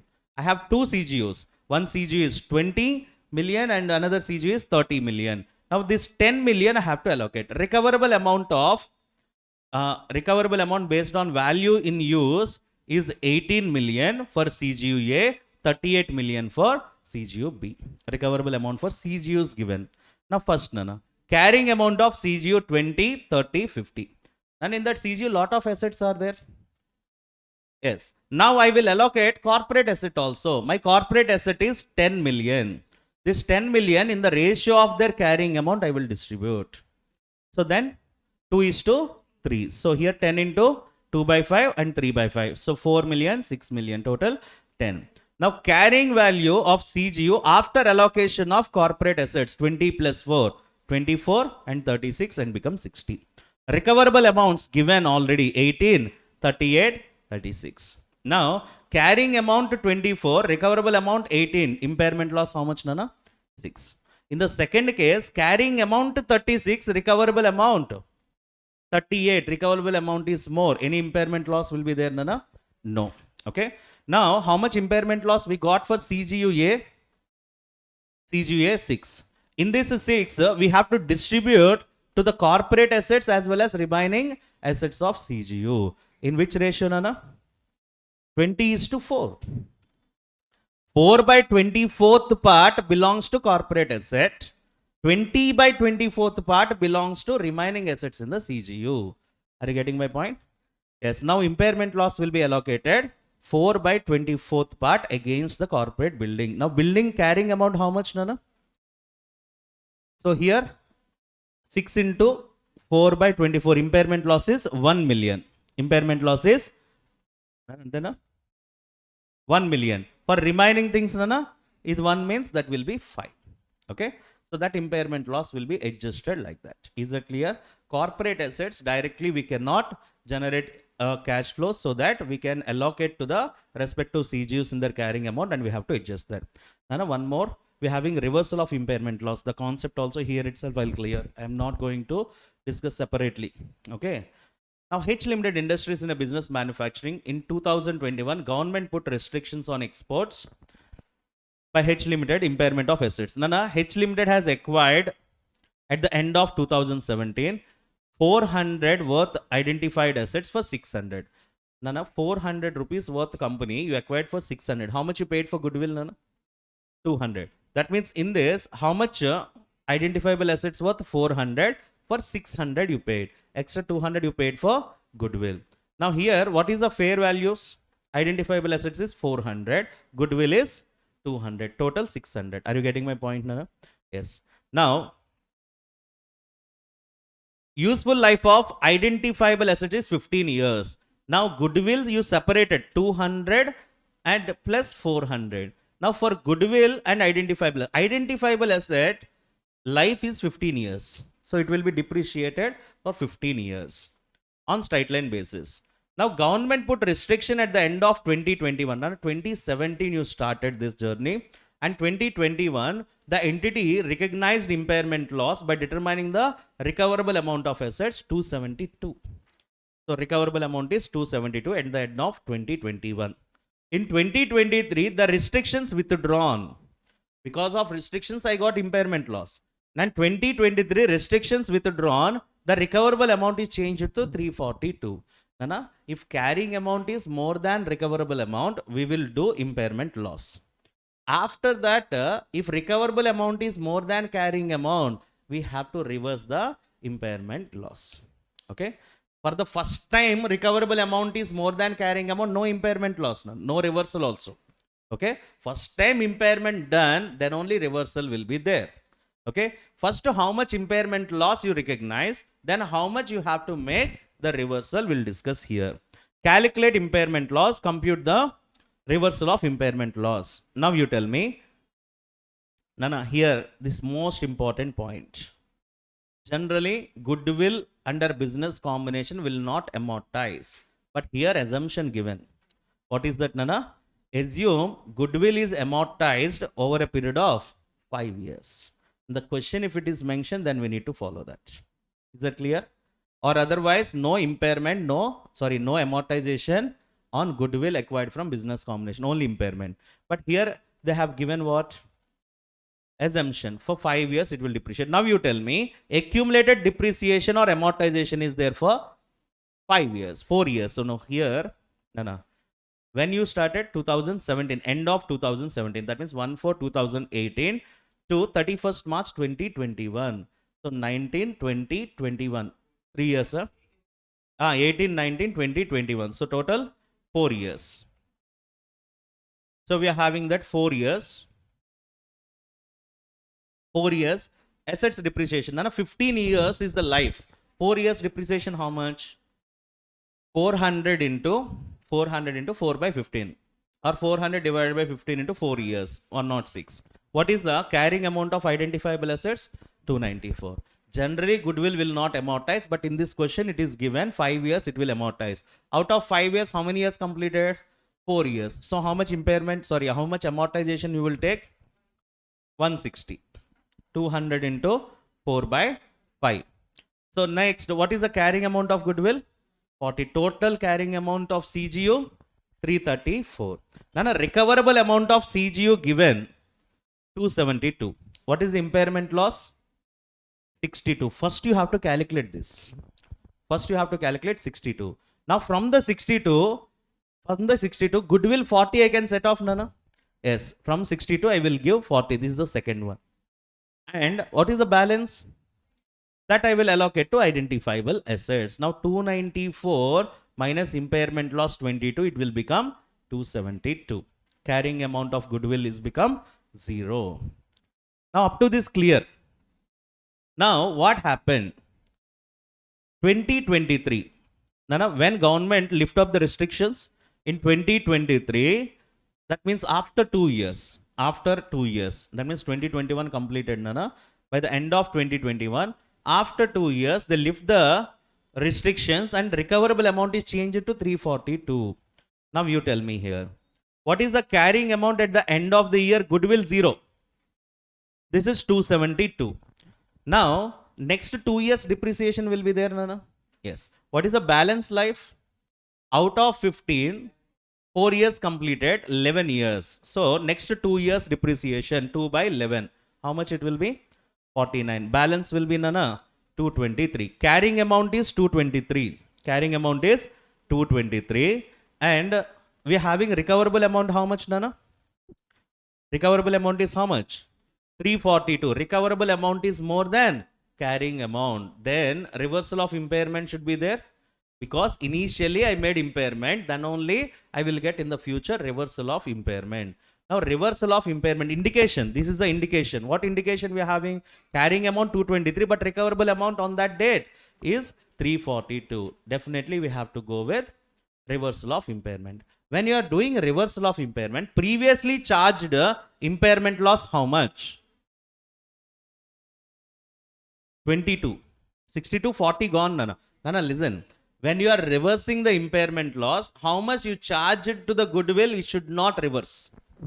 Okay, that is the rule of Ind AS 36, that when you are reversing the impairment loss, what impairment loss you adjusted against identifiable assets can be reversed. Once adjustment of goodwill is there, when impairment loss is adjusted against the goodwill, it will not be reversed. What is the reason?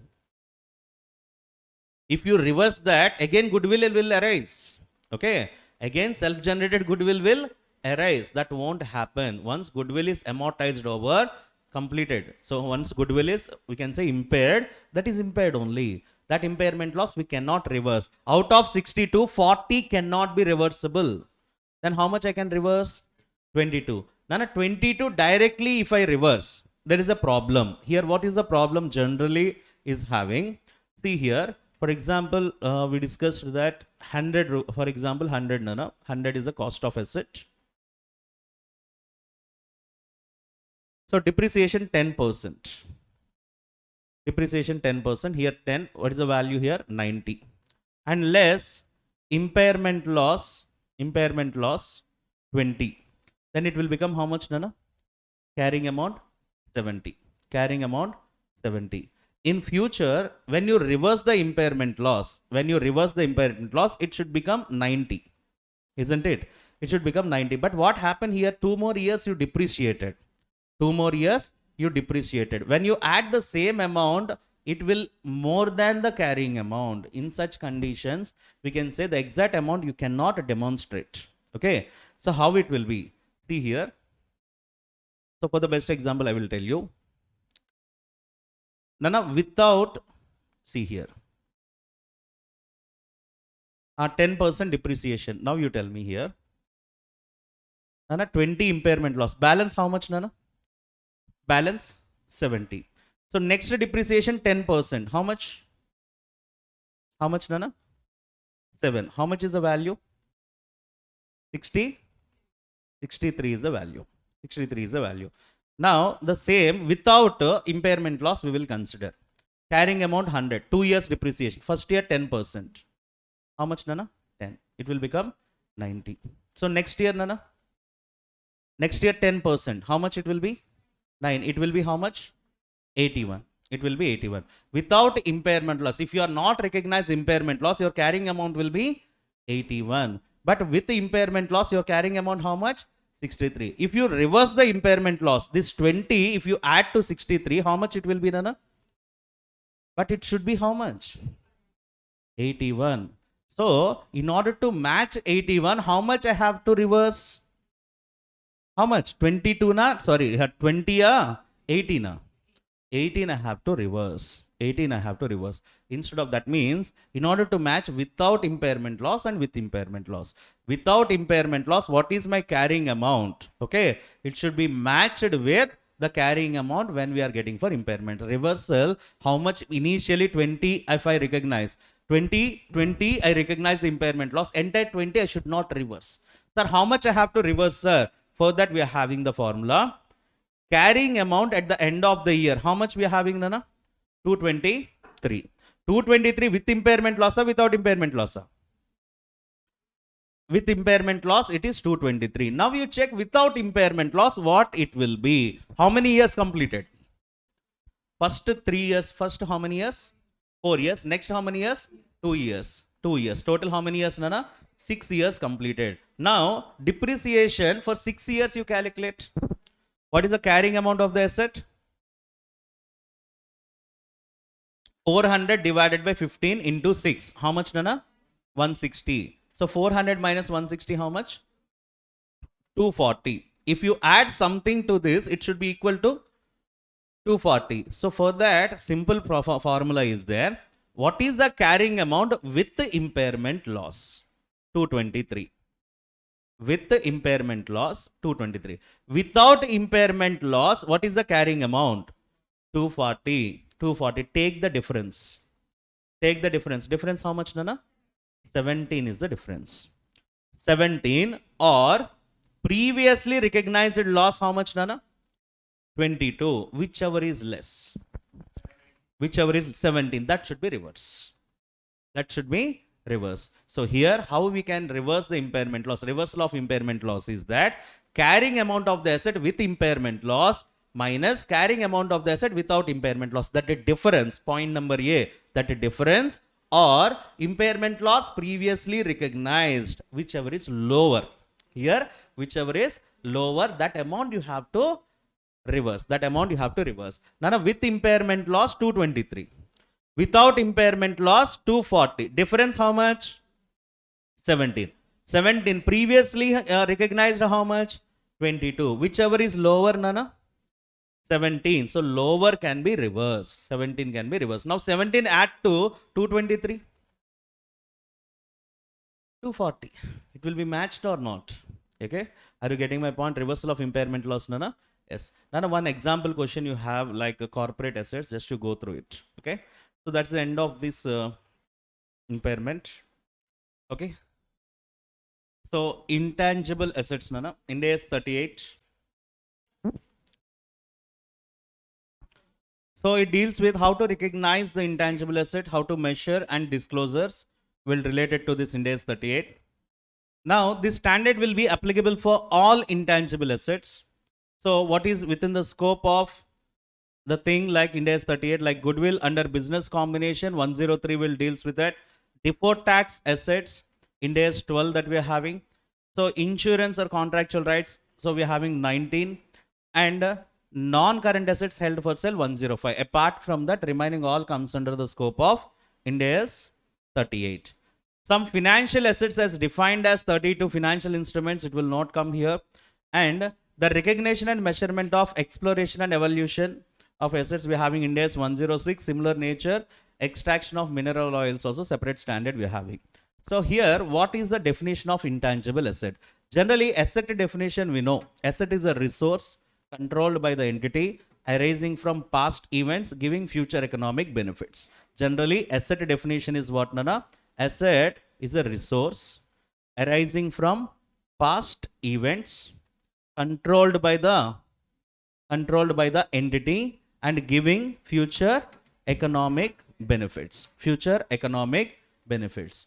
So general definition of asset. Asset, if we want to say this is asset, means this all four conditions should be satisfied. It should be a resource. It should be a resource arising from past events, controlling by the entity and giving future economic benefits. Future economic benefits means either it can reduce some cost or it will give some cash flows.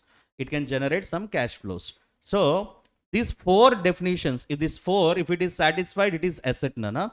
For intangible asset, along with this four, three more additions we are having. Along this four, three more additions we are having. It should be identifiable. Identifiable, which is nothing but separate identity should be there. It is not mixed in any other asset. Separately, it should be identifiable. And also non-monetary.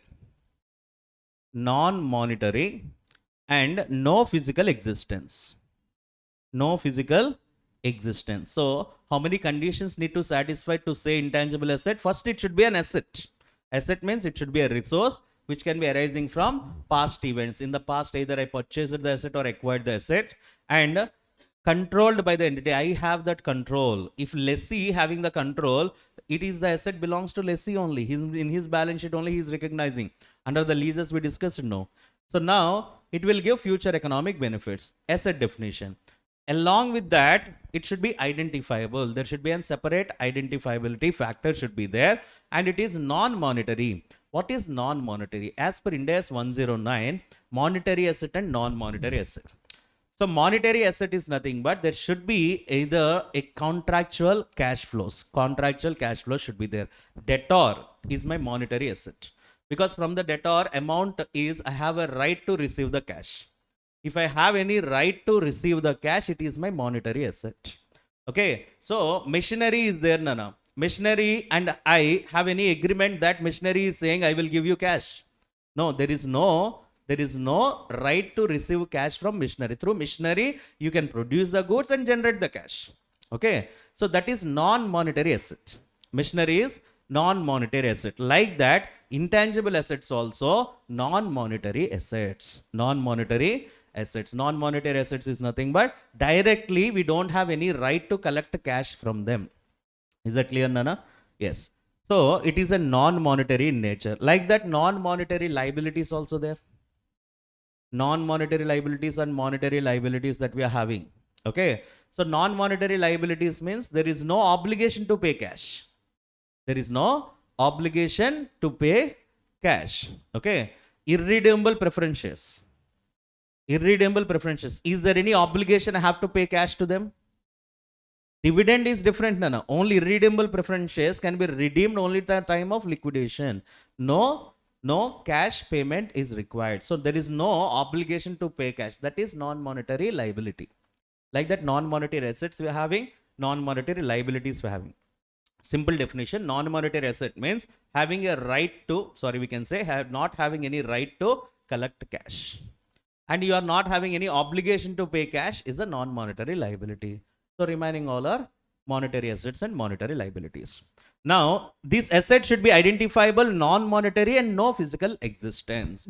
There is no physical existence. These all 7 conditions are satisfied. We can say it is your intangible asset. Example like scientific and technical knowledge, licenses, computer software, patent, copyrights, etc. Identifiable is nothing but the asset can be said as a separable when it is capable of being sold or licensed or rented or exchanged independently without a disposal of any other assets. I want to sell this intangible assets. Only that intangible assets I can sell. Separate identity means that only no, no. Okay. I have a patent. I developed that patent. If I want to give this patent on a lease, I can give that patent only, irrespective of remaining patents. Are you getting my point? Separate identifiability should be there in order to say it is an intangible asset. And non-monetary as per, so here they are given accounting standard 21. Asset which is not a monetary asset. Asset which is not a monetary asset is monetary asset, they are saying. Simply the definition is what, Nana? There is no right to receive a cash from that particular asset and without physical substance. And intangible assets not having any physical substance. However, intangible assets may contained in a container. Like computer software is there, Nana. Computer software, okay, is an intangible, no physical existence. But it will be there in a container called compact disk or pen drive. Okay. Now compact disk is a physical substance. Compact disk is a physical substance. Then how can we treat this? Now you are paying for computer software. You are paying for that empty disk. For disk. So here for empty disk. Software which is dominant one. Based on that you have to say, sir, one intangible asset you are saying about computer software, it is contained in a container called compact disk. Now how can we treat it? It is a combination of PPE as well as intangible asset, means which is more dominant. Okay, for what purpose you purchase? So computer software, so it is an intangible asset. Okay, license or patent or document papers will be there. Okay, land document is there, Nana. Okay, so you have a right against land, a right against that paper. Land. Here paper is the form. Okay, land is a license or whatever you're having. That is an intangible assets. Government is giving license for us to drive the vehicles. That driving license is an intangible asset. That whatever the card or physical whatever we are having, that document, so will comes under not a dominant portion. When it is comes under physical and non-physical, which is more dominant, you have to go for it. Control should be there. As I told you, controlled. The entity should control an asset. If it is obtained, power to obtain the future economic benefits from the asset, entity can restrict the access from others to those benefits. Now I purchased, okay, one intangible asset, or we can say I have developed one patent. I have developed one patent. Now I have taken that patent right. Now I am controlling that patent, Nana. So if anyone wants to use that patent, here I am restricting them to use that patent right. I am restricting them to use that patent right. If they want to use that patent, first they have to pay me royalty, then only they have to use that. Is that clear, Nana? So that means control should be there. Control should be there. When you're having the control, one example I told you. For example, okay, so one bakery is there, in that bread is very famous. That bread they manufacture from a famous cookbook which is not patented, okay, which is free to everyone. In that case, that bread recipe is an intangible asset for that bakery. No, because there is no control. You can't control. If that recipe is patented by that bakery, then control is there, because we are restricting others to use that formula or recipe. Is that clear, Nana? So that will be comes under control. Example, X Limited purchased a chip and operating system of 20 lakhs and 5 lakhs respectively. Some computer chip has both tangible and intangible nature. So now accountant having a dilemma that whether it will go to PPE or intangible asset. It depends upon, as I told you, based on dominant element. If tangible element is more dominant, then asset will be categorized as PPE. If intangible is more dominant, it shall be classified as intangible asset. So here operating system is more, that means is mere software and integral part of hardware, so it should be treated as intangible asset. Computer you purchased, Nana. Computer is a physical and tangible. Okay, in that also software is there. Which is more dominant? Sir, Nana, if you want to purchase a software, you purchase computer. Nana, Windows OS if you want. You purchased a computer and extract Windows OS from them. No. So here if you purchase one computer, okay, which is more dominant here? Computer. That means software is not. Software is a part of computer. It is an integral part of computer. For what purpose you purchased that? For using the computer, for using the software in the computer. Listen very carefully. You paid 30,000 for computer. Okay, that software if you want for 2,000 also you will get it through CDs.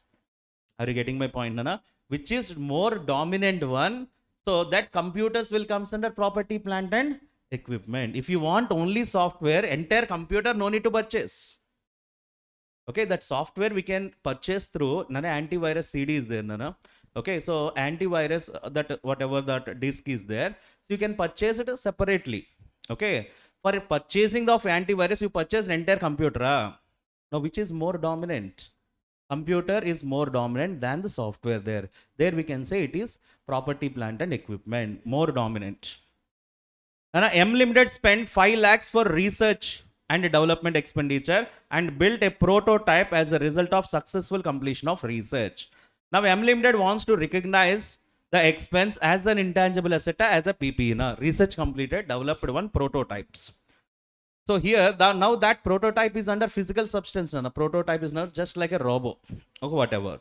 R&D activities are directed towards the development of knowledge, technique, know-how. Therefore, intangible elements here are more dominant as of prototype. Asset with physical substance got created. Therefore, expenses should be recognized as intangible assets. Okay. The research and development, this all expenditure, why he is done, Nana? Because of creating one robo. Okay. Now, robo you are purchasing for physical part, whatever the AI which is inbuilt in that. AI. Okay. For that only. Not a normal prototype, you will get it in the, what we can say, They will, astrology robots are there, no, no, no. That is also a prototype. Have you know that? They will tell you the fortune robots in Besant Road. Okay, that will also tell you that is a prototype. That is a prototype. Okay, the same robot which can I use in my factory to develop a big machinery, sir. No, the prototype is not a more dominant. That software which is installed in that is more dominant. Based on that, we can say, apart from prototype, so whatever the knowledge or intangible asset that you develop, that is having the more dominant portion. So then it will be comes under intangible asset. Now W Limited has team of skilled employees. Team of skilled employees. It can be identified that incremental skills which leads to future economic benefits will flow from the training. So that means, so already I have a skilled employees. If I give some training to them, so it will be helpful for me to generate future economic benefits. Sir, future economic benefits I am getting, does employees is my intangible asset? Their skill is my intangible asset? No, you can't control it. Control is missing here. Yes. So here, entity does not expect any employees to leave the entity. As a result, their skill are expected to stay in the entity. Entity is expecting my employees are very good. They won't go to anywhere, to any other companies. So that skills of the employees can be recognized as an intangible assets? No. Okay. Because you cannot control the skill of the employees. Here, intangible asset definition definition control is also the major factor. So as per this standard, intangible asset is identifiable non-monetary asset without physical substance. Thus, entity assess that aforementioned criteria is satisfied or not, as the asset should be controlled by the entity. In the given case, entity does not have sufficient control and such cannot treat that skilled staff as an intangible asset for the company. Clear, Nana? Control is also one of the factors. So just five examples. In our book, I included the same examples. Eppudana open chesunte telusu. Example 4, Nana. So L Limited owns and operates interactive internet site. So on which anyone can post the material, just like Facebook or any type of, so the domain. The domain name is protected legally through registration with appropriate parties. So the domain name, whatever it is there, it is protected. That means he took the patent right on that particular domain. So can this domain name can be recognized as an intangible asset? Yes, first and main elements is it is identifiability, and we are having non-monetary and non-physical substance. Further, intangible asset should be controlled by entity. These all categories, all 4 conditions need to be satisfied. Normally, control arises from legal rights. I told you that bakery example. If you take a legal patent, then definitely you will get a control. So which is enforceable by law. In the present case, domain name shall be classified as intangible asset, as entity has control through ownership of website, legally and enforceable, and we can say it is protected. Also, all the criteria of we can say intangible asset are satisfied.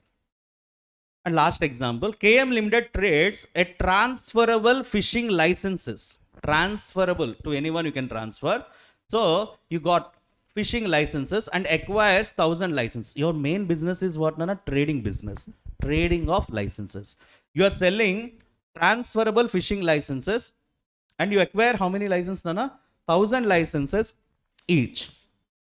Of which entity the holder, so that means here for each license, they can catch 1 ton of fish in the special or specified jurisdiction in a particular area. So you can catch the fish. If you have 1 license, 1 ton fish you can catch. Like that, he traded 1,000 licenses. Now entity does not own a boat. That entity does not have any boat also. License trading business, Nana. Why boat is required? You will sell license in the river. No. So here, boat does not intend to catch the fish. They don't have intention also to catch the fish. Now, these license can be recognized as an intangible asset? No. These license cannot, because they are not using that licenses. They are not using that licenses to catch the fish. Okay. So here they are just trading the licenses. Now you tell me these licenses are inventory for the particular company, Nana? Yes, licenses trading company. Although licenses satisfies the definition of intangible asset, but these licenses cannot be classified as intangible asset as they meant for sale. It is meant for sale. Intangible asset means you have to use for your business. Okay. The licenses shall be regarded as inventory which is held for sale. Clear, Nana? So now, in order to say recognition criteria, definition of intangible asset to be satisfied. Already I told you definition. Okay, it should be identifiable. Identifiable. What? Non-monetary and no physical existence, and control should be there. Now, the asset recognition criteria, probability that future economic benefits should be flow for the entity. Through these intangible assets, future economic benefits which we will get. At the same time, the cost of the asset is measured reliably. Reliably, the cost also you have to measure. If you are unable to measure the cost, we cannot recognize that as an intangible asset. Okay, the cost will be reliably measured. At the same time, future economic benefits should flow to the entity. Then only it is your intangible asset. So now, measurement. Now, how can we get this? Intangible asset, Nana, intangible asset. This intangible assets, two kinds. Either you can acquire that intangible asset or self-generated that intangible asset. Acquired or self-generated. Acquired means, how do you acquire, Nana? You can purchase. You can purchase, Nana. Acquired separately or acquired through business combination. Business combination. Nana, under business combination, I acquired all the assets and liabilities of acquiring company. In that also intangible assets are there. Yes. So how to value that intangible assets? That means intangible assets can acquired separately and intangible assets acquired through business combination, through combination, separately by paying cash or credit basis. Cash or credit basis I can acquire, or by the way of exchange of assets. So you give your asset, I give my asset. Exchange of assets instead of paying cash.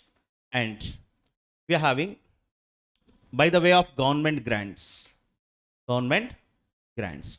You can acquire the asset separately by paying cash or credit, or through the exchange of assets, or through government grants, or through business combination. And under business combination, under government grants, the asset will be recognized at fair values. Fair value we have to recognize. Okay. Exchange of assets I will tell you. Cash or credit I will tell you. And coming to self-generated assets. Under self-generated assets, goodwill, internally generated goodwill is there, and other intangible assets other than goodwill. Other than goodwill, remaining intangible assets under development. Okay, so sorry, intangible assets under self-generated. Okay, so that means I can self-generated patents will be there. Self-generated, we can say self-generated patents will be there. Self-generated other intangible assets other than goodwill. Goodwill means separate treatment we have. Okay, so in this way we have to recognize the intangible assets. Now, first of all, intangible asset acquired through payment of cash. Through payment of cash, how can we recognize? Just like PPE, we are having purchase price. If any taxes and duties are there, we will add. Refundable or non-refundable? Non-refundable. Registration charges, brokerage costs, professional fees, legal charges, any directly attributable cost in order to make the asset ready. If any trade discounts are there, we will deduct. Cost of intangible assets we will get. So how much you have to pay? We will get like this. Acquisition of intangible assets by paying cash. Next, directly attributable expenses includes employee benefits relating to which directly involved to bring the asset for working conditions. So if anything that you are giving for the particular professional fees. Okay. So in order to install that particular intangible asset in your company, if any professional is required, for that you charged some fees, that is cost of testing. Testing also will be considered. What we should not consider, this is important. What we should not consider, cost of promotional expenses. Sir, I purchased one intangible asset. And I advertising that intangible asset. I am having that intangible asset like that. Promotional expenses. That expenses we should not include in the cost. Administrative and general overheads. So I am giving salaries to the employees. I am paying rent to my building. These overheads will not including in the cost of the intangible asset. Cost of conducting business in a new location. So I have opened some branch also, and for that I am shifting from one place to another place for the new location. Some cost I incurred, that also I should not include in the cost of acquisition, just like PPE. Okay, so then after considering all these factors, we are getting what, Nana? Cost of intangible asset. Just like cost of PPE, we will get what is the cost of intangible assets. So how we are paying accordingly. Second one, exchange of assets. When I exchange this intangible assets, I have to check whether the exchange contains a commercial substance or not. So what is commercial substance is nothing but inflow is equal to outflow. So which is nothing but 10 lakhs valued asset I am taking, 10 lakhs valued I am giving. In that case, is there any commercial substance, Nana?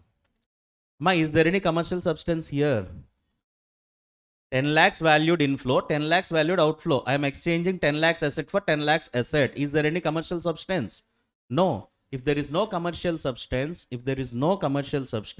so intangible asset on exchange, whatever you are making, it should be valued at book value or carrying amount.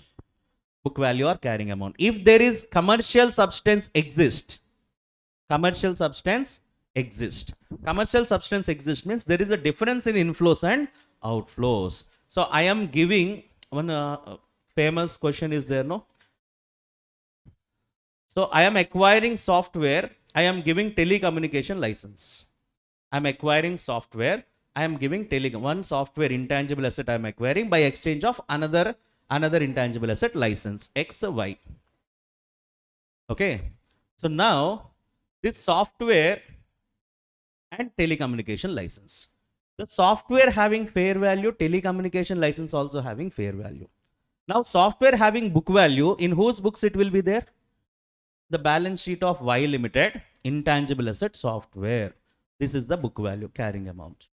And a telecommunication license, whose balance sheet it is there? In X Limited, telecommunication. This is book value. Okay. So now X Limited point of view, when we'll think. X Limited point of view, one license is acquired, one license is given up. So here, one license is acquired, software, and given up is telecommunication license. Now this exchange consists here, he is receiving what, Nana? Software. He is receiving software. Now this software from this balance sheet, it will go to X Limited balance sheet. Now here is the question that how much value that software we have to record. X Limited in his balance sheet. Listen very carefully. Which one he is recording? X Limited acquiring the software by the way of exchange of intangible assets. We want what is the value of exchange we have to recognize. Software, how much he have to recognize. We are thinking X Limited point of view. X Limited point of view, what is acquired asset? Software. Software, how much we have to recognize. Okay. Software having fair value, software having book value.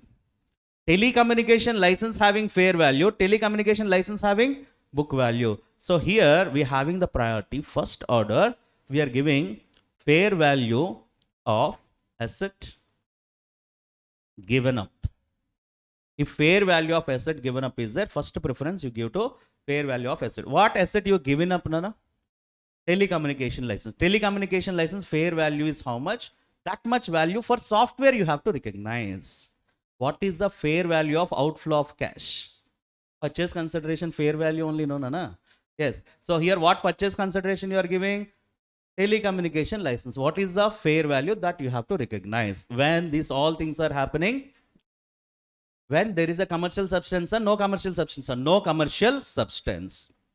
Second one. If you are unable to identify fair value of asset given up, then preference will be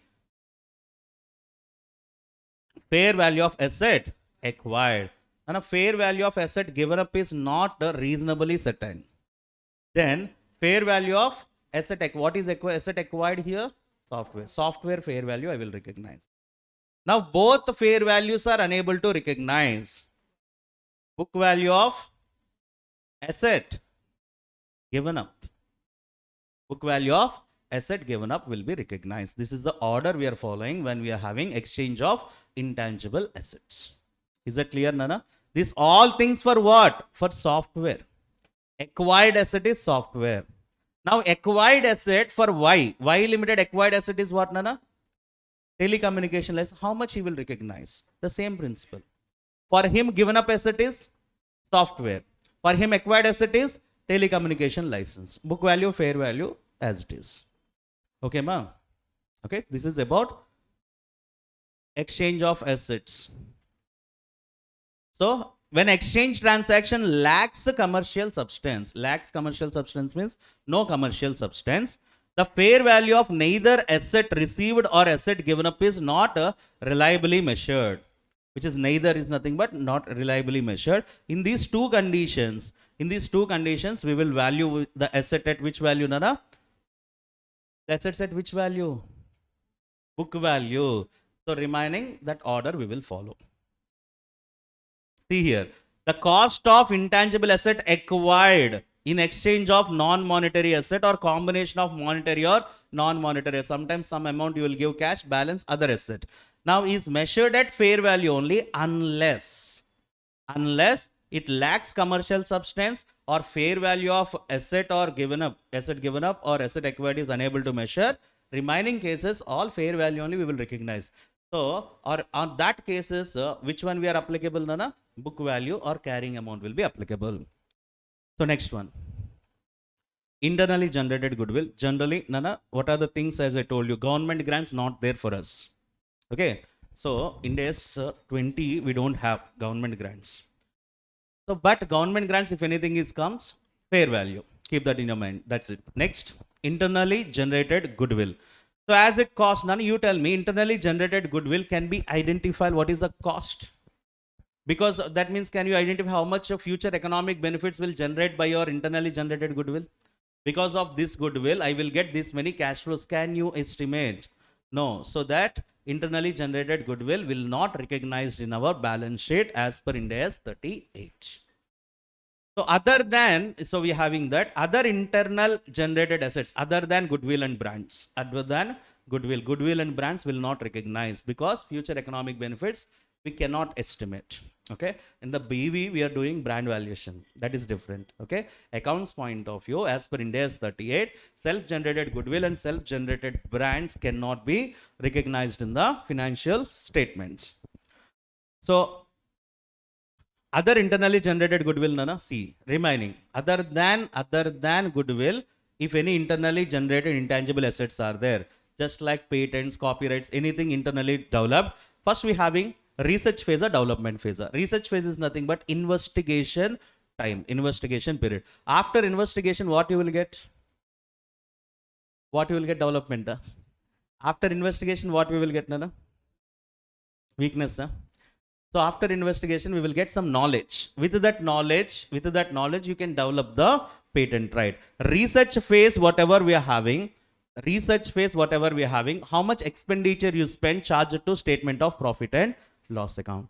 Development phase, whatever the expenditure you spend, okay, so that will be charged to profit and loss account or intangible asset recognition based on your asset recognition criteria. If ARC is satisfied, show as intangible asset. That expenditure will be shown as intangible asset. If ARC is not satisfied, charge it to profit and loss account. What is asset recognition criteria? Now you are under the development phase. You are started spending the expenditure, development phase. Next, you have to ask the questions. So technically feasible of completion of intangible asset. Technically, it is possible to complete that development phase. First, you have to check. Next one, intention to complete that intangible. Research completed, you start developed. You have an intention to complete that intangible asset. Second question. Third one, ability to use or sell that intangible asset. After completion of that, whether it will be useful, either used by yourself or to sell to someone else. That is the third question. Fourth one, intangible assets will generate probable future economic benefits. So either it can generate or it can be useful by we can say demonstrate the existence of market output of intangible asset. Either it can generate the outflows, cash flows, or the output of the intangible assets will generate the cash flows. We have to check. Either intangible assets directly generate the cash flows, or the output of intangible assets will generate the cash flows. Next one, adequate resources are there with you to complete that intangible asset, which is technically feasible or financially feasible. So do you have sufficient finance to develop that intangible asset? Do you have sufficient technology to develop the financial asset? So, and after completion of that, how much you spend can be reliably measured. Reliable measurement, which is nothing but monetary measurement. If all the 6 conditions are satisfied, asset recognition criteria satisfied, and we will capitalize all the expenditure and create intangible assets self-generatedly. Okay. And if anything is not satisfied, so ARC is not satisfied, will be charged to profit and loss account. And asset recognition criteria satisfied or not satisfied, they will give you in the question. From which date onwards they are satisfied, they will give you. Which date onwards it will satisfy, from that date onwards you have to capitalize the expenditure as intangible asset. Before that period, whatever the expenditure you spend, that will be charged to profit and loss account. Okay. So same thing like under the balance sheet, we are having cost model and revaluation model, just like property, plant and equipment. So revaluation model, revaluation surplus, these all things are the same. No? Okay. Impairment of intangible assets. If revaluation is there, adjust first revaluation, then come back to the profit and loss account. These all things are common. Amortization, last we will discuss.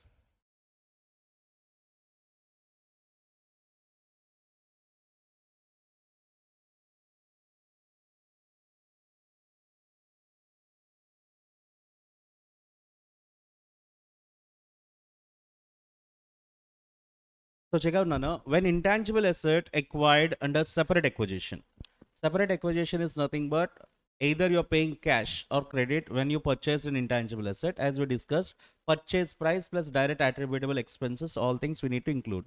Now Venus Limited Private Limited acquired software for its internal use which cost 10 lakhs. 10 lakhs is the price of that particular software. The amount payable for software is 6 lakhs immediately. Out of 10 lakhs, 6 lakhs he paid immediately.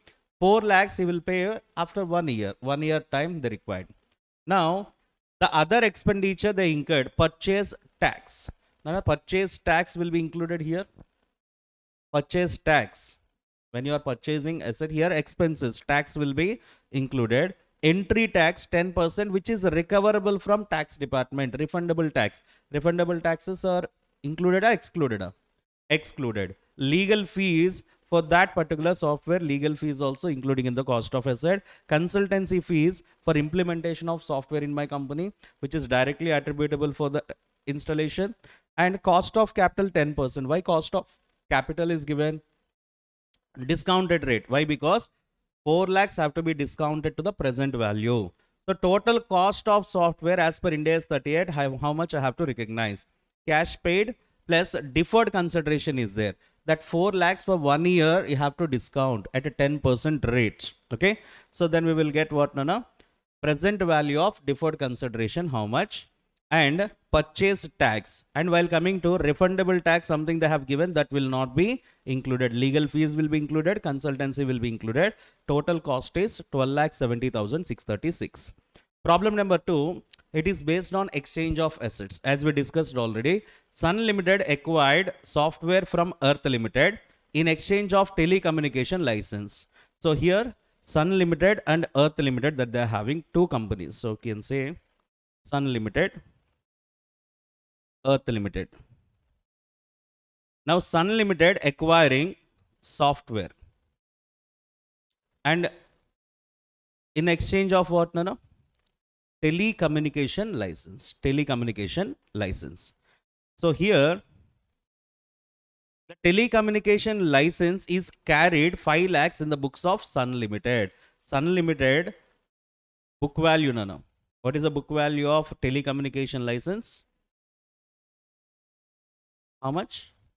5 lakhs. Book value is 5 lakhs. So while coming to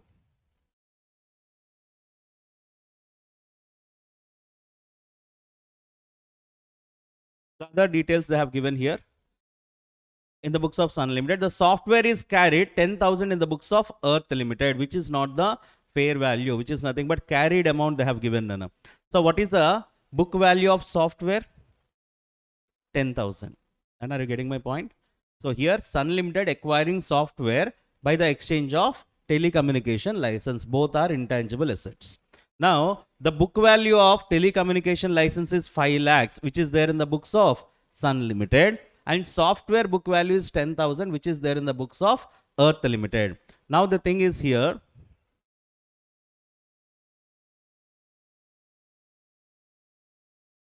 they're advising some situations over here.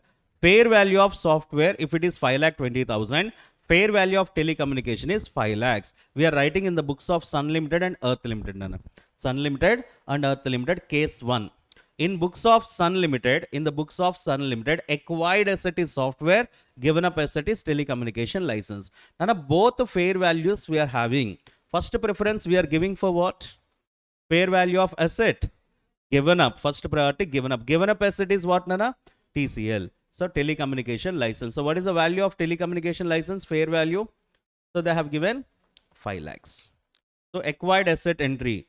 Software account debtor 5 lakhs to telecommunication license. In his books, telecommunication license, how much it is there, Nana?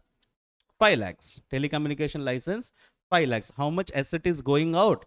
5 lakh asset is going out, and software also we consider 5 lakhs only. Is that clear? Yes, fair value of telecommunication license is 5 lakhs. At the same time, carried amount also how much, Nana? 5 lakhs. No profit on exchange. Okay. Second situation, fair value of software is not measurable. However, similar telecommunication license is transacted by another company, 4,90,000. Can we say 4,90,000 is the fair value for telecommunication license, Nana? Based on similar company market approach, we got 4,90,000. Then a fair value of telecommunication they have given 4,90,000. What value we have to consider? What value we have to consider? First preference we are giving for given up asset only. So here given up asset is what? Telecommunication license. So I will consider here software account debtor 4,90,000 to telecommunication. How much book value is going out? 5 lakhs is going out. This all rupees in thousands. 5 lakhs is going out. 10,000 how much we are having? That will be loss on exchange. Okay. Third case, neither fair value of software given, neither fair value of telecommunication license given. Then which value we have to consider, Nana? Book value of given up by acquired. Given up book value is how much? 5 lakhs. Software account debtor to telecommunication 5 lakhs. Same thing in the books of Earth Limited. In the books of Earth Limited. Earth Limited point of view, Nana, first case, fair value of acquired is there, given up is there. So now Earth point of view, what is acquired asset, Nana? Telecommunication license. Given up asset is what? Software. So fair value of software is how much? 5,20,000. What Earth Limited is acquiring? Telecommunication license. So he have to recognize telecommunication license based on the fair value of software 5,20,000. Okay. Now from his books, how much value of software is going out? 10,000. Balance is profit. 10,000 value of software I am giving by taking 5,20,000 worth telecommunication. Is that clear, Nana? Okay. So profit on exchange is 510. Next, Nana. Second case, fair value of software is not measurable. That means given up value is not there. Then we have to go with acquired fair value. Acquired fair value is how much here? 4,90,000. Telecommunication. So we got 4,90,000. Given up is not there. That's why we are taking acquired. Okay. So to software, how much gone? 10. So profit on exchange is how much, Nana? 480. So given up is not there, acquired is not there, fair value. We have to go with book value. Given up, acquired. Given up. What is given up by Earth Limited? Software. Software carrying amount how much, Nana? 10,000. Telecommunication account debtor to software 10,000, 10,000. Clear, Nana? This is by the way of exchange. Now some comprehensive question over here. X Pharmaceutical seeks your opinion in respect of the following. They acquired 4 years license to manufacture a special drug for 100 lakhs. So how many years license they got? 4 years license. So license is an intangible asset, Nana? Yes, 100 lakhs. Also purchased another company at starting of the year as a part of acquisition. X Limited acquired a brand, the fair value 300 lakhs based on sales revenue. So they purchased that brand. The life of the brand is estimated how many years, Nana? 15 years. Now they spent 100 lakhs on advertising campaign during first 6 months. Subsequent sales have shown significant improvement. Its expenses will continue for 3 years. You spend advertising campaign. An advertising campaign cost will be included. No, so because we cannot say, so they are saying significantly sales is improving, but how much can you say? No, so it cannot be comes. So it has commenced development of new truck. They did a development of new truck. The project cost is 10 crores. Clinical trials are successful and drug is expected to generate revenue from next 5 years. Cost incurred till 31st March is 500 lakhs. Balance cost incurred during the financial year 21-22 is 500 lakhs. Total 10 crores we are saying about. 10 crores, like 5 crores before 31st March they spent, and 5 crores they spent in first, that means in the financial year of 2021-22. Now it has developed or commenced another drug also, drug B. It is incurred 50,000 towards research expenses. So one by one we will go. Acquired 4 years license, manufacturer of special drug, 100 lakhs at the starting of the year. Now you have to check the transactions. So it should recognize the drug license as an intangible asset because separately we acquired. What is the drug value? 100 lakhs. Second question, Nana. Brands can be recognized here. So it should recognize brand as an intangible asset. It is being purchased as a part of acquisition is separately identifiable. The brand should be amortized over the period of 15 years. Brand value will be recorded 300 lakhs. Now, a brand you purchased, brand you developed, internally developed will not accounted over here. You purchased a brand in the form of business combination.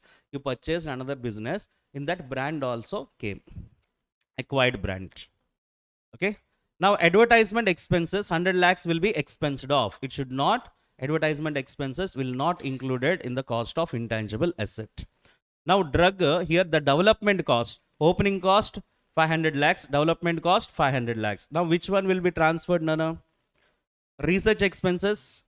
So, this is the next one, no? So, here how much total cost they have incurred, they are saying. Nana, when during the financial year will be capitalized off. So, how much we need to capitalize? 1 second, Anna. Old one note is good. The development cost, they are saying development cost incurred in the financial year 21-22 should be capitalized. Cost of intangible asset as on 31st March 2022. And opening cost, both are happening in the financial year only. So total expenses, how much they are saying about that? So total 10 crores will be capitalized to the intangible asset. They are not given any details relating to the research. Next one they have given research expenses 50 lakhs. Now research will be expensed off. Research expenses 50 lakhs will be expensed off. Now once you check the point number E, na? D. And it has commenced developing a new drug. Commenced developing a new drug means research is already completed. The project cost is 10 crores. Clinically proved trial run is successful. It will generate the over future economic benefits 5 years. Now, whenever it start giving benefits, from that moment you have to recognize that intangible asset. So total 10 crores we have to recognize, and research expenses will be charged to profit and loss account. Why? Because here, why it is expense? Because at that time technical feasibility is not yet established. That is also one of the recognition criteria. Nana. Technically it should be feasible. Anything is given here, the technological feasibility is not yet been established. If it is established, then we can say recognition criteria satisfied, then it will be capitalized to the asset cost. Okay. So one more question. Research they have given and development expenditure. So 2 years research, 3 years development. Nana. On 31st March 2024, company identified the level of cost saving is 32 crores per annum. I told you future economic benefits means not only giving cash flows but also savings the cost. Cost savings how much, Nana? 32 crores per annum. Expected to be achieved by the new system over the period of 5 years. So next 5 years we will get 32 crores. In addition to that, the system developed by the market by the way of consultancy, they can earn the cash flows 20 crores. Because of these intangible assets, I can I can, like what we can say, as a consultancy, I can earn the cash flows because of this intangible asset, 20 crore for the period of next 5 years. So next 5 years cash flows, how much, Nana? Each year, 32 in the form of cost saving, 20 in the form of cash flow. Total cash flows, how much? 52 for next 5 years. So I can take directly discount factor. So every year the same only, no, cash flow will be the same. So I want what is the present value? What is the present value? So listen first. The fair value less cost of disposal also given. How much it is? 190 crores. Y Limited demonstrated the new system met the asset recognition criteria on 1st April 2021. That means 2021 onwards, I will treat like an intangible asset. Before that, whatever the expenditure is there will be charged to profit and loss account. The system shall be available as on the system is available for use from 1/4/2024, which is nothing but, so from that moment onwards, amortization or whatever the thing is there, we will do. For testing of impairment, 10% discount factor we have to be considered. Now first they are asking how much amount to be charged as expense first year. So here 16 plus 20, how much, Nana? 36 will be charged as expense. The amount chargeable, research expenses 16 for 1920, 20 lakhs for 2021 should be charged to profit and loss account in the respective financial years. In the respect to last year 16 lakhs, whenever you spend, you charge, and 20 lakhs for 2021.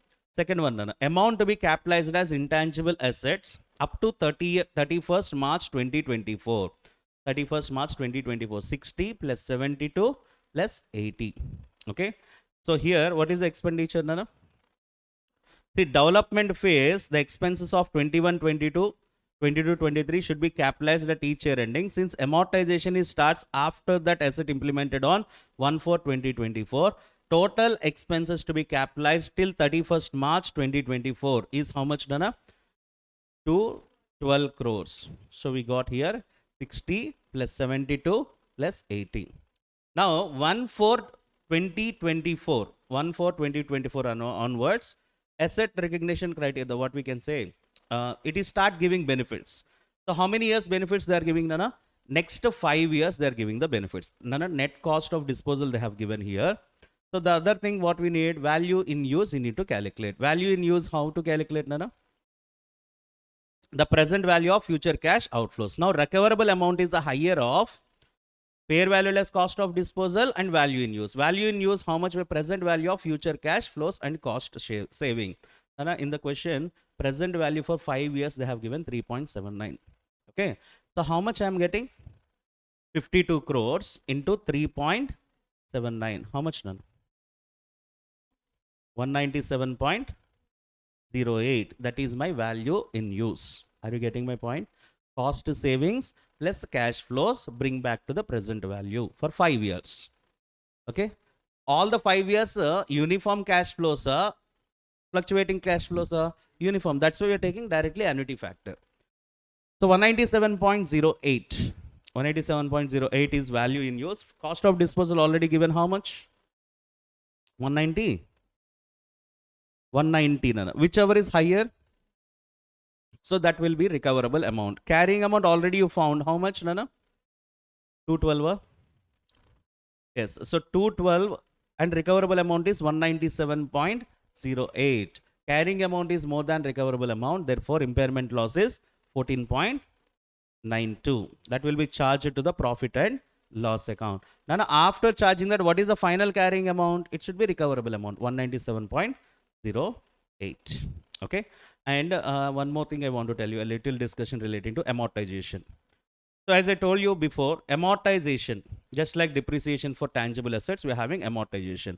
When we are calculating amortization, first we need to check the useful life of an asset. Whether useful life is finite life or infinite life. Finite life means we will do amortization.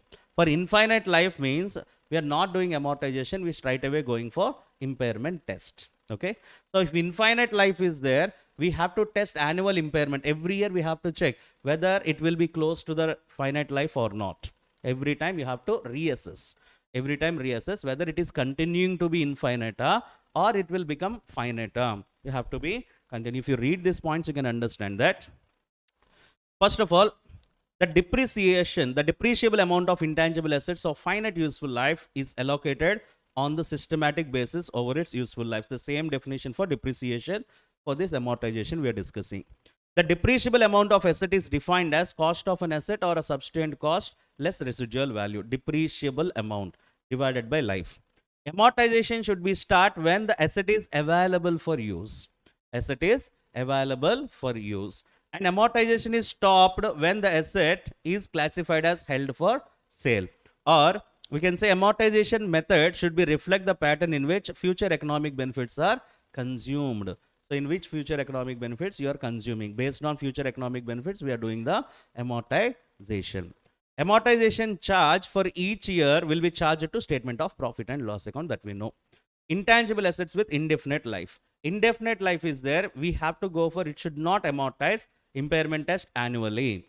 Annually we will do impairment test, or if any indication is there, then also we can do impairment test. What is impairment test? Already we discussed in Ind AS 38. Next, the useful life of intangible asset not to be amortized should be reviewed each year. Useful life, anything is changed or not. Okay. Generally, infinite life means useful life is unlimited. Now we have to check every year whether is there any possibility for infinite life or not. It is finite life or continuing to be infinite. You have to check every year. That is a point. Okay. So whenever you check that infinite life to finite life, immediately we will test for impairment. That one we discussed in 36. Next one. So review for impairment, that is the same. Residual value. Nana. For tangible asset means scrap value is a residual value. You are saying for intangible assets, what is the value will be there? Intangible asset residual value is nothing but just like if any commitment is there. Okay, commitment is there. So somebody is saying that your patent right is 10 years. After 10 years, I will give you 10 lakhs. I will give you 10 lakhs. Give me the right.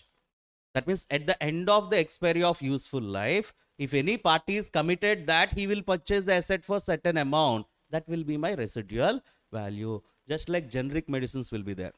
Generic medicines generally having low cost. Generic medical shop if you go, so their name is changed. Nana. Formula is same. Name of the medicine will change, but formula is same. For example, Dolo 650 is a company. Okay. So here the drug name is paracetamol, for example. The same paracetamol, the other kind will be there with the generic medicines. This is because generally, if a company having any patent right, these generic medicine fellows, what they will do? They will purchase that formula after expiry of useful life. Useful life of patent is completed. So then they will get it for very low cost. No? Okay, when there is a patent right, if you want to develop the drug, okay, you have to pay royalty. These all things are there. Okay, so now here we are taking after completion of useful life, 10 years completed drug. Okay, now I am saying about that, so I will purchase it for 5 lakhs. Then that is the terminal value for the other party. Okay, so they will take it for 5 lakhs and they will develop that, and with other name they can sell it. Are you getting my point? So generally generic medicines will do the same. Okay, expire, not drug is expired. Here expiry of patent right. Okay, expiry of patent right. They will get that particular formula for very cheap. So that formula they will develop the drug and they will sell it. That's why generic medicines generally having low values. So here, like that, if any commitment is there, sir, your patent is 10 years. After completion of your 10 years, so give me your patent, I will give you 5 lakhs. Any commitment is there, that is your residual value. Okay. For intangible assets, residual value is nothing but commitment by the third party to purchase the asset at the end of useful life. Okay. Any commitment given by the party to purchase the asset at the end of useful life, or otherwise, if any active market is there for particular intangible asset, you can sell in the market. Okay. Residual value can be determined based on reference to that market value 10 years after, if any active market is there. So it is probable that such market will exist at the end of the useful life. You are thinking about that. Okay. 10 years after, if I sell this in the off market, that means in the active market, how much I will get? And a residual value is estimation only, no? And you have to believe that 10 years after, that market should be there. At present market is there. After 10 years for the particular patent, market might not be there. That possibility also you have to check in order to measure one residual value of intangible asset. So now retirements and disposal, just you read, you can understand that. So next, we will go with financial instruments will start, Nana. Then after we'll go to income taxes and then consolidation.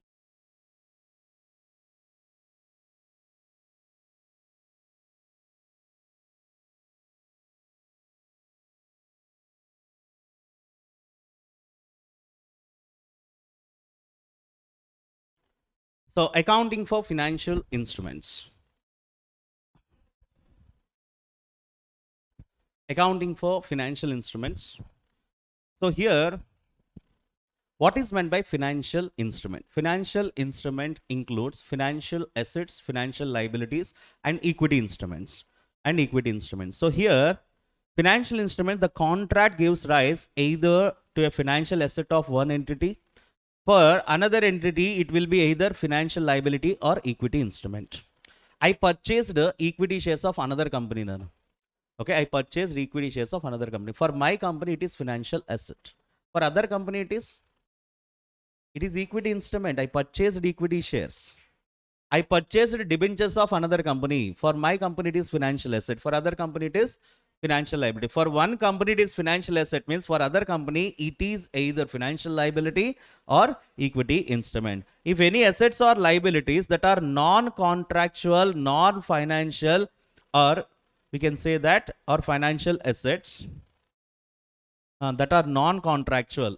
If any assets are non-contractual, that will be called it as non-financial liabilities or non-financial assets if there is no contract between them. Okay. So example like income taxes are there. Now. Income tax is a statutory obligation.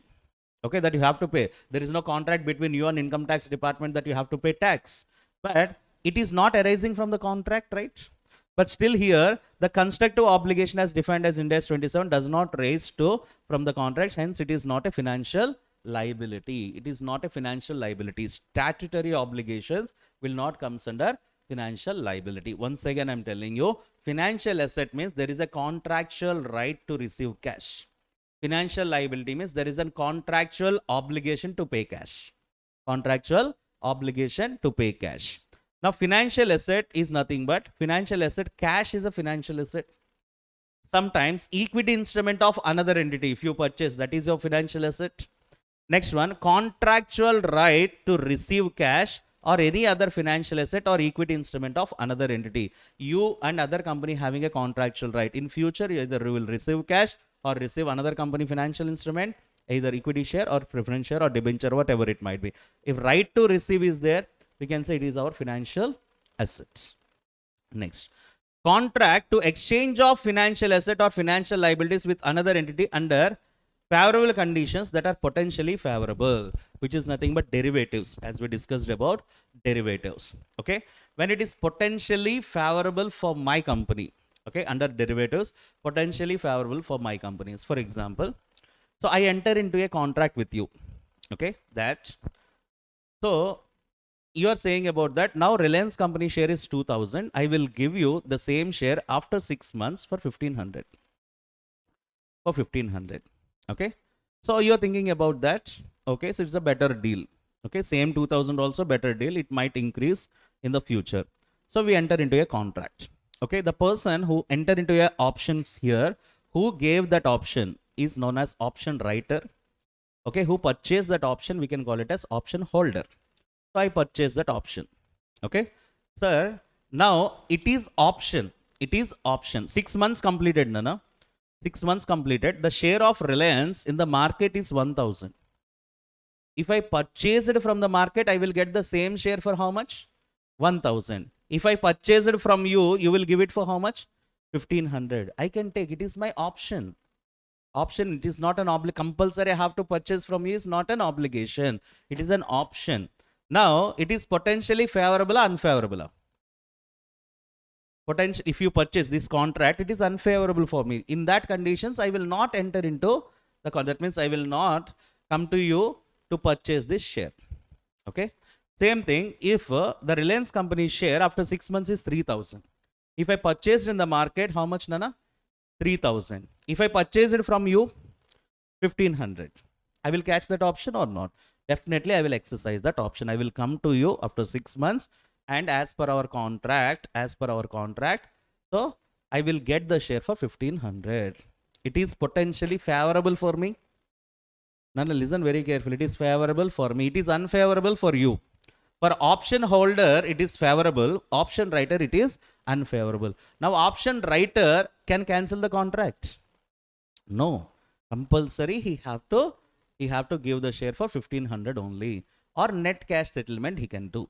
Net cash settlement difference is how much, Nana? 1500. The 1500 he will give to me. Okay. So with that, are you getting my point? So instead of that, by taking 1500, he can deliver Reliance company's share, or otherwise the difference amount he will pay as a net settlement. Anything it might be. Now for potentially favorable condition, it is my financial asset. If I am at the place of option writer, it is potentially unfavorable. It is an obligation. It is my financial liability. Okay. Under the derivatives also, potentially favorable means financial asset, unfavorable means financial liabilities. Okay. So just I'm skipping the examples. Just you go through that. You can understand. A Limited makes a sale of goods to the customers. Credit period is 45 days. The customers are entitled to earn cash discount 2% per annum. If the payment was made before 45 days, interest rate is 10% per annum is charged for any payment made after 45 days. So before 45 days is 2%, and after 45 days 10%. Evaluate whether trade receivables are financial assets or not. Trade receivables means what? Debtors here. For example, like debtors. A financial asset is an asset in which contractual right to receive cash or any other financial asset or another of the another entity. In the above case, A Limited has a contractual right to receive the cash, its trade receivables recording in the books of accounts.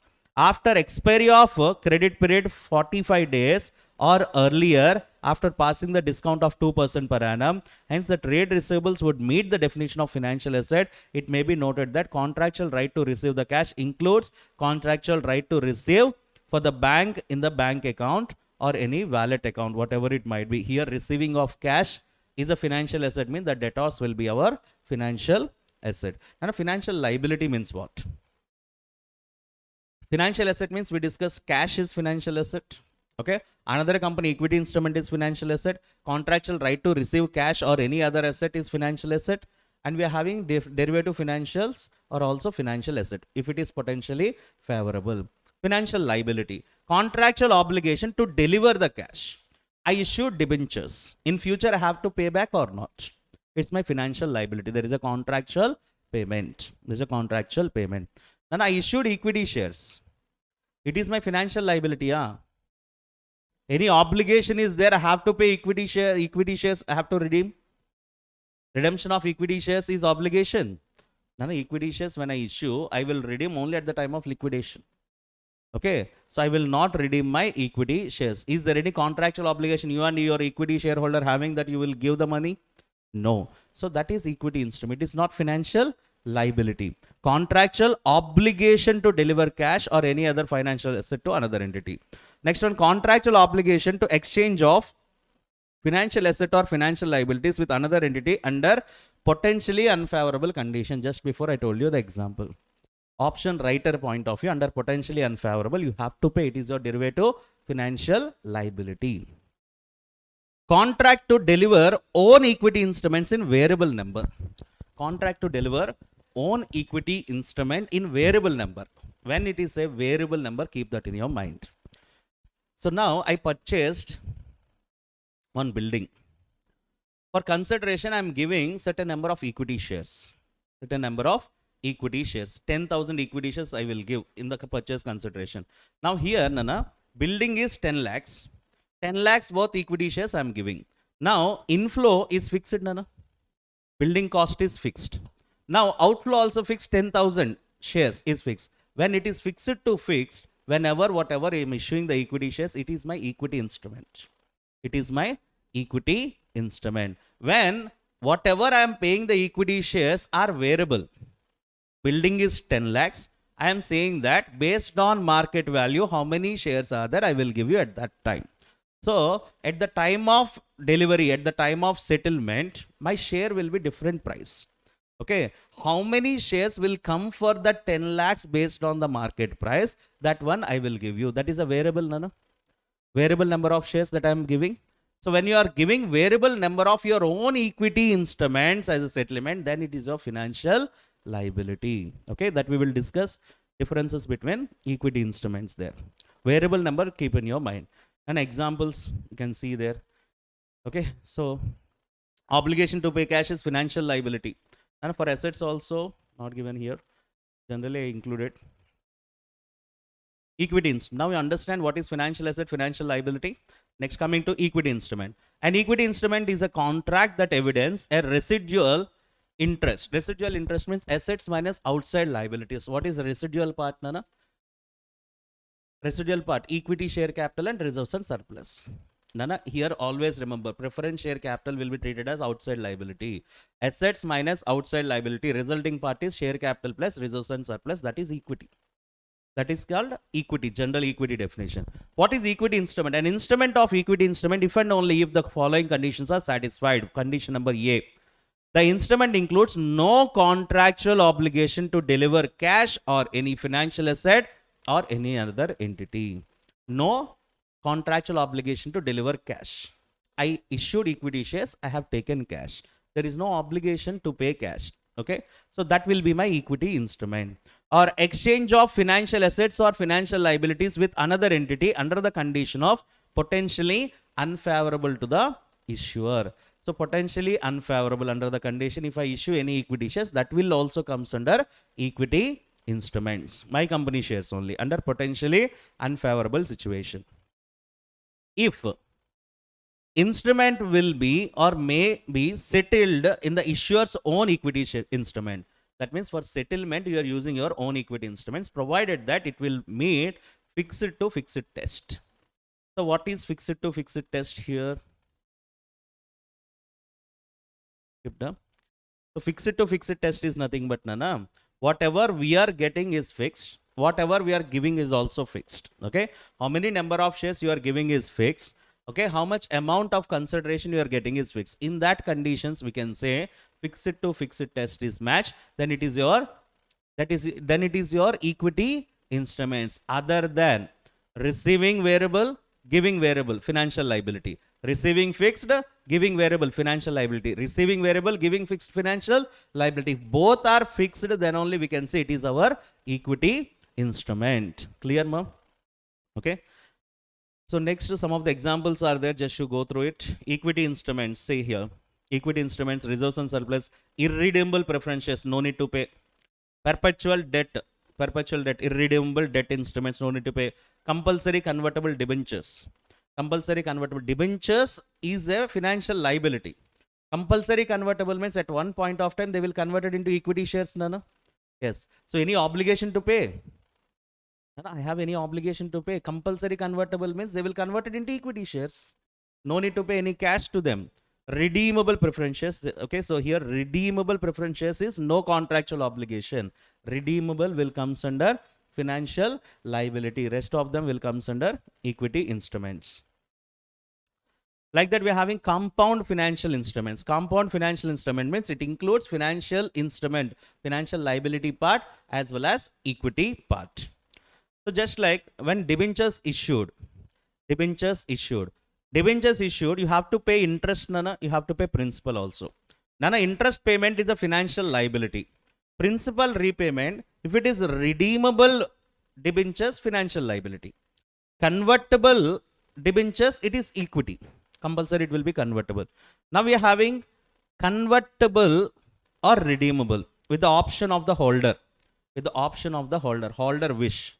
Okay, whether he wants to convert into equity shares, he will convert, or if he wants to take the equity shares, he can take. He want cash, I have to give cash. He wants to convert it into equity shares. That means option with the holder. Then I don't know in future what holder wants. That's why I will recognize it as a financial liability only. Are you getting my point? Share-based payments, we have discussed this. Equity and liability components. Now option with the holder having the option, then it is not in your hand. But what holder will select? He wants cash, I have to give cash. I have ready with the cash, so that I have to create a liability or not. Financial liability. Option with the issuer point of view, there is an option. In that case, definitely will treat like an equity. I will not create any liability for that. Okay, that means what is my intention in future? I will give equity shares to that particular fellows. Next one, preference shares issued. Preference shares issued. Dividend, principal, two amounts are there. Compulsory dividend, financial liability. Discretionary dividend, that means companies which company wants to give dividend, they will give. Then it will be equity component. Next, principal amount, same like debentures only, what we discussed earlier. So based on that, just you check these examples. Next one, contracts to acquire entities' own equity instruments like buyback of shares. Contracts for buyback of entities' own equity instruments they are getting. Okay, so just like one example also I told you for this, if you remember. So that means we can say I purchased one land from my equity shareholder. I purchased one land, or I sold one land to my equity shareholder. My company sold one land to my equity shareholder. In consideration, he gave my company shares to me. Consideration can be given in the form of shares also, Nana? Yes. So as a financial instruments, my own equity instruments I am getting because of one contracts. So in that condition, how it will be treated? So buyback, when company announces the scheme of buyback its own shares, company has created an obligation to settle the cash. Therefore, equity will now classified into financial liability. So on the date in which the offer is given for buyback, like treasury shares, as I told you, treasury shares are the shares which is bought back by the issuing company, reducing the number of shares which is outstanding in the open market. So they want to cancel the shares. The shares will be bought back by the company. Either it will be cancelled or held for reissue. In India, it can be cancelled within buyback, Nana, within 7 days from the buyback date. From the 7 days from the buyback date, we will cancel that. When company holds its own equity shares as a treasury shares for reissued in the later date, so this cannot be classified as an asset in the balance sheet. It is I got my own shares, but that will not be treated as a financial asset. So they are usually presented under the equity share capital in the balance sheet as with negative number. In future, we will issue. In future, when you reissue that, it will be added to the capital. Till then, we'll show under negative number. This is also not a part for us. This one you check, Nana. Accounting for interest, dividend, and transaction cost. Accounting for interest, dividend, and transaction cost. Interest, dividend relating to financial asset or financial liability. Financial asset. What is interest? Income or expense. On financial asset, interest is income or expense. Income. Okay. Investment in the debentures of another company. They are giving interest. Okay. That is income. Either now issuing debentures, on that interest we are paying, it is expense. So whatever it might be, recognized as an income or expense in the profit and loss account for financial asset, incomes or expenses. Next one, distribution to holders of equity instruments. For equity instruments, we are taking directly recognized in the equity only. If any distributions that we are giving for on equity instruments. Transaction cost. Now, a transaction cost is what? For issuing of equity shares or for issuing of debentures, okay, or for purchasing of financial instruments, transaction cost we will incur. For financial liability also transaction cost we incur, financial asset also transaction cost you incur. Now listen, if you purchased a financial asset, who have to pay money? We have to. Outflow na inflow na? Outflow. Transaction cost also if you pay, that is also what na? Outflow. Then for that financial asset, you have to add this transaction cost. Okay. Total how much you paid including transaction price. 1 lakh I paid for purchasing of debentures, 1 lakh. And I paid 10,000 transaction cost also. Total expenditure how much? 1,10,000. I have to add. For financial asset means add the transaction cost. For financial liability, I issued debentures. I will receive the cash, pay the cash, receive the cash. Inflow na, outflow na? Inflow. Transaction cost I paid. Outflow. I have to adjust that. Okay. So in that, from that inflow, I will deduct outflow. For financial liabilities, transaction cost we have to deduct. Financial asset means we will add. Financial liability means we will deduct. Okay. So now that is about transaction cost. Relating to equity instrument means we will adjust directly from the equity. Equity instruments means directly we are adjusting, add or deduct. So now here financial, here adjusting is nothing but we will deduct from the equity shares. Issue of equity shares whenever we are making up equity instruments, issue of equity shares, any transaction cost is there, we will deduct that from the equity only. Relating to financial liabilities and financial assets, 109 it will be. Relating to compound financial instrument, this is very important. Compound financial instrument contains financial liability part and equity part. So now transaction cost, you have to divide financial liability how much, equity component how much, based on component ratio. Okay, equity component ratio, financial liability component ratio. And offset provisions we are having, we can set off financial asset with financial liability, net amount we can show. Next one, classification. Now 32 completed. India is 32 completed. Now 109 we enter. So now under 109, classification of financial instruments. Based on classification, we have three classification, Nana. Financial asset or financial liability or equity. Okay, majorly financial assets are classified into two kinds. Okay, three kinds. One is amortization cost method, fair value through OCI, fair value through profit and loss account. So here, fair value through OCI, revocable option, non-revocable option. Okay, what is that? We will discuss.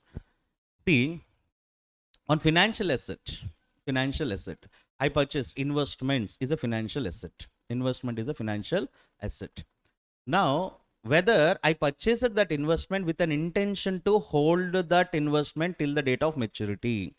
Okay, holding of investment till the date of maturity, then it will be classified as amortization cost. So my major intention is to hold the security. My major intention is to sell the security. I purchased that investment because of intention to sell when I get the better price. Then profit and loss account. If you have dual intention, okay, dual intention. Now, Nana, first intention is hold. Hold means what? You will receive the contractual cash flows. You will receive dividend till the date of maturity. At the maturity, you will get the principal amount. Dividend amount or interest amount we will get. Interest amount, principal amount you will get. That is holding. Selling means what, Nana? You will get gain. If you sell for higher price, you will get gain. Now, I am having dual intention. If the price increases, I can sell. Okay. If it is not increases, I can hold till the date of maturity. Dual intention, then we can say fair value through OCI. We can classify that financial assets.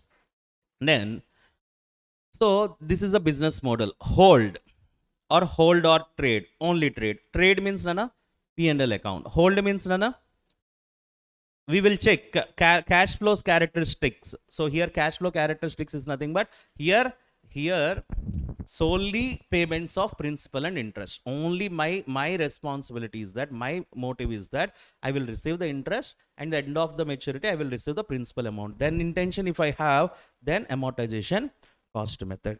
Okay.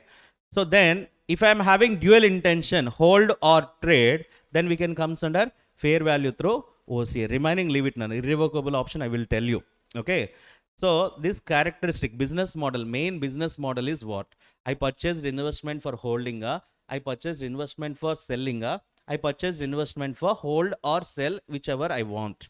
So based on that classification, Anna, if I want to hold the investment till the date of maturity, amortization cost method. For sale, if I purchased, fair value through P&L account. And for hold and sell, dual intention is there, fair value through OCI. Okay. And here one thing is there, if you invested in equity shares, if you invest in equity shares, now your intention is to hold and sell. Your intention is hold and sell. Sir, can I classify this as OCI? Means that standard is giving one option. If you invested in equity shares, if your intention is to hold and sell also, classify through profit and loss account only. If your intention is to sell, or if your intention is to hold and sell also, you can classify through P&L, fair value through P&L only. No sir, hold and sell, dual intention, I will go through OCI. Okay, you can classify through OCI, but reclassification is not possible.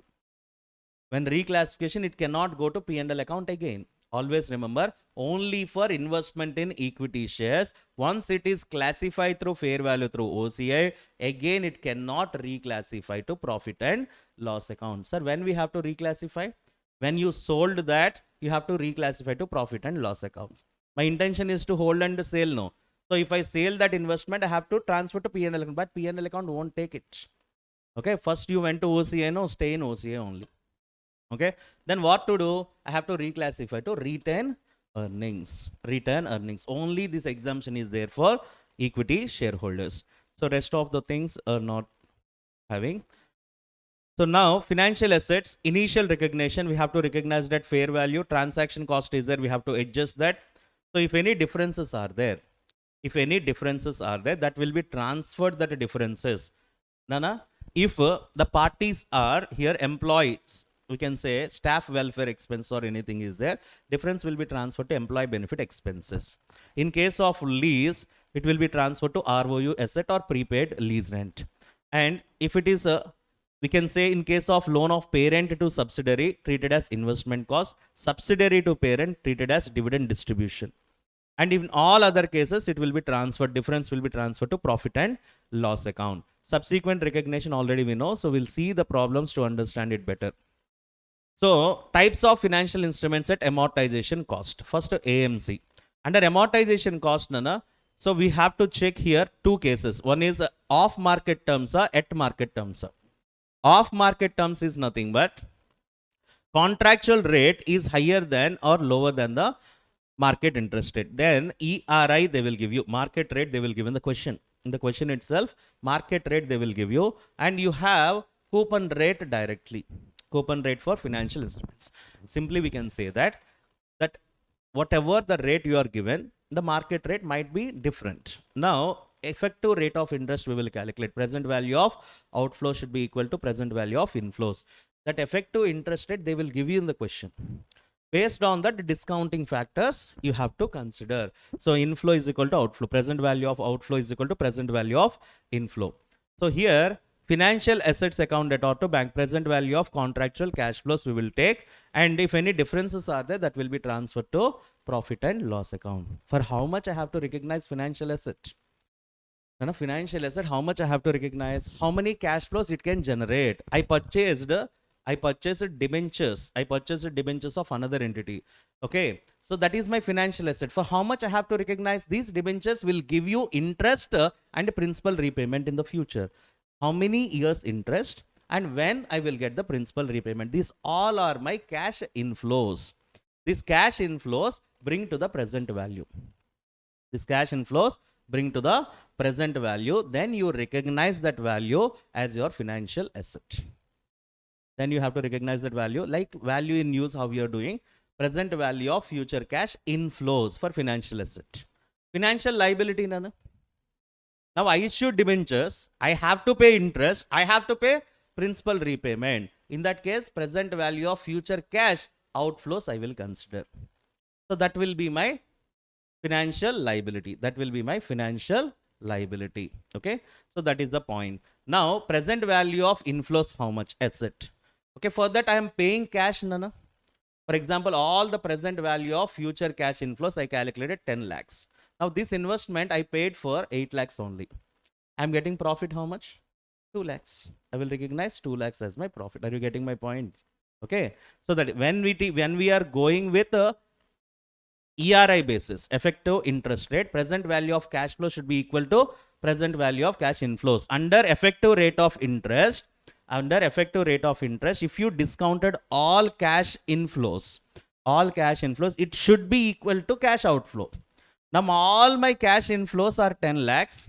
Outflow is 8 lakhs only. That means 20 lakhs is nothing, but it should be equal. So then 10 lakhs valued instrument I am getting for 8 lakhs. 2 lakhs is my profit. Difference will be transferred to profit and loss account, either gain or loss. Now second one, loan is given at market terms. So contractual rate is almost equal to market rate. So both are same at market terms. So ERI may not be given. So it will be calculated separately under trial and error techniques. So this is not there in your syllabus part at present. So initial recognition will be inflows, initial inflows, how much is there. If any transaction cost is there, we have to adjust. Financial asset means add a transaction cost. Financial liability means deduct transaction cost. Compound financial instrument means divide that transaction cost to equity component how much, financial liability component how much. Both you have to deduct. From equity component will deduct. From liability component will deduct. That is about transaction cost. So then financial asset account debtor to bank account. So here what is the net outflow? How much you are paying? Okay. So based on that we will calculate this. and financial assets under fair value through OCI. Fair value through OCI means same like a asset, we can say amortization cost method only we will calculate, Nana. Only treatment is here that change in the fair value is important. And amortization cost method, my intention is to hold a sale. Hold the instrument. Now in the market, that investment, for example, I invested in equity shares of a particular company. So amortization cost method, if I select amortization cost method till the date of maturity, I have to select. That means instead of equity, just you go with the debentures. I purchased debentures of another company. My intention is to hold. Then amortization cost method. When my intention is to hold, how this debenture fluctuates in the market doesn't matter for me. My intention is what here? Only properly they will give interest, properly they will give principal amount. How much the debenture value increases or decreases doesn't matter for me. But when you comes to OCI, when you classify to OCI, your intention is what, Nana? Sell also. In that case, the fair value changes you have to recognize. Where you have to recognize? Under other comprehensive income. If financial asset increased the fair value, increased value recognized in OCI. If financial asset next year it is decreased, already initially increased, now it is decreased, decreased value recognized in the OCI. Okay, so we are having that next, only sale is the intention. Only sale is the intention. Then this fair value changes will be recognized in profit and loss account directly. Okay, now financial asset classified through OCI. Now a financial asset increased means that increased value, fair value changes I recognized in OCI. Now OCI balance 1 lakh of financial asset I purchased. Now because of fair value changes, it become 1,20,000. How much will be transferred to OCI? Nana? 20,000. Now if I sell the asset, okay, for how much or whatever it might be, after sale of that asset, this OCI balance will be reclassified to profit and loss account. Till that sale, I will recognize in OCI only. Are you getting my point? Next year, second year, it become, first year from 1 lakh to 120, 122, 115 it came. So 5,000 we have to de-recognize from OCI. Now OCI net how much? 15. Now OCI net value how much? Nana? 15. Now asset value how much? 1 lakh 15. 1 lakh 15 is become 130 next year.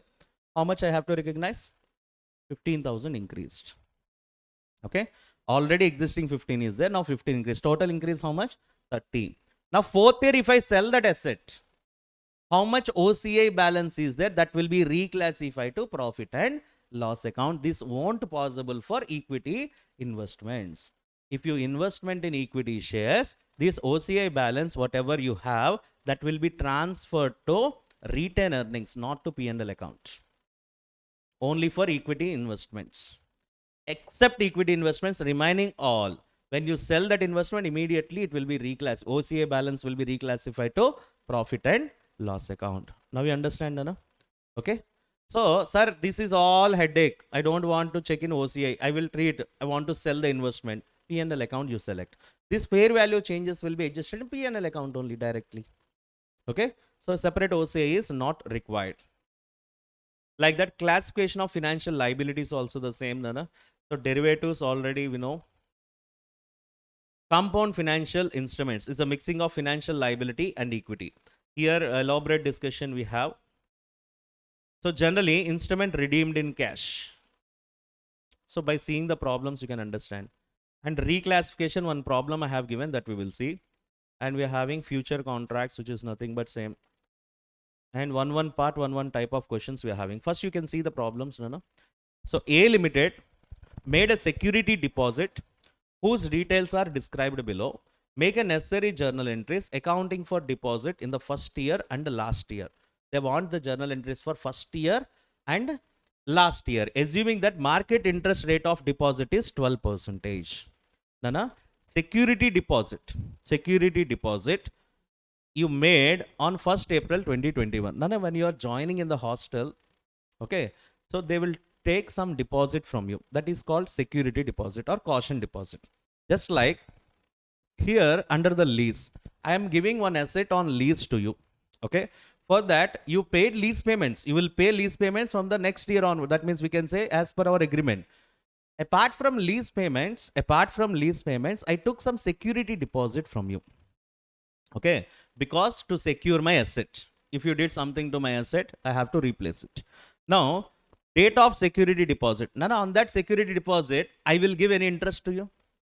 See here, date of security deposit, finishing date is this much. Nana, lease term 1/4/2021 security deposit you gave, and 31st March 2026 security deposit closing date. That means they will give it back along with interest. No. See here, description, it is a lease. Total lease period is how many years, Nana? 5 years. Discount rate is how much? 12%. Discount here, security amount how much? 10 lakhs. Listen. If you give 10 lakhs to me as a security deposit, after 5 years, same 10 lakhs I will give to you. Now, this security deposit, how to recognize in our financial statements? Here, description is what, Nana? Leases. Leases. Parties are what? Lessor and lessee. Now, so upon initial recognition, security deposit 10 lakhs, total period 5 years, discounted rate we are having. Present value for 5th year, how much, Nana? Nana, here payment I am giving you only at the end of 5th year. So what is the end of 5th year present value factor? 0.5679. What is the present value of deposit, you tell me then? Which is nothing but after 5 years, if I have to give you 10 lakhs. Okay. So what is the present value of 10 lakhs what I am giving to you after 6 years? Present value is 5,67,427. This is the present value of deposit, and balance amount will be taken it as it is prepaid lease payment or ROU asset. I can recognize it as ROU asset. Entry, Nana. Security deposit account 5,67,427, and I will pay when this is one? In future I have to pay. That means this, here, Nana, point of view is what? Security deposit I am paying. Security deposit I am paying. Security deposit account at auto cash or bank, generally I will write. But here I have taken that. I am getting this amount when? After 5 years. So what is the present value? Present value 5,67,000. Right of use of asset is balance. Every year ROU asset balance will decrease and security deposit balance will increase. And at the end of the 5th year, my security balance will become 10 lakhs. My ROU asset balance will become 0. Okay. So likewise, I have to make. Subsequently, every annual reporting year, interest income will accrue how much? 12%. You discounted with 12%. And you will add 12%. Security deposit amount now 5,67,427. First year ending plus 12%. Second year ending plus 12%. Third year ending plus 12. Fifth year ending plus 12%. When you made, you will get 10 lakhs. This ROU asset for 6 years I have to depreciate. So it will decrease, and 5th year ending it will be 0. So security deposit first year entry they have asked. First year interest will be calculated on 5,67,427, Nana. Initial payment into 12%. How much? 68,009. Security deposit account at auto interest income. Okay. It is interest income. So how much security deposit value? Now we are thinking, sir, we are not getting any interest, but we are thinking it will be treated like an interest. Are you getting my point? So here security deposit value we recognized as 5,67,427, but payment how much? 10 lakhs I made. Okay, so I'm thinking that the value is only 5,67,427. Balance I paid for interest. Now, how much interest income I will recognize? Plus 12% every year. Now, security deposit value increased or decreased? Increased. 5,67,427 plus 68,091. Like that, 5th year, it will become how much, Nana? 10 lakhs. So, 10 lakhs it will get. So, last year interest, how much they are asking? Just you calculate plus 10% plus 10%. How much you will get? 5th year, 1,07,143. Last year entries. Now, security deposit will become 10 lakhs. You will get back your amount, bank account at auto, security deposit. Entries we have to show like this. Okay. Why we have to show as per Ind AS 109, whatever the cash flows, either it's a security deposit or a lease or whatever it might be, correct values only have to maintain. Okay. So that is the first thing. Next one. Nana K Limited issued 5,06,000 convertible debentures. Convertible debentures, which is nothing but in future it will be converted into equity shares, 10 each, as on 1st April 2021. The debentures are due for redemption as on 31st March 2025 at a premium of 10% and convertible into 2,50,000 equity shares of 10 each to the extent of 50%, and balance will be settled in the cash of debenture holders. The interest rate of equivalent debentures without conversion rate is 10%. Now, these are the convertible debentures. Convertible debentures in the sense, there is an option. This we can call it as embedded derivatives, as I discussed. Okay. So here, convertible debentures 6%. If this convertible option is not there, normal debentures, I would have give interest rate 10%. Normal debentures 10% interest rate, but convertible debentures having more value, Nana, so that I am giving it for 6% only, less interest I am giving. Okay, because one option you are having, you can able to convert them into equity shares. Now, you are required to separate debt component and equity component. Nana, here 10% without, we can say market rate of interest, present value factors given. So when we are computing the debt component of convertible debentures, so debt component of convertible debenture, what is the present value of principal amount which is repayable after 4 years? What is the present value, Nana? 5 lakhs value issued, no? 5 lakhs amount, 5 lakhs 6% convertible debentures of 10 each. So total value is how much? 50 lakhs. Isn't it? But this is 50 lakhs only, no? 5 lakhs, 6% convertible debentures of 10 each. The debenture is due at redemption at when? 31st March 2025. How many years? 4 years. At a premium of how much, Nana? 10%. So when you calculated that factor, so how much 4th year factor is how much? 0.68. Now in this, fully convertible, Nana, fully convertible, no, 50%. So 50 lakhs into 50%. And what is the value, Nana? 0.68 discounting factor. What is the value? Nana, first 25 lakhs kadamma. Okay. So discounted rate is 0.68. How much you are getting the value? Check it out. 18 lakhs, 70,000. And present value of interest component for 4 years interest will be there, Nana. Yes. So 4th year factor is how much here? What is discounted factor? Compound factor calculate. Nana, in this how much, Nana? 6% on 5 lakhs. How much interest you have to pay? So for 4 years you have to pay. Yes. What is the present value of interest component? Which is 9 lakh 51,000. 9 lakh 51,000. So total interest component, total outflow, Nana. Total outflow we are calculating. So listen. Now we are saying here, we are separating convertible things are there and non-convertible. So non-convertible, we can say non-convertible means you have to pay them, Nana. So when you have to pay them, how many years after you are paying?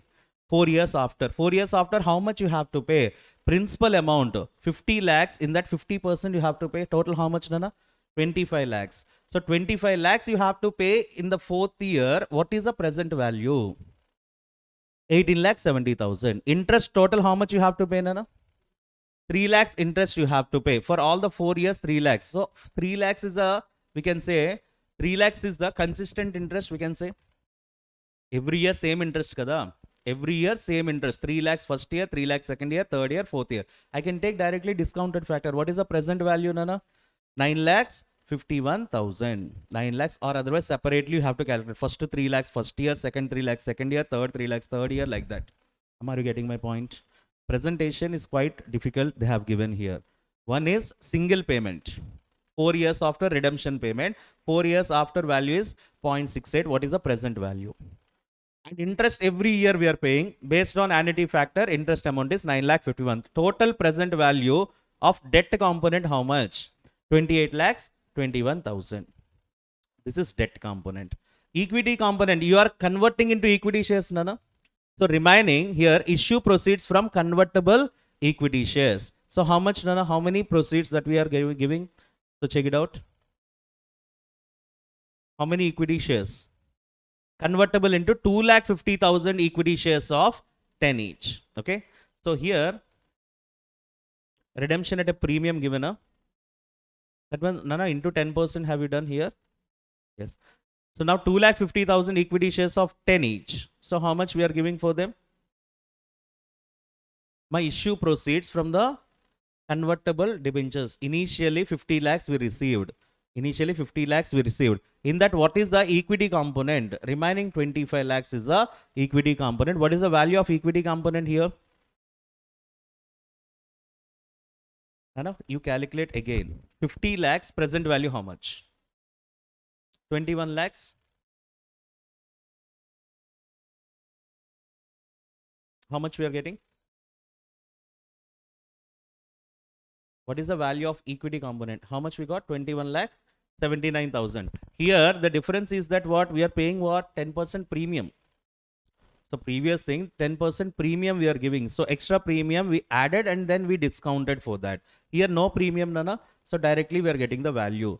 So here initially you received 50 lakhs. Now we are recognizing out of 50 lakhs, 18 lakh 70,000 is the present value of principal amount and 9,51,000 is present value of interest amount and equity component is 21,79,000. So now entry how you have to receive. Bank account debtor 50 lakhs to 6% debenture liability component how much, Nana? 28 lakhs 21,000. In that interest component is there, principal component is there. To debenture equity component how much? 21 lakhs 79,000. The first initial recognition we will write the entry like this.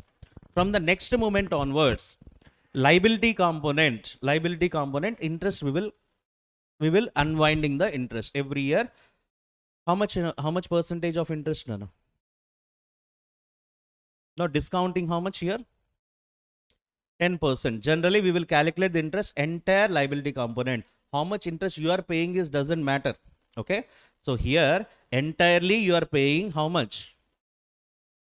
Entirely you are paying how much now? 50 lakhs you received. Okay, 4 years after, in that 50% is how much? 25 lakhs. 25 lakhs plus 10% how much?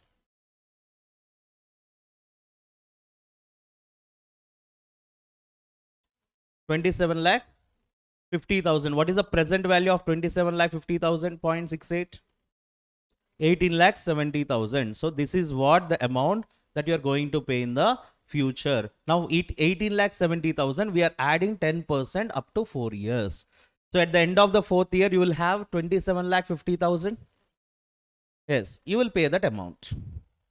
You will pay that amount. Are you getting my point? So here is the thing. How much the thing you have to recognize? Convertible debentures. Fully convertible means no problem. Here what happened? 5 lakhs debentures. 5 lakhs debentures. 5 lakhs debentures. Liability component how much? Equity component how much? We have to recognize. So this 5 lakhs debentures into each debenture how much? 10 rupees. Total how much I am receiving?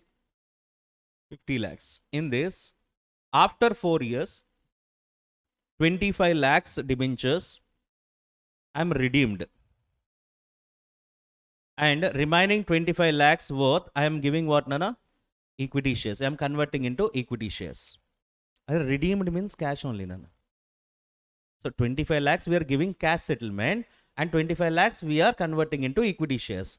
Now these 25 lakhs for cash settlement, we are not giving the same and exact amount. We are giving plus 10%. Plus 10%. Total redemption amount is how much? 27 lakhs 50,000.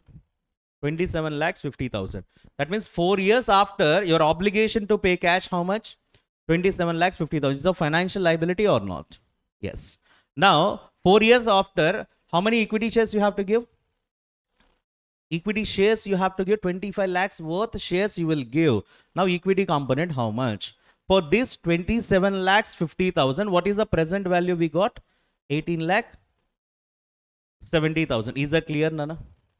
27 lakhs 50,000 into point. Last 68, 68. So we will get the present value. Now, this 4 years you are paying interest. This 4 years you are paying interest. How much interest you are paying, Nana? 6%. You are paying for this 25 lakhs as well as this 25 lakhs. Are you getting my point? Nana, this 4 years, you are paying interest only to first 25 portion and next 25 portion, both are. Both. So total interest you are paying how much? 3 lakhs. 3 lakhs interest you are paying. First year 3 lakhs, second year 3 lakhs, third year, fourth year. All the years same flows means we can take annuity factor. So what is my interest component? 3 lakhs into 3 point. So how much we got? 9 lakh. That is interest component present value. Okay. Now interest component, principal component, total we can call it as debt component. What is debt component present value? 28 lakhs, 21,000. Now this 25 lakhs equity shares are there. These equity shares, what is the present value? 25 lakhs into 0.68.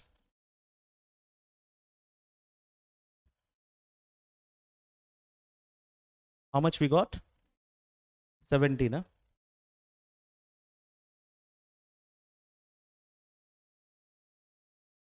Difference we are taking. Directly, na? So remaining component. First debt component we will separate. The balance component will be called it as equity component. So remaining thing is belongs to Dana. If it is debt component, you will show financial liability this much. Out of 50 lakhs, this is the debt component. Balance amount will be equity component. Again, no need to balance this. Okay. So here, what is the balancing component? 21 lakhs 79,000 will be comes under equity component. What is the journal entry for that? Bank account debtor, financial liability component and equity component. Both are 6% debentures, Nana. So in bracket we will say liability and equity component. Is that clear? So Nana, next model. A Limited issued redeemable preference shares of holding company. The financial instrument, Nana, repayment is after 5 years. Date of allotment, date of repayment given. Total period is 5 years. Value of preference shares issued, they have given here 100 lakhs. 100 lakhs, 1,000 lakhs. So let me check the value here. Dividend rate is 0.00001%. Market rate interest given. Present value factor directly given. So here, based on the factors here, first of all, what is the present value of the particular kind? Market interest is 12%. Present value factor already we got. What is the total value, Nana? Nana, initially, what is the value? Actually, this 10 extra they printed, I guess. Nana, 1 crore. Yes, 1 crore into 0.56743, which is 56 lakhs 74,000, right?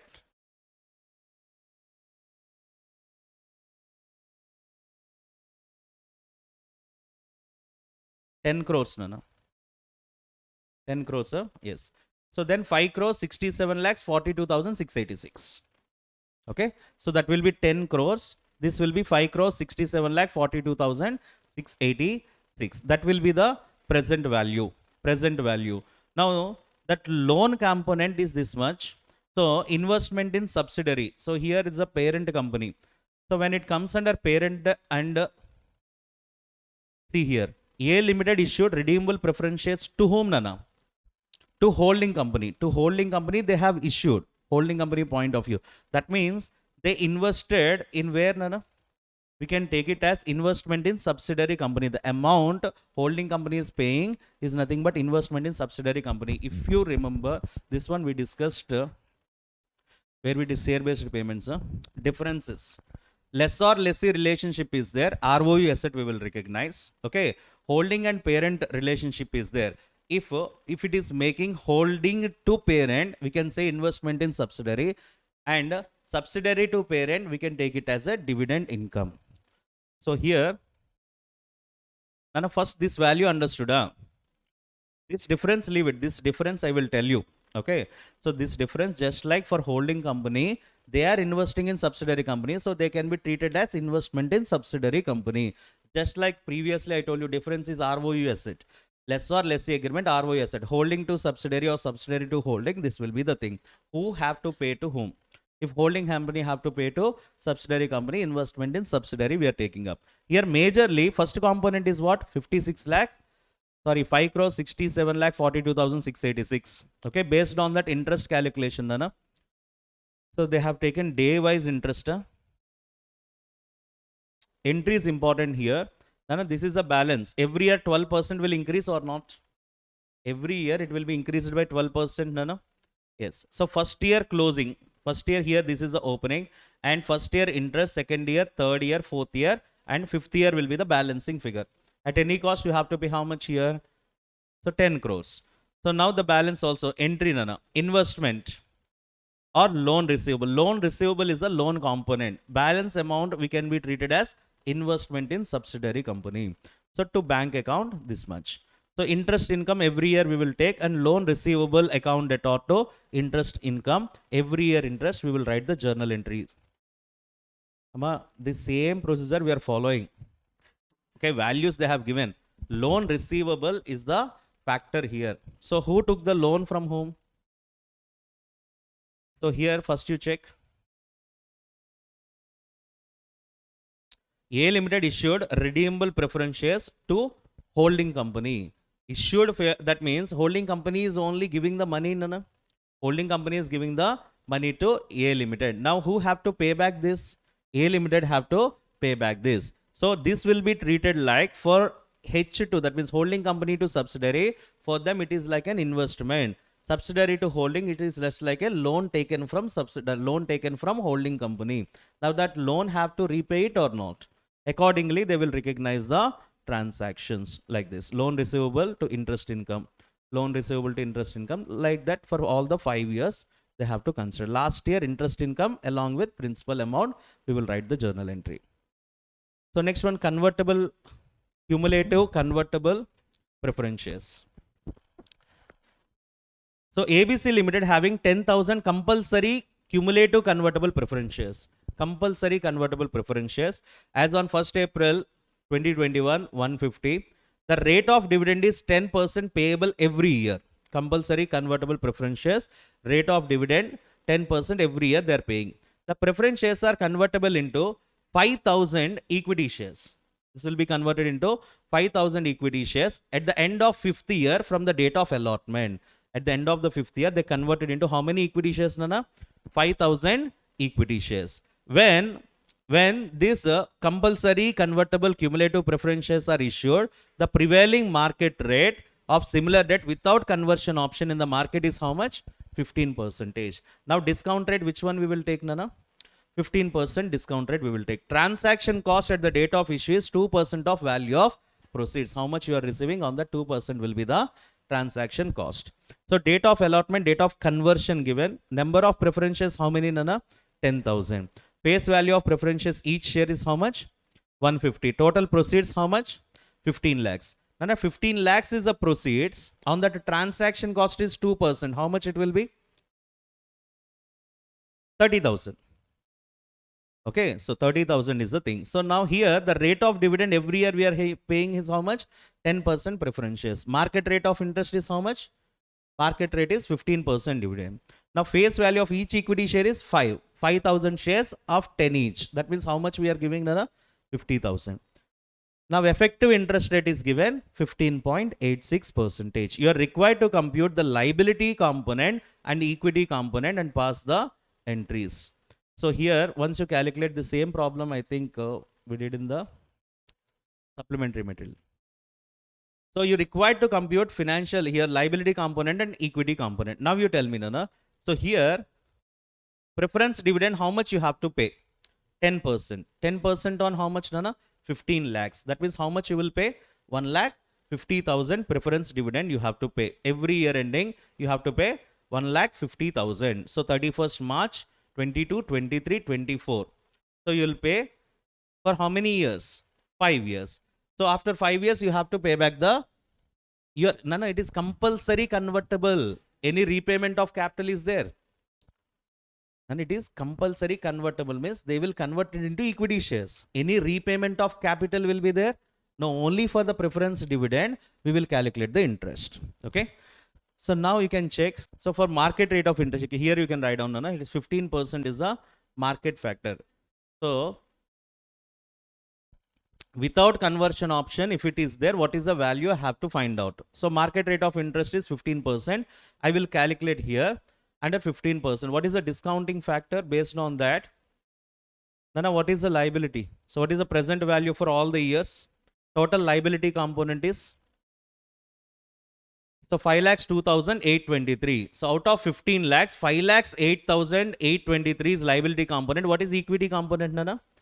Balance amount 9 lakhs 97,176 is the equity component. Up to this, any doubt?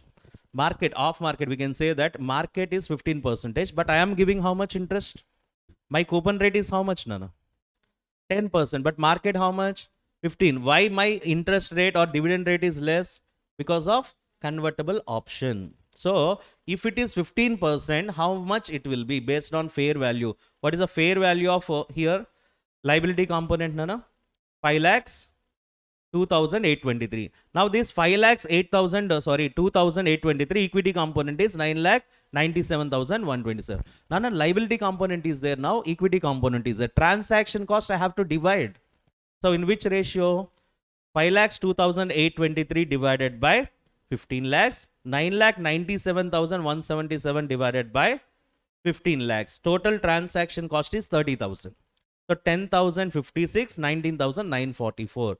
After that, net amount will be 492,767. Deduct that. Total amount minus transaction cost. So now we got the liability component. Now liability component will go to the forward thing, Nana.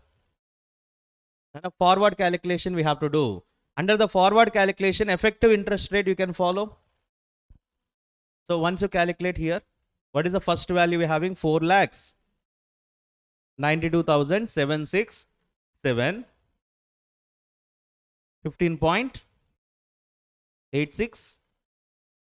Only 86, 867. 15.86%. So then how much you get, Nana? 78.153. So you are calculating initially discounted at market rate, and forward exchange we are going with effective interest rate, which is nothing but how much? 15.86. Now you calculate here 4,92,767 into 15.86. Now total your liability will be how much? 492,767 plus 78,153. Here how much cash flow you are giving? 1,50,000. 1,50,000. Balance amount of liability is this much. So last year closing liability, next year opening liability. Again plus 15.86% and then outflow. So balance will be like that. And here we are getting at 31st March 2026 opening balance, and last payment you are giving 1,50,000. This will be the balancing figure. Last value will be the balancing figure. Now in entries, how you recognize bank account debt or preference share, liability component and equity component of preference shares. So liability is how much? 14,70,000. Sir, why 14,70,000? 30,000 is transaction cost. Transaction cost allocated liability component, equity component, both. Both. So that is the thing. So entries will be recorded accordingly, Nana, for each year. And last, when you convert, Nana, equity shares, no? So then, listen, liability component will become 0. Liability component will become 0. It will amortize and it will become 0. Equity component, how much is there? 9,77,233. You have to give equity shares, Nana. But how many equity shares you are giving? 5,000 equity shares into 10 rupees each. How much? 50,000. That will be the face value. Remaining extra amount will be transferred to securities premium. Okay. Being preference shares are converted into equity shares, remaining of equity component is recognized as securities premium. So that is about a financial instrument. 4 models, 4 to 5 models we have covered. Okay. So I think almost these models just to go through it. Okay, maximum cases.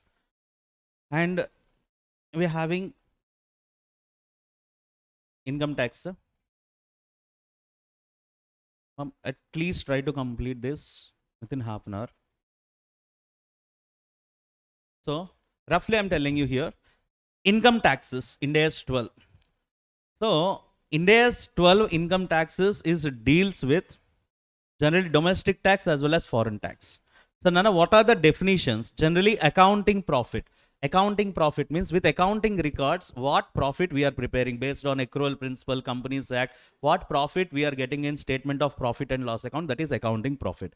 Taxable profit means based on taxable income. Taxable income is computed based on using, so income computation and disclosure standards, ICDS standards we will follow.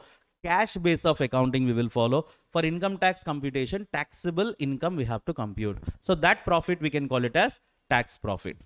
So what is tax expense? For our company, tax expense means current tax as well as deferred tax. Current tax as well as deferred tax.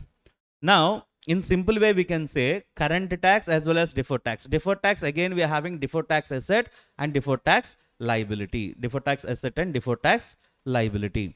So deferred tax asset and deferred tax liability, how to recognize, we will see. Current tax, nana, income tax payable in respect of taxable profit for the period. For the period, what is the taxable profit? On that, how much current tax you have to pay? So that will be current tax. For this, if you adjust deferred tax assets and deferred tax liabilities, we will get tax expense.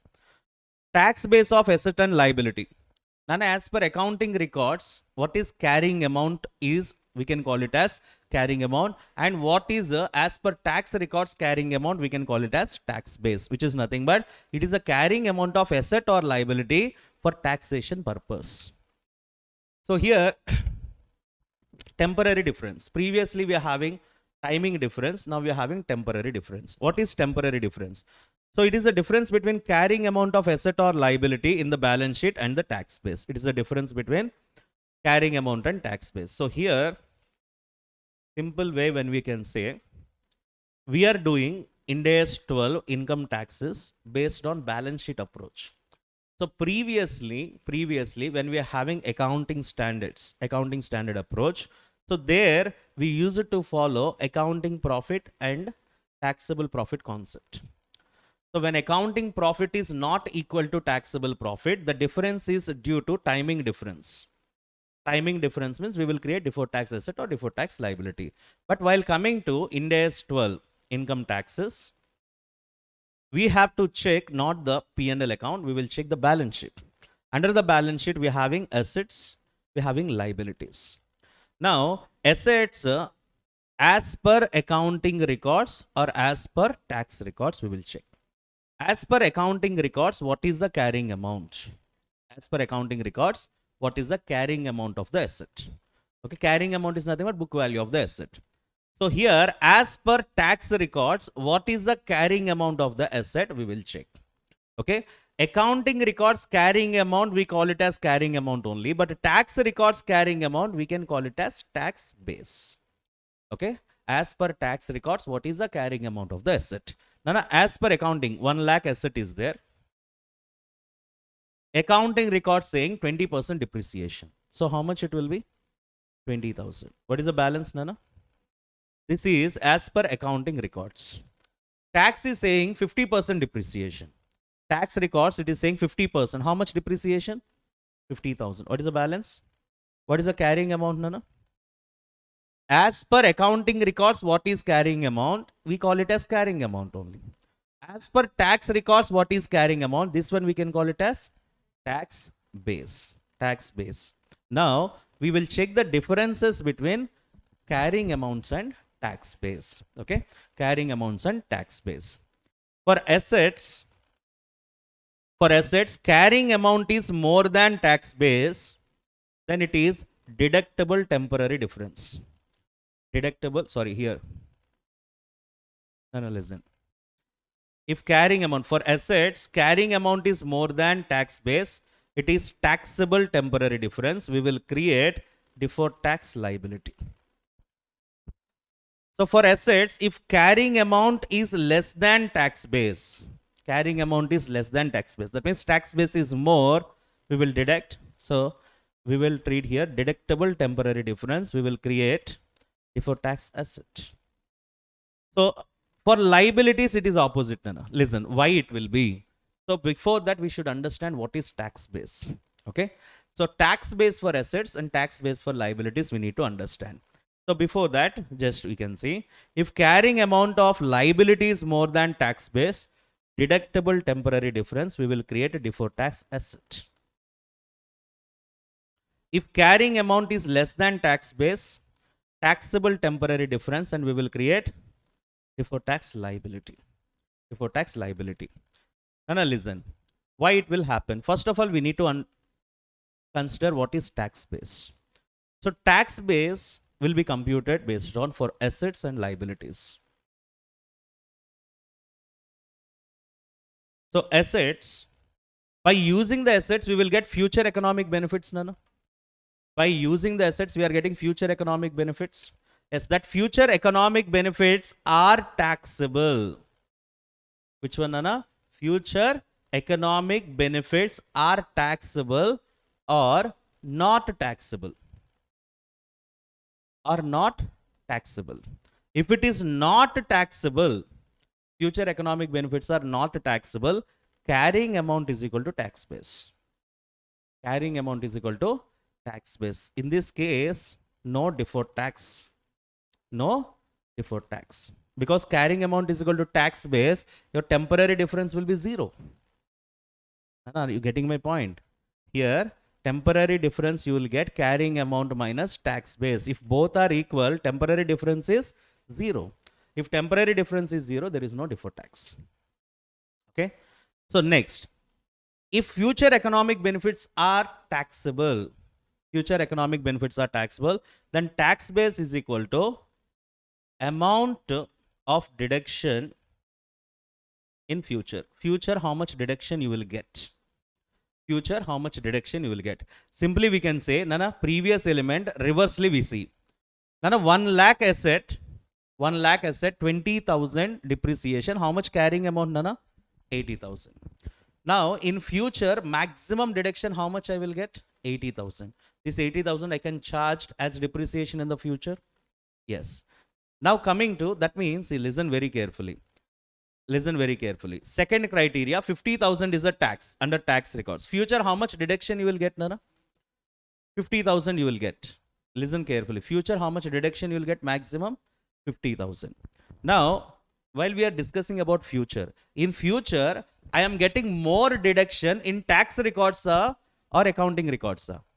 Accounting records. If I get more deduction in future, I will pay less tax. I will pay less tax. Okay. So while it comes under the tax base, but as per the tax base in future, I'm getting less deduction. That means I have to pay more tax. I have to pay more tax. That means present you are saving the tax, future you are paying the tax. If you save now, you have to pay later. That we can call it as deferred tax liability. Future, it is your tax liability. Present you are saving the tax, in future you have to pay the tax. Are you getting my point, Nana? Okay. So here, if carrying amount is more than tax base, carrying amount is more than tax base. Here carrying amount 80, here carrying amount 50, which is nothing but here I will get more deduction. Here I will get less deduction. In future, if I get less deduction, in future I have to pay more tax. In future I have to pay more tax. It is taxable temporary difference. The difference between carrying amount and tax base is taxable temporary difference. For taxable temporary differences, I have to create deferred tax liability. Because I'm saving now, I will pay later. I will pay later. Okay, is that clear, Nana? If you save now, you have to pay later. If you pay now, you have to save later. So now same example, 50, 80. 50, 80. Okay. Now in this case, carrying amount is less than tax base. Okay. Now where you will get more deduction, Nana? Tax you are getting more deduction. Less deduction where you are getting? In accounting records, we are getting less deduction. Now you are paying tax based on tax only. Tax records only, you are paying the tax. Now, more deduction you are getting in the future, you will pay less tax. More deduction you are getting in the future, you will pay less tax now. No, you will pay less tax in the future or not? These are future deduction or present deduction, Nana? Future. Nana, carrying amount is 50 as per accounting records. Carrying amount is 80 as per tax records. In the tax records, 80 is a carrying amount, means in future 80 I will get deduction. If I get 80 deduction in the future, I have to pay less tax or more tax? Comparative to accounting records, you will pay less tax. In future, less tax I am paying means present I am paying more tax. Why? Because present my deduction is only 50. Okay, present my deduction is how much? 50. I am paying more tax now. In future, I will pay less tax. It will be set off. This difference is permanent or temporary? Temporary. So that's why this we can call it as deductible temporary difference. For that, you have to create what, Nana? Deferred tax asset. Deferred tax asset. So likewise, for liabilities also, we are getting the same. Nana, outstanding expenses. Outstanding expenses. We have carrying amount. Accounting records will record outstanding expenses. Tax records, we will follow cash basis. Under cash basis, accrual concept will not apply. That means when you pay, then only you will record the expense. Now, what is the tax base of outstanding expense? 0. Carrying amount is there, tax base is 0. So in that case, we can check difference will be carrying amount only. On that only we will calculate the tax. Are you getting my point, Nana? Okay. So likewise we are doing.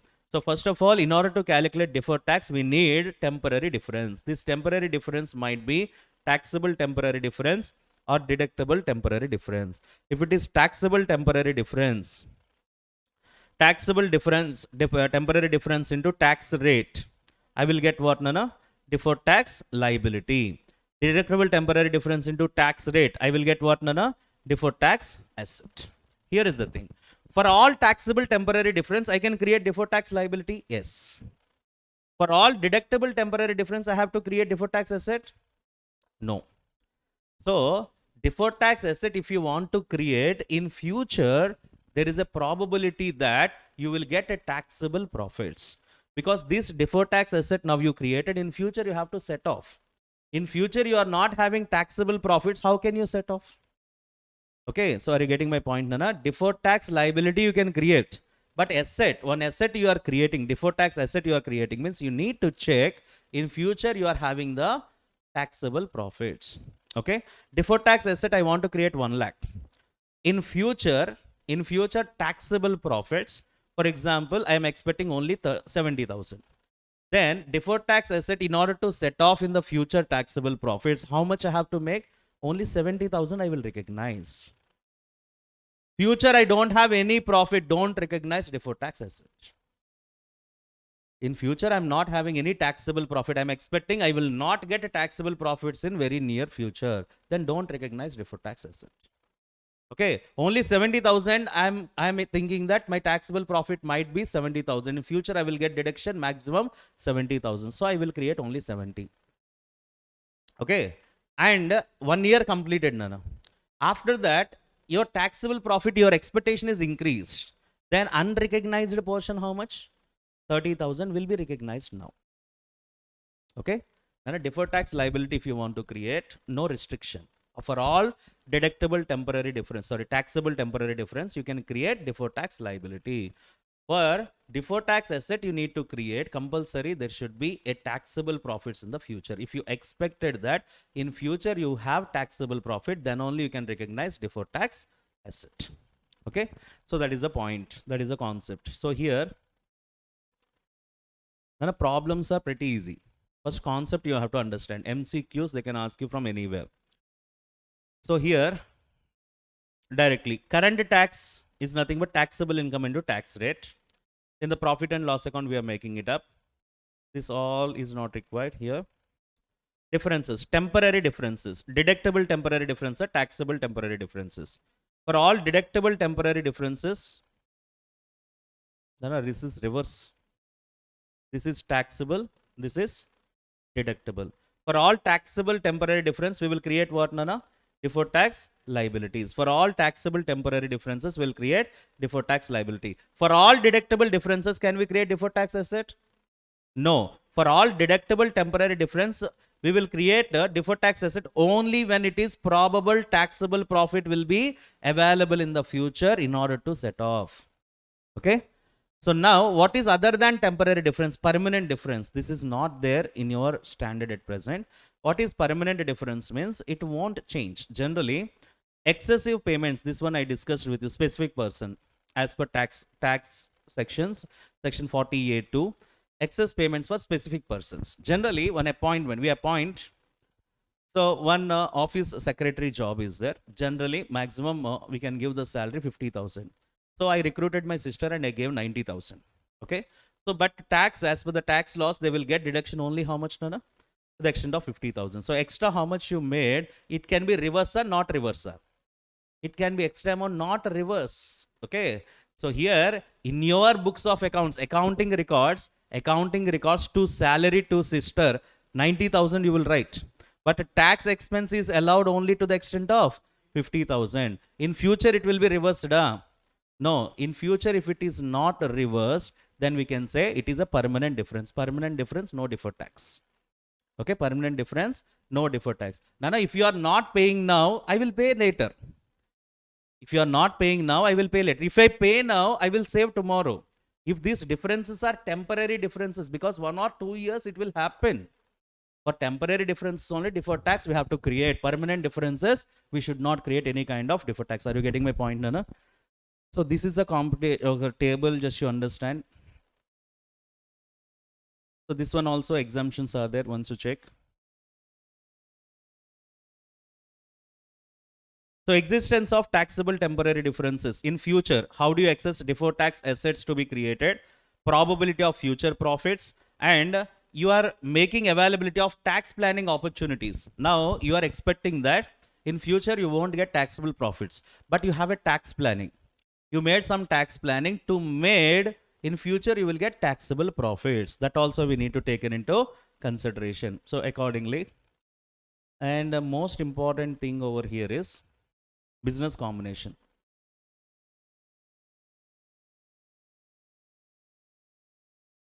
Yes, deferred tax under revaluation. Nana, see here. Because of depreciation, I told you how we get the deferred tax. Because of revaluation, my asset is 100. I revalue to 20. I revalue to 20. Now, how much is my asset, Nana? 120. My asset is 100. Tax records, no revaluation is allowed. Here it will be how much, Nana? 100. Now, temporary difference will create or not? Yes. These temporary differences, what you created because of revaluation.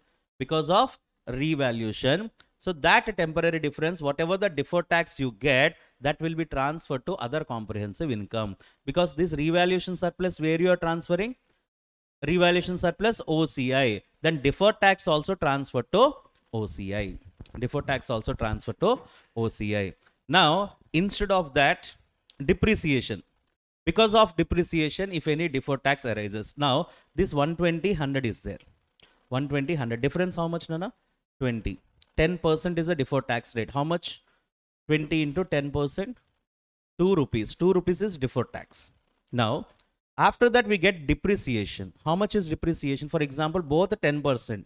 Here 12, Nana. Here 10. Difference is how much, Nana? 2 rupees. So 2 rupees into 10%. Whatever 2 pies, whatever we are getting. Okay. Now, this difference, this deferred tax is arises due to depreciation or due to revaluation? Due to, this is revaluation and depreciation. Depreciation aspect, difference is arises. Difference is arises due to depreciation. Due to depreciation, P&L account. Due to revaluation, it will be transferred to OCI. That is a point. So first you take the depreciation, next you take revaluation for better understanding. Okay. So if PP is revalued as per revaluation model, upward revaluation credited to OCI revaluation surplus.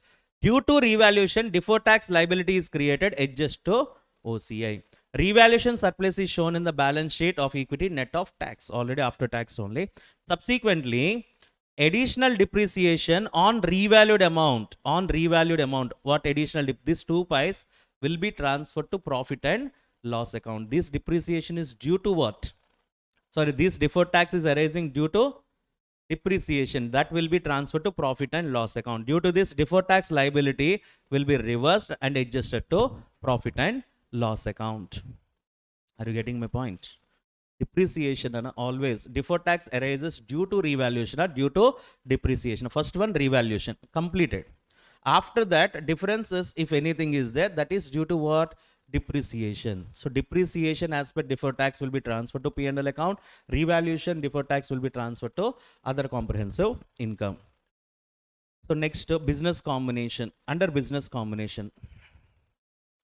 So here under business combination, how this deferred tax arise? Nana, I am purchasing one company. So I am taken over all the assets and liabilities of the company, Nana. All the assets and liabilities of the company at fair value or book value? Fair value or book value? Fair value. Business combination, we are taken over all the assets and liabilities at fair value. That will be the carrying amounts. That will be the carrying amounts. Next, what is tax base? Tax base is what, Nana? Previous owners book values are there. No, that is the tax base. That is the tax base. Based on that, if any deferred tax asset or deferred tax liability arises, which will be incorporated in the acquisition journal entry. Asset means net assets. What is the journal entry for business combination? Assets account debtor to liabilities account to purchase consideration account. If credit side difference, GOBP. Debit side means goodwill. Now we are checking depreciation. Sorry, we are checking deferred tax. So deferred tax, fair values are the carrying amounts. Previous owner book values are the tax base. Now temporary differences we will get, deferred taxes we will get. Now deferred tax, whatever I am getting based on business combination. If it is deferred tax asset, I will incorporate deferred tax asset. Because of that, my goodwill balance will decrease or increase? Decrease. My goodwill balance will decrease. So here, if deferred tax liability is there, I will write deferred tax liability in the credit side. Then goodwill balance will increase or decrease? Increase. So that is the goodwill will be differentiate. Okay. So now goodwill is depreciate. The goodwill is there. No. Goodwill carrying amount we know. Tax base will be 0. Tax base will be 0. Carrying amount asset, no. Carrying amount is more than tax base. We have to create deferred tax liability. But always remember, goodwill arising from business combination, deferred tax will not be recognized. Deferred tax will not be recognized. Why we should not recognize? Listen, if deferred tax liability you recognized on the goodwill, again liability will increase here. Deferred tax liability will increase. Again, goodwill will increase, no? Goodwill will increase. Again, goodwill will be created, a deferred tax liability will increase, good. It will be under the loop. As I told you, yeah, the adjustment of deferred tax liability affects the goodwill. Clear, Nana? Okay. So that is also one of the situations, just for understanding sake. So one more thing here.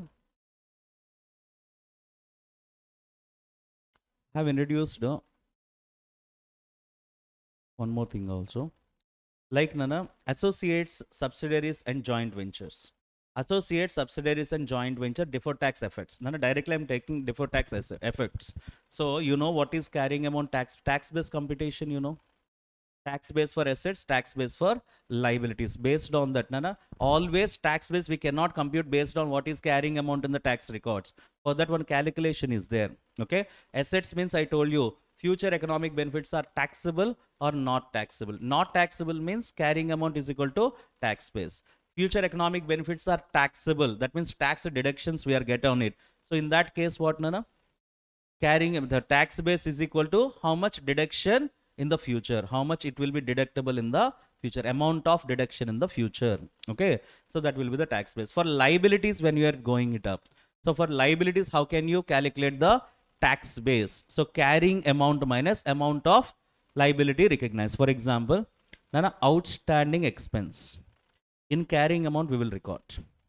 Outstanding expense in carrying amount, we will record.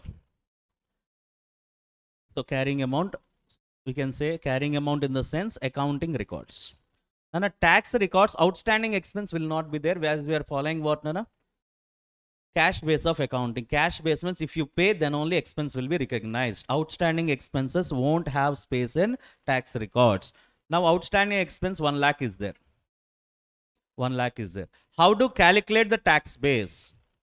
Tax base. Now you can say, in common sense, you can say, sir, outstanding expense is accrual concept. Outstandings we recognized. So tax records won't allow accrual concept. If you pay the expense, then only we will record. So the tax base is 0. Yes, it is 0. But formula wise, if you want to calculate for liabilities, carrying amount minus amount of deduction on settlement. On settlement, how much amount will be deducted? How much amount will be deducted? What is the carrying amount, Nana? 1 lakh. At the time of settlement, entire 1 lakh we are going it up.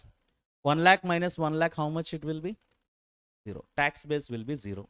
Okay. How to calculate tax base for liability is carrying amount as per accounting records. So carrying amount of that liability minus amount deduction on settlement. Amount deduction on settlement. For assets, I told you. Assets, what, Nana? So how much amount we will get deduction in the future? Okay, that will be different. That is direct tax base. But liabilities formula, carrying amount to minus amount deduction in the future. Then only we will get what, Nana? Then only what you will get? Tax base we will get. Okay, from out of 1 lakh, for example, only 60,000 is deductible in future. What is the tax base? 40,000. Then we'll check the difference between carrying amount and tax base. Okay, so for tax base, I gave the chart. If possible, just to go through that. So next one, Nana. That is one thing. And actually, associate companies, one thing we had. So nothing is there. Generally, this will be created taxable temporary differences. Nana, for example, you having a significant influence in another company. We can say it will be your subsidiary or other than subsidiary. Subsidiary means already business combination we discussed. Associate company you have. So when you're having significant influence, you are involving the dividend decisions also, Nana. You are involving in the dividend decisions also. Okay, you are not controlling. You can involve in the decisions also. So there we need to check the control aspect. Control will be there in subsidiary, but not there in associate and joint venture. Associate and joint venture. When we are doing the deferred tax element, if subsidiary company, under the subsidiary company, parent company having the dividend aspect, that means control over the dividend aspect. If that particular dividend will be reversed, that control when it is having, then it will be comes under temporary difference. Okay. So now how can we make it? If you are getting the profits, in future, you will give the same profits as dividends, no? Same profits you are giving as dividends. Okay. In future, if you control that dividend, if that power, if you have, then we can say it is a permanent difference. If we having a controlling authority, if you are not having controlling authority, it is a temporary difference. Deferred tax will arises. Okay. Only one point is there. So that is there. I have included in the material. Let me check out.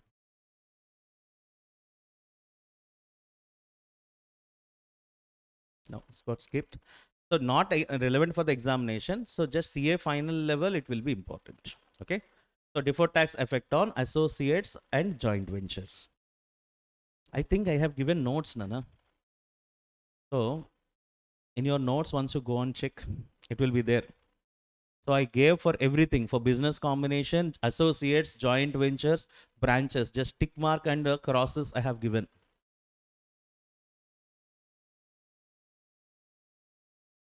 Okay, so later you can check.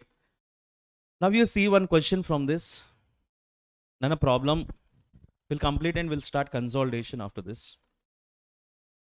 Okay, so adjustments we will discuss after this. So a company measured accounting profit 80,000 after charging depreciation of 12,000. After charging depreciation of 12,000, accounting profit. On interest receivable, income tax is levied on cash basis. Interest receivable. So here, including the accounting profit, is interest accrued 5,000, which is not in the taxable profit, which is 67,000. So Nana, here the thing is, the company measured accounting profit is 80,000 after charging depreciation 12,000. So here, can we say after charging depreciation, your profit is how much? 80,000. This is profit based they have given generally. This is an old question. On interest receivable, on income tax is levied on cash basis. Income tax will pay based on cash basis. Including in the accounting profit, interest accrued is 5,000. In that profit, interest accrued is also there. So which is not included in the taxable profit, because accrued income will not recognized by the tax, because tax we are following which basis, Nana? Cash basis. So tax profit 67,000. Tax rate is 30%. For taxation purpose, depreciation is admissible 20,000. Tax depreciation how much, Nana? 20,000. Carrying amount of fixed assets is 68,000 and the tax base on fixed assets is 60,000. So before charging depreciation for the current year. Okay, tax base on fixed assets is 60,000 before charging depreciation, they're saying. Now carrying amount and tax base of fixed assets and tax base we want. First of all, fixed assets before depreciation as per accounting records, as per tax records. Clearly it is given 68,000. Tax base is how much, Rana? 60,000. When we are making depreciation, what is accounting records depreciation? 12,000. Tax records depreciation how much? Tax records depreciation, Rana? 20,000. So 12,000 and 20,000. So balance of carrying amount how much? 56,000 and 40,000. Interest accrued. Interest accrued. So generally accrued interest will be recording having carrying amount. It's a liability. It's a liability. Accrued interest, Nana. Accrued interest, which is outstanding interest, how much? 5,000. Tax base is 0, Nana. Tax base is 0. Now taxable temporary difference, normal balance 16,000 and for that liability 5,000. For that taxable temporary difference, what we need to create? Are you getting the point? This is before tax liability. How much? 16,000 into what is the tax rate? 30%. 16,000 into 30%. How much? 4,800. On 5,000, Nana? 1,500. Total deferred tax liability is how much? 6,300. Are you getting my point? Okay, first one is what? Based on accounting here, see, fixed assets we are having depreciation. This is a carrying amount of fixed assets, how much? 5640. Carrying amount as per accounting records 56. Carrying amount as per tax records 14. Nana? Temporary difference how much? 16,000 into 30% tax rate. Deferred tax liability will be 4,800. Next one, interest accrued is there, which will be recorded in our books. Outstanding interest I will record in accounting records.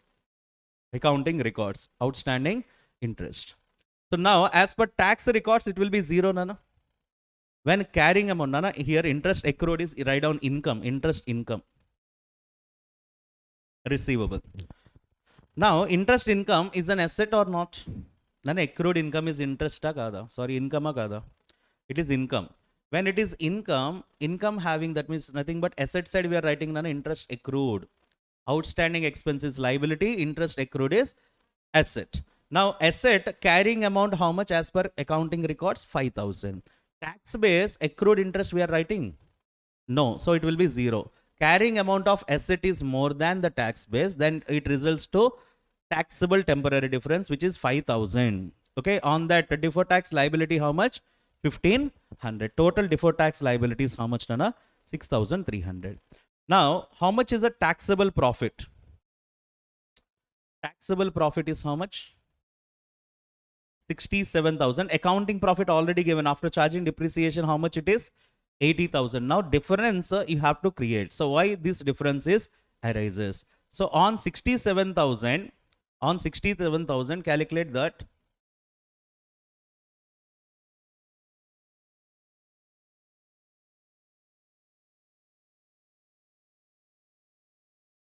%, how much? 20,100. This is the tax rate. Okay. So now this is the current tax. And what is the deferred tax, Nana?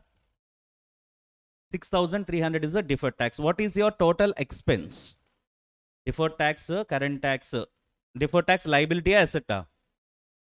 Nana, tax expense formula. Current tax plus deferred tax liability minus deferred tax asset. So current tax is how much? 20,100 plus deferred tax liability how much? 6,300 minus deferred tax asset is 0. How much total we are having? 26,400. So they are given 24,000 total tax expense.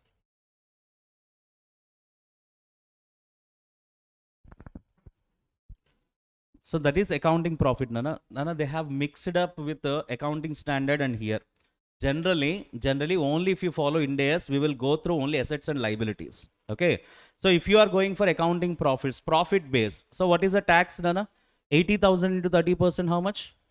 Which is 24,000. 80,000, 30%, which is 24,000. And as per taxable profit here, this much. What is the difference here? 3,900. We are getting the difference. That will be the taxable difference according to that scenario.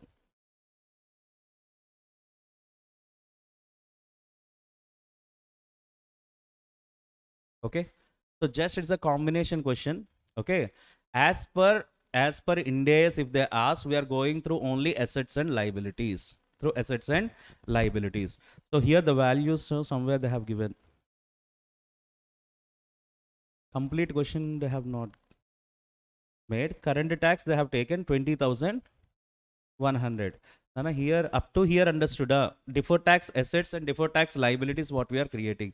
Deferred tax liability will be created based on carrying amount of assets and based on interest accrued. So that just leave the question.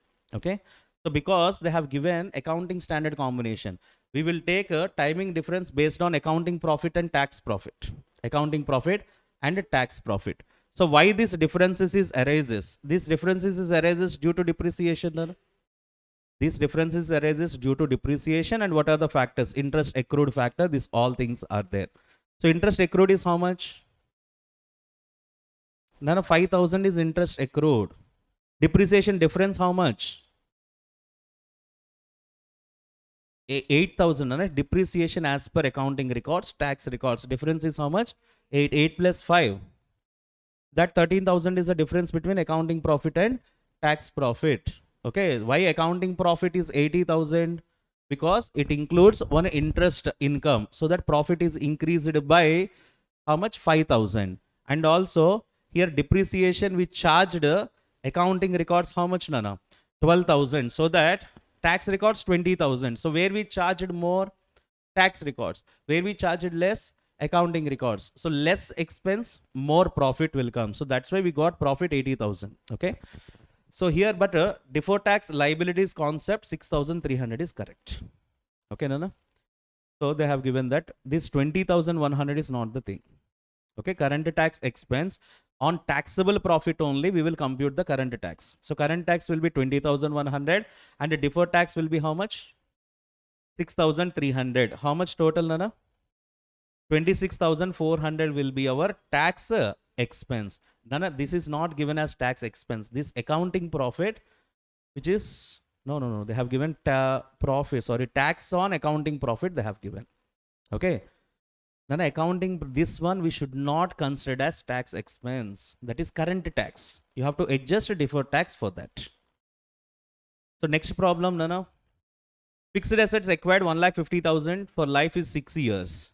And no residual value depreciation chargeable on straight line method. Tax purpose depreciation is admissible for 50,000 for how many years? First 3 years. Nana, first accounting profit they're having. This is not accounting profits. Somewhere other solution we got here. This question, problem number 3, solution is this one then. Okay. So let me check. So Nana, actually previously one question will be there for this. First we will do that question. Okay. Nana, 2 questions combinations this one. First one solution we will do. 1,50,000 6 years, Nana. 1,50,000 6 years. Straight line method depreciation, Nana. Each year depreciation how much? So carrying amount. First year, second year, third year, fourth year, fifth year, sixth year. First year carrying amount how much? Nana, what is the carrying amount of asset? Fixed asset is acquired for 1,50,000. 6 years depreciation. 1,50,000, Nana. Depreciation first year 25,000. So next year it will become 25,000. 120, 25,000. How much? Sorry, this is 1 lakh. Next one 75,000. 50,000. Last 25,000. 6 year 25,000, 25,000, 0. So now carrying amount minus depreciation. This is the carrying amount minus depreciation. We will get what? Cost or carrying amount. So net carrying amount, revised carrying amount, how much, Nana? 1,25,000, 1,75,000, 50, 25,000 and 0. So next one, as per the tax depreciation, how much, Nana? Tax depreciation as per tax records. Okay, so how much it will be? 50,000 first year. 1,50,000 minus 50, how much it will be? How much? 875, Nana. 1 lakh. Depreciation, how much?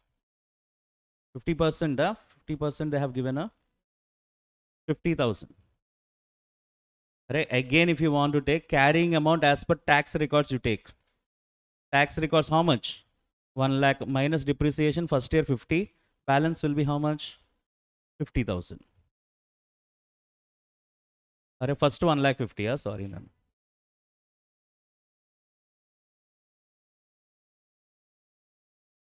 Depreciation, you know, no? Yes, just tell me now. Depreciation, 1,50,000. 3 years, 50,000, Nana. 50,000, 50,000 and 50,000. Now, 1,50,000, what is the carrying amount? Which is nothing but tax base. 1,50,000 minus 50, 1 lakh. Now, 1 lakh minus 50, 50,000. Balance, 50,000 minus 50,000, it will become 0. Are you getting my point? Tax base, tax base. So, now carrying amount we know, tax base we know. Based on that temporary difference we can calculate, Nana. As carrying amount is more than tax base. This is for asset. How much, Nana? 25,000. And next one? 50,000. Next one, Nana? 75,000. Next one? 50,000. Next one? 25,000. Next one? 0. Okay. So this is what taxable temporary difference. Always carrying amounts are more than tax base. Okay. This is asset. Asset means which one, Nana? Deferred tax liability we have to create. So deferred tax liability. Now you tell me here. Now deferred tax liability. How much percentage of tax is given? 30%. So consider 30%. How much you got? How much, Nana? 7,500, 15,000, 22,500, 15,000, 7,500, 0. None, listen. First year, deferred tax liability is 7,500. Second year, it is 15. Now, expense how much? Deferred tax liability, how much for the first year? Deferred tax liability, how much for the first year? 7,500 expense. Second year, it is 15. In this, already I recognized 7,500. Next year, how much, Nana? 22,500. On that, already I recognized 15. Then it will be how much? 7,500. So now tell me how much expense so far we recognized? 22,500. Next time, reverse. No, you can check out here. 15,000 into and a deferred tax liability. 7,500 here. 7,500 last year. No, listen. 15,000 next year. Already we recognized how much extra? 22,500. In that we have to reduce how much? 7,500. So next year how much we have to make? 7,500. But already in how much we recognized? 15. We reduced 7,500. Last year how much we have to recognize? 0. Previously how much I recognized?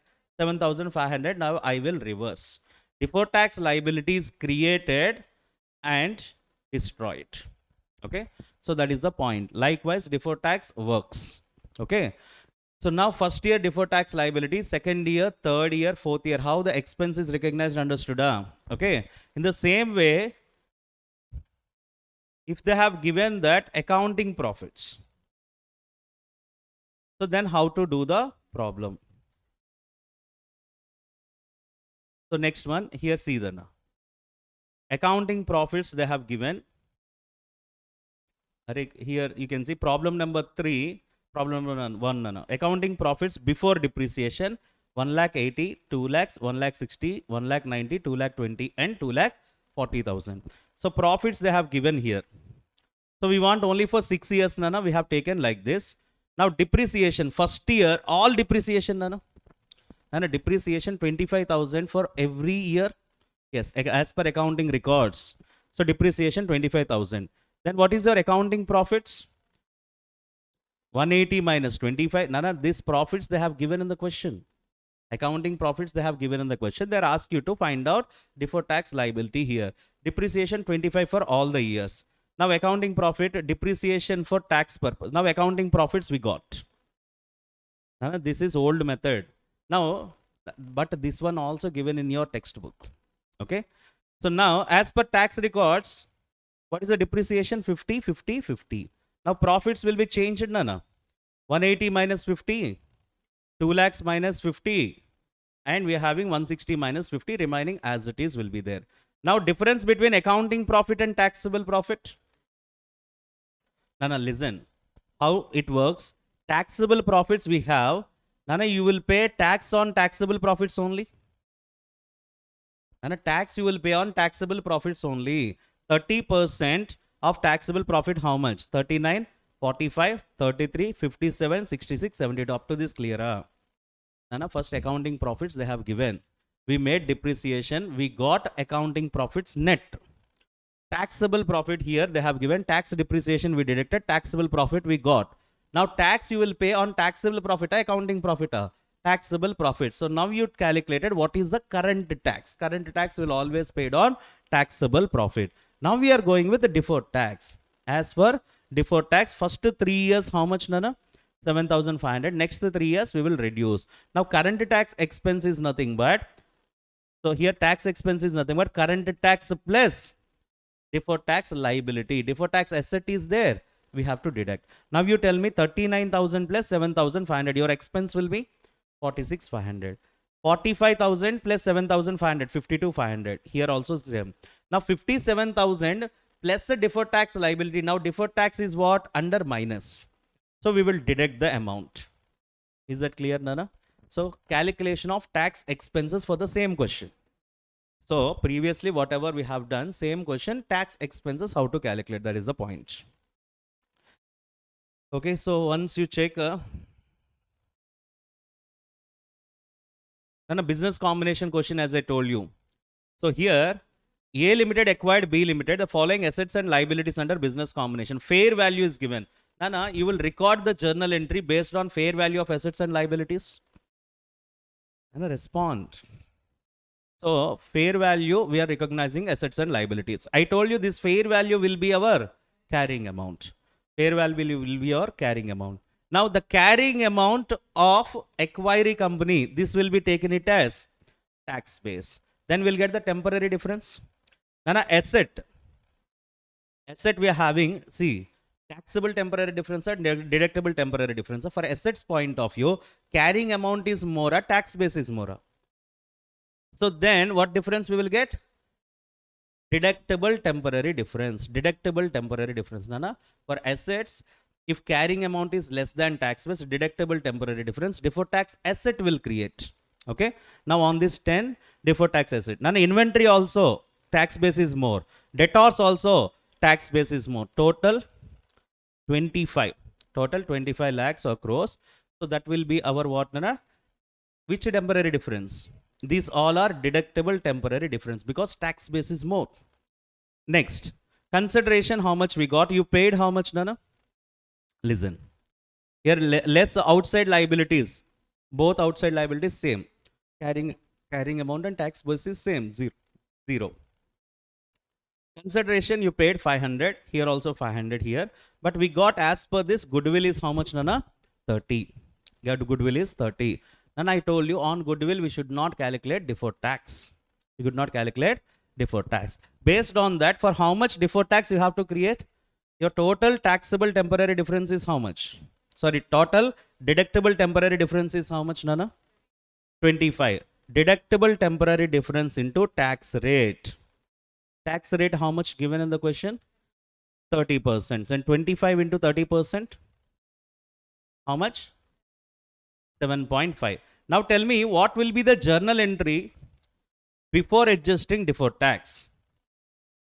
Before adjusting deferred tax, this is the entry, no? Fair value. Fair value, Nana. Assets account debtor to liabilities account to purchase consideration account. Assets, how much?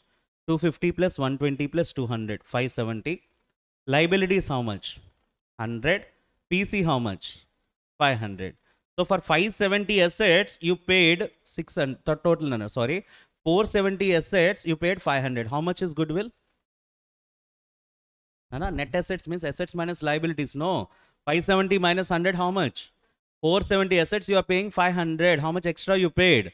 30 is the goodwill. Now, one asset is created, extra asset. What is that? A deferred tax asset. Because of deferred tax asset, you are writing DTA, some X amount. How much it is? 7.5. Then entry will be plant and equipment, inventory, debtors, deferred tax asset account debtor to liabilities account to purchase consideration account. Then previously your goodwill is 30. Now it is reduced, Nana, to the extent of 7.5. Then goodwill will be how much? 22.5. If you are keep on calculating deferred tax on goodwill, it won't come up. Okay. So now 22.5 goodwill value is there. Now goodwill is an asset for me.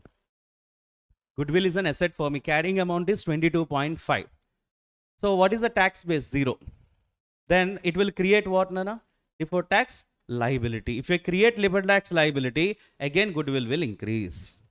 Okay, again deferred tax liability will create, again goodwill will increase. So it will comes on loop. That's why goodwill acquired from business combination, no deferred tax. Okay, for remaining assets only we will create the deferred tax. So last chapter, consolidation. So next one, consolidated financial statements and separate financial statements. As we discussed under business combination accounting we are doing under date of acquisition. But consolidation Ind AS 109 will be applicable at the end of the financial year. So anywhere you made acquisition, end of the financial year, financial statements we need to prepare. Sir, the same financial statement, CFS I prepared on date of acquisition. So will continue in the CFS will be there in the end of the financial year. Yes, it will continue. But they will ask you to prepare consolidated financial statements only. They won't give you financial statements at the beginning of the year. Date of acquisition data they won't give you. Okay. They will ask you to prepare CFS at the end of the year. For this, some steps we have taken. Step one, what we are doing, Nana? We are analyzing the accounting period. So which is given pre-incorporation how much, post-incorporation how much. Okay. Step 2, degree of control. So NCI portion how much, parent portion how much. Like that we have different steps to calculate and do the problem. So here first of all, this theory just to go through it. In this most important is Nana, joint venture and joint arrangements. Nana, Ind AS 111. What is the difference between joint venture and joint operations? So we're having joint arrangements, we're having Ind AS 111. In that joint venture they will tell you and joint operation they will tell you. So joint operation is nothing but we have right against that assets and obligation of liabilities. But joint venture we can say we are having joint control over the arrangement on net assets. Then on net assets if you have control, joint venture. Only separately assets and liabilities you have control. We can say joint operations. Joint operations, we will not open any separate set of company or anything like that. For joint venture, we will open separate company. Okay. So that we can call it as they will say special vehicle. Okay. Through special vehicle, if you are doing the business, joint venture. Without special vehicle, we are doing the business, we can say joint operation. Okay. So joint control is nothing but all the persons in that particular joint arrangement have a control. Okay, like on holding and subsidiary, holding company is having the control. Now here under the joint venture, all the joint venturers are having the control.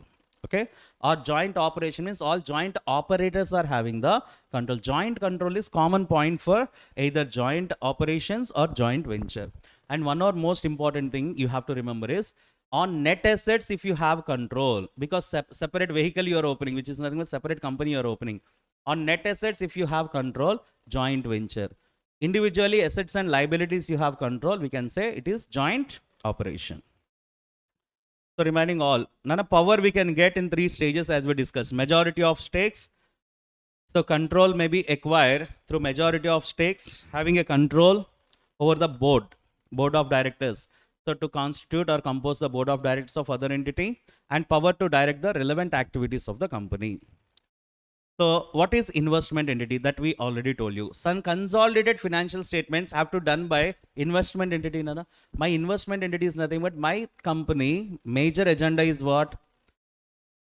Purchasing of investments, selling of investments. In that time, sometimes I will cross more than 50%. It doesn't mean that you got the control. And investment entity, we are not applying CFS. Okay, consolidated financial statements is not required. Though they are having more than 50% stakes, those stakes are held for sale, not for hold. Are you getting my point? Yes. So next one, Nana. If that investment entity acquires another investment entity, then CFS is required. Yes, then CFS is required. For control is the aspect. Now, adjustments, Nana. Intercompany transactions. So here, intercompany transactions, they will give you mostly related to mutual debts. Okay. Now, holding company is debtor for subsidiary company, or subsidiary company is debtor for holding company. Anything is given for one person, one other person is debtor, means for another person, this person is creditor. So from the debtors, we have to deduct that, and from creditors, we have to deduct that. When we are doing consolidated financial statements, debtors of holding company plus debtors of subsidiary company minus mutual debts. Okay. So same thing for liabilities, creditors of subsidiary company, creditors of holding company minus mutual debts. So both adjustments we have to make it. So just we are having unrealized profits. So under unrealized profit, we having either upstream transaction or downstream transaction. When it happens, if holding company sold goods to subsidiary company, if holding company sold goods to subsidiary company, now holding company will record this in the profit and loss account. Nana? In the profit and loss account, they will recognize the profit, they will recognize. Okay. So now the profit is recognized at the time of sale. Now goods are with whom? Subsidiary company. If that subsidiary company, listen very carefully, holding company sold goods to subsidiary company. Now in subsidiary company stock, in the inventory, these goods are there or not? Okay, holding company goods are there. If these goods are sold in the market, 100% goods are sold in the market, there is no question of intercompany transaction. It is not sold. It is not sold. It is still lies with whom, Nana? Subsidiary company's inventory. Subsidiary company's inventory. Now holding company acquires subsidiary company. We have to eliminate the profit element in that particular stock. Okay. If this stock with 25% plus cost, which is nothing but 25% of cost to added profit. Now that from that inventory, that profit you have to compute and you have to eliminate. That we can call it as unrealized profit. Unrealized profit. Now whose inventory it is included? Subsidiary company inventory it is included. Whose profit it is included? Holding company profit it is included. So unrealized profit, how much we'll calculate? We will deduct from consolidated financial statements under inventory. Holding company inventory plus subsidiary company inventory minus unrealized profit. Minus unrealized profit. Now whose profit it is included, Nana? Holding company profit. In the consolidated P&L when you are making up, in that unrealized profit we will deduct from the profits of acquirer company or holding company. Only holding company profits we will deduct. Okay. So now in the another transaction, this we can call it as downstream, upstream. And this is downstream actually. Holding to subsidiary. Holding to subsidiary. When it comes under upstream transaction, subsidiary to holding. Upstream transaction. Isn't upstream kada? So sold. So we can say subsidiary to holding company. Now who sold goods? Subsidiary company sold goods to holding company. Now who will recognize the profit on that sale? That means that profit is included in the profit and loss account of subsidiary company. Now it is included in the inventory of holding company. Okay. In that case, after consolidation, both companies are same. So that when you are preparing consolidated financial statement under inventory, holding plus subsidiary minus unrealized profit. This is common. This common treatment. Now, whose profit it is included? Subsidiary profit it is included. Subsidiary profit is belongs to only holding company or NCA also na. NCA also. Then this unrealized profit we have to split into parent part how much and NCA part how much. Parent part will be deducted from consolidated P&L and NCA part will be deducted from NCI. That is called upstream transaction. Now the first one, downstream means holding to subsidiary. Upstream means subsidiary to holding. For either upstream transaction or downstream transaction, common adjustment is what? We will deduct unrealized profit from the consolidated inventory. Holding inventory plus subsidiary inventory minus unrealized profit. Okay. Now coming to second adjustment, if it is upstream transaction, profit is included in subsidiary company's profit. Subsidiary company's profit belongs to holding and NCA. So unrealized profit also divided to holding how much and NCA how much. Holding will be deducted from consolidated P&L account and NCA will be deducted from NCI. Okay, two adjustments will come. First, Nana, only one adjustment. Okay, here also, that means we can say this adjustment is common. Here, consolidated PL means only we will adjust from holding company profits only, because entire profit is recorded by holding company. We'll deduct from holding company profit. Is that clear, Emma? Okay. So that is one adjustment. So next one, abnormal loss. If any abnormal losses are there, if in the profit, okay, so it affects the profit, Nana. Abnormal losses affect the profit. So first we have to add that abnormal loss to the profit earned during the year. Profit earned during the year. So now, for example, here opening profit 1 lakh, closing profit 3 lakhs is there. How much I earned during the year, Nana? 2 lakhs. 2 lakhs I earned during the year. Now on 1st July 2024, date of acquisition.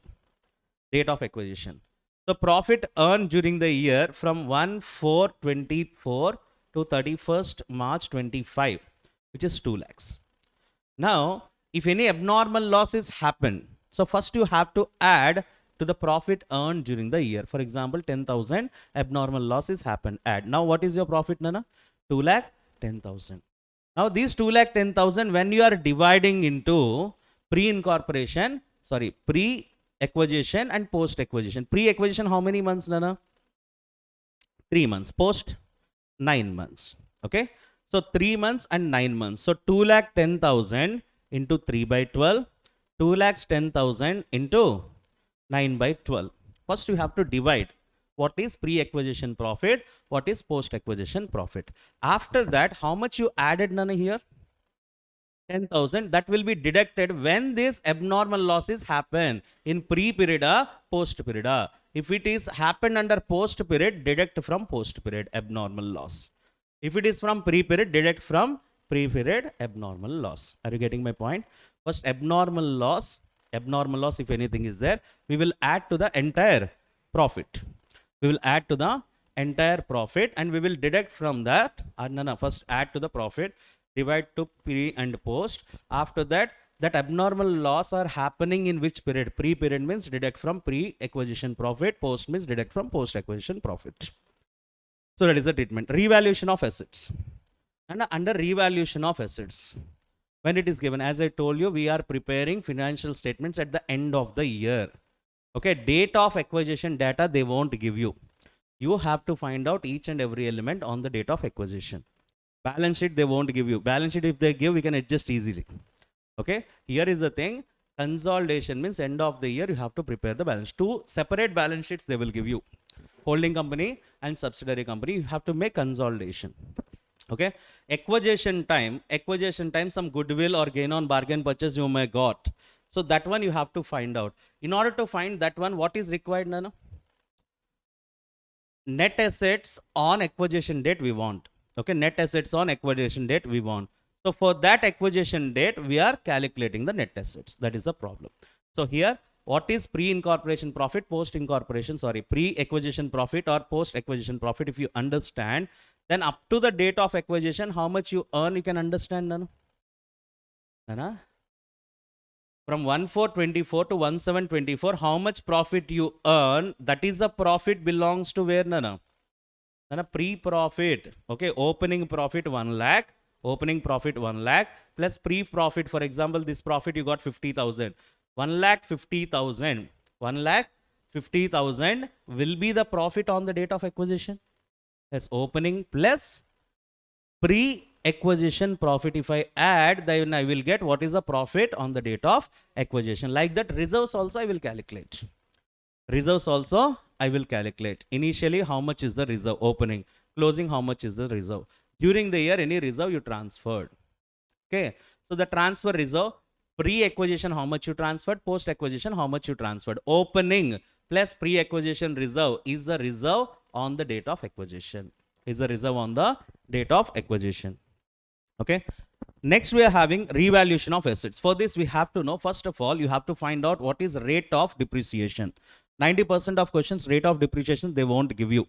Okay, so you have to calculate during the year depreciation how much. Depreciation divided by opening cost of asset into 100, rate of depreciation we will get. Okay, so then after we will check upward revaluation or downward revaluation. Upward revaluation.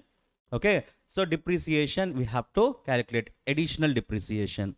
Downward revaluation, deduction, we can say reducing in the depreciation we will calculate. Okay, so directly we'll see problem there. Nana here. Goodwill already there with holding company. Goodwill there with subsidiary company. Now business combination, we got acquired goodwill. How to present in the balance sheet? Goodwill of holding company plus goodwill of subsidiary company plus goodwill arising from business combination. 3 goodwills add and show in the balance sheet. Okay. So now goodwill of holding is there. Goodwill of subsidiary is there. I got in the business combination gain on bargain purchase. I can adjust 2 goodwills. Goodwill plus goodwill minus gain on bargain purchase. I will show the net value. I will show the net value. Are you getting my point, Nana? To what extent it is there, that much only we have to deduct. Am I clear? If gain on bargain purchase is there, we can adjust from goodwill and show the net. Next one, proposed dividend is given. Nana, proposed, Nana, very important. Proposed dividend is different. Dividend declaration is different. Proposed dividend is there, which is given in the balance sheet. Just you add back to the profit during the year. No need to deduct again, Nana. Just you add back to the profit. Proposed dividend will be add back to the profit. In Nana?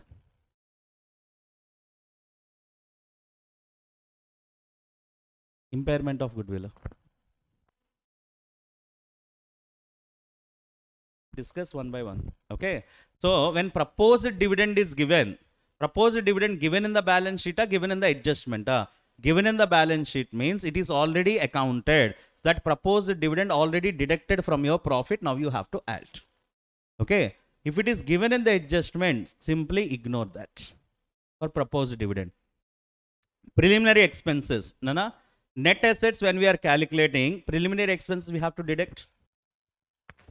So when we are calculating date of acquisition, date of acquisition, net assets we want. So liability approach we can go. Under liabilities approach, what we want? Equity share capital on the date of acquisition. Equity share capital on the date of acquisition. Generally this one they won't give you. Sometimes they will give you, sometimes they won't give you. Then what is the share capital as on 31st March? Same share capital, we can assume that acquisition also same capital. Okay. Now for this we are adding what, Nana? other equity. Other equity on which date we want? Date of acquisition. Other equity we want profit. Profit, how do you get done? Simply opening profit plus pre-acquisition profit. We will get opening profit plus pre-acquisition profit. Date of acquisition profit we will get. Yes, reserve. Opening reserve plus pre-acquisition reserve. Then we will get date of acquisition reserve. Nana? Yes. Now, equity share capital plus other equity. Equity share capital plus other equity. That is our net assets. Minus, if any preliminary expenses are there, we will deduct. Fictitious assets, we will deduct here. So that is a point here. When fictitious assets are there, when you are calculating analysis table, we will deduct equity share capital plus reserves and surplus minus fictitious assets. Minus fictitious assets. So next, treatment of preference share capital. Now, a holding company preference share capital is there. No treatment. As it is, it will comes under consolidated financial statement. Okay, no need of any adjustment. But subsidiary company financial, so preference shares, if anything is there, while you are calculating net assets, now this preference share capital will be treated as NCI. It will be the part of preference share will be treated as NCI, non-controlling interest. You are separating all the things now. At that time, entire preference share capital don't share to acquirer. Subsidiary company preference share capital directly treat like an NCI. That is a point. And relating to the bonus issue, if any bonus issue is given, because of the bonus issue, our reserves will decrease, Nana. Reserves will decrease, capital will increase. Yes. So for the equity share capital, bonus shares will increase. From other equity, bonus shares element will decrease. Okay. So entry is what, Nana? Reserves account debtor to equity share capital, bonus shares adjustment. Now this is most important. Dividend adjustment. So dividend is given, dividend paid, or anything is given like that. First of all, you have to understand it is pre-acquisition dividend or post-acquisition dividend. Pre-acquisition dividend means compulsory they will give you two things, either any one of the two things. One is dividend paid for last years, or dividend is paid out of opening profits. Dividend paid for last year if it is given, dividend paid for opening profits if it is given, then it will be a pre-acquisition dividend. It will be what, Nana? Pre-acquisition dividend. So pre-acquisition dividend, what we have to do? Pre-acquisition dividend treatment now. Dividend paid out of profits of beginning year or earlier year. So as per Ind AS 109 financial instrument, under profit and loss account, we need to credit it dividend as income. So these all things are not required. As I told you, Nana, dividend is paid out of pre-acquisition profits. Pre-acquisition profits. At the time, subsidiary company earning that profits, you are the shareholder.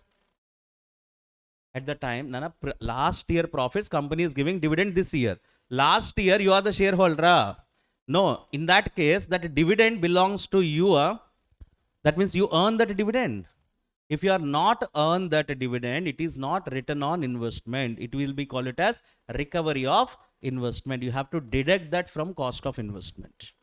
You have to deduct that from cost of investment. That means instead of adding into the profit, you have to deduct from cost of investment. So what is the treatment, Nana? So you have to deduct from the profits. Okay, it is not your in. Are you getting my point? Okay, Nana. 31st March, here we are having 1/4 you acquired the business. 1/4 you acquired the business. You are the shareholder for this company from 1st April onwards. Company declared the dividend for previous year profits. Previous year profits, company's dividend declared on this date, for example, like 1/6/21, they are declaring the profits. They are giving the profits. Now, on 1/6/21, who is the shareholder? You are the shareholder. You are definitely dividend will comes to you only. Now question is that dividend is your income. You earn that income. No, because when the company earn these profits, this dividend profits, at that time you are not the shareholder. Then it is not your income. You should not credit it to profit and loss account. You have to deduct from profit and loss account. You have to deduct from, if it is already credited, deduct from profit and loss. Correctly recorded, no issue. Dividend correctly recorded, no issue. If it is not recorded, assume that dividend is credited by holding company in the profit and loss account. Now you have to take it out. You have to deduct. From the opening profits, you have to deduct. Is that clear, Nana? Yes. Now, what we have to do with that dividend? Pre-acquisition dividend will be deduct from cost of investment. This is not return on investment. It is a recovery of investment. Recovery means you paid for this acquisition 5 lakhs. You got a dividend 50,000. That means you have to think like that. This is not your profit. It is just recovery of your investment. So 5 lakhs minus 50,000, 4,50,000 only is your cost of investment. Okay. So like that. Next, post-acquisition profits. If the dividend is given other than dividend paid for last year, not given, dividend paid of pre-acquisition profits, not given, or opening profits not given, then it is post-acquisition dividend. Post-acquisition means interim dividend. Interim dividend belongs to you only, no?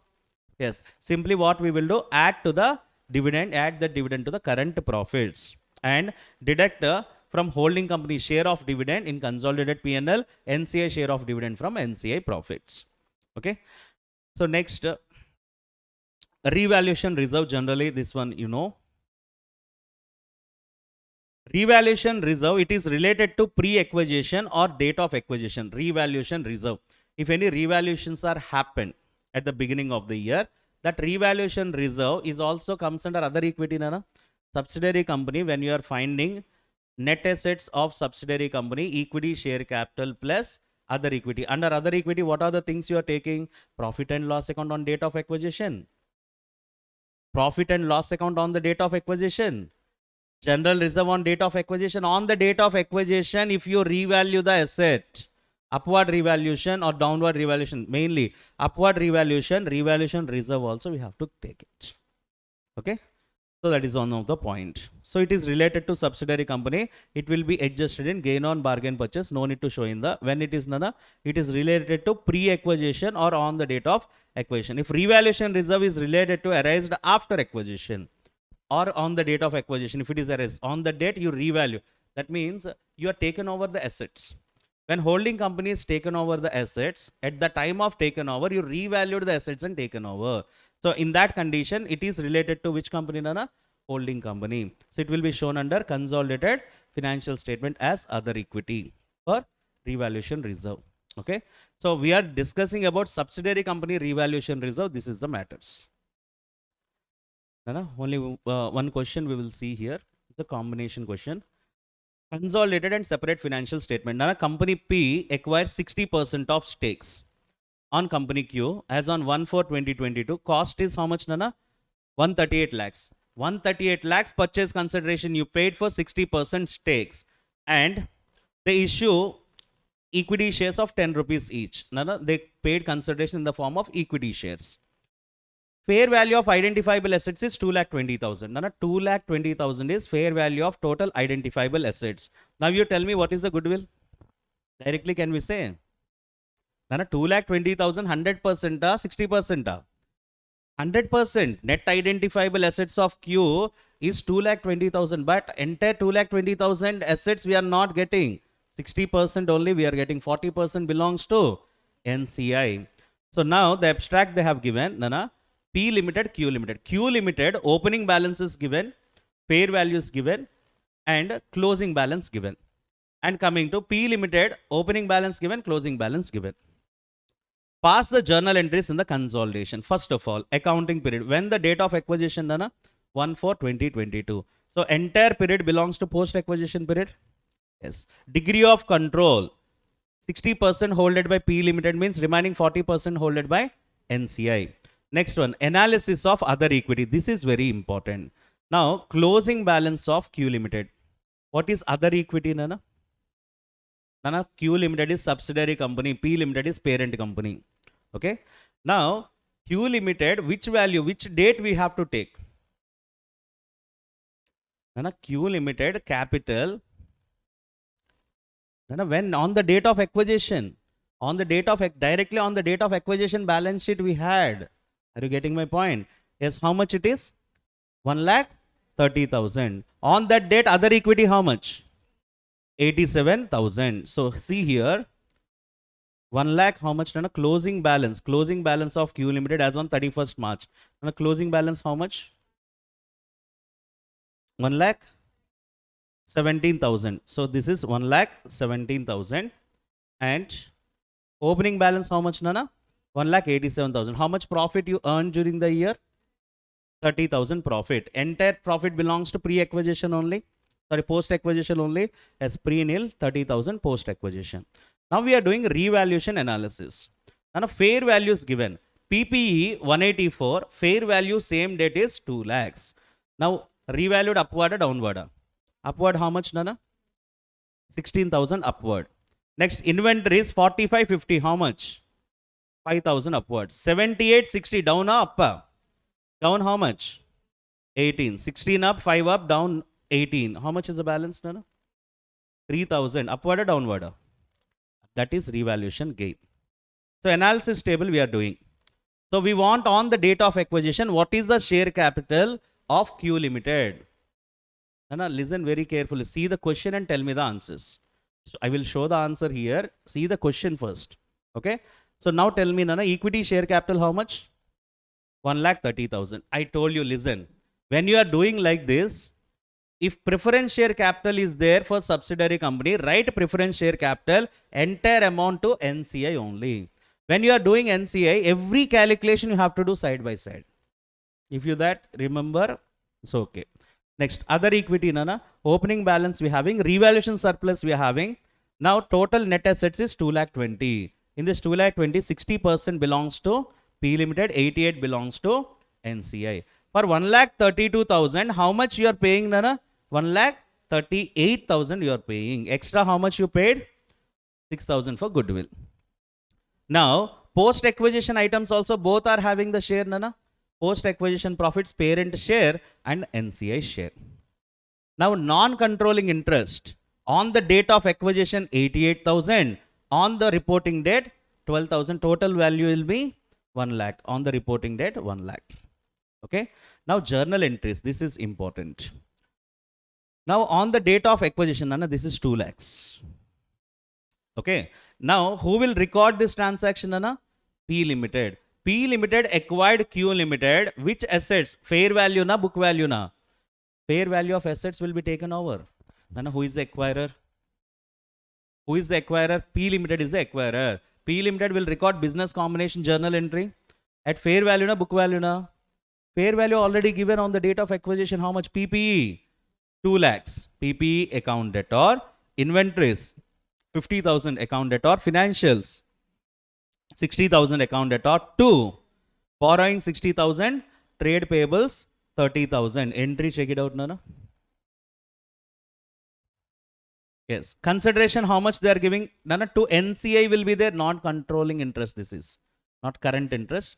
Non-controlling interest. Nana, you change these values. This is 2 lakhs and this is non-controlling interest. Okay. So consideration, how much you are paying? 1,38,000. Goodwill, how much we got, Nana? 6,000 will match. Consideration we are paying in the form of equity shares. So equity share capital. Now, Nana, this one also you change. This is Q Limited. This is P Limited.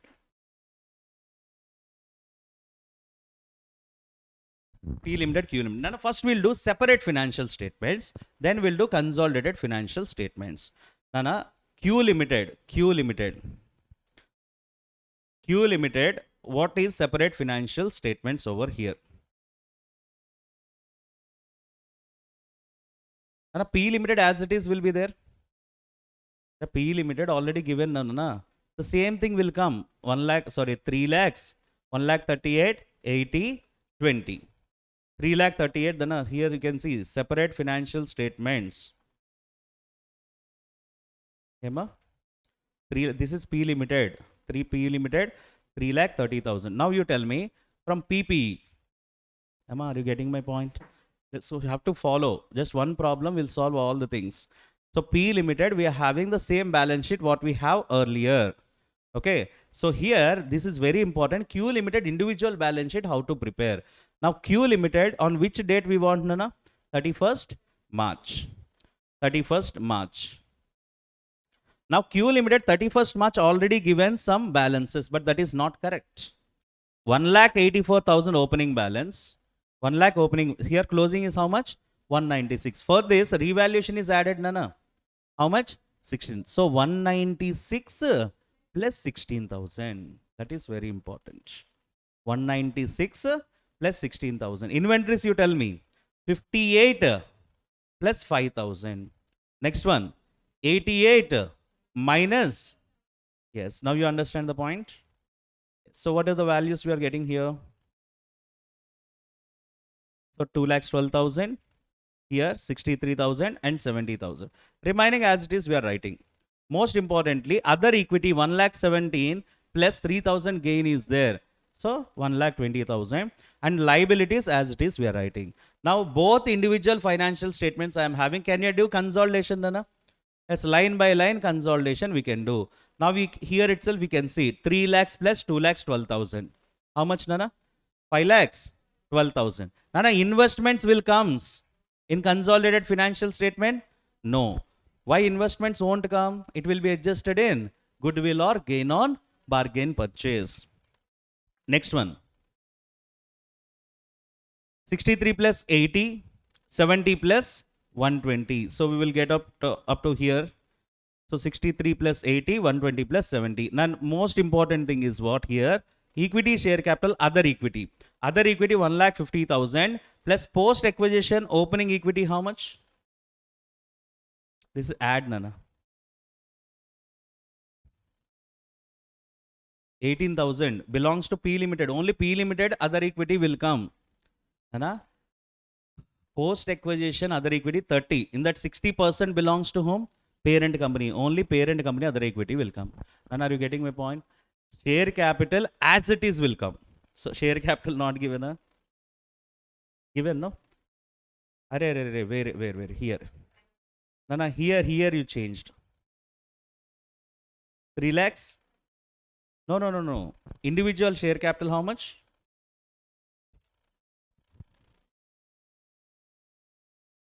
Um, 3 lakh 38, 1 lakh 30. This is 1,30,000 and 3 lakhs 38,000. Now tell me, share capital we will consolidate. No, only whose capital will come, Nana? Only acquirer. Other equity also whose will come? Only acquirer. So 3 lakhs 38,000 and 1 lakh 68,000. 1 lakh 50 plus post acquisition other equity also is having, Nana. Post acquisition other equity how much? 18,000. 1 lakh 68,000. Non-controlling interest will come as a separate line item. Non-controlling interest on reporting date it is 1 lakh. So liability consolidation 1 lakh 64. Okay. Now remaining just diagrammatically I have given here. Just read the things. So when we are getting the control or not, this is most important for MCQ questions. Okay. And regarding chain holding, one important point is there. If P Limited holds Q Limited, Q Limited hold R Limited. Now who will prepare consolidation? P Limited is preparing consolidation. So for P Limited, two NCAs will come. One is relative to Q Limited, one is relative to R Limited. Now P Limited having 80% stakes in R Limited. P Limited having 80% stakes in Q Limited. Now Q Limited having, Q Limited is having, how much stakes, Nana? 75% stakes in R Limited. Now Q Limited 75%. In that 75%, 80% belongs to P Limited, Nana. How much it will be? That is important. 60% belongs to P Limited.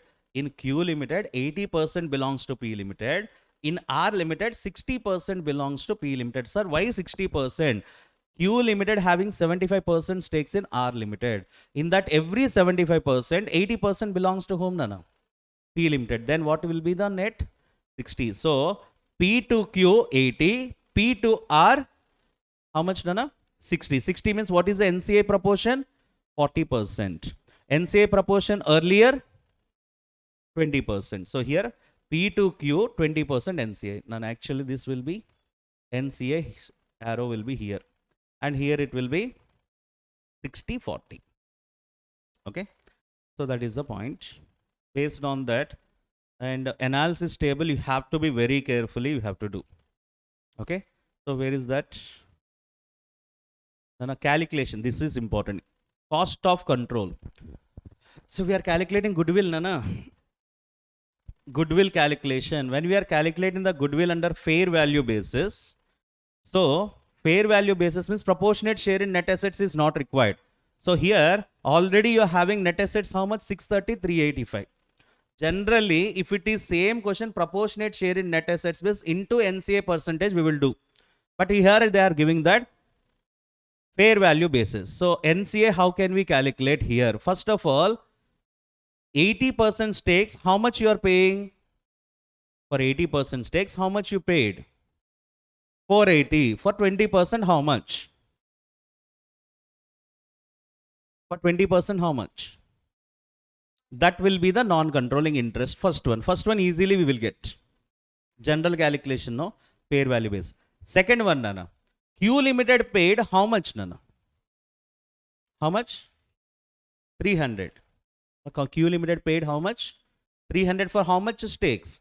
For 75% stakes.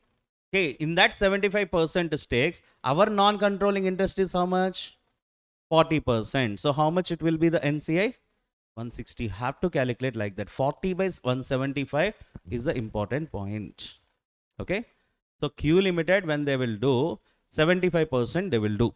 Okay, in that 75 portion, 40 belongs to whom, Nana?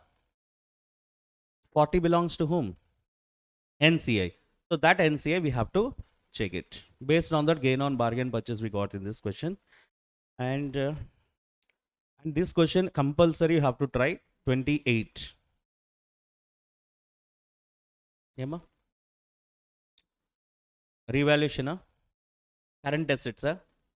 So Nana, revaluation of current assets. Listen. So we are having last 31st March 2022. We are doing consolidation when, Nana? 31st March 2022. So but revaluation, all the things are happening at the beginning, Nana? 19. Now listen, if current assets and non-current assets, if fixed assets, simply we can say fixed assets are revalued, means once it is revalued, the revaluation effect will continue till the end. Till the end. Revaluation effect will continue till the end. When current assets are revalued, immediately next year the effect will be reversed. Okay. Now in this question, revaluation of, is that the same question? Yes. Revaluation is here, sir. You can check. Non-current assets revaluation is there. Current assets revaluation is there. Non-current assets revaluation upward, Nana. Current assets revaluation downward. And non-current liabilities revaluation downward. And current liabilities revaluation upward. For non-current items and current items, the net effect we have to reverse in the next scenario. That means here only current effect you tell me, Nana. Minus 10 plus 6. How much? Minus 4. So if your current assets or current liabilities, so net amount we can say current assets. Current asset is mine. Are you getting my point? Now current assets revalued down. How much? 10. Okay, current liabilities revalued up. How much it is? 6. Net effect is how much? Minus 4. Minus 4. Next year you have to revert. Okay, it will not continue for year after year, because next year again you will prepare profit and loss account, Nana. Yes, when you are preparing profit and loss account, current year things, next year we have to assume that next year it will be reverted or reversed. Okay, so current year revaluation, whatever you made, next year assumption, that is assumption for current assets revaluation. For fixed assets revaluation, Nana, the effect will continue. The effect will continue till the end of the year. So that's why we are taking here revaluation gain or loss on current items reversed in the next year. Minus 10 plus 6. How much, Nana? Generally minus 4 in the previous year. Now next year you have to reverse, means you have to do what? Plus 4. Plus 4. Okay. So that is the point you have to make here. So revaluation gain when it comes to current assets, it will continue next year, next year, next year it will continue. Only revaluation on current items, immediate year we have to check it is realized. Yama? Reverse means opposite. Because of that, what happens to your net assets? Decreased. And a revaluation gain effect is what? Revaluation gain is decreased or increased? And a revaluation gain is decreased. See here. If these two things are not there, 40 minus 16, how much, Nana? 24. Because of these two effects, minus 4 is happened or not? So your revaluation is decreased. So we have to assume that next year it will be reversed. Okay, that is a clear cut. Only for current items. For non-current items, it will continue, Nana. So that is the thing. And last problem is comprehensive question. So whatever we have given there, and go through that. Nana, impairment, whatever it is given in supplementary material, when I discussed, I told. So once again, I'm telling you. So impairment loss, if it is there, impairment loss. Nana, NCI, you can be calculated in two stages. So fair value basis and proportionate share in net asset basis. Proportionate share in net asset basis, which goodwill we are getting? Partial goodwill. If NCI computed on PSNA basis, whatever the goodwill we are getting, that is partial goodwill, which is nothing but only acquirer goodwill. Acquirer goodwill. Under fair value basis, when you are doing, this is called full goodwill. This goodwill belongs to whom? Acquirer plus acquiree. Sorry, acquirer plus NCI. So whatever, NCI. Acquirer plus NCI. Now, if goodwill is impaired, impairment loss we have to show in the balance sheet. So to the extent of impairment loss, we will deduct from the balance sheet. Now, first of all, when goodwill impairment is given, NCI calculation on fair value basis or NCI basis, you have to check. Fair value basis or PSNA basis. If it is PSNA basis, so then that goodwill, whatever we are having, whose goodwill it is, Nana? Only acquirer share of goodwill. Then impairment loss you will deduct from that goodwill in the balance sheet, and impairment loss will be deducted from consolidated profit and loss account of acquirer only. Consolidated profit and loss of acquirer. Unrealized profit, this all we are deducting now. Impairment loss also we will deduct. Okay. In case NCI is calculated on fair value basis, then will come full goodwill. Whatever the goodwill is there in the balance sheet, that is full goodwill. That is full goodwill. Goodwill belongs to whom, Nana? Acquirer as well as NCI. So then impairment loss we have to show, and will deduct from NCI share and acquirer share. So impairment loss we have to split. Partial goodwill means only to the acquirer. It is full goodwill means fair value method of NCI means full goodwill. It will be deducted, impairment loss will be deducted from the parent company profits as well as NCI profits. Okay. Recent examination problem, they have given the NCI is calculated on fair value basis. It will be deducted from major goodwill minus impairment loss in the balance sheet, as well as parent share from parent profits, NCI share from NCI profits. 60% of impairment loss, for example, 60% parent means 60% deduct from parent profits. So NCI 40% means 40% deduct from NCI profits. Okay. That is the thing, Nana. This is the end of the session. And we have to check value added statements as we discussed. Compulsory, you have to practice value added statements. Value added statements. And coming to remaining Ind-AS, fair value measurement, take a look. Okay. So, and share based payments under employees as well as what we are having, Nana? Employees based on services and based on assets also you can go for it. Share based payments under two models. Okay. So grant date as well as exercise date. So both problems you have to check. And property, plant and equipment, just take a look. Okay. Property, plant and equipment, very rarely they're asking in the exams. And for MCQs, PP is very important. Each and every step, exchange of assets, revaluation model. Okay, these all things once you go through it. And most probably, most importantly, recent developments in the financial reporting, theoretical part, very, very important. In the examination, they're asking the questions, they're asking the questions directly and also in multiple choice questions. In the MCQs also they have given. So all MCQs you have to study for recent developments in government accounting. Either it is given by ICMAI material or in our material. So whatever in the previous revision examinations, every MCQs you have to prepare, especially from recent developments in government accounting. Okay, that is one part. And while coming to government accounting, some questions I have given there. So those questions compulsory you have to study and go. Okay. So can you write down that? Nana, for government accounting, constitution of PAC committee, constitution of PAC committee, make it fast. Constitution of PAC committee and Government Accounting Standards Advisory Board, GASAB, GASAB. Government Accounting Standards Advisory Board. In that, every point you have to study. Okay, how GASAB is constituted, what are the objectives, what are the general principles, compulsory, they are asking very frequently. So they're asking the old syllabus, every time they're asked the same, short notes on GASAB. Next one, IGAS 123, IGAS 123. So that is moderately they're asking, IGAS 123 and 7910 IGAS 7910 optional, no? That is one time reading is enough. IGFRS is there, no? International. Okay, so we are having financial reporting standards. Okay, IFRS, like we are having IGFRS. That one you have to study, no? That is 1 to 5. Only 5 small things are there. Next one, consolidated fund, public debt, contingency fund definitions. Okay, 266.1 or 266.2 articles. Okay, consolidated fund, public debt, contingency fund.